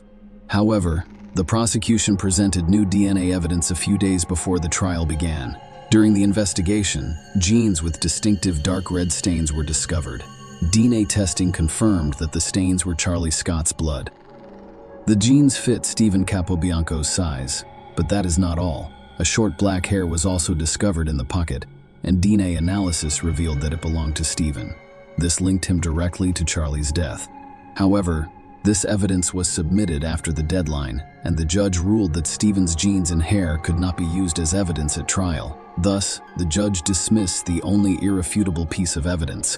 Stephen's chances of getting away with his wrongdoings have significantly increased. The trial went on for 6 months. During the trial, Deputy Prosecuting Attorney Robert Rivera told jurors that multiple stab wounds in the abdomen area of Charlie Scott's skirt demonstrated that Capobianco caused her pain. At a court hearing, Charlie's father, Robert Scott, stated that despite his best efforts, he was unable to break free from his anger and revenge. It turns out it's an innate human trait in me. He described it as very strong. If the courts and justice system fail to provide this, who will? If this retribution is not met, I will exact it myself. Having said that, some things have crossed the line. John Apo, Robert Scott Polk's defense attorney, was struck in the face with his finger. "You should be ashamed of yourself, and I will spit on you." According to Scott, the judge then asked the sheriff's deputies to remove Robert Scott from the courtroom, stating that this was inappropriate. On December 28, 2016, a jury found 27-year-old Stephen Capobianco guilty of all charges. He was sentenced to life in prison with the possibility of parole after 40 years for killing Charlie Scott. He received another 10 years for setting fire to her car. Since the court sentenced Capobianco to 2 consecutive sentences, his minimum sentence is 50 years before he is eligible for parole. Capobianco did not testify at his trial. Kimberlyn stated after the sentencing that she thought prison time was about the best Hawaii could offer. She claims it does not compensate her family for the loss of her daughter and unborn child Joshua, but it does provide some peace of mind. "I think we're glad we made this decision," she said. "I'm not completely unhappy. I'd like life to truly mean life. However, in our state, life sentences are typically for 20 years. So 40 years is a small way of recognizing the lives he took away. Another issue Charlie's parents faced was that the fragments discovered were not legally considered bodies and were held as evidence in the case, so the family was unable to remove them and bury them properly. Kimberlyn and Robert saw the remains for the first time in 2020, following a public memorial outside the Maui Police Department's Forensic Center, where they are kept as physical evidence. Flowers, photos, and an ultrasound image of her unborn son were among the emotional tributes left outside the forensic building. Following the public ceremony, her parents were given the opportunity to privately view her partial remains, including her jawbone.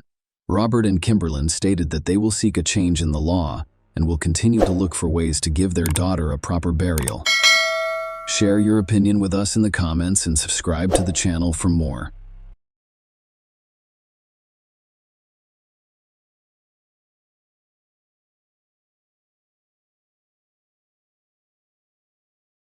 Hey guys, welcome to my channel, and today we're going to take a look at another horrible case with you. The Amato family case illustrates how obsession can transform a quiet person into a monster. Like many serious addictions, which can be compared to severe illnesses with psychological, biological, or social underpinnings, this case involves a destructive habit, such as an urge for alcohol, prohibited substances, gambling, or an obsessive need for a specific activity or interaction with a specific person or group.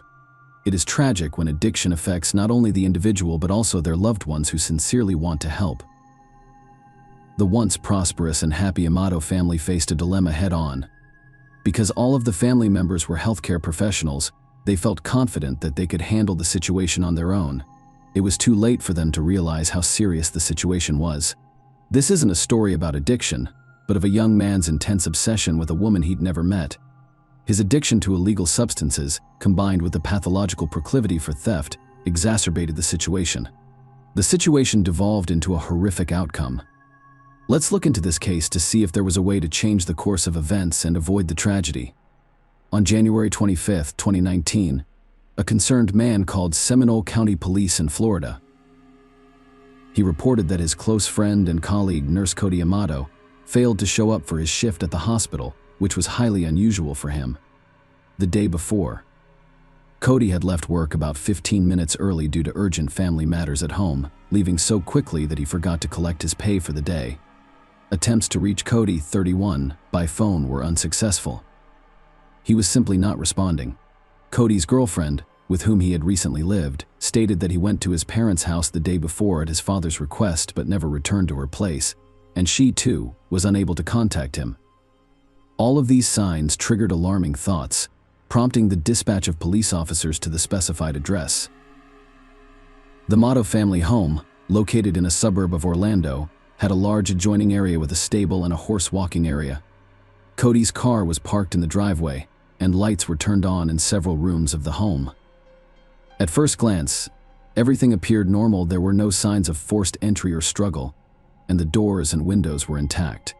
When the sheriff's deputy knocked, there was no answer, and calls to the landline went unanswered. The police then requested permission to enter and, once granted, cautiously unlocked the back door with a knife to slide the bolt.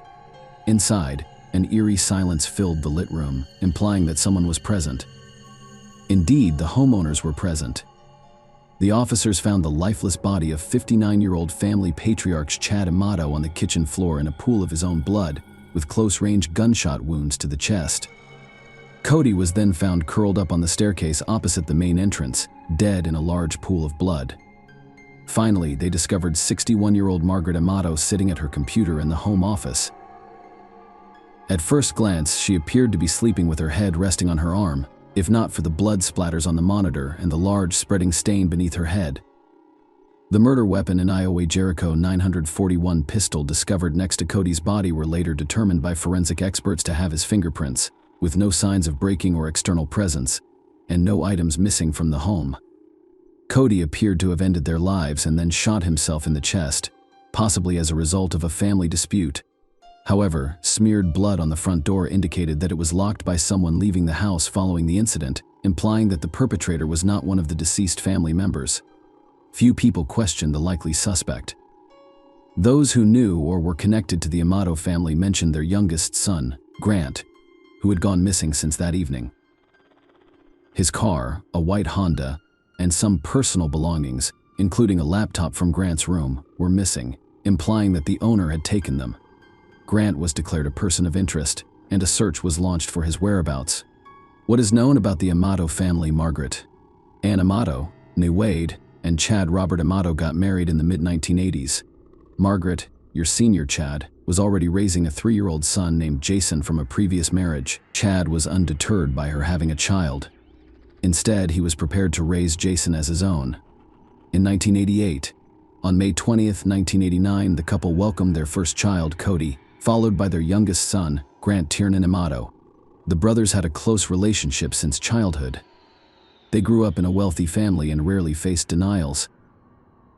To earn certain privileges, they had to follow family rules, perform well in school, assist with household chores, and demonstrate good behavior. They strived to be the pride and support of their parents. Both parents had advanced degrees in healthcare. Margaret was a senior operational manager at a prestigious private clinic. Chad began his career as a clinical pharmacist but later specialized in software. The family was quite wealthy, living in a large suburban home and raising their own stable-bred, thoroughbred racehorses as a hobby. Jason left home at the age of 18, went to university, and began his own life. He married, raised a family, and relocated to another state while maintaining close ties with his parents and younger brothers. Cody and Grant were almost inseparable. They went to the same school, played on the same sports team, and spent weekends at the shooting range with their father. The Amatos had an impressive firearm collection, including rare pieces that were only accessible to the family patriarch due to safety concerns. Grant, the family's youngest son, received the majority of everyone's attention and admiration, as is customary. As a child, he was frail and sickly, so everyone tried to show him love and care. He grew up to be a modest and shy boy who struggled to connect with his peers and relied solely on his brothers for friendship. Grant became especially close to Cody after their eldest brother, Jason, grew up and left the house. Following high school, the brothers pursued medical degrees together and eventually became anesthesiologists. Cody excelled in his studies, becoming the top student in his class, whereas Grant struggled and received low grades. Nonetheless, both were able to find jobs in their field at a hospital. Cody built a reputation as a dependable professional, but Grant was prone to making mistakes and needed his work double-checked. Grant's hospital career came to an abrupt end in the summer of 2018 when he was caught stealing strictly controlled sedatives that caused euphoria and hallucinations and were rarely used for anesthesia. The discovery prompted police action, and Grant was arrested. During interrogation, he admitted to the theft, claiming that he gave the drugs to patients who, in his opinion, were undertreated. Many people believed Grant was using or selling drugs illegally. Even though there was no direct evidence, he was immediately suspended and later fired. His criminal case for theft was eventually dismissed, reportedly due to parental intervention. He was unemployed and relied heavily on the internet. After losing his job, the 29-year-old man, who was already a loner, became even more isolated. He spent weeks indoors glued to his computer, primarily browsing adult websites. Grant had no girlfriends and struggled with social interactions with women, making him feel inadequate. He watched adult content and frequently interacted with webcam models on specialized platforms, attempting to fill the void of an absent personal life. This private interaction, of course, cost money. Grant could easily access funds from his parents' and older brother's accounts for these activities. This obsession quickly developed into an addiction, exacerbated by irregular alcohol consumption. But Grant seemed content with his lifestyle, relying on his family and spending their money without contributing anything in return. Eventually, his father issued an ultimatum: find a job soon or leave home and lose all financial support from his family. Grant promised his father that he would resolve the issue, but he had no intention of seeking employment. He stated that he would become a streamer, earning money by broadcasting video games. His parents, seeing this as preferable to nothing, agreed to set up a streaming station for him. Once everything was in place, Grant pretended to be streaming, requesting privacy. But in reality, he was locked in his room, indulging in his favorite pastime, browsing adult-only websites while on a trip to Japan. Cody took a vacation from work in August 2018 and decided to travel around the world for a change of scenery. with the goal of visiting Johan. He invited his younger brother Grant and his best friend Jeremy. Cody and Jeremy had saved up for the trip on their own. Grant's vacation was funded by their parents. However, instead of giving the money directly to Grant, they delegated it to Cody, who was more responsible. Grant appeared disengaged throughout the trip, which lasted nearly 2 weeks. He showed little interest in tours or landmarks, instead focusing on his smartphone screen. He often stayed at the hotel and used his brother's laptop. On the day the group visited Lake Kawaguchi near Mount Fuji, Jeremy accidentally left his credit card in their hotel room. Seizing the opportunity, he hacked into Jeremy's account and withdrew thousands of dollars, which he spent entirely on private sessions with his favorite webcam model. Jeremy discovered the theft later but had initially suspected fraud.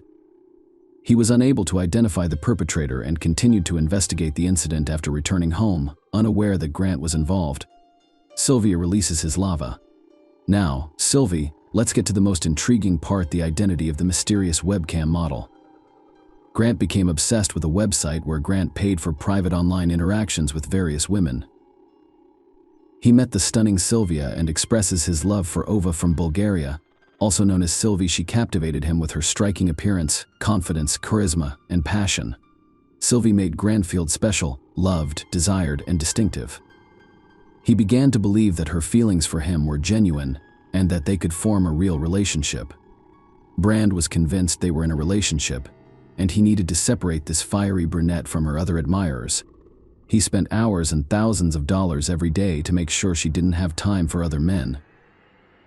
Grant also showered her with gifts such as expensive lingerie and jewelry, which she wore during their video calls. Desperate to impress Sylvie Grant, she constantly made up stories, losing touch with reality.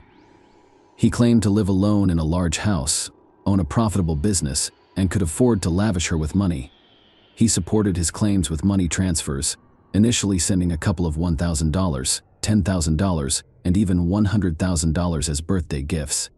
Naturally, his parents were aware of his lavish spending because he was using their accounts. At first, he explained that it was an investment in his own online project to build an audience. However, Chad and Margaret soon realized their son was lying. A scandal escaped the rehab clinic, and a serious family feud broke out at home. The patriarch demanded that the youngest son pack his belongings and leave right away, but his mother and Cody stood up for him. The family recognized Grant's severe internet addiction. However, they were perplexed as to how he had spent nearly $200,000 from their accounts. A thorough search of his room revealed vials containing potent substances. Grant explained that he used them to avoid going insane. The parents announced that they would deactivate his accounts and send him to mandatory drug and internet addiction treatment. Grant responded by declaring that he was tired of everything and wanted to end his life. He then dashed out of the house, jumped into his car, and drove off at high speed in an unknown direction. Later, it was discovered that Grant had gone to his aunt and uncle's house, crashed through their fence, and hit the garage wall. Knowing about the turmoil in the Tomato family, his relatives sympathized with him and offered him a place to stay until things settled. He readily agreed, but the next day he robbed his kind-hearted relatives, taking thousands of dollars from their accounts to pay for interactions with Sylvie. When Grant's aunt and parents met, they asked her not to contact the police, promising to resolve the situation and return the stolen money. That same day, Chad personally went to their house and took Grant, who desperately needed help. Chad, Margaret, and Cody realized that reasoning with him was pointless, and if he left home, he was likely to commit theft again. They then presented the Grant with a different ultimatum: either go to a rehabilitation clinic for addiction treatment or face jail time for theft. Grant reluctantly agreed to enter the clinic, where he would spend 2 months free from temptation. He was admitted to the medical institution near the end of December 2018, a grown man's little secret. While Grant was in treatment, his parents checked his computer and discovered that he was spending thousands of dollars each day from their family accounts. They discovered the profile of Sylvie, the woman who had a profound impact on their son. After reviewing their correspondence and discovering hundreds of recordings of their intimate private online interactions, which were treasured and frequently revisited, the comatose decided to inform Sylvie that her admirer, who had showered her with money and gifts, was not a businessman but an ordinary unemployed man suffering from drug and internet addictions. They also stated that the funds transferred to her were stolen, potentially exposing him to criminal charges. However, Sylvie remained unconcerned for her. It was simply a job, and she had no intention of returning the money. Grant abruptly returned home on January 5, 2019, only a few weeks into his treatment, having completed less than a quarter of the required rehabilitation program. He had fled the clinic, where he was known for his complete lack of cooperation. Grant tearfully promised to change his life and find work, but he threatened to commit suicide if forced to return to the rehab facility. His parents agreed but imposed strict rules. Grant was prohibited from using the computer. He had to adhere to a strict schedule, and all of his earnings were closely monitored. He was also given a part-time job at a local grocery warehouse. For about 3 weeks, Grant appeared to comply, leading his parents to believe he had matured and overcome his addictions. However, everything changed on Thursday, January 24, 2019, when Grant persuaded his mother to let him use the laptop briefly to check his email and post his resume on the internet. He hopes to find a more challenging job than his current warehouse position. Margaret trusted her son and let him use the laptop, making a fatal mistake. Naturally, Grant attempted to contact Sylvie, only to discover that his parents had already written to her, revealing the truth about him. He saw it as a betrayal. Furthermore, his parents had humiliated him in front of the only woman he loved, and they had to pay the consequences. The brutal dismantling of the family. Remember the previously mentioned home firearms collection? Chad had kept it in a large, special safe with a key he didn't trust. However, Grant was aware of another gun stored in his parents' bedroom, which his father always kept loaded, and he chose to use it. His mother was working on the computer in the home office when her youngest son quietly approached her from behind and shot her in the back of the head.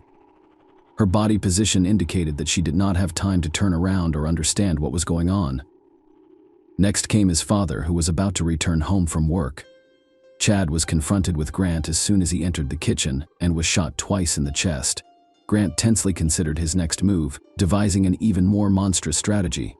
He decided to frame his own brother Cody, the only person who had ever defended him, assisted him, and been his best friend. Cody had already moved out of the family home and was living separately with his girlfriend. To bring Cody home, Grant used his now deceased father's phone to send several messages requesting that he return immediately, because something terrible had occurred. He didn't elaborate, knowing that this information would be enough to make his brother rush home from work. The Grant calculation was correct, and Cody did arrive, even leaving work early.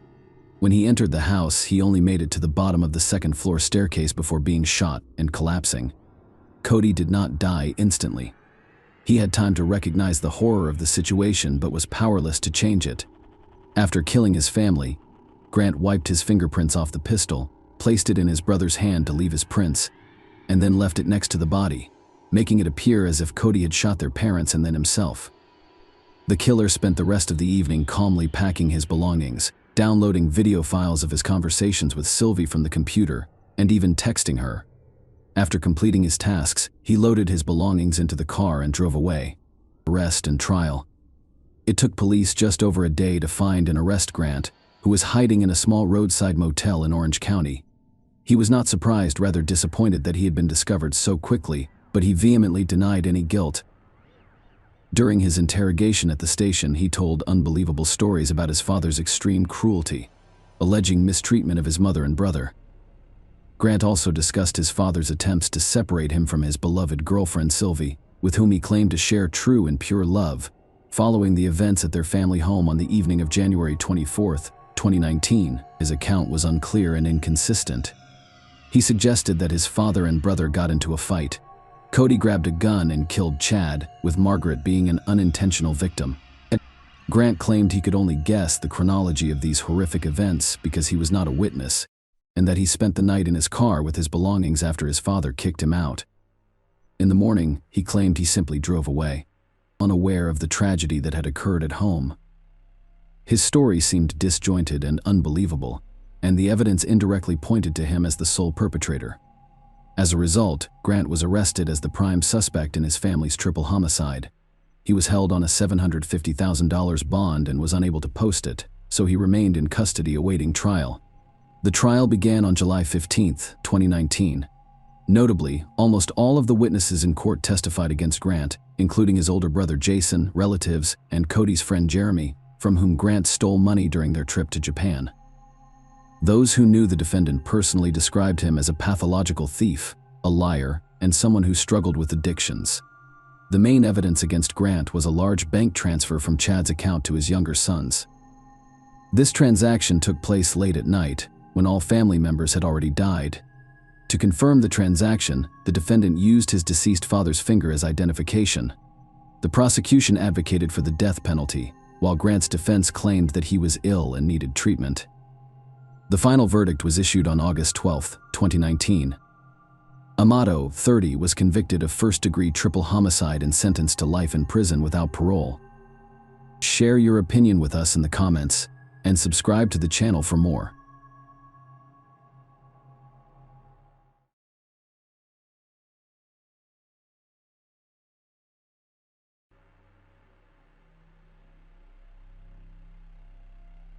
In the tranquil coastal town of St. Augustine, Florida, July 8, 2010, was a day that those who knew her would never forget. A solitary beach house served as the backdrop for a perplexing mystery. Friends and family struggled to understand the mysterious disappearance of a 45-year-old woman who had been a fixture in their lives. Her presence, last seen at a neighborhood gathering on July 6th, appeared to have faded into the shadows, leaving a trail of unsettling questions. Brittany Tavar, 45, a resident of St. Augustine, Florida, had a heart as big as the ocean and a smile that could brighten even the darkest day. Brittany had a large family with many siblings, but they all lived far away on the other side of the country. They loved her despite the distance, but life's twists and turns had separated them. People who knew Brittany spoke of her fondly. She was known for her kindness, generous spirit, and unwavering respect for everyone she met. Brittany had a talent for assisting others, which defined her in an intriguing twist of fate. Brittany had once set her sights on Hollywood, hoping to discover her dreams amidst the city's glitz and glamour.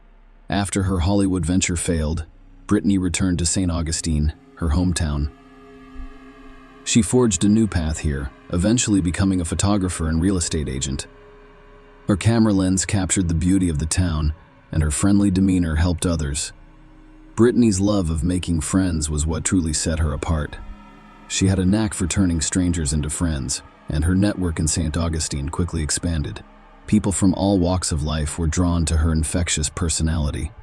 However, life is unpredictable, and Brittany had no idea what was going to happen next. Brittany's last appearance in the community was on the evening of July 6th, just 2 days before her mysterious disappearance.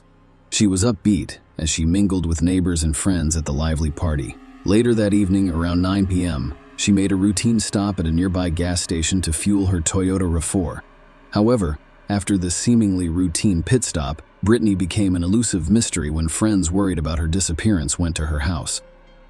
It appeared normal from the outside. There appeared to be no activity inside the house. Her car was noticeably absent, prompting a few of them to speculate that she had temporarily left her home for a few days. Her family was concerned, however, because they knew it was unusual for her to leave without informing anyone. Police did not launch an investigation right away because nothing seemed out of place, and there was no evidence of foul play or that Brittany had suffered any harm.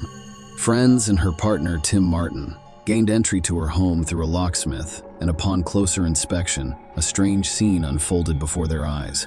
The house had an almost unnatural cleanliness, as if it had been thoroughly scrubbed, leaving a distinct odor of cleaning products, particularly bleach. Brittany's 2 small white Bichon Frise dogs, Colbert and Huey, were also missing, but her cats remained inside the house. The hum of the air conditioning system in the background added to the mystery, which was unusual for Brittany, who was normally concerned about power consumption and would not leave it on even if she was only going away for a few days. Brittany's friends told the police that she had expressed concern and fear to them. She had spoken with some of them about her concerns. This unease stemmed from a contentious dispute she had with her neighbor, and what had once been a cordial relationship had devolved into a cauldron of hostility, marked by physical skirmishes, legal skirmishes, and Brittany's fervent attempts to obtain a permanent restraining order against Anna. The timing of Brittany's disappearance was especially puzzling because it coincided with a critical court hearing in this long-running dispute. Brittany meticulously gathered evidence and prepared for her upcoming trial, making her sudden disappearance even more perplexing to those who knew her well. She was looking forward to her appearance in court and did not want to miss it. Brittany and Anne had previously been close friends, bonding over shared memories and camaraderie. However, Anne's idyllic friendship began to unravel when her boyfriend crossed the Atlantic from Ireland, prompting her to seek accommodations for her roommate in order to make room for her view. Brittany, ever accommodating, agreed to house Anne's roommate, but later changed her mind. This abrupt reversal heightened tensions between Brittany and Anne, laying the groundwork for a contentious dispute. The conflict escalated to alarming proportions, culminating in a shocking physical altercation that resulted in Brittany's arrest on battery charges. Her once welcoming demeanor had changed to one of resolute determination to seek legal protection against Anne's perceived threats.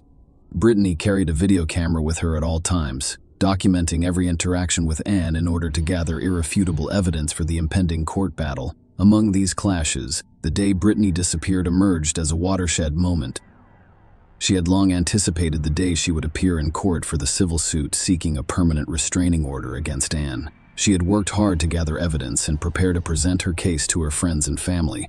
The idea of Brittany willingly missing this critical hearing seemed implausible.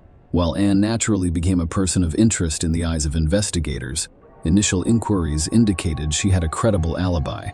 A few days after Brittany's last sighting, her two beloved dogs, Colbert and Huey, were discovered wandering separately in Hopkins, South Carolina, adding an unexpected twist to the case. In the midst of this neighborly feud, another aspect of Brittany's personality emerged. A compassionate spirit who had opened her home to at least 8 different homeless people over the years. Brittany welcomed them warmly, offering shelter in exchange for their assistance with various household tasks. Among them was Joseph Dean Roberts, a 26-year-old who had recently lived with Brittany. Brittany had only met Joseph a few weeks before her mysterious disappearance at a local Barnes & Noble bookstore. Despite their brief interactions, Joseph had shared his harrowing story with her. He had become homeless after losing his job at the Kangaroo gas station on St. Augustine Beach. Brittany, known for her boundless kindness, extended her hand and offered him a place to stay.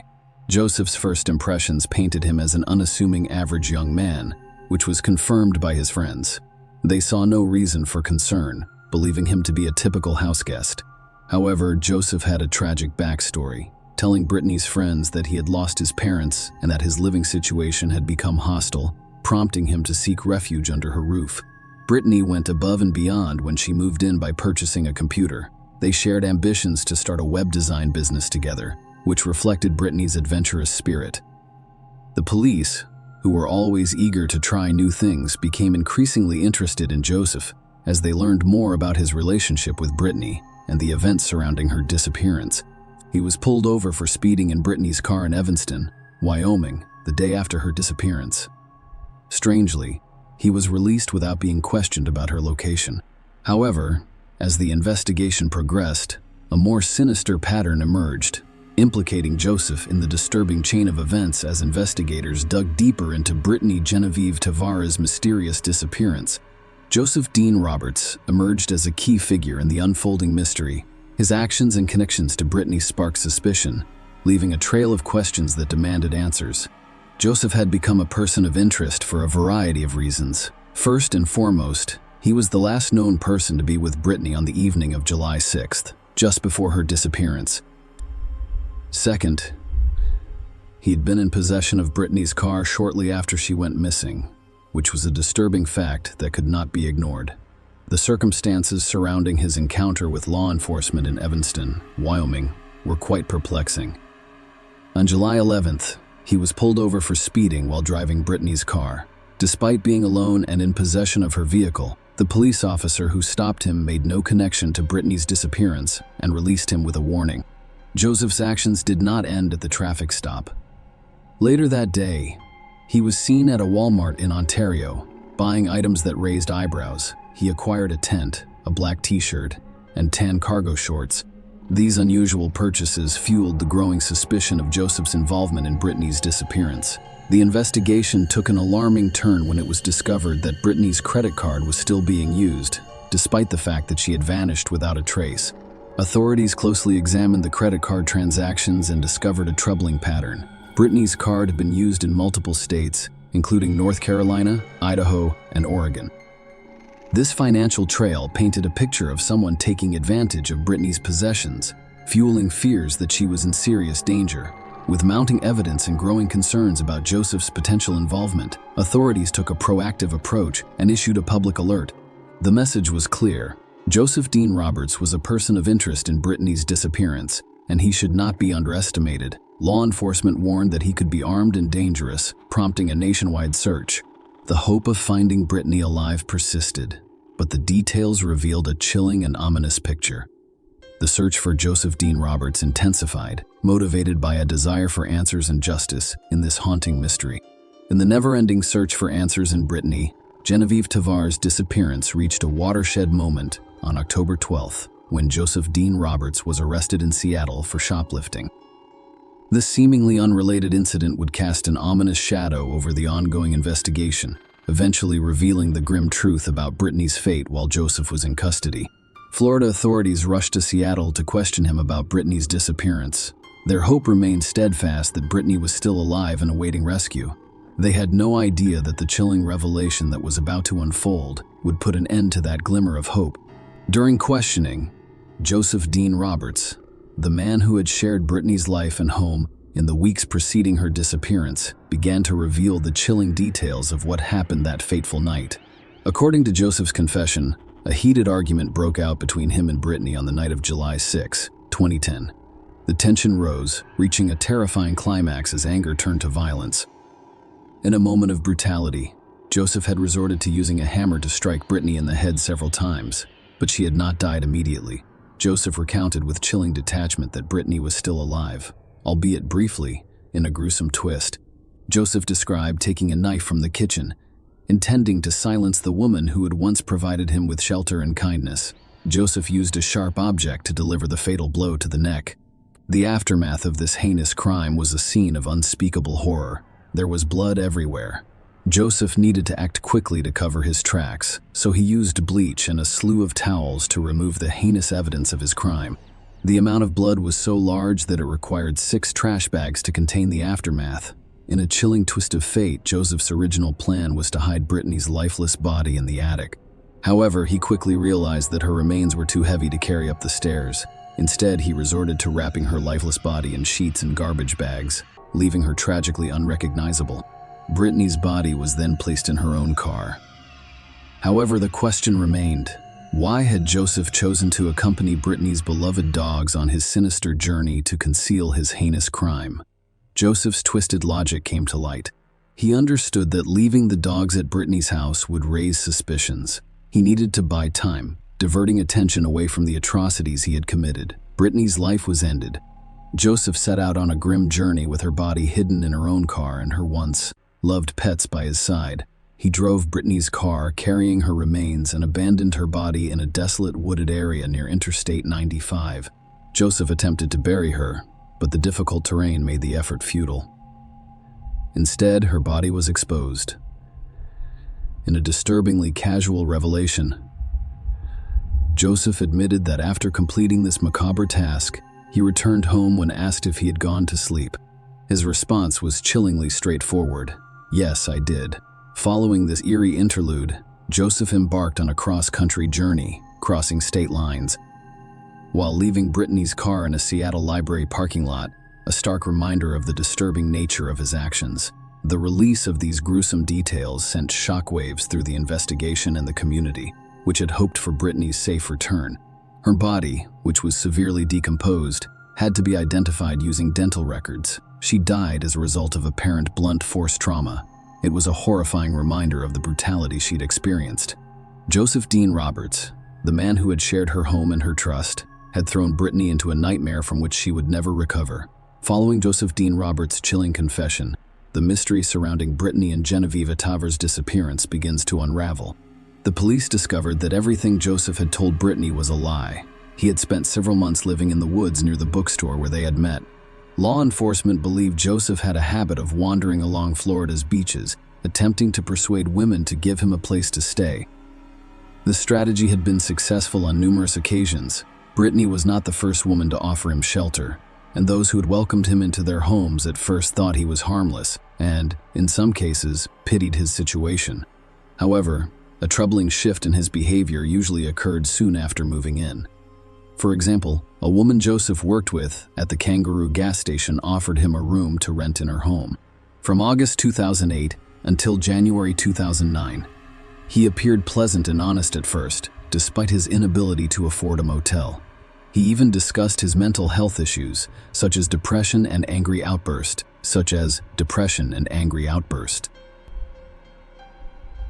However, within a few weeks, his behavior deteriorated. He became disinterested, neglected personal hygiene, and began using illegal substances in the home. When she discovered this, she immediately asked him to leave, and he left the same day. A month later, another gas station employee named Cheryl Davenport offered Joseph a place to stay after he was fired for theft. Cheryl thought of him as a friend, and she was aware that his mental health issues had caused strained relationships with his family. In exchange for housing, she asked him to care for her 3 young children. Unfortunately, the destructive pattern repeated itself. Joseph stopped bathing and resumed his prohibited substance use, prompting Cheryl to ask him to leave. During this time, Joseph moved in with Brittany in tragic circumstances. Before she had the chance to request his departure, he committed a heinous act of violence, brutally killing her. Brittany was unaware of Joseph's history of severe anger issues, which led to this horrific tragedy. Joseph's account of Brittany's brutal murder prompted his immediate arrest. The gravity of the crime he had committed was obvious, and the legal system moved quickly to hold him accountable for his heinous actions. Joseph initially pleaded not guilty to first-degree murder, setting the stage for a trial to prove his guilt beyond a reasonable doubt. However, as the case progressed, legal discussions and arguments became more prominent. Questions about Joseph's state of mind, the circumstances surrounding the crime, and the pursuit of justice led to a watershed moment in the case. Ultimately, the prosecution and defense reached a significant agreement and accepted a guilty plea to a lesser charge. Joseph Dean Roberts, the man who killed Brittany in an unspeakable act of violence, has pleaded guilty to second-degree murder. This plea represented a significant turning point in the case. The court accepted the plea and sentenced him to a 30-year term in a Florida state correctional facility. While this outcome may not have provided the full measure of justice that Brittany's loved ones had hoped for, it did ensure that Joseph was held accountable for his heinous crime. He would spend decades in prison, paying for the life he had taken and the anguish he had caused Brittany's family, friends, and the community that had rallied in her memory. Share your opinion with us in the comments and subscribe to the channel for more.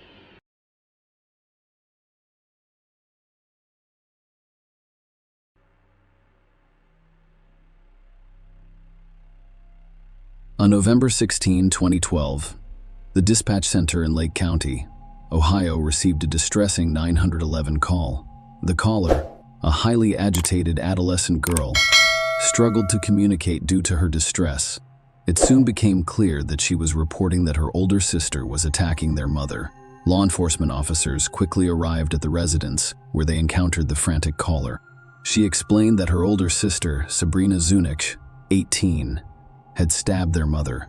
When they arrived, Sabrina emerged from the house, clutching a bloodied knife. The police demanded that she drop the weapon, and she complied. They were met with a gruesome scene inside the house. Lisa Marie McIntosh was born on May 20, 1971. Lisa, the daughter of William and Rita McIntosh, was a single mother who had a daughter from a previous relationship. She married Kevin Noefel in 2006, and he has a son from a previous relationship. The couple had their daughter in 2009. Lisa, a social worker with the Department of Children and Family Services who specialized in child abuse cases, had a strong desire to help others. Demonstrating their dedication to assisting children, Kevin and Lisa have decided to become foster parents. Lisa's friend commented that when she had foster children, she treated them as if they were her own. She made a point of going above and beyond as a parent. Sabrina Zunic, 16, moved into their home in the summer of 2011. Sabrina Zunic was born on October 27, 1994, somewhere near Cleveland, Ohio. Her upbringing was difficult, as both of her parents struggled with alcohol and substance abuse, resulting in a highly unstable home environment. Sabrina's early experiences were marred by her parents' criminal troubles, and even as a baby she was exposed to substances like vodka in her bottle to induce sleep. These circumstances aided Sabrina's development of behavioral and mental health issues such as ADHD, oppositional defiance disorder, bipolar disorder, anxiety, and depression. Sabrina went to live with her grandmother after being removed from her parents' custody. Unfortunately, her grandmother's declining health coincided with Sabrina's adolescence, and her rebellious behavior became difficult for her grandmother to deal with. Sabrina entered the foster care system at the age of 14, living in a variety of homes and group settings before being placed with Lisa and Kevin Nofel. Sabrina made significant progress in changing her life in 2011, thanks to Kevin and Lisa's care. She began attending school on a regular basis, excelled academically, and aspired to be a massage therapist. Sabrina has seamlessly integrated into the family, making positive connections with the two girls and actively participating in school. Sabrina chose to stay with Lisa and Kevin to complete her education after turning 18 and becoming eligible to leave foster care, expressing her happiness in their home. Nonetheless, a tragic question arises. What drove Sabrina to stab her foster mother to death in front of Lisa's two young daughters? Lisa was at home with the children on November 16, 2012, while Kevin was working as a truck driver. During the night, the teenage and 3-year-old daughters heard their mother's screams and discovered Sabrina stabbing Lisa multiple times. In the midst of the terrifying scene, the younger child sought refuge in a closet, while Lisa's teenage daughter pleaded with Sabrina to stop the assault and immediately dialed 911. The situation was described as completely chaotic, with the distraught caller informing police that her sister had fatally stabbed their mother. Lisa Nofel was pronounced dead on the scene. Sabrina was arrested, and the murder weapon, a 15-inch knife with a 9-inch convex and serrated blade without a hilt, was found in the house. Notably, Sabrina accepted responsibility for the act, admitting that she was the one who stabbed Lisa to death. Despite the disturbing nature of the murder, police were concerned about the brutality of the attack on Lisa Nofel, who had opened her home to care for a teenager. The assault resulted in almost 200 stab wounds, indicating a vicious and violent act. The police informed Lisa's husband, 42-year-old Kevin Nofel, who worked as a truck driver and was away in Michigan at the time, about her death. Kevin called 911 to inquire about the girls' well-being and was advised to pick them up from the police station. Kevin got them at 5 a.m. that morning. Over the next 10 months, law enforcement worked hard to piece together the puzzle surrounding the crime. The investigation's findings indicated a shift in the Nofel household dynamics around December of 2011. Sabrina Zunick, who was initially content in the home, began to have conflicts with Lisa. Jealousy emerged as a significant factor, with Sabrina expressing resentment toward Lisa and accusing her of favoring Haley and Megan, the family's two younger girls. The inquiry loomed. Could these tensions have pushed Sabrina to commit the heinous act of murdering Lisa? Several months after her arrest, Sabrina offered to cooperate with police in exchange for a 30-year parole possibility rather than a life sentence without parole. Sabrina made a shocking disclosure in her statements. She claimed to have had sex with her foster father, Kevin. Sabrina stated that this relationship began in the spring of 2012. Following Sabrina's arrest, she claimed that it was Kevin's idea to plan and carry out Lisa's murder. Kevin Nofel was facing charges for the murder of his wife, Lisa. He was charged with conspiracy to commit aggravated murder, complicity in aggravated murder, and 6 counts of sexual battery. During the trial, Kevin entered a not guilty plea, and the focus was solely on his charges. Sabrina, who had previously pleaded guilty, agreed to testify for the prosecution against Kevin. The prosecution argued that, while Sabrina was the one who physically stabbed Lisa to death, Kevin was aware of and involved in the murder. The prosecution claimed that Kevin wanted to end his relationship with Lisa, as evidenced by statements to friends about a possible divorce. They also claimed that Kevin stood to benefit financially from Lisa's death because of the existence of multiple insurance policies. During the trial, the prosecution presented evidence indicating a change in Lisa Nofel's behavior preceding her tragic death. Lisa's co-worker testified that in the months leading up to her murder, Lisa appeared distracted and made an effort to focus. She also mentioned delivering food to Kevin the day after Lisa died, noting that his demeanor seemed normal and seeing a picture of Sabrina on the refrigerator.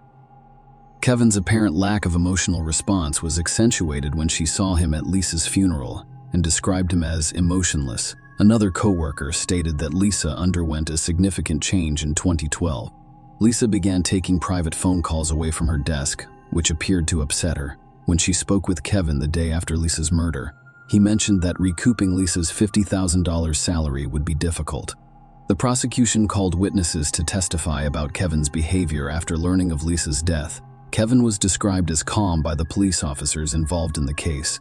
Patrolman who met Kevin in the police station lobby a few hours after Lisa's death reported that he appeared relatively calm during the encounter. Detective Brian Jackson of the Willoughby Hills Police Department testified during the trial, recounting an interaction with Kevin the day after Lisa's murder. Kevin expressed a desire to enter the house, but Detective Jackson advised against it, explaining that the scene had not been cleaned. Despite the gruesome circumstances, Kevin showed no emotion and insisted on seeing the scene for himself, claiming that he had been in similar situations before. The prosecution presented evidence about the insurance money, revealing that Kevin had collected insurance funds following Lisa's death. Testimonies focused on Kevin Swift's actions on the morning of Lisa's murder. Kevin called Lisa's workplace to inquire about the paperwork required to file a claim on Lisa's life insurance policy with the union. Jill Reynolds, a benefits specialist at Gordon Food Services where Kevin worked as a transit driver, testified that on the day Lisa was killed, Kevin contacted her to report Lisa's death and stated that he planned to file an insurance claim. This information was critical in establishing a timeline of Kevin's actions and decisions in the immediate aftermath of the tragedy, which helped to shape the prosecution's narrative about the financial implications of Lisa's death. The prosecution informed the court that Kevin filed several insurance claims on November 16, including a $250,000 life policy for Lisa No. This policy, which was issued on May 16, 2012, provided coverage for her life. According to Christopher Eddy, a team leader at Guardian Life Insurance Company, which provides insurance for Cuyahoga children and family services, Kevin received a $250,000 check as payment for the claim. Farmers Insurance paid Kevin $150,000 for his term life insurance policy purchased in 2009. This is for Lisa. After Lisa died, Kevin changed the property's insurance policy from renters to homeowners and added a swimming pool. Kevin also purchased auto insurance for a 2013 Cruze, a 2011 Malibu, and 2 campers, using the funds not only to pay off his mortgage, but also to buy new cars and a home in Florida, as well as funding flying lessons. Lisa owned nearly $800,000. The prosecution called Sabrina as a witness in life insurance policies, which Kevin collected throughout the trial, and she testified that her relationship with her foster father Kevin began in the spring of 2012. Sabrina testified in court that Kevin typically drove her to Willoughby South High School, and that they engaged in sexual activities during these rides. She claimed that Kevin explained that he couldn't divorce Lisa because of concerns about sharing custody of Haley. According to Sabrina, the idea of killing Lisa started as a small thought. Kevin would occasionally text her, expressing his dislike for Lisa and suggesting that once Lisa was gone, they could buy their own home and live together, and Sabrina could attend college while acting as the children's mother. Sabrina told the court that she approached her friend Autumn Pavlik in early October to find someone to kill her foster mother. Autumn testified, asking me if I could get her a hitman. She declared that they were getting a divorce and that she was worth more dead than alive. However, Sabrina eventually decided to handle the situation herself. She testified that on November 15, 2012, Kevin drove her to school but started crying after parking. Sabrina claimed that Kevin revealed that they had a heated argument with Lisa the night before, and that he would consider suicide if Lisa wasn't dead. Sabrina told the court that I was scared for him because I had fallen in love with him. Sabrina responded by assuring Kevin that she would take responsibility for killing Lisa, and Lisa died less than 24 hours later. The prosecution called Dr. Joseph Andrew Philo, a forensic pathologist at the Cuyahoga County Medical Examiner's Office, to testify about Lisa's severe injuries. Lisa's autopsy was overseen by Dr. Philo. According to Dr. Philo's testimony, Lisa died as a result of a mandible jaw injury that penetrated deeply enough to sever the carotid artery connecting the brain. Another lethal wound was discovered in her breast, which penetrated and collapsed the underlying lung. Dr. Philo described several cuts on Lisa's body as intricate and complex, implying that either the knife was twisted upon entry or the body was in a twisting motion. One of Lisa's fingers and one thumb were almost severed. Lisa's body also showed signs of defensive wounds. Dr. Philo concluded that the death was caused by at least 178 stab and incised wounds to the head, neck, torso, and extremities, along with musculoskeletal, vascular, and visceral injuries. The brutality of the assault was highlighted by the fact that the knife used had bent as a result of the extreme violence inflicted during the attack. The defense argued that Kevin was not guilty and that Sabrina bore sole responsibility for Lisa's death. They emphasized the lack of physical evidence supporting Kevin and Sabrina's sexual relationship, as well as the prosecution's reliance on Sabrina's testimony, which they argued was untrustworthy given her agreement to a plea deal in exchange for a reduced sentence. The defense claimed Sabrina's motive for killing Lisa stemmed from a conversation 2 weeks before the tragedy. According to their case, Lisa informed Sabrina that she had to vacate by January 1, 2013. Kevin decided not to testify at the trial. The court was informed that, despite the inability to recover text messages or phone call records between Sabrina and Kevin, official records revealed a significant amount of communication. 1491 texts or calls exchanged between their cell phones from November 1 to November 16, 2012. Notably, there were 78 recorded calls or texts beginning at 7:12 p.m. from November 15 to 12:48 a.m. on November 16, half an hour before Lisa's tragic death. After nearly 10 hours of deliberation, the jury found Kevin guilty of all 11 counts. The charges included 6 counts of sexual battery, 3 counts of complicity in aggravated murder, and 2 counts of conspiracy in aggravated murder. Kevin was sentenced to life in prison, with the possibility of parole after 30 years. Sabrina, who pleaded guilty to aggravated murder, was sentenced to life in prison, with the possibility of parole after 30 years. The legal proceedings concluded with both individuals facing substantial penalties for their roles in the tragic events. As a result, Kevin's currently incarcerated at the Lake Erie Correctional Institution in Conneaut, Ohio, with a parole date of 2043. Sabrina is currently incarcerated at the Dayton Correctional Institution in Dayton, Ohio, with a parole date of 2042. Share your opinion with us in the comments and subscribe to the channel for more.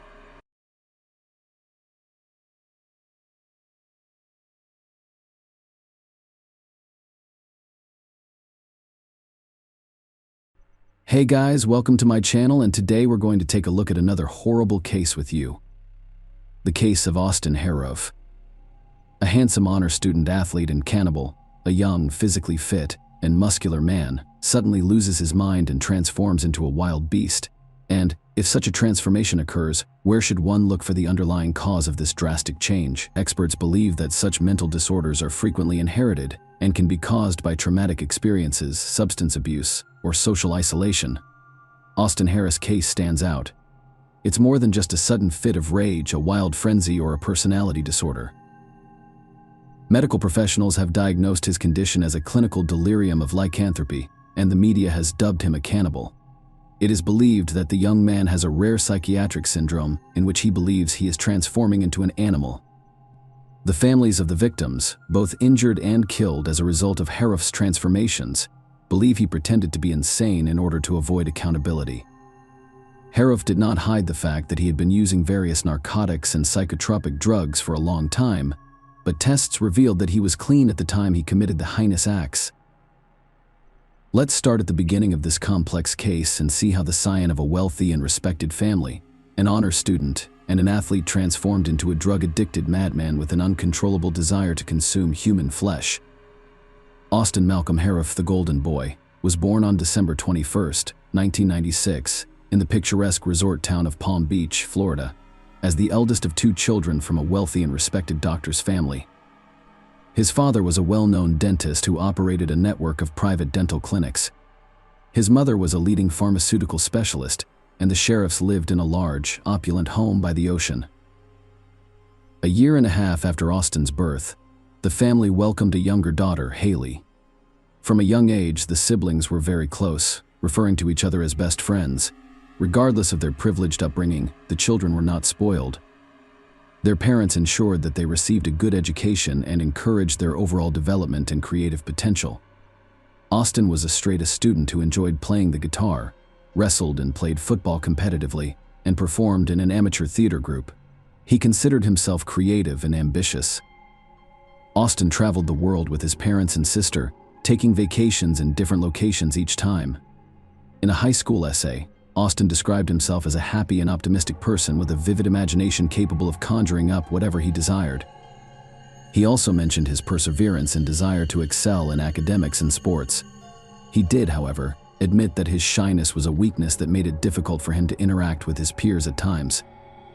Austin's parents separated when he was 13 years old. His father gave up the family home to his ex-wife and moved into an equally luxurious home with his new love interest, who quickly became his wife. The children lived with their mother, but their father was still actively involved in their upbringing and provided financial support.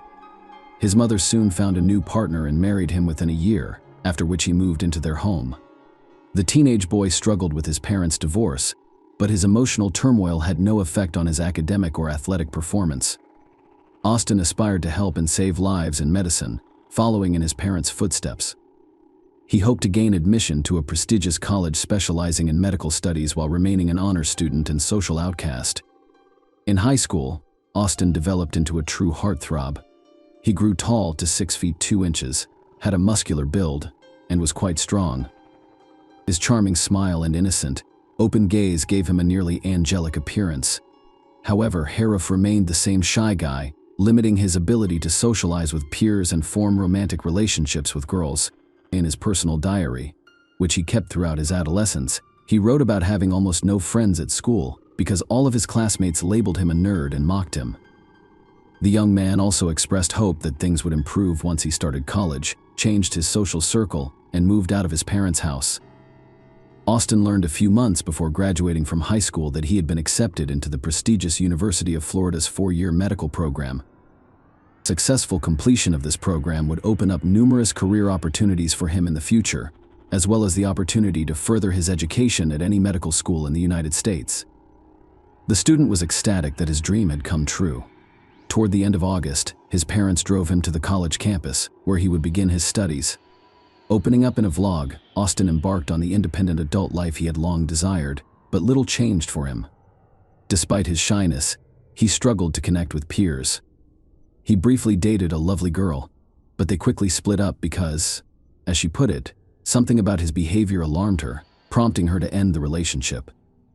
Harif developed a strong interest in bodybuilding during his freshman year, spending a lot of time in the gym and producing outstanding results. The young man developed steel muscles that appeared impressive. However, his success did not come solely from perseverance and hard work. Steroids, which he started using on a regular basis, also had an impact. He openly discussed this in his YouTube vlog, which he began in the spring of 2016. Austin uploaded a variety of videos to his channel, some of which discussed sports and bodybuilding in particular. Others featured him singing with a guitar, performing cover versions of popular hits, or impersonating famous artists by mimicking their performance style. Others were about himself and his philosophical reflections on life. His postings, however, became more concerning over time. The young man began urging his followers not to use steroids, claiming they could drive people insane. He also admitted to having both a crazy and a normal side, which confused him. Austin began recording videos in different accents, as if they were different people, sometimes changing the tone of his voice, and occasionally crying in the middle of the recording for no apparent reason. His mood and facial expressions also changed dramatically, sometimes appearing as if he was simply making faces at the camera. Later, experts who reviewed his postings concluded that in each one, the young man was practically pleading for assistance. As he failed to make any real friends during his studies, this blog became his only outlet and means of expressing his emotions. Furthermore, these video recordings showed how the student gradually lost his sanity, as his behavior became more sensational, provocative, and even aggressive. Subscribers in Austin suspected he was using controlled substances and recording his videos while under the influence. They specifically asked him about this in the comments, but he responded that it's unhealthy, and as an athlete he would never do drugs. However, his behavior indicated otherwise. One of the subscribers even speculated that Harif may have dissociative identity disorder. What is wrong with Austin? When Austin returned home for the summer, his mother and sister, who hadn't seen him in nearly a year and hadn't seen his blog online, were taken aback by the changes in him. During that time, Austin underwent a significant physical transformation, becoming a veritable mountain of muscle. But that was only the tip of the iceberg. He became strange in every way, speaking nonsense and claiming he no longer needed sleep. Initially, his family did not take his words seriously until the night arrived. Austin promised to patrol the house, protecting his family's peace from some dark forces, and he kept his word, wandering around the house until the morning. Furthermore, every hour he would check on his mother and sister's rooms, loudly assuring them that they could sleep soundly because he was on duty. The next morning, his mother decided to have an open conversation with her son, asking him directly if he was using drugs. Austin openly admitted that he had tried almost every drug in the last year and described how each one affected him. Among other things, he had consumed a powerful synthetic drug that caused severe hallucinations and fits of rage and could result in a fatal overdose. Nonetheless, he swore to his mother that it was all in the past, and he would no longer touch the poison that had driven him insane. Mrs. Harif made what may have been the most serious mistake after hearing her son out. She chose not to seek help from qualified professionals, believing she could help her son cope on her own. As an experienced pharmacist, she took matters into her own hands. She gave her son a sedative and a sleeping pill, hoping they would help him relax and fall asleep after a restless night. Austin, on the other hand, returned to his post at night after only a few hours of sleep. He continued patrolling the house until morning, informing the residents every hour that everything was fine and there was no need to be concerned. This continued for several weeks, but the mother refused to consult psychiatrists or even inform her ex-husband of the situation. Early on August 13th, Austin knocked on the door of a former classmate who lived just a few blocks away. The girl was surprised because they hadn't seen each other in over a year, and he hadn't informed her of his visit. When she inquired about the reason for his appearance, Austin stated that he had forgotten his birth year and urgently needed this information. The perplexed classmate replied that it was 1996, after which the young man abruptly turned around and vanished without a word. Austin was terrified and perplexed by the girl, so she immediately called Mrs. Harris and told her everything, asking if the boy was using prohibited substances. Only then did the woman decide to contact her ex-husband, who was working in another state, and express her concern that something was seriously wrong with their son. The boy's father flew to Florida the next day and, after speaking with his son, suggested that he voluntarily check into a clinic for an examination, which the young man flatly refused. The man then had a heart-to-heart with his ex-wife, and they agreed to send their son for a compulsory examination and subsequent treatment in a drug rehabilitation or psychiatric facility. Unfortunately, they were unable to do so in time. A disturbing confession. The next day, Austin's friends invited him to join them on the beach. Given the hot and sunny weather, his mother insisted that Haley accompany them to keep an eye on her brother. Austin was looking forward to the outing, but he was dressed unusually warm for the beach, as if he were going to the mountains. Instead, he donned a thick, athletic hoodie with long sleeves, matching pants, boots, and ski goggles. When his friends saw him dressed like that, they went silent for a moment before laughing out loud. A few seconds later, they teased Austin, asking why he was dressed that way and if everything was fine with him. Austin became enraged, shouting that if they thought he was insane, he would act accordingly and take one of their lives. The boys did not take his words seriously, but they backed off for their own safety. Haley noticed her brother was on the verge of a breakdown, so she decided to speak with him and calm him down. The others did not hear their conversation. Austin told his sister that he wasn't entirely human, but rather half-wild animal immortal with superhuman strength. His words terrified her, but she tried to remain calm so as not to provoke her brother's aggression. At the beach, Austin appeared completely normal and natural. He joked, laughed, played volleyball with his friends, and messed around. As evening approached, they said their goodbyes and parted ways. Austin and Haley went to a small restaurant near the coast, where they intended to meet their father and his current wife. On the way, Austin told Haley that he wanted to test his immortality, then drove towards a busy highway, intending to cross it inappropriately directly through the fast-moving traffic. When Haley realized what was going on, she ran after her brother and physically dragged him away, pleading with him to hurry because they were expected. Austin agreed that they shouldn't keep anyone waiting, so he silently followed his sister.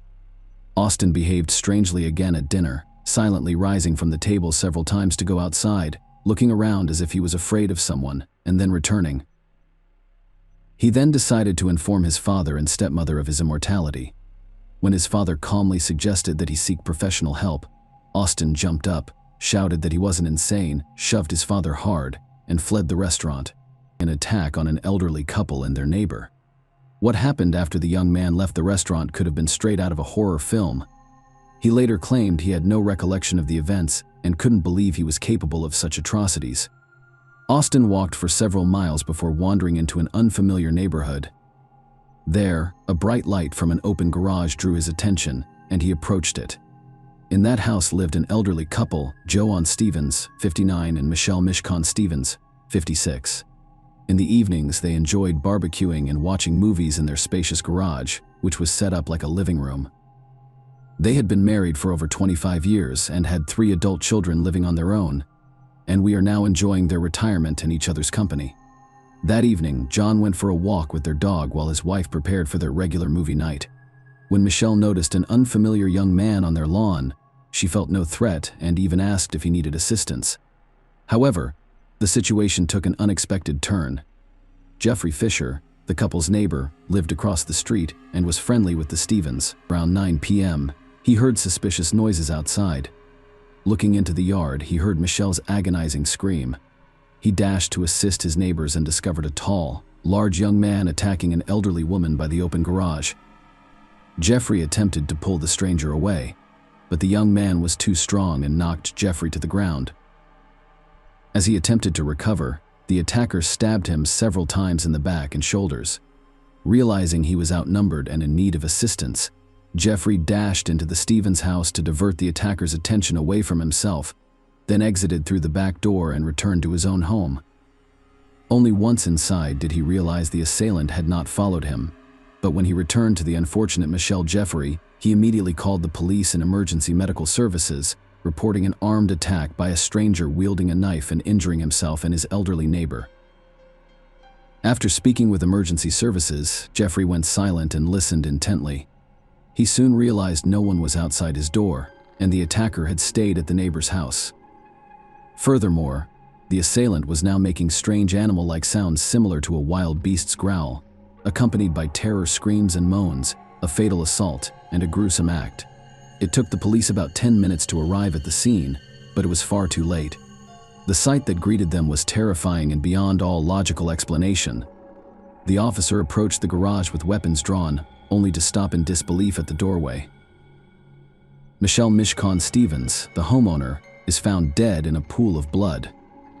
The autopsy later revealed that she had multiple blunt force traumas to the head and a stab wound to the chest. In the dim light, more people were on the ground. However, the officers took some time to process the scene. One man reached out, pleading for assistance in an unfamiliar voice. Above him, another man appeared to be choking him, gripping his neck with one hand and tilting his head back with the other. The officers demanded the attacker release the victim, threatening him with their guns, but he did not respond. Firing was too risky due to the possibility of hitting both people. Instead, one officer took out a taser, warned that he was about to use it, and moved closer. Only then did he realize the assailant was biting the man's face and holding his head and neck tightly. The victim, as you might expect, was John Stevens. There was a large pool of blood beneath him. His left cheek was missing a chunk of flesh, and his lip, nose, and ear appeared to have been mutilated and chewed off. The elderly man was immobilized, barely able to move, and silently begged for assistance. The officer shocked the attacker with a taser, but he appeared unaffected, continuing to tear at the victim's face with his teeth. A kick to the assailant's face caused him to growl loudly and bite Stevens' cheek again. The subsequent kicks did little to deter him. Reinforcements arrived, including a police dog that was unleashed on the agitated young man. The dog latched onto the assailant's arm, but he appeared to feel no pain, breaking free and injuring himself further. A powerful kick from an officer eventually disoriented the attacker enough to handcuff him. At this point, the young man claimed he felt ill, possibly from eating something bad, before losing consciousness and convulsing. Mrs. Stevens was unable to be revived, and her husband died on the way to the hospital as a result of extensive blood loss from stab wounds and the shock of having his flesh consumed. The injured neighbor who reported the incident survived, but his right hand sustained permanent minor motor skill damage as a result of a nerve injury. And there is damage. The attacker fell into a coma after ingesting a substance from a bottle in the garage that he mistook for alcohol, but was actually weed. He received severe burns to his esophagus and stomach, spent several days on the verge of death, and was eventually saved by medical professionals with fragmented memories. Austin was in a coma for nearly 2 weeks before regaining consciousness and giving his account, claiming he had no recollection of what happened that day. He gradually began to recall the restaurant dinner and the argument he had with his father before walking away. He then described encountering a ghost-like figure who led him through dark alleys and unfamiliar neighborhoods until a light appeared in the distance. The light came from a lantern near the Stevens garage, where the homeowner was preparing a barbecue and taking out food. When his presence startled the woman, she requested assistance. Austin admitted to striking her several times before drawing a knife and claiming he would rid her of evil. At that point, a man named Jeffrey Fisher attacked him, which Austin saw as a demon, and he retaliated with the knife. After fleeing to seek help, Fisher continued to assault the woman until she died. He then noticed a bottle and mistook its contents for alcohol, drinking roughly half of it. Soon after, he heard a dog barking and a man speaking. The homeowner had returned. The scene shocked me. Austin claimed to have no memory of what happened next, at least according to his own statements. Initially, it was thought that Austin was under the influence of powerful narcotics, which could explain his aggression and insensitivity to pain. However, when tested at the hospital, his blood contained no traces of drugs, medication, or alcohol.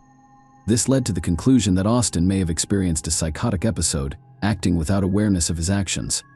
Between the courtroom and psychiatric care, experienced psychiatrists were responsible for determining the truth of this claim. The case of Austin Harrouff drew widespread media attention because of its unprecedented brutality and ambiguity. The children of the deceased couple, as well as the relatives of the injured neighbor, believed that the young man was faking insanity and memory lapses in order to be declared incompetent and avoid harsh punishment. The majority of those who followed the case agreed with this sentiment. Dr. Landrum, a state-appointed psychological and psychiatric expert, stated in his report that Mr.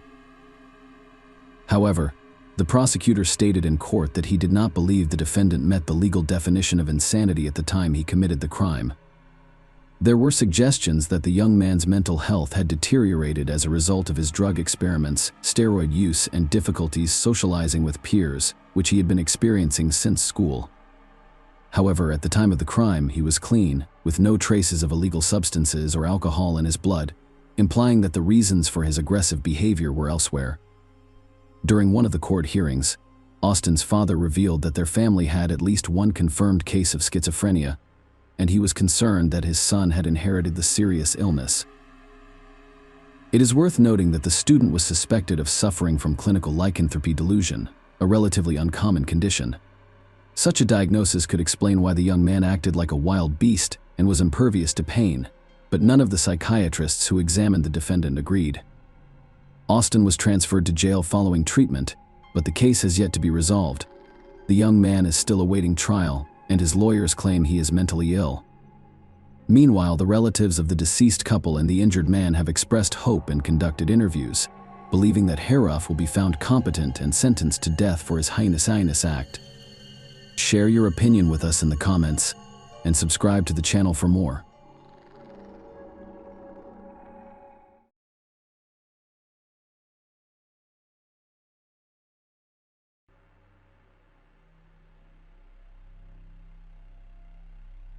Hey guys, welcome to my channel, and today we're going to take a look at another horrible case with you. Gloomy love.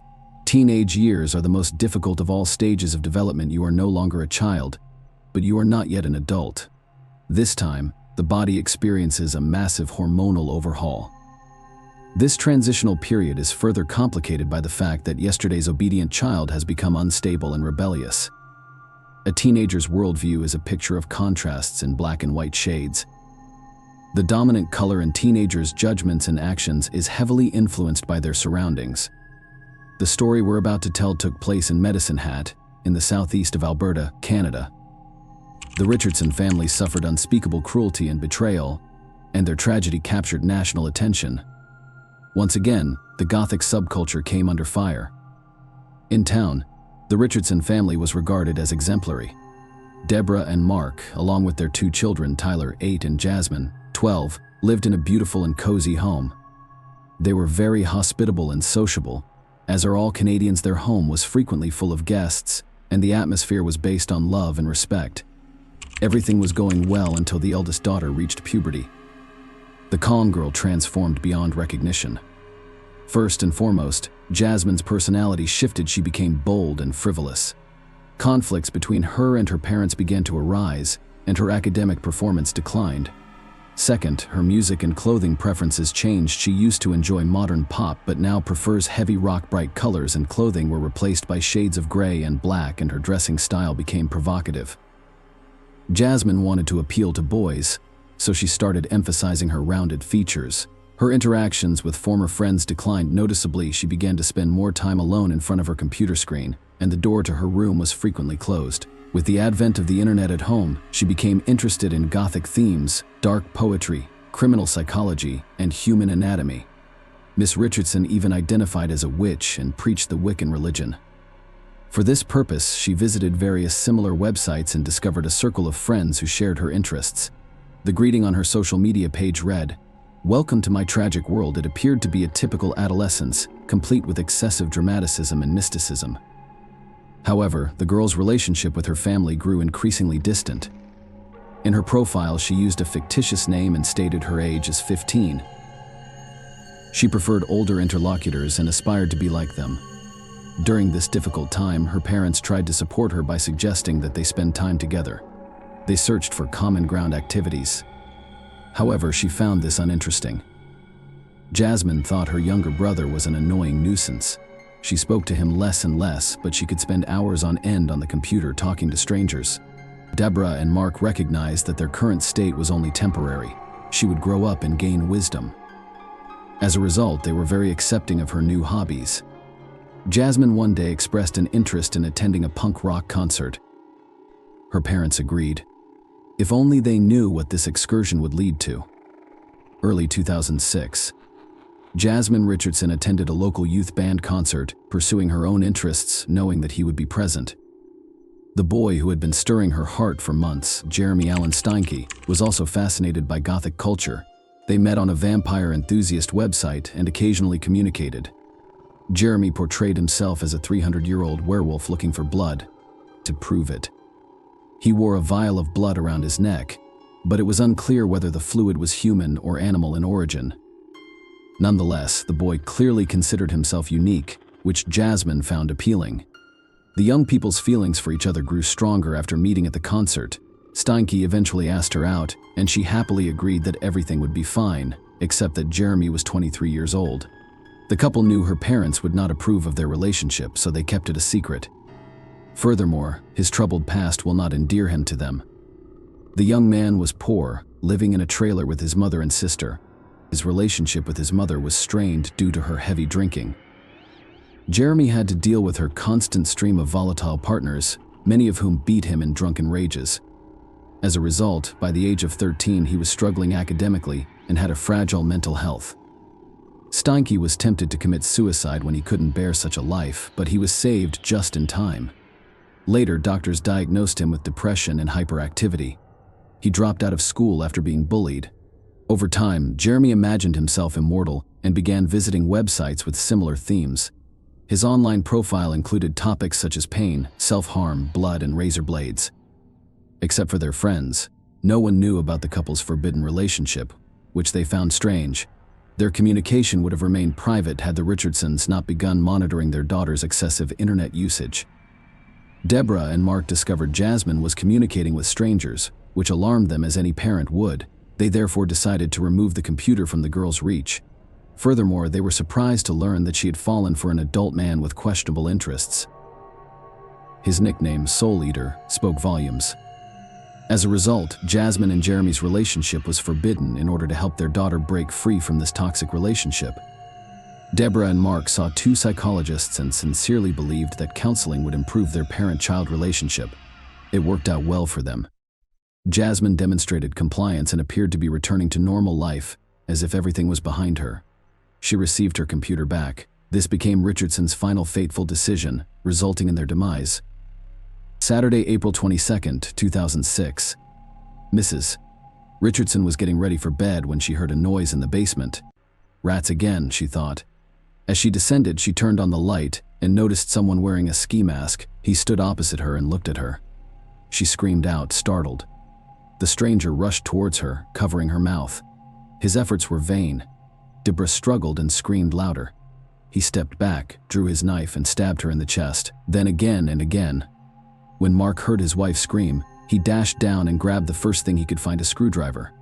He had been fixing an outlet that day and, by chance, had left the tool out.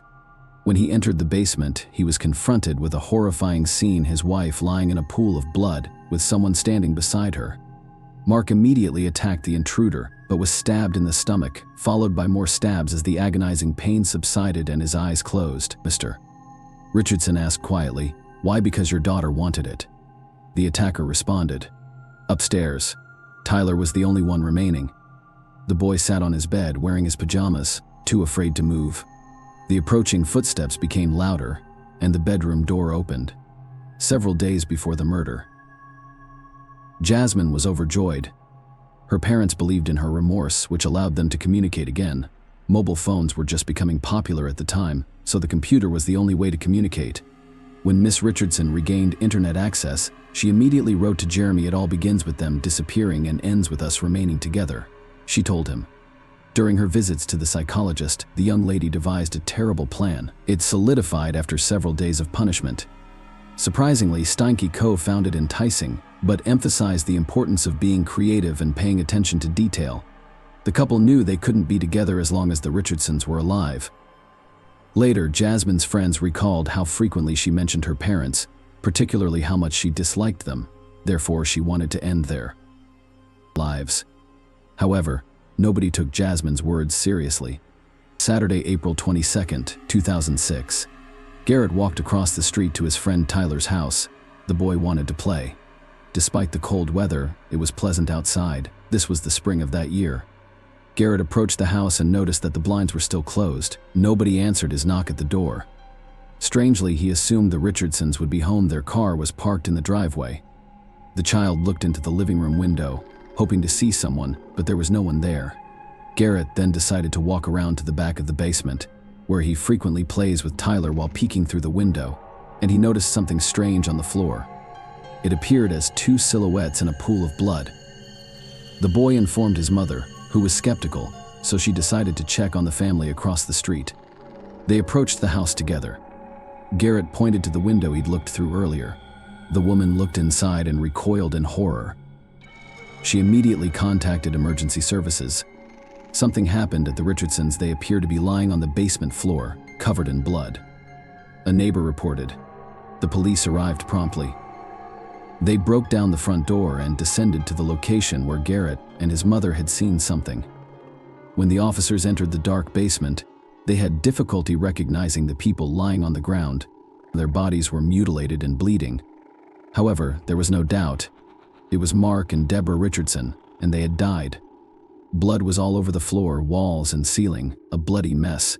There was no other way to describe what lay before them. Later, the police searched the house. In the upstairs children's room, they discovered a small child. The boy lay in bed among toys covered in blood and visible knife wounds. The child's throat was severely cut. Medicine had never witnessed such horror. One officer said, "It would take me decades to forget what I witnessed today." After searching the house, police discovered that one family member was missing. Richardson's eldest daughter was gone. Officers are concerned she may be in danger. Everything indicated that the attack took place in the basement and child's room. The rest of the house was undisturbed, and at first glance, nothing was amiss. The state of the body suggested that the crime had occurred the night before. Apparently, the perpetrator broke into the house and assaulted the boy and his parents. So what happened to Jasmine? And where was she? The police began to develop theories about what had occurred. Perhaps by chance the girl was safe outside the house, or the perpetrator had abducted her and was now harming her, or a ransom demand from relatives would arrive in due course. However, As time passed, there were no obvious answers. Detectives quickly turned to the media, requesting assistance in the search for the missing girl. They hoped Jasmine would make contact or that someone would provide useful information. Meanwhile, the investigation into the crime continued. Investigators spoke with relatives, friends, and colleagues about every aspect of the slain family's life. Were there any adversaries or enemies capable of such heinous acts? However, as the investigation progressed, the situation became clearer. There was no reason to wish death upon anyone in the Richardson family. With the exception of the eldest daughter, they were truly wonderful people, faithful spouses, and loving parents. The officers discovered that the girl had been causing a lot of trouble lately. This time, the investigation aimed to find a person of interest. It was entirely possible that the girl was aware of the crime or had been involved in it. Given the suspect's age, the media could no longer publish her real name under Canadian law. As a result, news outlets began to refer to Jasmine Richardson as Jr. When her relationship with Jeremy Steinke was revealed, the couple was declared wanted. Initially, the search for the young lovers began among their friends and acquaintances, believing they were hiding with them. However, while this lead proved to be a dead end for the police, they did discover something intriguing. Several hours after the crime, the young couple was seen at a restaurant and a party hosted by an acquaintance. Someone in their circle of friends mentioned that Jasmine appeared unchanged. There was no evidence she had been abducted or was in shock. She was drinking and having fun. When friends asked how they got away from her parents, Jasmine laughed and Jeremy and I just took care of them. Yes, the boy agreed. I cut them up like fish. The party guests laughed, believing it was a cruel joke, not realizing that the statement was true. A comic found in Jasmine's school locker confirmed her involvement in the crime, as it detailed how she would deal with each of her family members, with her boyfriend acting as her accomplice. Photographs of the suspects were widely distributed. It was only a matter of time before a citizen came forward with information on their whereabouts. Soon enough, information arrived. A couple was spotted in the community of Leader, Saskatchewan, about 130 kilometers from Medicine Hat. They got caught off guard. Jasmine Richardson and Jeremy Steinke were discovered sleeping peacefully inside a pickup truck. They were escorted to the police station without resistance. Naturally, the couple was interrogated separately, beginning with Jasmine. She revealed that she was deeply in love with Steinke, and he reciprocated her feelings. However, their age and social status differences served as a barrier. Jasmine believes the Richardsons would never have accepted their relationship. As a result, Jeremy committed the ultimate act of love. He ended her parents' lives, giving them the opportunity to be together. When detectives asked if Jasmine was involved in the crime, she replied, "I wasn't home when it happened. I wasn't sure what had happened. When I found out, I accepted it. I loved Jeremy so much that I ran away with him." Detectives needed to figure out who was the main instigator because breaking the suspects proved difficult. The investigation employed a cunning strategy. They placed an informant in the cell with Jeremy, and he skillfully extracted details that contradicted Jasmine's statements. Jeremy admitted to the informant that the plan to end her parents' lives was Jasmine's idea. He wasn't initially supportive, but he agreed after they discovered the forbidden love and took her computer. I cared for Deborah and Mark Richardson, while Jasmine looked after her younger brother on her own. She begged me to leave Tyler for her. I was pleased to settle scores with all of them. Jeremy made a cruel revelation. Following the confession, investigators confronted Miss Richardson with the recording. She had no choice but to confess everything, admitting that she stabbed her younger brother out of mercy, not wanting to leave him as an orphan. Later, the couple shared their social media profiles and passwords with the investigators, who began looking into their correspondence. They exchanged thousands of messages confirming Jeremy's statements. Jasmine devised the plan on her own. Steinke claimed that Jasmine was the only person who understood and approved of his tastes. He feared losing her as he replaced the society from which he felt alienated. He contributed to the realization of the dreadful idea. "I want to cut their throats. They will regret what they have done. Especially when I know they're gone. They will pay for the insults. Finally, there will be silence, and their blood will be the payment." Jeremy supported his beloved. His friends also claimed that just a few hours before the attack, they watched the 1994 film Natural Born Killers, which depicts a couple committing 9 heinous murders. This story inspired their friend, who said he wanted to carry out a similar plan with his girlfriend. "I think it's the greatest love story of all time." Steinke made this claim based on sufficient evidence. The suspects have been charged with 3 counts of homicide. The detectives pieced together the accused's confessions, witness testimonies, and other case evidence to form a more complete picture of the crime. Jeremy was intoxicated prior to the act. Jasmine led him inside the house and directed him to the basement, where he assaulted her mother. Deborah was the first to die, with 12 stab wounds to her body. The deepest wound pierced her chest, measuring 12 centimeters and striking her heart with rage. Jeremy mercilessly continued his assault on Mark, who received 24 wounds, 9 of which were in the back. The family patriarch, like his wife, bled out on the basement floor. Tyler Richardson was the last to die. While Steinke dealt with the parents downstairs, Jasmine stabbed her younger brother 5 times upstairs. After finishing, Jeremy went upstairs to assist his girlfriend with the child, coldly slicing the boy's throat as if carving a pumpkin. After that, Jeremy went home to wash off the blood, while Jasmine took a taxi to the restaurant where the couple had planned to meet. After discussing the night's events, they went to a party. Kate Lancaster, a friend of Jeremy's, assisted them in disposing of the evidence and traveling to Saskatchewan. Words are insufficient to describe the horror they created. The couple went on their murderous spree with such ease and nonchalance, as if possessed by an otherworldly force. It is shocking that no one expressed regret or remorse for their actions during interrogation or while in custody. While detained, they wrote letters to each other, referring to themselves as legends and immortals. Steinke was able to propose to Richardson in a single letter, which he gladly accepted. However, their mad love began to fade like last year's snow during the trial. They shifted the blame to each other. Jasmine Richardson was the first person to go on trial in June 2007. She pleaded not guilty, claiming to have been in a zombie-like state and unable to act while Jeremy murdered her family. She also claimed that she only injured her younger brother and that Steinke was responsible for his death. Jasmine insisted that their discussions about ending her parents' lives were only hypothetical, but they appealed to Jeremy so much that he forced her to make them a reality. Miss Richardson was sentenced to only 10 years in prison for 3 counts of homicide, thanks to the nuances of Canadian juvenile criminal justice law, which states that people under the age of 14 cannot be sentenced to more than 10 years. The sentence was intended more to rehabilitate and restore the girl's psyche than to punish her. When Jeremy Steinke's trial began in 2008, he insisted that he had no intention of killing his girlfriend's parents. However, when he was found in the basement, he felt compelled to attack. He claimed he did not hurt Tyler, implying Jasmine was to blame while he simply watched from the doorway. The defense claimed that Jasmine intentionally seduced him in order to free her from her parents' strict control. Some friends testified that Jeremy had asked for their help with the act because he was so afraid of losing Jasmine that he was willing to do anything. The lawyers also requested that the charges be reduced to manslaughter, claiming Steinke was under the influence of drugs at the time of the incident. Steinke's inconsistent inconsistencies were revealed. When asked by the prosecution why he committed the act, he stated, "When you find your other half, you do whatever it takes for them." Throughout the trial, he remained unconcerned, but broke down when his mother, Jacqueline May, testified in his defense.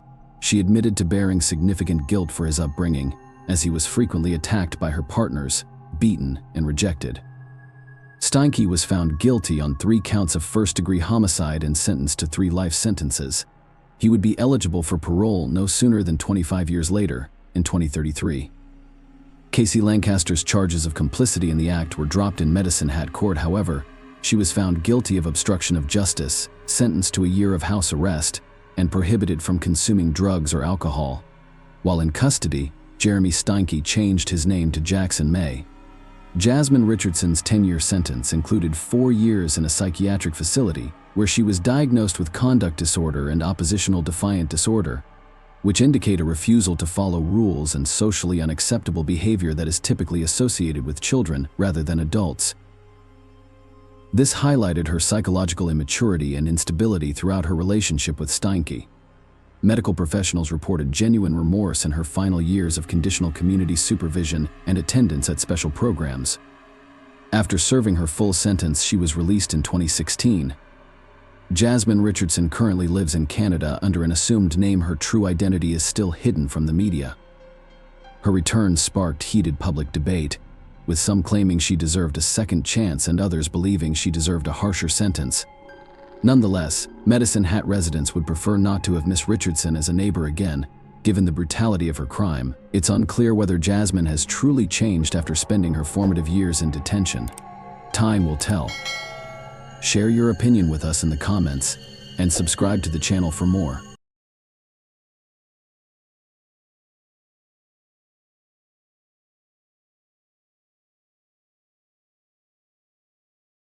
In the quiet town of Aspen, Colorado, a chilling mystery unfolded on a cold winter's day in 2014. A heinous crime committed in secret shocked and stunned the community. An individual known and loved by many died tragically and unexpectedly, forever altering the tranquility of this picturesque mountain town. Nancy Pfister's life story begins in Orofino, Idaho, in July 1956, with her birth. She grew up in the picturesque suburb of Basalt, Colorado, and attended Bayside High School. Nancy's family had a unique connection to the development of the Buttermilk Ski Resort. Her father, Art Pfister, transformed the family cattle ranch into this well-known ski resort in 1958, making a large fortune in the process. Nancy's mother, Betty, has a remarkable background as well. She was a member of the Women's Air Force Service pilots during World War IE. She began her college career at Brooklyn's Pratt Institute before dropping out and returning to her roots in Colorado at the age of 20. Back home, she continued to play an important role in managing her family's business, which was well known in the local tourism industry at the age of 29. Despite never being married, Nancy welcomed her daughter Juliana into the world. At the age of 39, she gave birth to a son. Nancy Pfister's life was defined by her dedication as a single mother, raising her 2 children in the log home her father lovingly built for her in 1991. On the fateful day of February 26, a visit to Nancy and her friend Kathy Carpenter's home took an unexpected and terrifying turn. It had been 3 days since they had last seen or spoken, and Kathy's concern had grown too strong to ignore. Kathy walked into Nancy's house and called out for her friend, desperate for a response. However, the eerie silence that greeted her sent chills down her spine. Her heart sank as she noticed a chilling detail: a small smear of blood on Nancy's headboard. The room itself was disorganized, with the covers thrown aside as if there had been a fight, but the most disturbing discovery was yet to come. Nancy's bedroom featured a large walk-in closet, and Kathy's concern grew when she discovered the door was locked. Desperate to learn the truth, she retrieved a spare key from the closet and cautiously opened the door. What she sensed was beyond her worst nightmares: a nauseating, unbearable stench. Inside the closet was a lifeless body. Kathy called 911 at 6:15 p.m., her voice trembling as she described the grisly discovery. She believed that the lifeless figure in the closet was Nancy herself. The arrival of the cops only confirmed Kathy's suspicions. Nancy's lifeless body was indeed hidden in the closet, shrouded in a heavy-duty trash bag from the neck down, with additional kitchen trash bags covering her head. The scene was a horrific display of violence. Nancy had been brutally beaten to death, her head showing signs of multiple blunt force traumas. An electrical extension cord had been cruelly wrapped around her neck, adding a chilling element to the crime. Despite the brutality of Nancy's attack, there was very little blood at the scene, with the exception of a small smear on the headboard. But when the investigators turned the mattress over, they discovered a large pool of blood soaked into the fabric. It soon became clear that whoever had attacked Nancy had taken the chilling step of flipping the mattress to conceal the gruesome aftermath before fleeing. The question that haunted both Kathy and the police was who could commit such a heinous and brutal act against Nancy. It was a question that sent shockwaves through their peaceful community, leaving them to deal with the unsettling realization that a heartless killer lived among them. Kathy Carpenter's revelation added another layer of complexity to an already perplexing case. She informed the police about recent tensions between Nancy and her tenants, William Trey Styler and his wife, Nancy Styler. This information immediately cast doubt on the Stylers and sparked speculation about their possible involvement in Nancy's brutal murder. The day after Nancy's lifeless body was found, an autopsy was performed by Dr. Steve Ayers, the Pitkin County coroner. His findings shed light on the severity of the crime. Dr. Ayers determined that Nancy died from 3 or 4 vicious blows to the head delivered with a hard object with a slightly curved edge. Although he couldn't identify the exact weapon used, he could tell that the business end of the instrument was small, about an inch or two. The exact timeline of Nancy's death remained unclear. Dr. Ayers estimated that the fatal assault occurred between the evening of February 24th and the morning of February 25th. Nancy's injuries were concentrated between her right forehead and right temporal bone, indicating 3 or 4 severe blows. In addition, several bruises covered her left upper arm, right neck, and right jaw, painting a bleak picture of the brutal violence she endured. Dr. Ayers concluded that Nancy Foster's death was the result of a homicide. The investigation took a significant step forward, escalating the search for truth and justice. The focus was now squarely on uncovering the truth about the Stylers' involvement, as well as any other potential suspects who could hold the key to solving this chilling and deeply unsettling murder mystery. The police investigation took a critical turn when they looked into the complex relationships between Nancy Foster, the victim, and the Stylers. Her tenants made it clear that there was more to the story than what first appeared. Nancy Foster's decision to rent out her luxurious mountain home during her annual warm weather vacations became an important piece of the puzzle. Her ad, on in the Aspen Times, was straightforward, offering a 3-bedroom home with 3.5 bathrooms, strategically located on the mountainside. The only rule was no cats. This advertisement piqued the interest of Trey and Nancy Styler, who were considering a fresh start in Aspen, away from their troubles in Denver. At first glance, the stylists seemed to be ideal tenants. Nancy Styler, a world-renowned expert, and Lily Paget, a retired anesthesiologist who was forced to leave his position due to a debilitating neurological disease, appeared to be responsible people who would take good care of the property. However, their seemingly peaceful lives had been upended by a series of setbacks. Lawsuits had depleted their savings, leaving them in financial distress. Trey's illness forced him to resign from his position as chief of staff at a Denver hospital, causing additional hardship. In a desperate attempt to reinvent themselves, they decided to relocate to Aspen, a wealthy and promising destination. Nancy Styler's medical background had led her to consider new possibilities. She had taken Botox and laser treatment courses in the hopes of opening her own spa in Aspen. The presence of wealthy residents, celebrities, and tourists in the area made it an appealing prospect. When they came across Nancy Foster's advertisement, it appeared to be the ideal opportunity for them to establish themselves and make connections in their new community. So the stylists became Nancy Foster's tenants. The once promising landlord-tenant relationship had mysteriously deteriorated to the point where Nancy Foster died brutally in her own home. The police were now faced with the daunting task of unraveling the events that had led to this tragic outcome, attempting to determine the motives and circumstances surrounding Nancy Foster's disturbing murder. The police's conversation with Trey and Nancy Styler provided a vivid picture of their deteriorating relationship with Nancy Foster. It was clear that their initial enthusiasm for the tendency had faded, resulting in a deep animosity. Nancy Styler described their initial interactions with Nancy Foster as positive. They had quickly responded to her ad in October and were warmly welcomed into her home. Nancy Foster even expressed an interest in investing in their new business venture. However, the situation worsened after they moved in.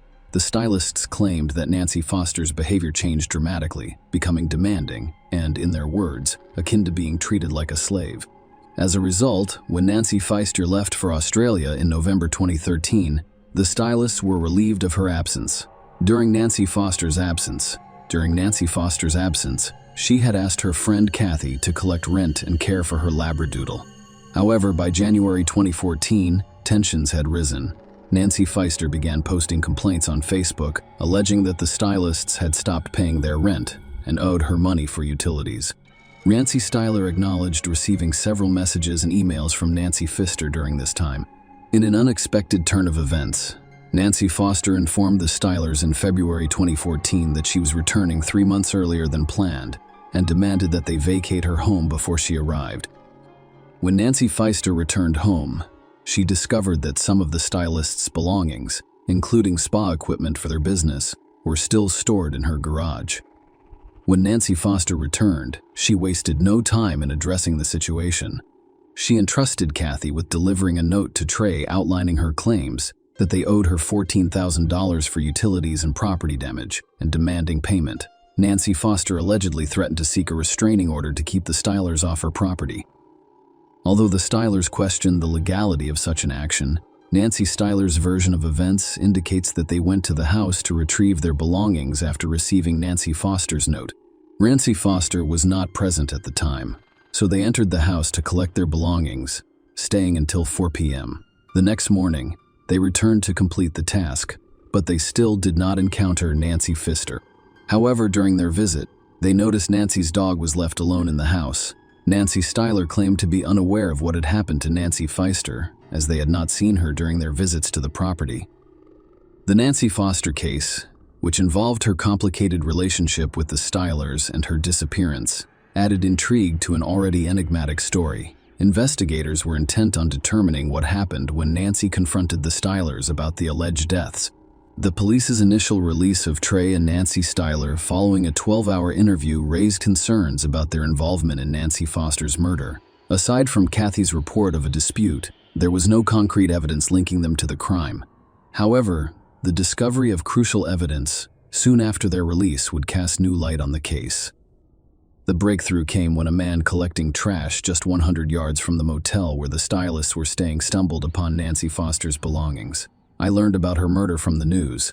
He recognized the significance of the discovery and immediately notified the police. After investigating, law enforcement discovered the bag mentioned by the informant, which contained some of Nancy Foster's personal belongings. Intriguingly, the Stylers' Jaguar vehicle registration was found in the same bag, raising questions about why it was in Nancy's possession, but the discoveries did not end there. The police on Earth have an old hammer that they believe is the murder weapon. Testing revealed that the hammer contained traces of Nancy Pfister's blood. Even more damning, Trey Styler DNA was discovered on the plastic bag containing the hammer. Furthermore, a key to Nancy's closet was discovered just a few yards from the Stylers' motel room. With this new evidence, the police rearrested Trey and Nancy Styler, charging them with first-degree murder. It appeared that the pieces of the puzzle were finally coming together, pointing to their role in Nancy Pfister's brutal death. However, a cloud of uncertainty hung over the case, and the police were open to the possibility of other people being involved or the Stylers being framed. Some of the evidence appeared to be strategically placed, raising suspicions of a hidden hand manipulating the situation. Furthermore, Trey's fragile physical condition, as a result of his neurological ailment, raised concerns about his ability to commit such heinous crimes alone. As the investigation progressed, the search for the full truth expanded to include the possibility that other players were involved in this chilling murder mystery. The arrest of Kathy Carpenter, a friend of Nancy Foster, and a local bank teller shocked the Aspen community. The investigation took an unexpected turn. As the police investigation progressed, they discovered a number of facts that raised questions about Kathy's involvement in the case, despite her friendship with Nancy Pfister. There were underlying tensions because Kathy felt Nancy treated her more like a personal assistant, even though she had never been compensated for that role. The police suspected Kathy had made a connection with Nancy Styler, sharing stories about their common grievances against Nancy Foster. One particularly disturbing discovery was that Kathy went to Nancy's Alpine Bank safety deposit box and removed $6,000 of Nancy's money, as well as 2 family rings, just one day after discovering her lifeless body. When questioned about this, Kathy stated that Nancy had granted her legal access to the safe deposit box and that she had taken these items with the intent of delivering them to Nancy's daughter, Juliana. Despite the complexities of their relationship, Kathy remained devoted to Nancy and considered her a close friend. She admitted that Nancy could be demanding and frequently gave orders, but she also emphasized the enjoyable times they had together, which fueled the police's suspicions. According to records, Nancy Styler called Kathy 3 or 4 times on February 26th, shortly before Nancy Foster's lifeless body was discovered. This communication pattern fueled the investigators' belief that the 3 individuals were somehow connected to Nancy Foster's murder. The twists and turns of Nancy Pfister's tragic death continued with a shocking revelation. Just weeks before the trial was scheduled to begin, Trey, a key figure in the investigation, made an unexpected decision. He approached the judge and expressed his willingness to confess to the crime. Trey's confession resulted in a shocking plea deal, in which he pleaded guilty to second-degree murder and accepted a 20-year prison sentence. Trey offered to reveal the horrific details of what had happened to Nancy Pfister. However, a critical and fateful aspect of this plea agreement was that Nancy Styler, Trey's wife, would be granted unconditional freedom from all charges relating to Nancy Foster's death. Before the judge, Trey said the words that sealed his fate. "Your Honor, I am guilty." He went on to give a chilling account of what happened that fateful night. Trey confessed that he initially went to Nancy Pfister's house to reason with her. When he left his motel room, his wife was sleeping, unaware of the approaching tragedy. As he entered Nancy Pfister's unlocked home, he discovered her sleeping peacefully in her bedroom. The sight of Nancy sleeping peacefully became unbearable to Trey's already troubled mind. His life was unraveling, plagued by financial ruin, and Nancy Pfister's relentless demands for money, combined with her retention of his spa equipment, left Nancy seemingly unaffected by the chaos, sleeping soundly in her bed. It was a tipping point for Trey, causing him to lose his grip on reality. In a shocking turn of events, Trey described going to the garage and retrieving a trash bag and a hammer. He returned to Nancy's bedroom and brutally bludgeoned her with the hammer, striking her repeatedly until she died, to reduce the evidence of the heinous crime. After Nancy died, he placed the bag over her head and carefully moved her body to a sheet on the floor. She dragged Nancy Pfister's lifeless body into the closet, concealing it from the outside world, tying it with an extension cord tray. Trey's 20-year sentence, as stipulated in his plea agreement, marked the start of a dark chapter for him inside the prison walls. Simultaneously, Nancy Styler, now known as Nancy Styler, now known as Nancy Massey, made a dramatic escape from the shadows of her past. She changed her identity, moved to a different state, and filed for divorce from Trey. However, the narrative took another tragic turn. On August 6, 2015, Trey was discovered dead inside his prison cell, and the cause of death was determined to be suicide. Following her death, Nancy Styler Nancy Masson was able to collect a significant sum of $1 million from a life insurance policy. Share your opinion with us in the comments and subscribe to the channel for more.